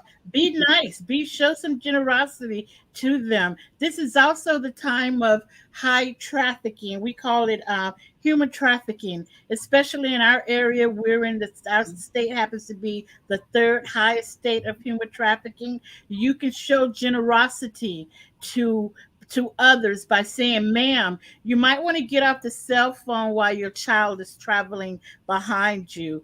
It probably will be best if you hold your child's hand until you get inside of your car. Or if someone is pumping gas at a gas station, man, why don't you put your phone down and finish pumping your gas since your child is in the back seat, or something like that. There are different ways we can show generosity every week or every day, since we have 52 weeks in a month and 12 months in a year. We can go on and on and on with that. I would like to think that one will show generosity with the favorite word of mine, and that's hope. Help other people excel. Hope. Help other people enjoy life. Hope. Help other people every day. And you know, my sister, I know that's one of your favorite words too. I guess that's why we are the Empress. I'm like, she's all over my stuff. Okay. Because yeah, our luncheon is the Give Hope Luncheon. And so that is our luncheon is the Give Hope Luncheon. And so you had all those E's at the end. So let me just go ahead and write that. So you said give other people every day. Give other people. Help other people every day was the last one. But the first one, enjoy life and excel. Help other people excel. Excel. Enjoy life and then help others every day. And it can be any other E's too. It's just the word hope itself, you know, because that's showing generosity, honestly. And the other one is soar, you know, seize opportunities and rise, seize opportunities and resurrect, seize opportunities and rejoice. You know, that's just who we are in terms of innovation. That's who we are. Okay, so Dr. Betty. Yes, love. Are you listening? I'm listening, my sister. Okay, so for I Change Nations, there's other ones that I'm doing for other organizations, but for I Change Nations, we need to get all the different ambassadors together and do our ICN acronyms of greatness book. Yes. Acronyms of greatness. You know, I'm proud military, so acronyms, that's my best friend. Well, I'm quality regulatory, so acronyms are my best friend. Come on here. So yes, we need to go ahead. That is one that I know I mentioned it, you know, but that's what because a lot of the things that I'm saying on here, I'm not mentioning the names on camera. But I wanted to say that because we need to do that because you have some really great ones. I have some great ones. We have to make sure that they are ones that we actually came up with so that, you know, that we have the copyright for them. Right. But what do you think about co-authoring that? Let's do it. With you? Are you kidding me? Second time around? Come on, second take. Acronyms of greatness. And then the other thing is, I don't know what you already had planned, since you trying to say I'm all in your stuff. You probably all in my stuff too. But for your young people and the 52, and you're talking about generosity. So, you know, 52 shades of generosity, and having that be a summit that we do at the end of 2022. 52 shades of generosity. Girlie, stop it. I'm not stopping anything. That's what this summit is for. That's what this forum is for. 52 shades. What do you think? I have it written down for you. I love it. Now you don't have it written down for me. Yes, I love it for us. So y'all have this facility book here. I didn't bring it over here right now today, but that needs to go into the accountability book. Because anything that we can do to highlight young people, have them be on the summit and you know, coach them leading up to that on speaking if they don't already have where they're able to do that. And you certainly can do that, and I can help whoever can help, and then have them present their 52 shades. That's beautiful. That'd be awesome. That's beautiful, Dr. Richardson, honestly. Yeah. And that's oh my gosh. It needs to go across, you know, like I don't even know what you're doing with the program, but we need to probably talk about that leading into 2022 and have other young people from other cities and states and countries be a part of the 52 shades. I totally can see that as like an end of the year, people just coming together as young people and talking about generosity, like having young people talk about generosity, Yes. not us, we're a million years old. I think that would be amazing. Yes, because it's so sad that for decades we've heard them talk about bullying. So we take away the negative talk and reverse it with a positive word. Yeah, but people talk about kindness all the time, of which I have. I talk about I say people as if it's not me, because I was bullied. And even there was something that rose up this several days ago that I really had to hold myself back. I really had to call on Jesus, and I'm like, you know what? No. No. And so kindness is a word that's used, but generosity, that's not one that you hear. Yes. That's crazy. That's like a really, really great word. Yes. So don't chastise me on camera if you don't want to do all this stuff. But no. But it's like, Dr. Krystylle, like I really was planning on doing this with that and not that. So we can talk about that off camera. But right now, let's just be happy and talk. Let's talk. Yes, we are happy. I don't have my tambourines here, but yes. I have one in the drawer. You want me to go get it for you? Yes, bring your tambourine. Okay, let me get I don't have one. Let's make some noise. See, you're not even right. You're talking about tambourine. There's 4 in the drawer. Yes, make some noise. People watching this is like, what is going on this forum right here? That's a joyful noise going on because we want to teach them generosity so they can, when they become our age, they could, like you said, what's that next generational? Right. What is it? I love that. That was a huge question. Yeah. So that's a word that of course I know the word generosity, okay, but I haven't heard it with someone saying that they're going to teach that. So I wanted to just first honor you with that and thank you for doing that. And if you want to, like, let's blow it up. Oh, let's do it. Yeah. I give the kids a word each month. Each month we just go over a word and every day we have something new to chant about that word. We were on respect for the longest, and like you said, an acronym. We had a word for each letter in the respect, and then that word we went to the Bible to show, proof why you have to respect someone. So it's like so much you could do with these. Yes. And you can go on and do your word every week, every month. I don't care about that. We're going to stick with generosity. Yes, we'll do that.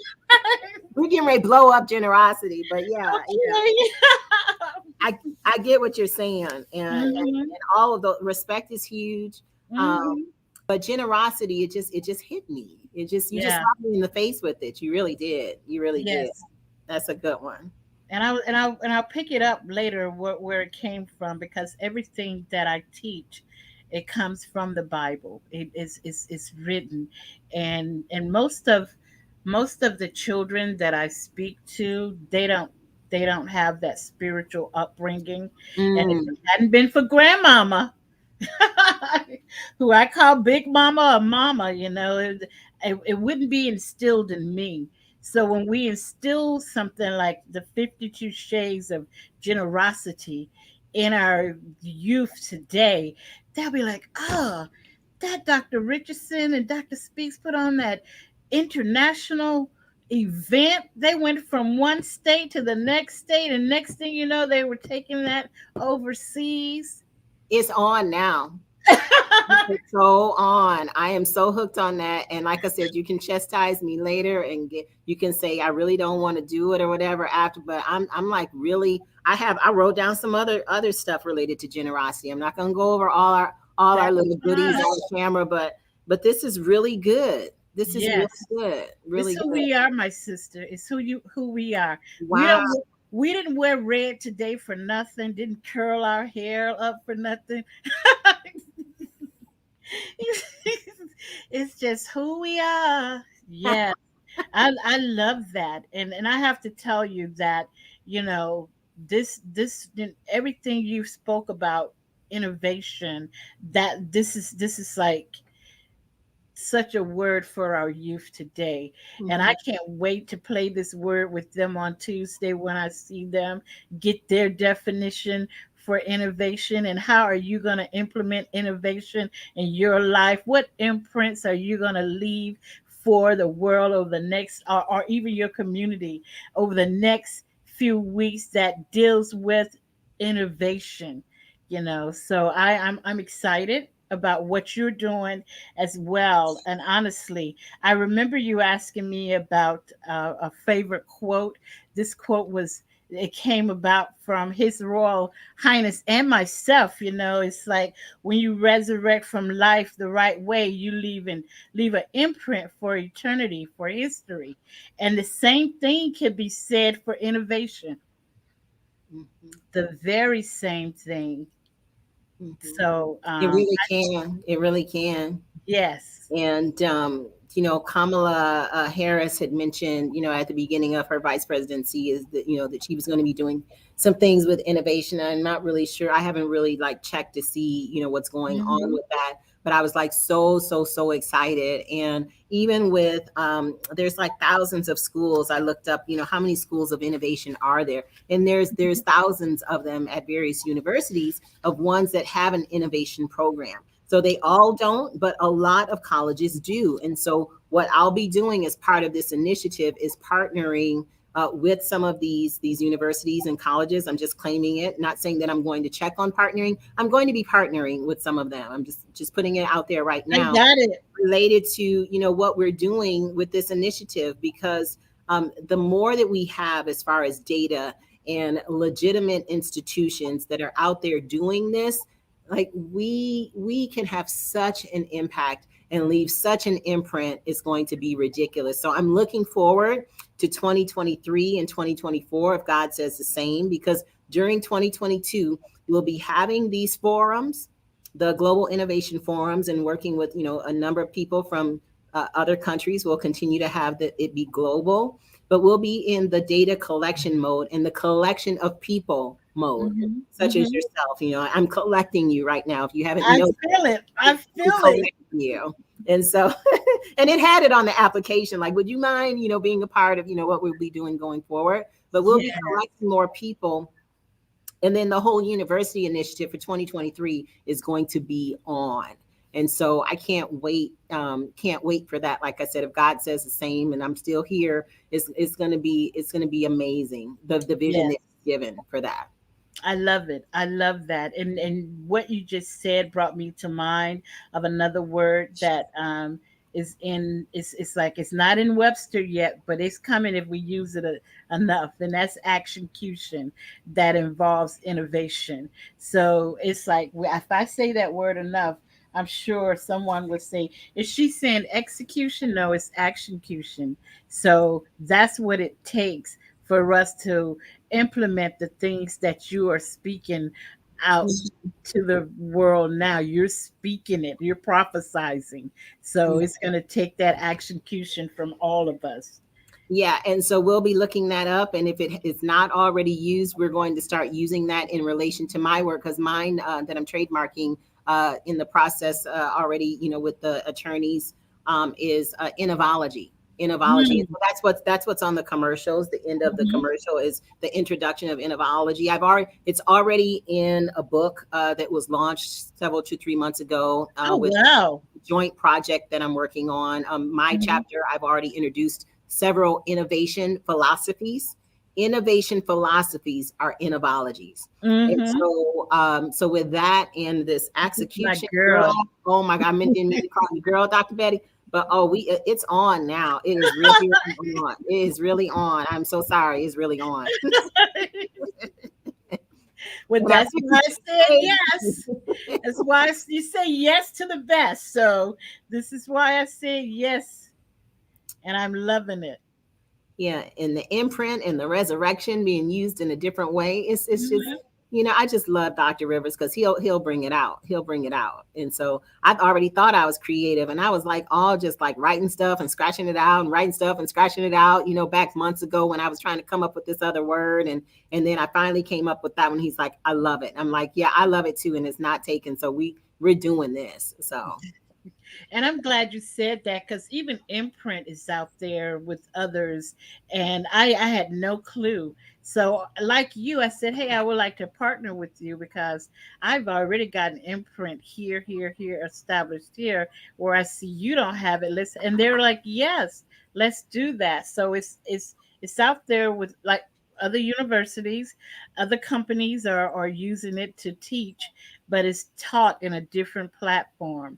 So, and we just move forward with it, because when you and I use the word imprint, people are like, oh, I guess I need to do something.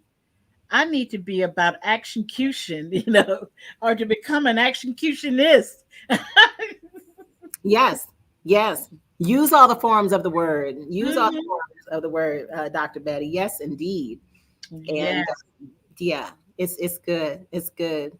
So this has been great, and I really appreciate you being on today. And do you have anything else that you want to share?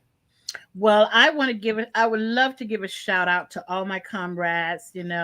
Like I said earlier, I am retired from the United States Army, and on my podcasting that I did this month, I did an interview with some of my comrades, and I tell you, it's nothing like realizing how important it was to serve our country, and just to be tethered with those veterans that served our country as well. So it has been so emotional. You see, I get teared up when I think of my veterans.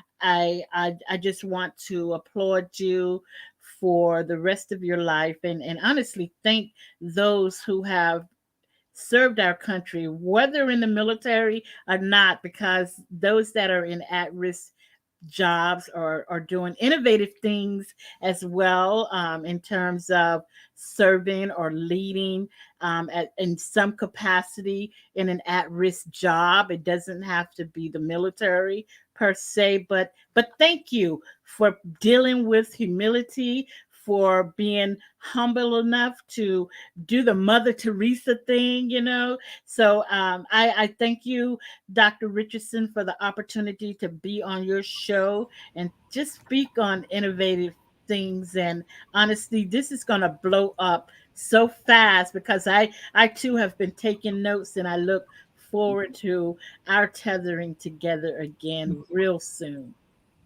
Our tethering together. You see how she just like used that. I look forward to our tethering together. That's just so awesome. I love words, and so when people say things that I think that are really cool, I mention it. So I'm teasing you in love, because I love the use of that, because people, they'll just use like a common word. I look forward to working with you again. It's like, no, I'm looking forward not with working with you, but tethering with you. Yes, we got it. Just like when you went flying, we have to tether together. When I went, I had to be tethered for real, because I was like, oh my gosh, what am I doing about to jump out of this plane? But it was a blast. It was a blast. I'm glad I did it. Yes. Did it. So, all right. So we have some work to do, and I'm really looking forward to it.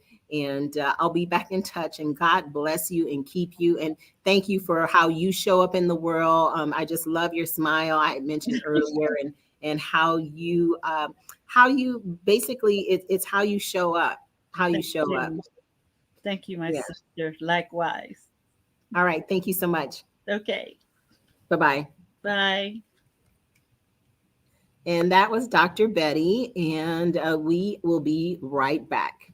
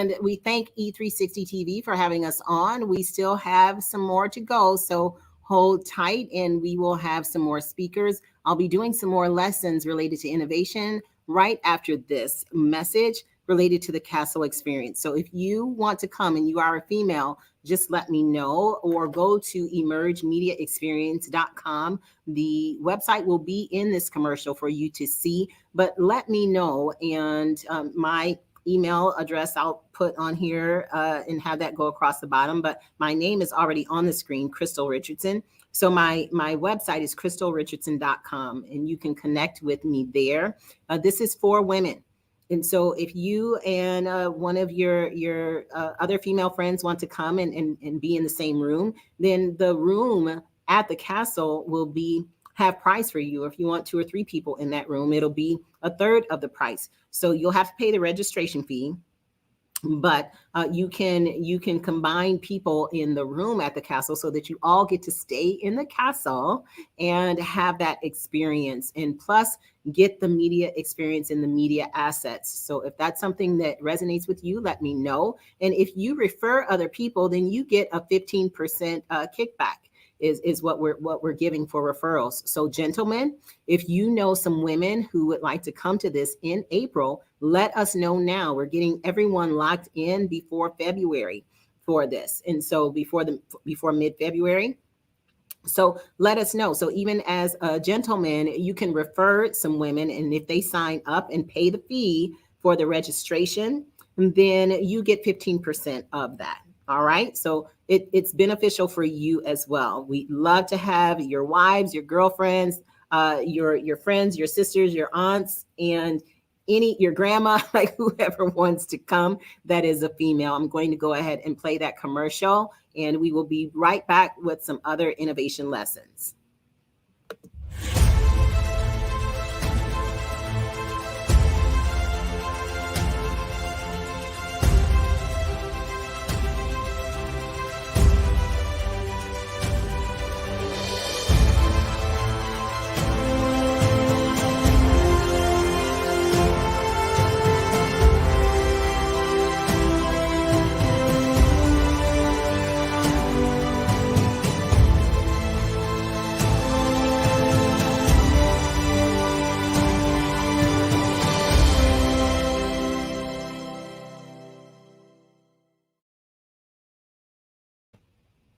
And on there was the logo for the Red Carpet Empress, Dr. Betty. So I hope you saw that. I don't know if you remember that was my name or not, but it's okay that we're both empresses, okay? You're the imprint empress, and I'm the Red Carpet Empress. I guess that's fine.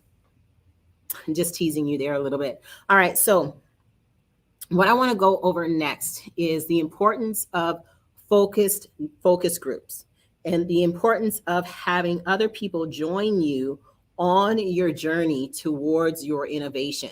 Now, there's various types of innovation. It can be that you're doing something from a creative perspective, or you really have an invention, or you have an innovation, which is, you're making something better that already exists.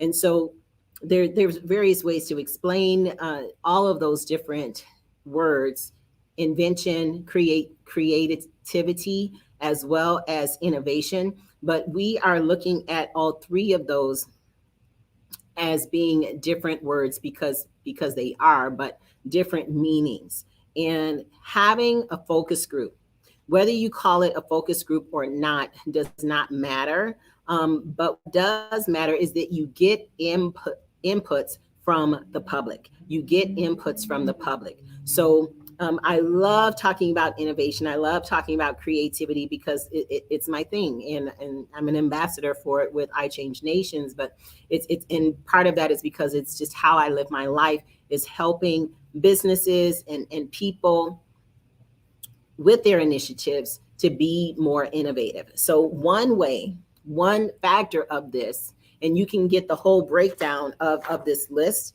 as part of the lessons that will be on Life Innovation Academy. Plus, if you want the one-on-one mastermind and teaching sessions, that will be with Ron Klein and myself in the School of Innovation. And so we are starting that mastermind and starting those one-on-one sessions in 2022. So you want to let me know, go to KrystylleRichardson.com. I'll put that on here so that you can let me know that you're interested in being a part of that mastermind.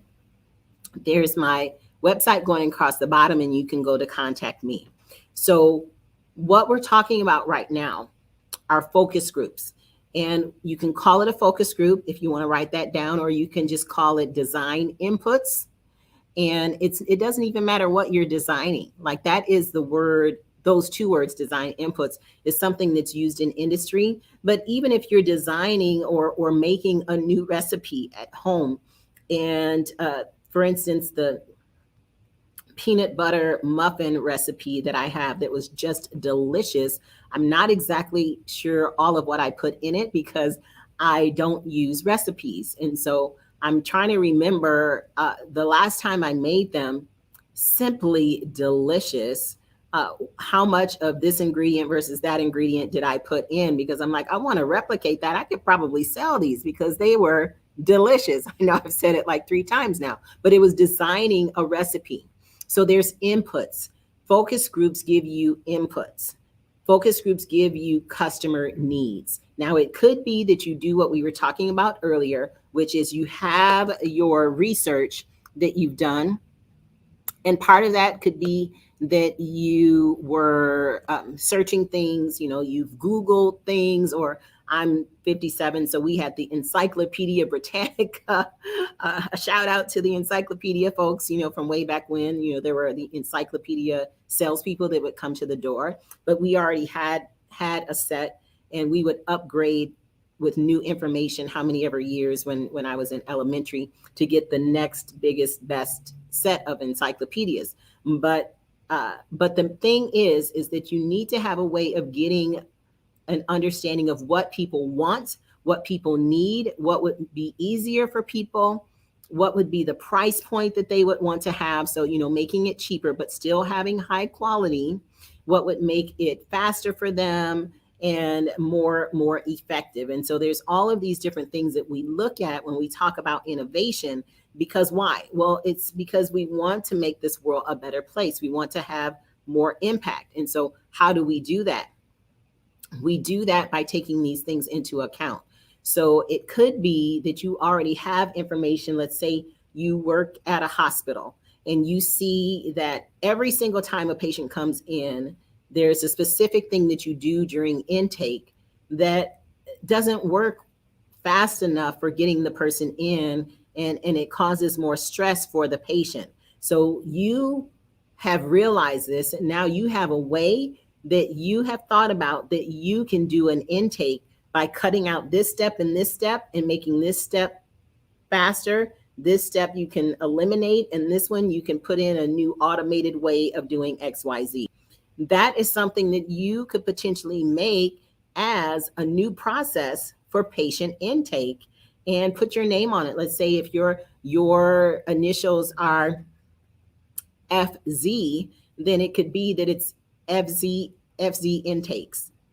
FC intakes, with a takes is TAKES, and you could maybe change it up a little bit to be intakes like that, but you could maybe spell it a little differently. And now you will have your own patented method of how to do intakes with this new automation and these various steps that you can present to hospitals across your city, and have them be where you have them sign NDAs, which is a non-disclosure agreement, and then have where there's certain people, maybe from a couple to 3 hospitals, use the process and see, what they think about it. Of course, hospitals are run by larger boards, but it could be that they still do their regular intake process, but they allow you or someone on your team to come and do it as a parallel process. Because that's the thing. When we talk about innovation and we talk about change, we talk about relevance. This is very relevant. You want to get the people through faster. And so they can't do like one intake process, the original one, and yours. It would have to be done maybe in a parallel type system to see how it would work. And that might not be the best one to look at, because there's, HIPAA type requirements, which, it's the personal information of the patient, but it's just to use it as an example of something that could be streamlined. Okay. And so you then have real-time information in this example, which might not work because of HIPAA, like I said, but it could work. But you now have this set of inputs with this new process. And then it's where they can take that information to the next board meeting at the hospital, and then have where, you know, they go to the higher up, however long that takes, 2 weeks, a month, 2 months, 3 months, 6 months, a year before it goes through that whole approval process. And then it's like, oh my gosh, we have to implement this. It's better for all of our patients. It saves us money, saves us time, and we have happier patients. So in this example, you now have where you have a small focus group that is totally heads over heels related to your new process, right? Your FFZ intakes process. And you have where you put some protection around it in non-disclosure agreements and other IP protection around it before you even show it to anyone. And then you can have where, based on your patent, you can, if it's a provisional patent, or I'm kind of skipping around in this, there's like a set number of things that we do when we outline new methods, but you now have where you can update that information and have where it's fully submitted, or, you know, whatever it is that you want to do to get it further protected. So all I'm saying is you have things in your mind, you have things that you know would be better if you just implemented something that you've already thought of. I've worked with a gynecologist, and she had an instrument that could be safer and faster for doctors in a particular situation from a gynecology perspective. And I worked with someone else that had a cleaning product that is something that they want to put in place that would be better for the environment, better for every single person that goes to restaurants. And I've had another person that has another product related to restaurants. And so, you know, that seems to be a reoccurring theme to make things better for people. And this was like years ago. And now with COVID, as you can imagine, some people don't want to touch things in restaurants, and there's like a lot of different things going on with that. But these are things that people are thinking about. And even myself, I've had two rotator cuff surgeries. And so there was a rehabilitation device that I discussed with my doctor years and years and years ago when I had to have the surgery and have that put back together twice. I mean, it was only twice because the first one, my shoulder froze after the surgery. So I was on a flight from Norway back to the United States, and I put my luggage in the overhead bin in the plane, but I didn't push it all the way in to make sure it was secure before I walked away. I pushed it in and I thought it was all the way in, and it wasn't. It started tipping back, and I reached for it to push it in, and it kept coming. And when I pushed it so that it would not land on the lady's head that was sitting there, it tore my rotator cuff. And so it wouldn't have been good for me to allow it to fall on the person's head. And it obviously was not good for me to sit there for how many ever hours it takes to get back from Norway to come back in an injured state, like sitting there for that whole flight with my rotator cuff torn. But when I got back, I had surgery right away, and it didn't take, because I had internal scar tissue. So they had to go in, even after I had started rehab, they had to go back in and re-scrape it and fix a couple things. And then I had to start rehab all over again. So based on that, I had gone through rehabilitation once, didn't get to finish, but then I had to go through rehabilitation again and was able to finish. But I came up with a device to use for rehabilitation. And the one that I came up with is one that can be used in various surgery types, not just rotator cuff surgery. But I have, and that was years ago, but I haven't finished putting that particular design together. I still have it in the back of my mind. I still have not seen anything like it. And so I need to go ahead and act on that. And I probably could be like sitting on millions, you know, related to that right now if I had gone ahead and gone through the review process and putting everything together, of which that is what I do for other people. Is if you have a design or something that is in your head, we sign a non-disclosure agreement, and on buildthatbiz.com, buildthatbiz.com, you can schedule a consultation and we can put together a proposal, or we can have the meeting to build out that idea.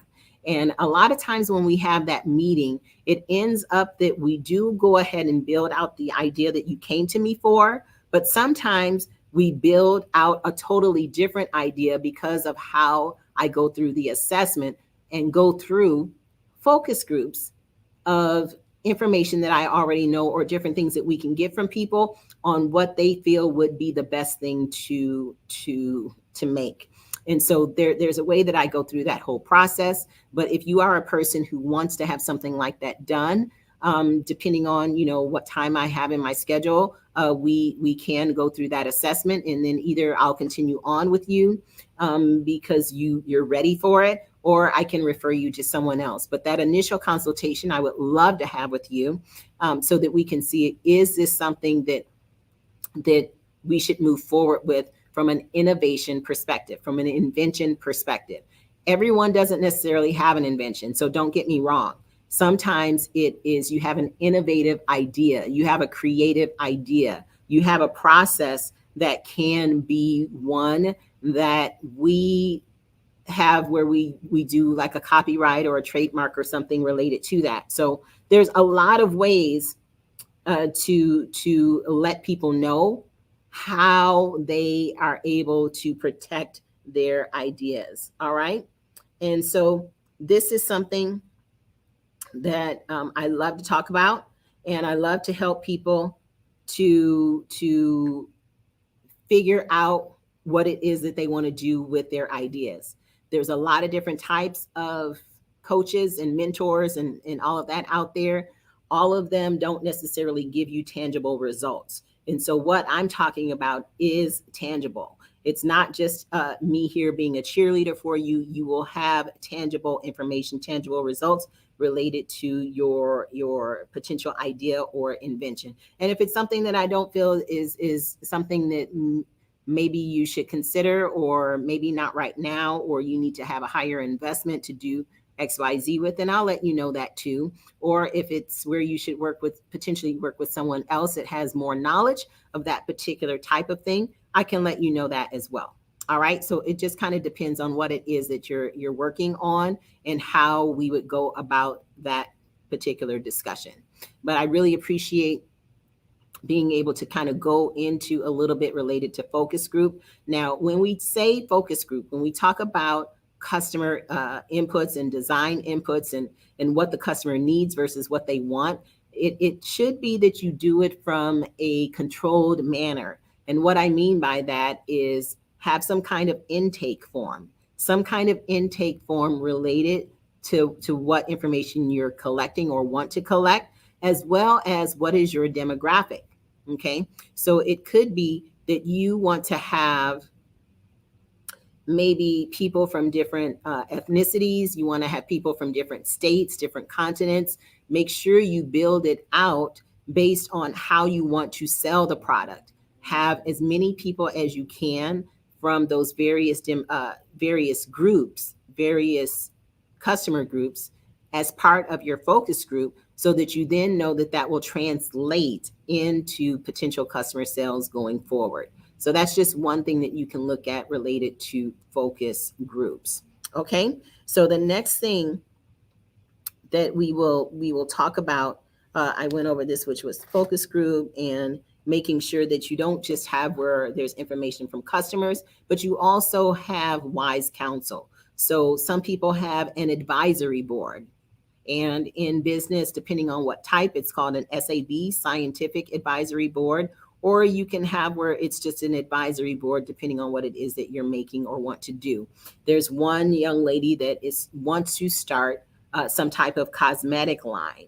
And so that advisory board is one that you want to have where there's people that are potentially going to be using the products so that they can give you input, as well as people who are on the advisory board that maybe are already a part of a board or in other cosmetic companies. And so these are things that, we go through all of these different assessments on Build That Biz. And these are just ones that I'm hopping around and just giving you some information on how you can look at these and how this could be of benefit to you. So if you're taking notes, there's a lot of different ways that you can look at focus groups.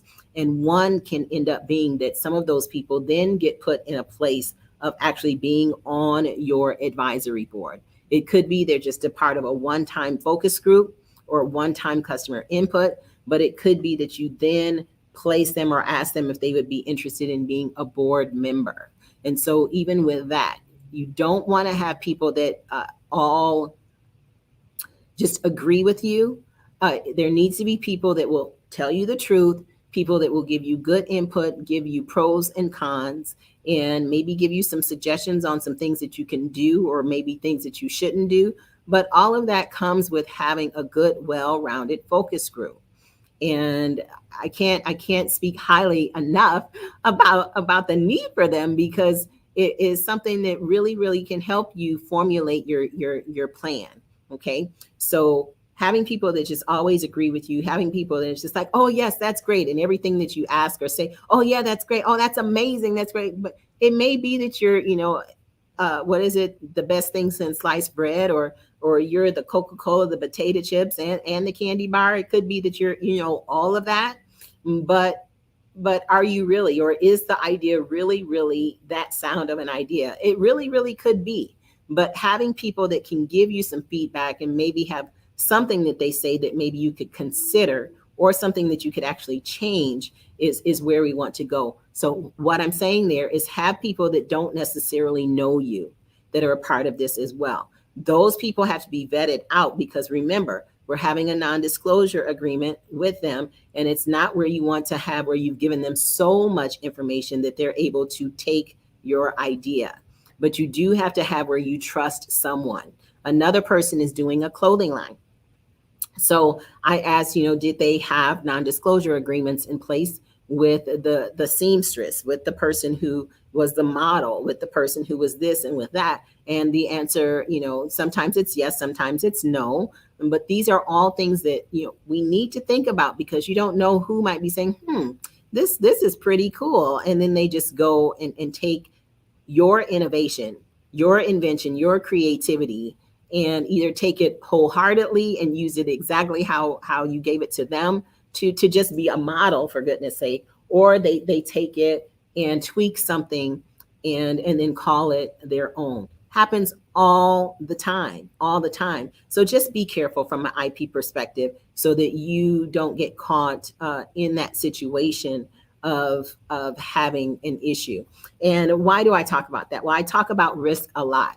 I talk about risk in a lot of different areas of business, and we're going to go into one of the areas of risk here in the next few minutes, and talk about how you can do one of these risk assessments too. But again, I'm bouncing up and down and around on this sheet, but when we do it, when we go through your business plan, everything is based on the phases of business. And so that's part of one of my paid programs. So what I'm doing right now is just giving you a few different snippets on how you can look at innovation in your life, even if it's where you want to create a recipe of something that you want to be the main baker for a line of hotels, for instance, and then they take that.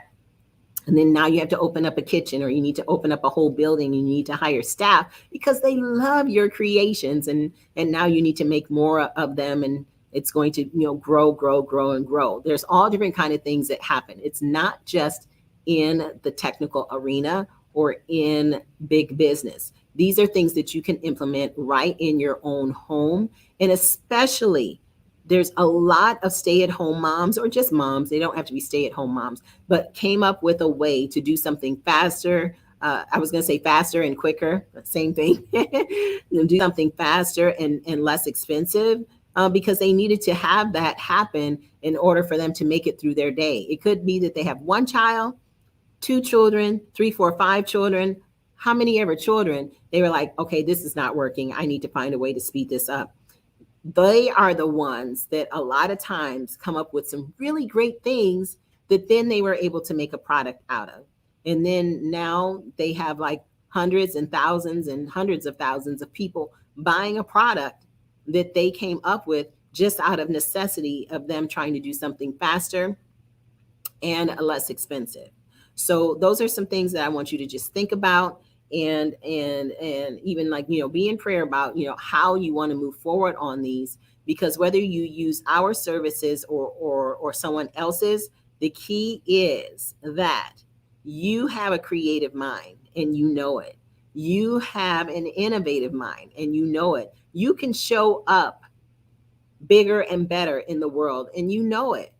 And so this is not for everybody, but there's a lot of people that are people who know that there's way more that they could be doing in this world, and they know it. And so why not go ahead and have where you put some of these things in place? Why not go ahead and give us a call, be a part of our accountability group, or give us a call and be a part of our emergemediaexperience.com in April 2022, or give us a call and be a part of Build That Biz, and let's build out your business model. All right. And so there's a number of initiatives that are going to be coming in relation to the Global Innovation Forum. And I'm really excited to have you all with us on today. I just wanted to give you that brief lesson on focus groups and design inputs and how we show up in the world related to that. And one of the next things we're going to be talking about is risk. So stay tuned with us, and we will be back right after some of these commercials. This is another set of commercials related to the Emerge Media Experience. And if you are a person that needs these types of assets, then this might be the thing for you. So this is Emerge, and these are some of our previous delegates. Hi, my name is Larnie Mulvey, and I am here at Emerge with Krystylle Richardson. So far, it's been a great experience. Coming in yesterday as my first day at the event, I learned so much about myself, but also learned how to have a few tricks to project my voice, to dig deep within myself, to know what my superhero power is and what my superhero name is. And from what I've learned, I have my own personal superhero name and magic and power within myself, and Krystylle has brought it out of me. So you can call me the Power Lady all you want. And that was Larnie, and she has now gone on to do her own summits, and she had already started some of those, and we're really, really glad that we'll be doing some other things related to her strength summit and strength table that she's doing. Here's another person who is going to have a summit in 2022 related to his book, which is called What's Stopping You?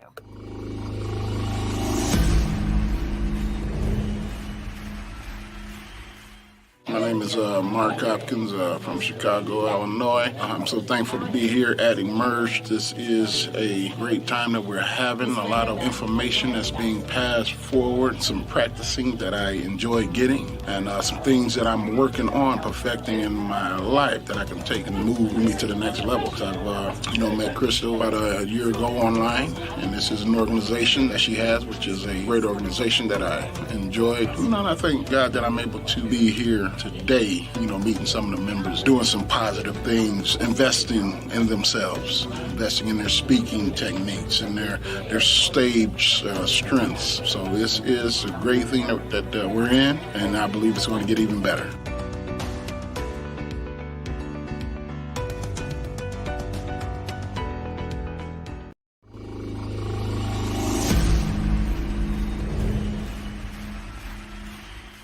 My name is Amanda Fernandez. I came to Emerge in the hopes that I could interact with others and build my confidence more. Krystylle has been a pillar of encouragement and strength and support. Being here at Emerge has been amazing. This first 2 days that I've been here have been incredible, and I'm so thankful.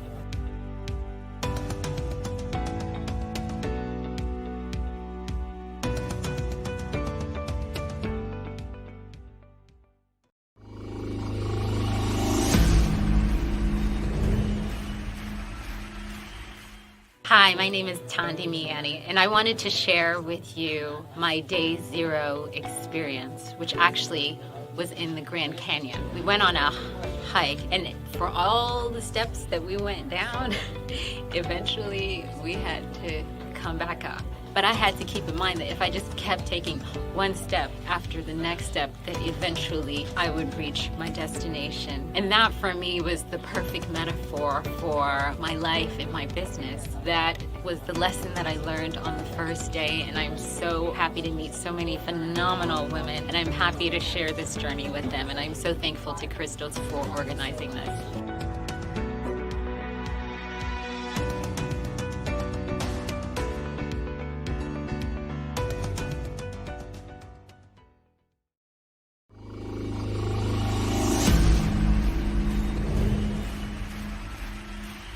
Hi, my name is Denise Carter, and I'm here today at this great, wonderful conference. I am truly honored and glad to be here for Emerge. I met Krystylle on Facebook about a year ago, and her presentation was just really great. So when I saw her on Facebook this year that she was offering another conference, I said, you know what, I'm going to step out my comfort zone and I'm going to go to that conference. Even though I didn't know anybody here at the conference, it's just a great feeling to be here with people to collaborate your ideas on what you can do to improve yourself. And if you have a business, which I do have a nonprofit, how to improve my nonprofit business. It was worth the 3 days to invest in myself and also to invest in my business. I want to thank Krystylle for giving me this opportunity, and I'm definitely going to make sure I tell others how great this event was.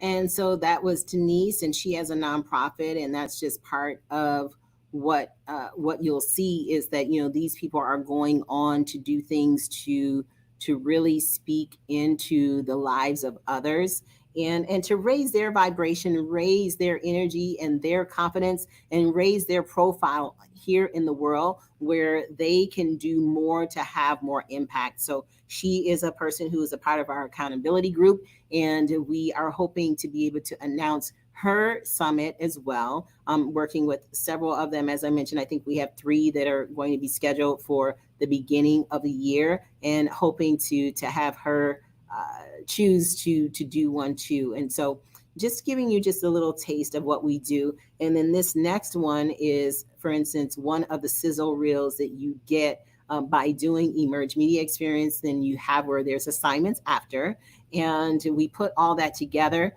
to give you an intro video that you can use for your summit, or just as a commercial if you are speaking on a podcast or a radio show or TV show. This is something that you can use, or if you're speaking in person too, and they can play this before you come out. So this is just an example of one of those with Learning Mulvey.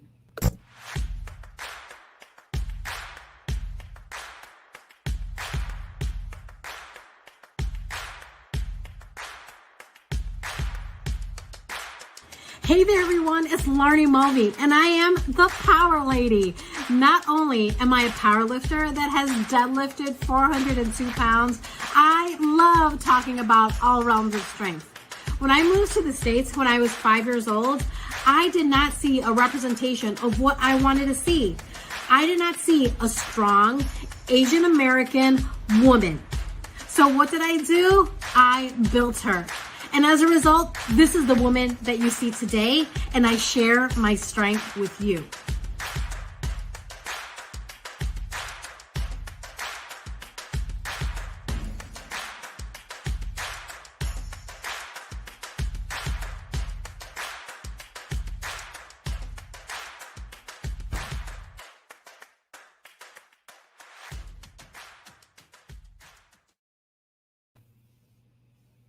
So there you have it. That's just showing some of the things that we do as part of Emerge Media Experience, and how you can come out and have like way more confidence that you had than before you went into that experience. So again, we just like to thank those delegates. And if you'd like to be a delegate as a woman at the Castle Experience, let us know. We will be having one for men, but this first one is for women. So thank you all for being a part of that. Before we go into our next lesson, and I'll be checking on some of the other speakers, is I will play a commercial for JD3 TV. We have some shows that have launched and will be launching on that network. So we like to thank JD3 TV staff, and JD stands for James Dentley. Really appreciate all that he's done to create a phenomenal show platform for on-demand shows. It started as a dream. Imagine you on the big screen. Calling us from ordinary to extraordinary. The stories I have encountered are amazing. A place where stars shine bright. Where hope and adventure fills our hearts.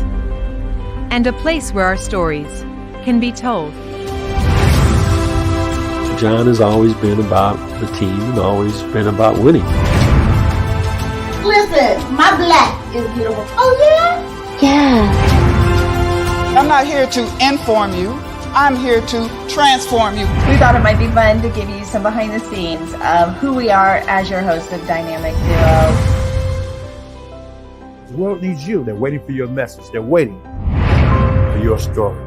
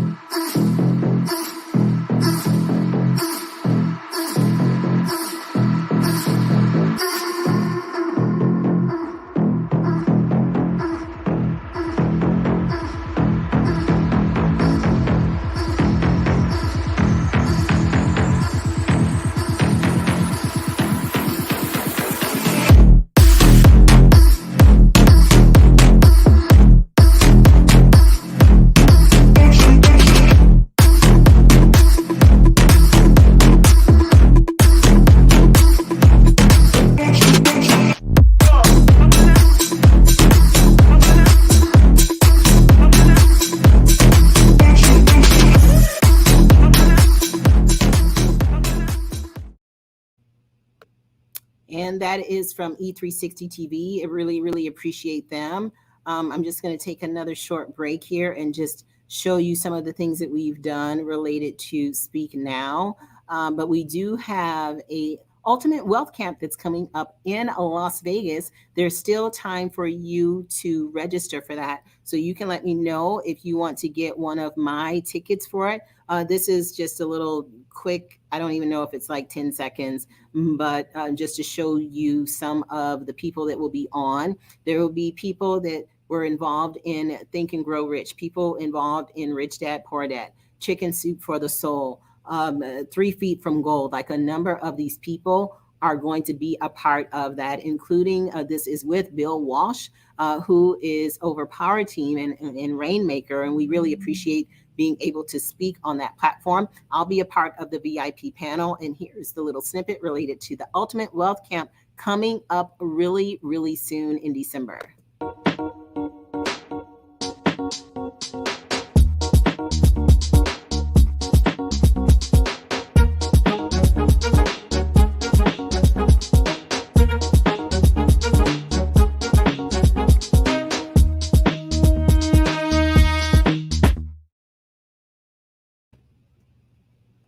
So thank you for taking a look at that. And if you want to come to that, it is called the Ultimate Wealth Camp for a reason. I have several people that will be joining me there. So very extremely excited about that and hope that you can join too. You can let me know and I can give you the discount code for some things that you can have for free to come to that event in Las Vegas coming up here very soon in December. So thank you for taking a look at that, and maybe you can join us. All right. So what I'm going to do right now is have where we're going to play a couple commercials. I'm going to stretch my legs and then we'll get ready to see if we have other people coming on for other speakers. There's a few people that did have an emergency that came up with family members, so we want to keep them in prayer. And the time is coming almost where the next set of people will be coming on for the evening session. So we'll see if we log off and log back on for that, or how we'll go about that after I check with them here in just a few moments. So thank you for being a part of our show so far. Hope you're getting something out of this Global Innovation Forum, and we will be right back. Please, please, please feel free to go to Stats Collective and take one of our surveys. Right now, we are asking people to do survey 2, 5, and 12. They all only take 1 minute per survey. So please go and answer survey 2, 5, and 12. Here's the Stats Collective.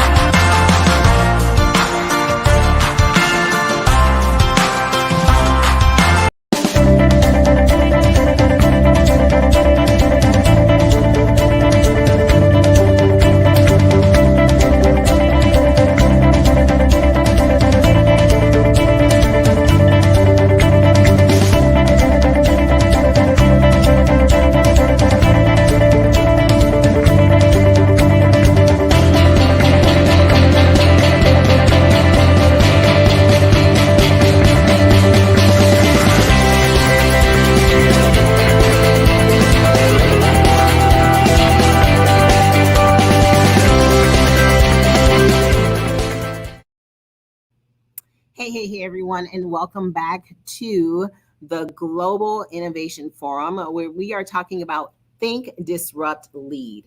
Think, Disrupt, Lead. So what we're going to talk about right now is a little bit related to risk. I mentioned that we were going to talk about that earlier. So I want to just kind of jump right into this conversation and talk about 3 factors of risk. 3 factors of risk.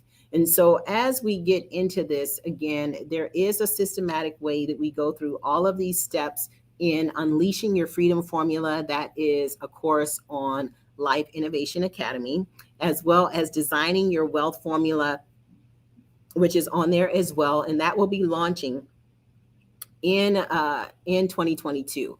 And so really, really excited about that. We're finishing up some of the design of everything that you'll be seeing there. And really just appreciate being able to have where we offer that to you as a service. And it is a paid online course, but it's not that expensive when you think about all of what you can get out of that. So thank you for being with us today. And what we're going to do now, excuse me, is talk a little bit about risk. Talk a little bit about risk. So as we discuss this topic, there's 3 areas that we're looking at. And one is in regard to if there's something that goes wrong. So let's say that we're talking about innovation, right? So if we're looking at innovation because we want to design, for instance, a better microwave, okay?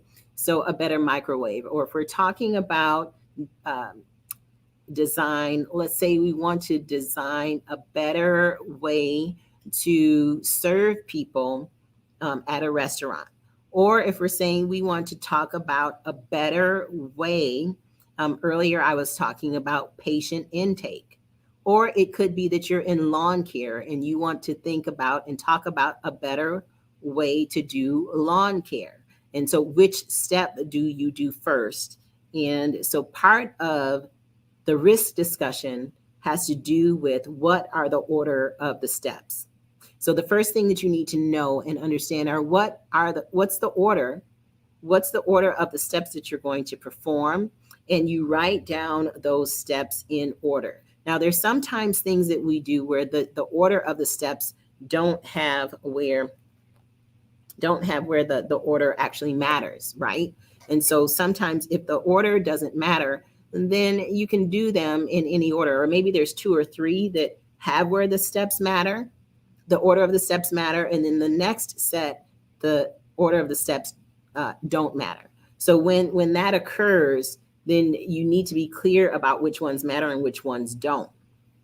But here, what we're going to talk about is the risk factors, okay? So let's say we're talking about lawn care. You want to be the best lawn care person ever, or the best landscape company ever.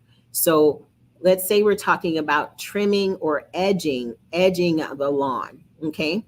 So if you do not have a nice sharp blade on whatever it is that you're using to edge, that could be an issue. Or if you're using some kind of string or something to do edging, and the string is not going fast enough, the rotation of it in order to cut the grass, it's not thick enough, or it doesn't have enough force. These are things that could potentially go wrong, right? So we're talking about edging the lawn, and there's 2 different ways that I mentioned. So like a string that goes around really fast and actually cuts the lawn, or if you have a blade that is no longer sharp. So the blade is no longer sharp. And so what happens there? Well, it's no longer sharp. So the risk is that it won't cut, or it won't do a good job of edging the lawn in both of those cases. So if that is the case, that is the effect. The effect of the blade not being sharp, or the effect of not having the string go fast enough, the effect is that the lawn will not be cut properly, or won't be cut very cleanly. So that's the effect. The other thing is that we are looking at severity, occurrence, and detection. Okay, so these are things that you can write down if you're doing a risk assessment. This is one of the things that we would do with you, is outlining various potential failures, potential causes, and potential effects. And then we'll go into severity, occurrence, and detection. So what do I mean by that? So how severe of an issue is it if the lawn is not cut cleanly? Well, if the customer is not going to pay you because you did a sloppy job, then that could be pretty severe. If that's a check that you're counting on, and it's the main check that's going to help you pay whatever bills you need to pay, because you're just like one check away from being homeless, then that could be pretty severe, right? Or if it doesn't do a good job, but it still got edged, it's not the neatest, but it did get edged, then it could be that it's just an annoyance for the customer. It just annoys them. So that would be where you would give it a lower rating number than you would if it was something that was like really, really severe, you would give it a higher rating number. Because part of this, like I said, if you're not going to get paid and you need that check, then I would call that probably pretty, severe of an issue for you. Okay, so how severe is it that it does not trim properly? So you could have two, or you could have several different ratings that you do there. The next one is occurrence.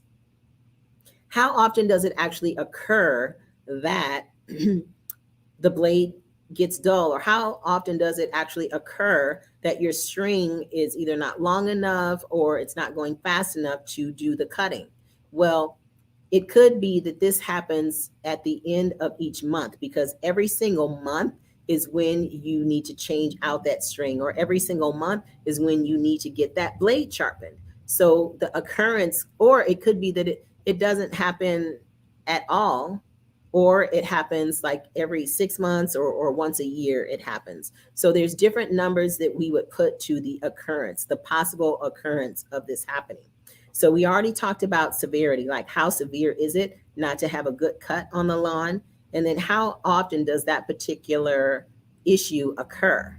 So it could be that it occurs, like I mentioned, every day, or every week, or every month, or every 6 months, or every year. Those would all have different rating levels that you would give for occurrence. The next thing is severity, occurrence, and then detection.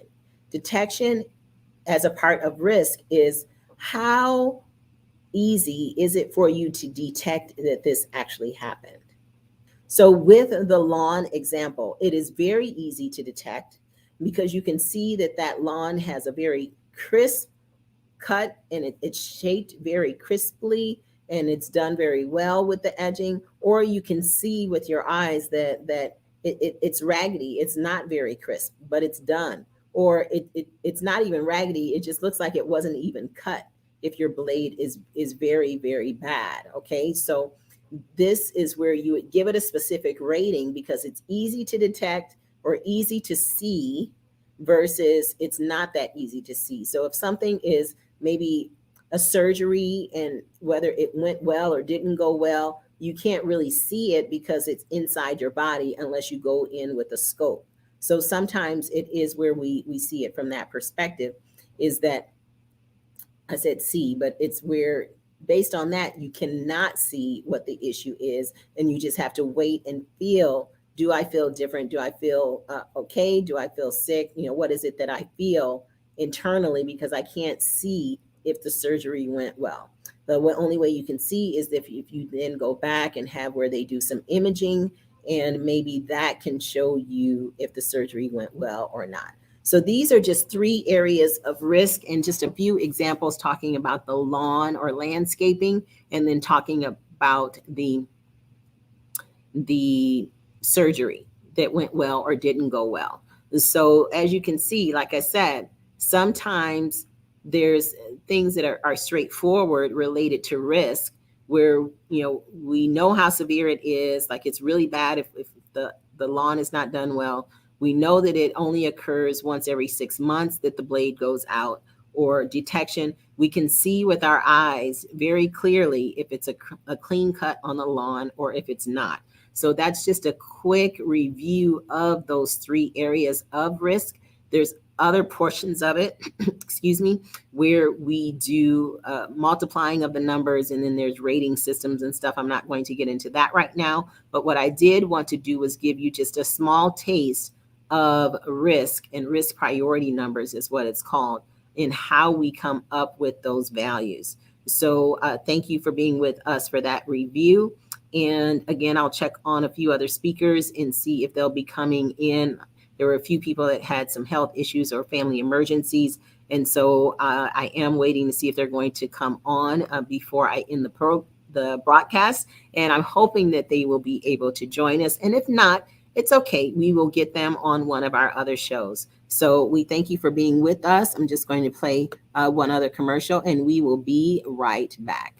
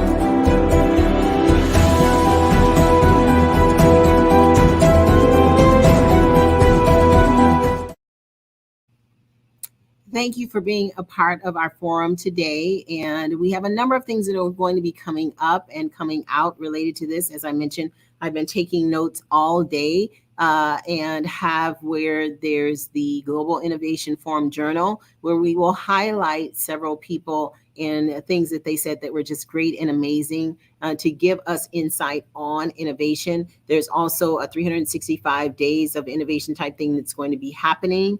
And as you heard, even some things related to Dr. Betty Speaks and some initiatives with her and with all of the delegates on our next steps. A lot of things are literary, where we are going to have a number of books coming out 2022, 2023, and just moving forward with these initiatives. As requested before, if you have not done one of the surveys on statscollective.com, we would love to have you just go on, take any of the surveys, but we're specifically looking right now at survey 2, 5, and 12. Survey 2, 5, and 12. Would love to have you check that out and answer the surveys. They all only take about 1 minute to do, and you can just answer the 3 to 4 to 5 questions and give us a little bit more information to help us along our way and support the people that are part of our Stats Collective.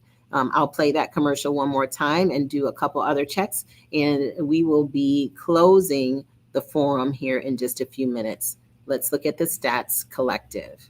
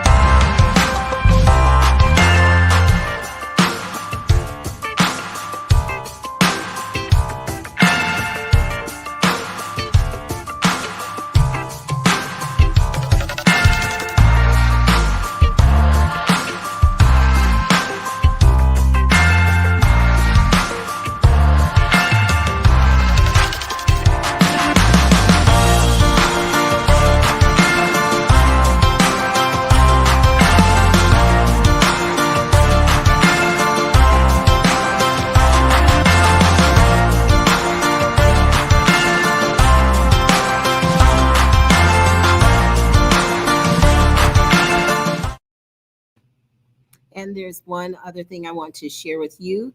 And so while we're waiting for that item, we'll show a few more of the testimonials from Emerge, and hopefully that item will be ready to share with you before we close out for tonight.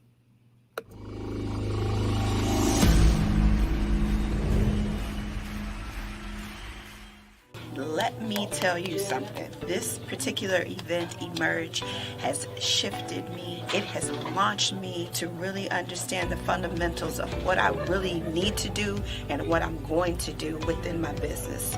Krystylle is absolutely amazing. She is an inspiration, and I'm so excited to be here. I would not want to be anywhere else this weekend but here at Emerge.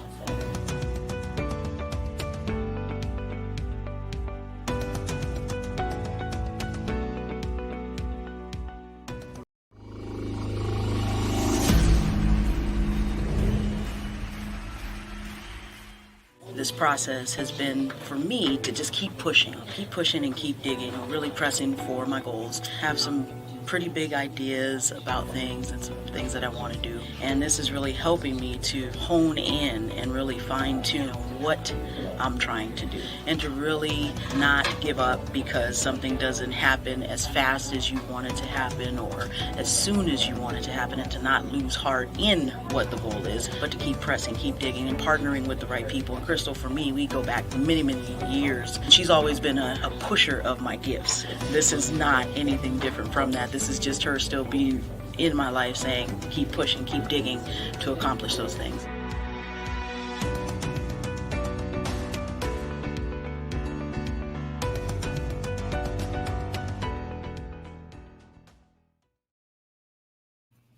So there you've seen a number of the Emerge delegates that we've had already. And again, if you are interested in being a part of the next media experience, we would love to have you, Linda Sunshine West and myself.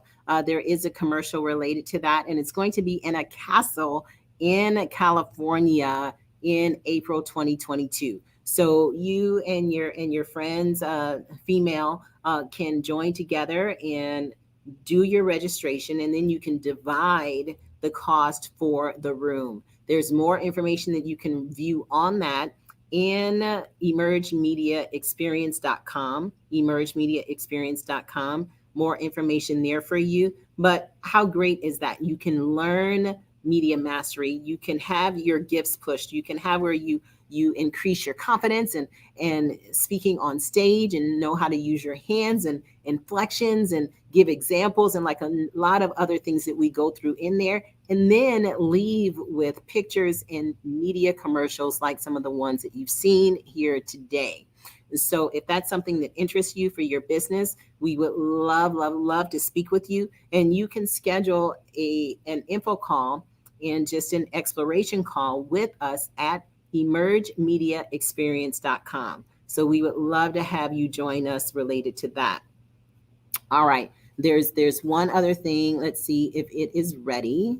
One other thing that I want to share with you. It's almost ready. So I'm just going to go ahead and have where we bring up a few other things for you to look at. Let's see if I'm able to bring this up and give you some information on some other aspects of Emerge. So let's see.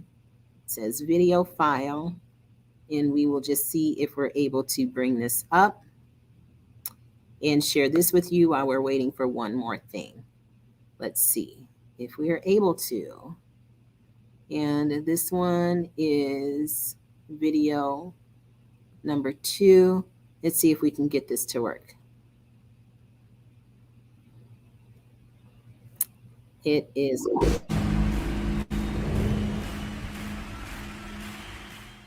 Have you ever felt like you're playing?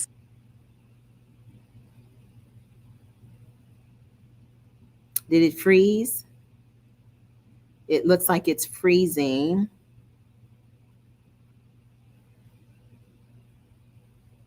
It says I can wait or I can exit. Let's see if it's freezing. Okay, we'll just have to remove that.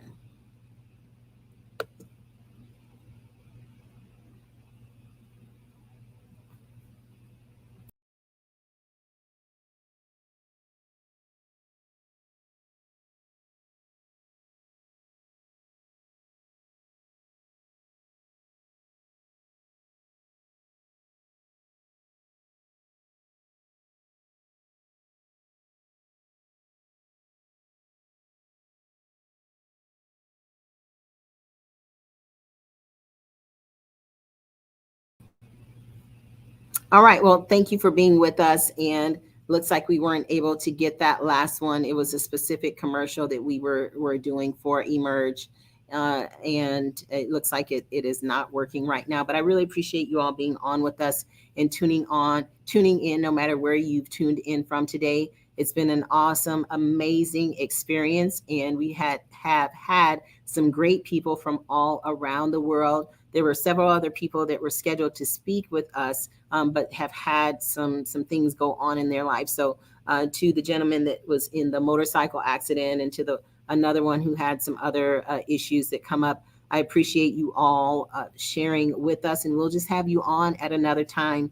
This concludes our summit for today, and we thank you once again for being a part of the Global Innovation Forum. And you'll be hearing more about our initiatives and our books and series and webinars and other things that will be coming out of this to help you to be more creative, to help you to have some of the information that you need in order to harness the innovation that is inside of you. And so thank you to E360 TV and all of those who've joined us today. And we will see you next time. My name is Krystylle Richardson, and I thank you. I'll go ahead and just play our exit video for this, and we really appreciate you being a part of this on today. Thank you so much, and see you next time.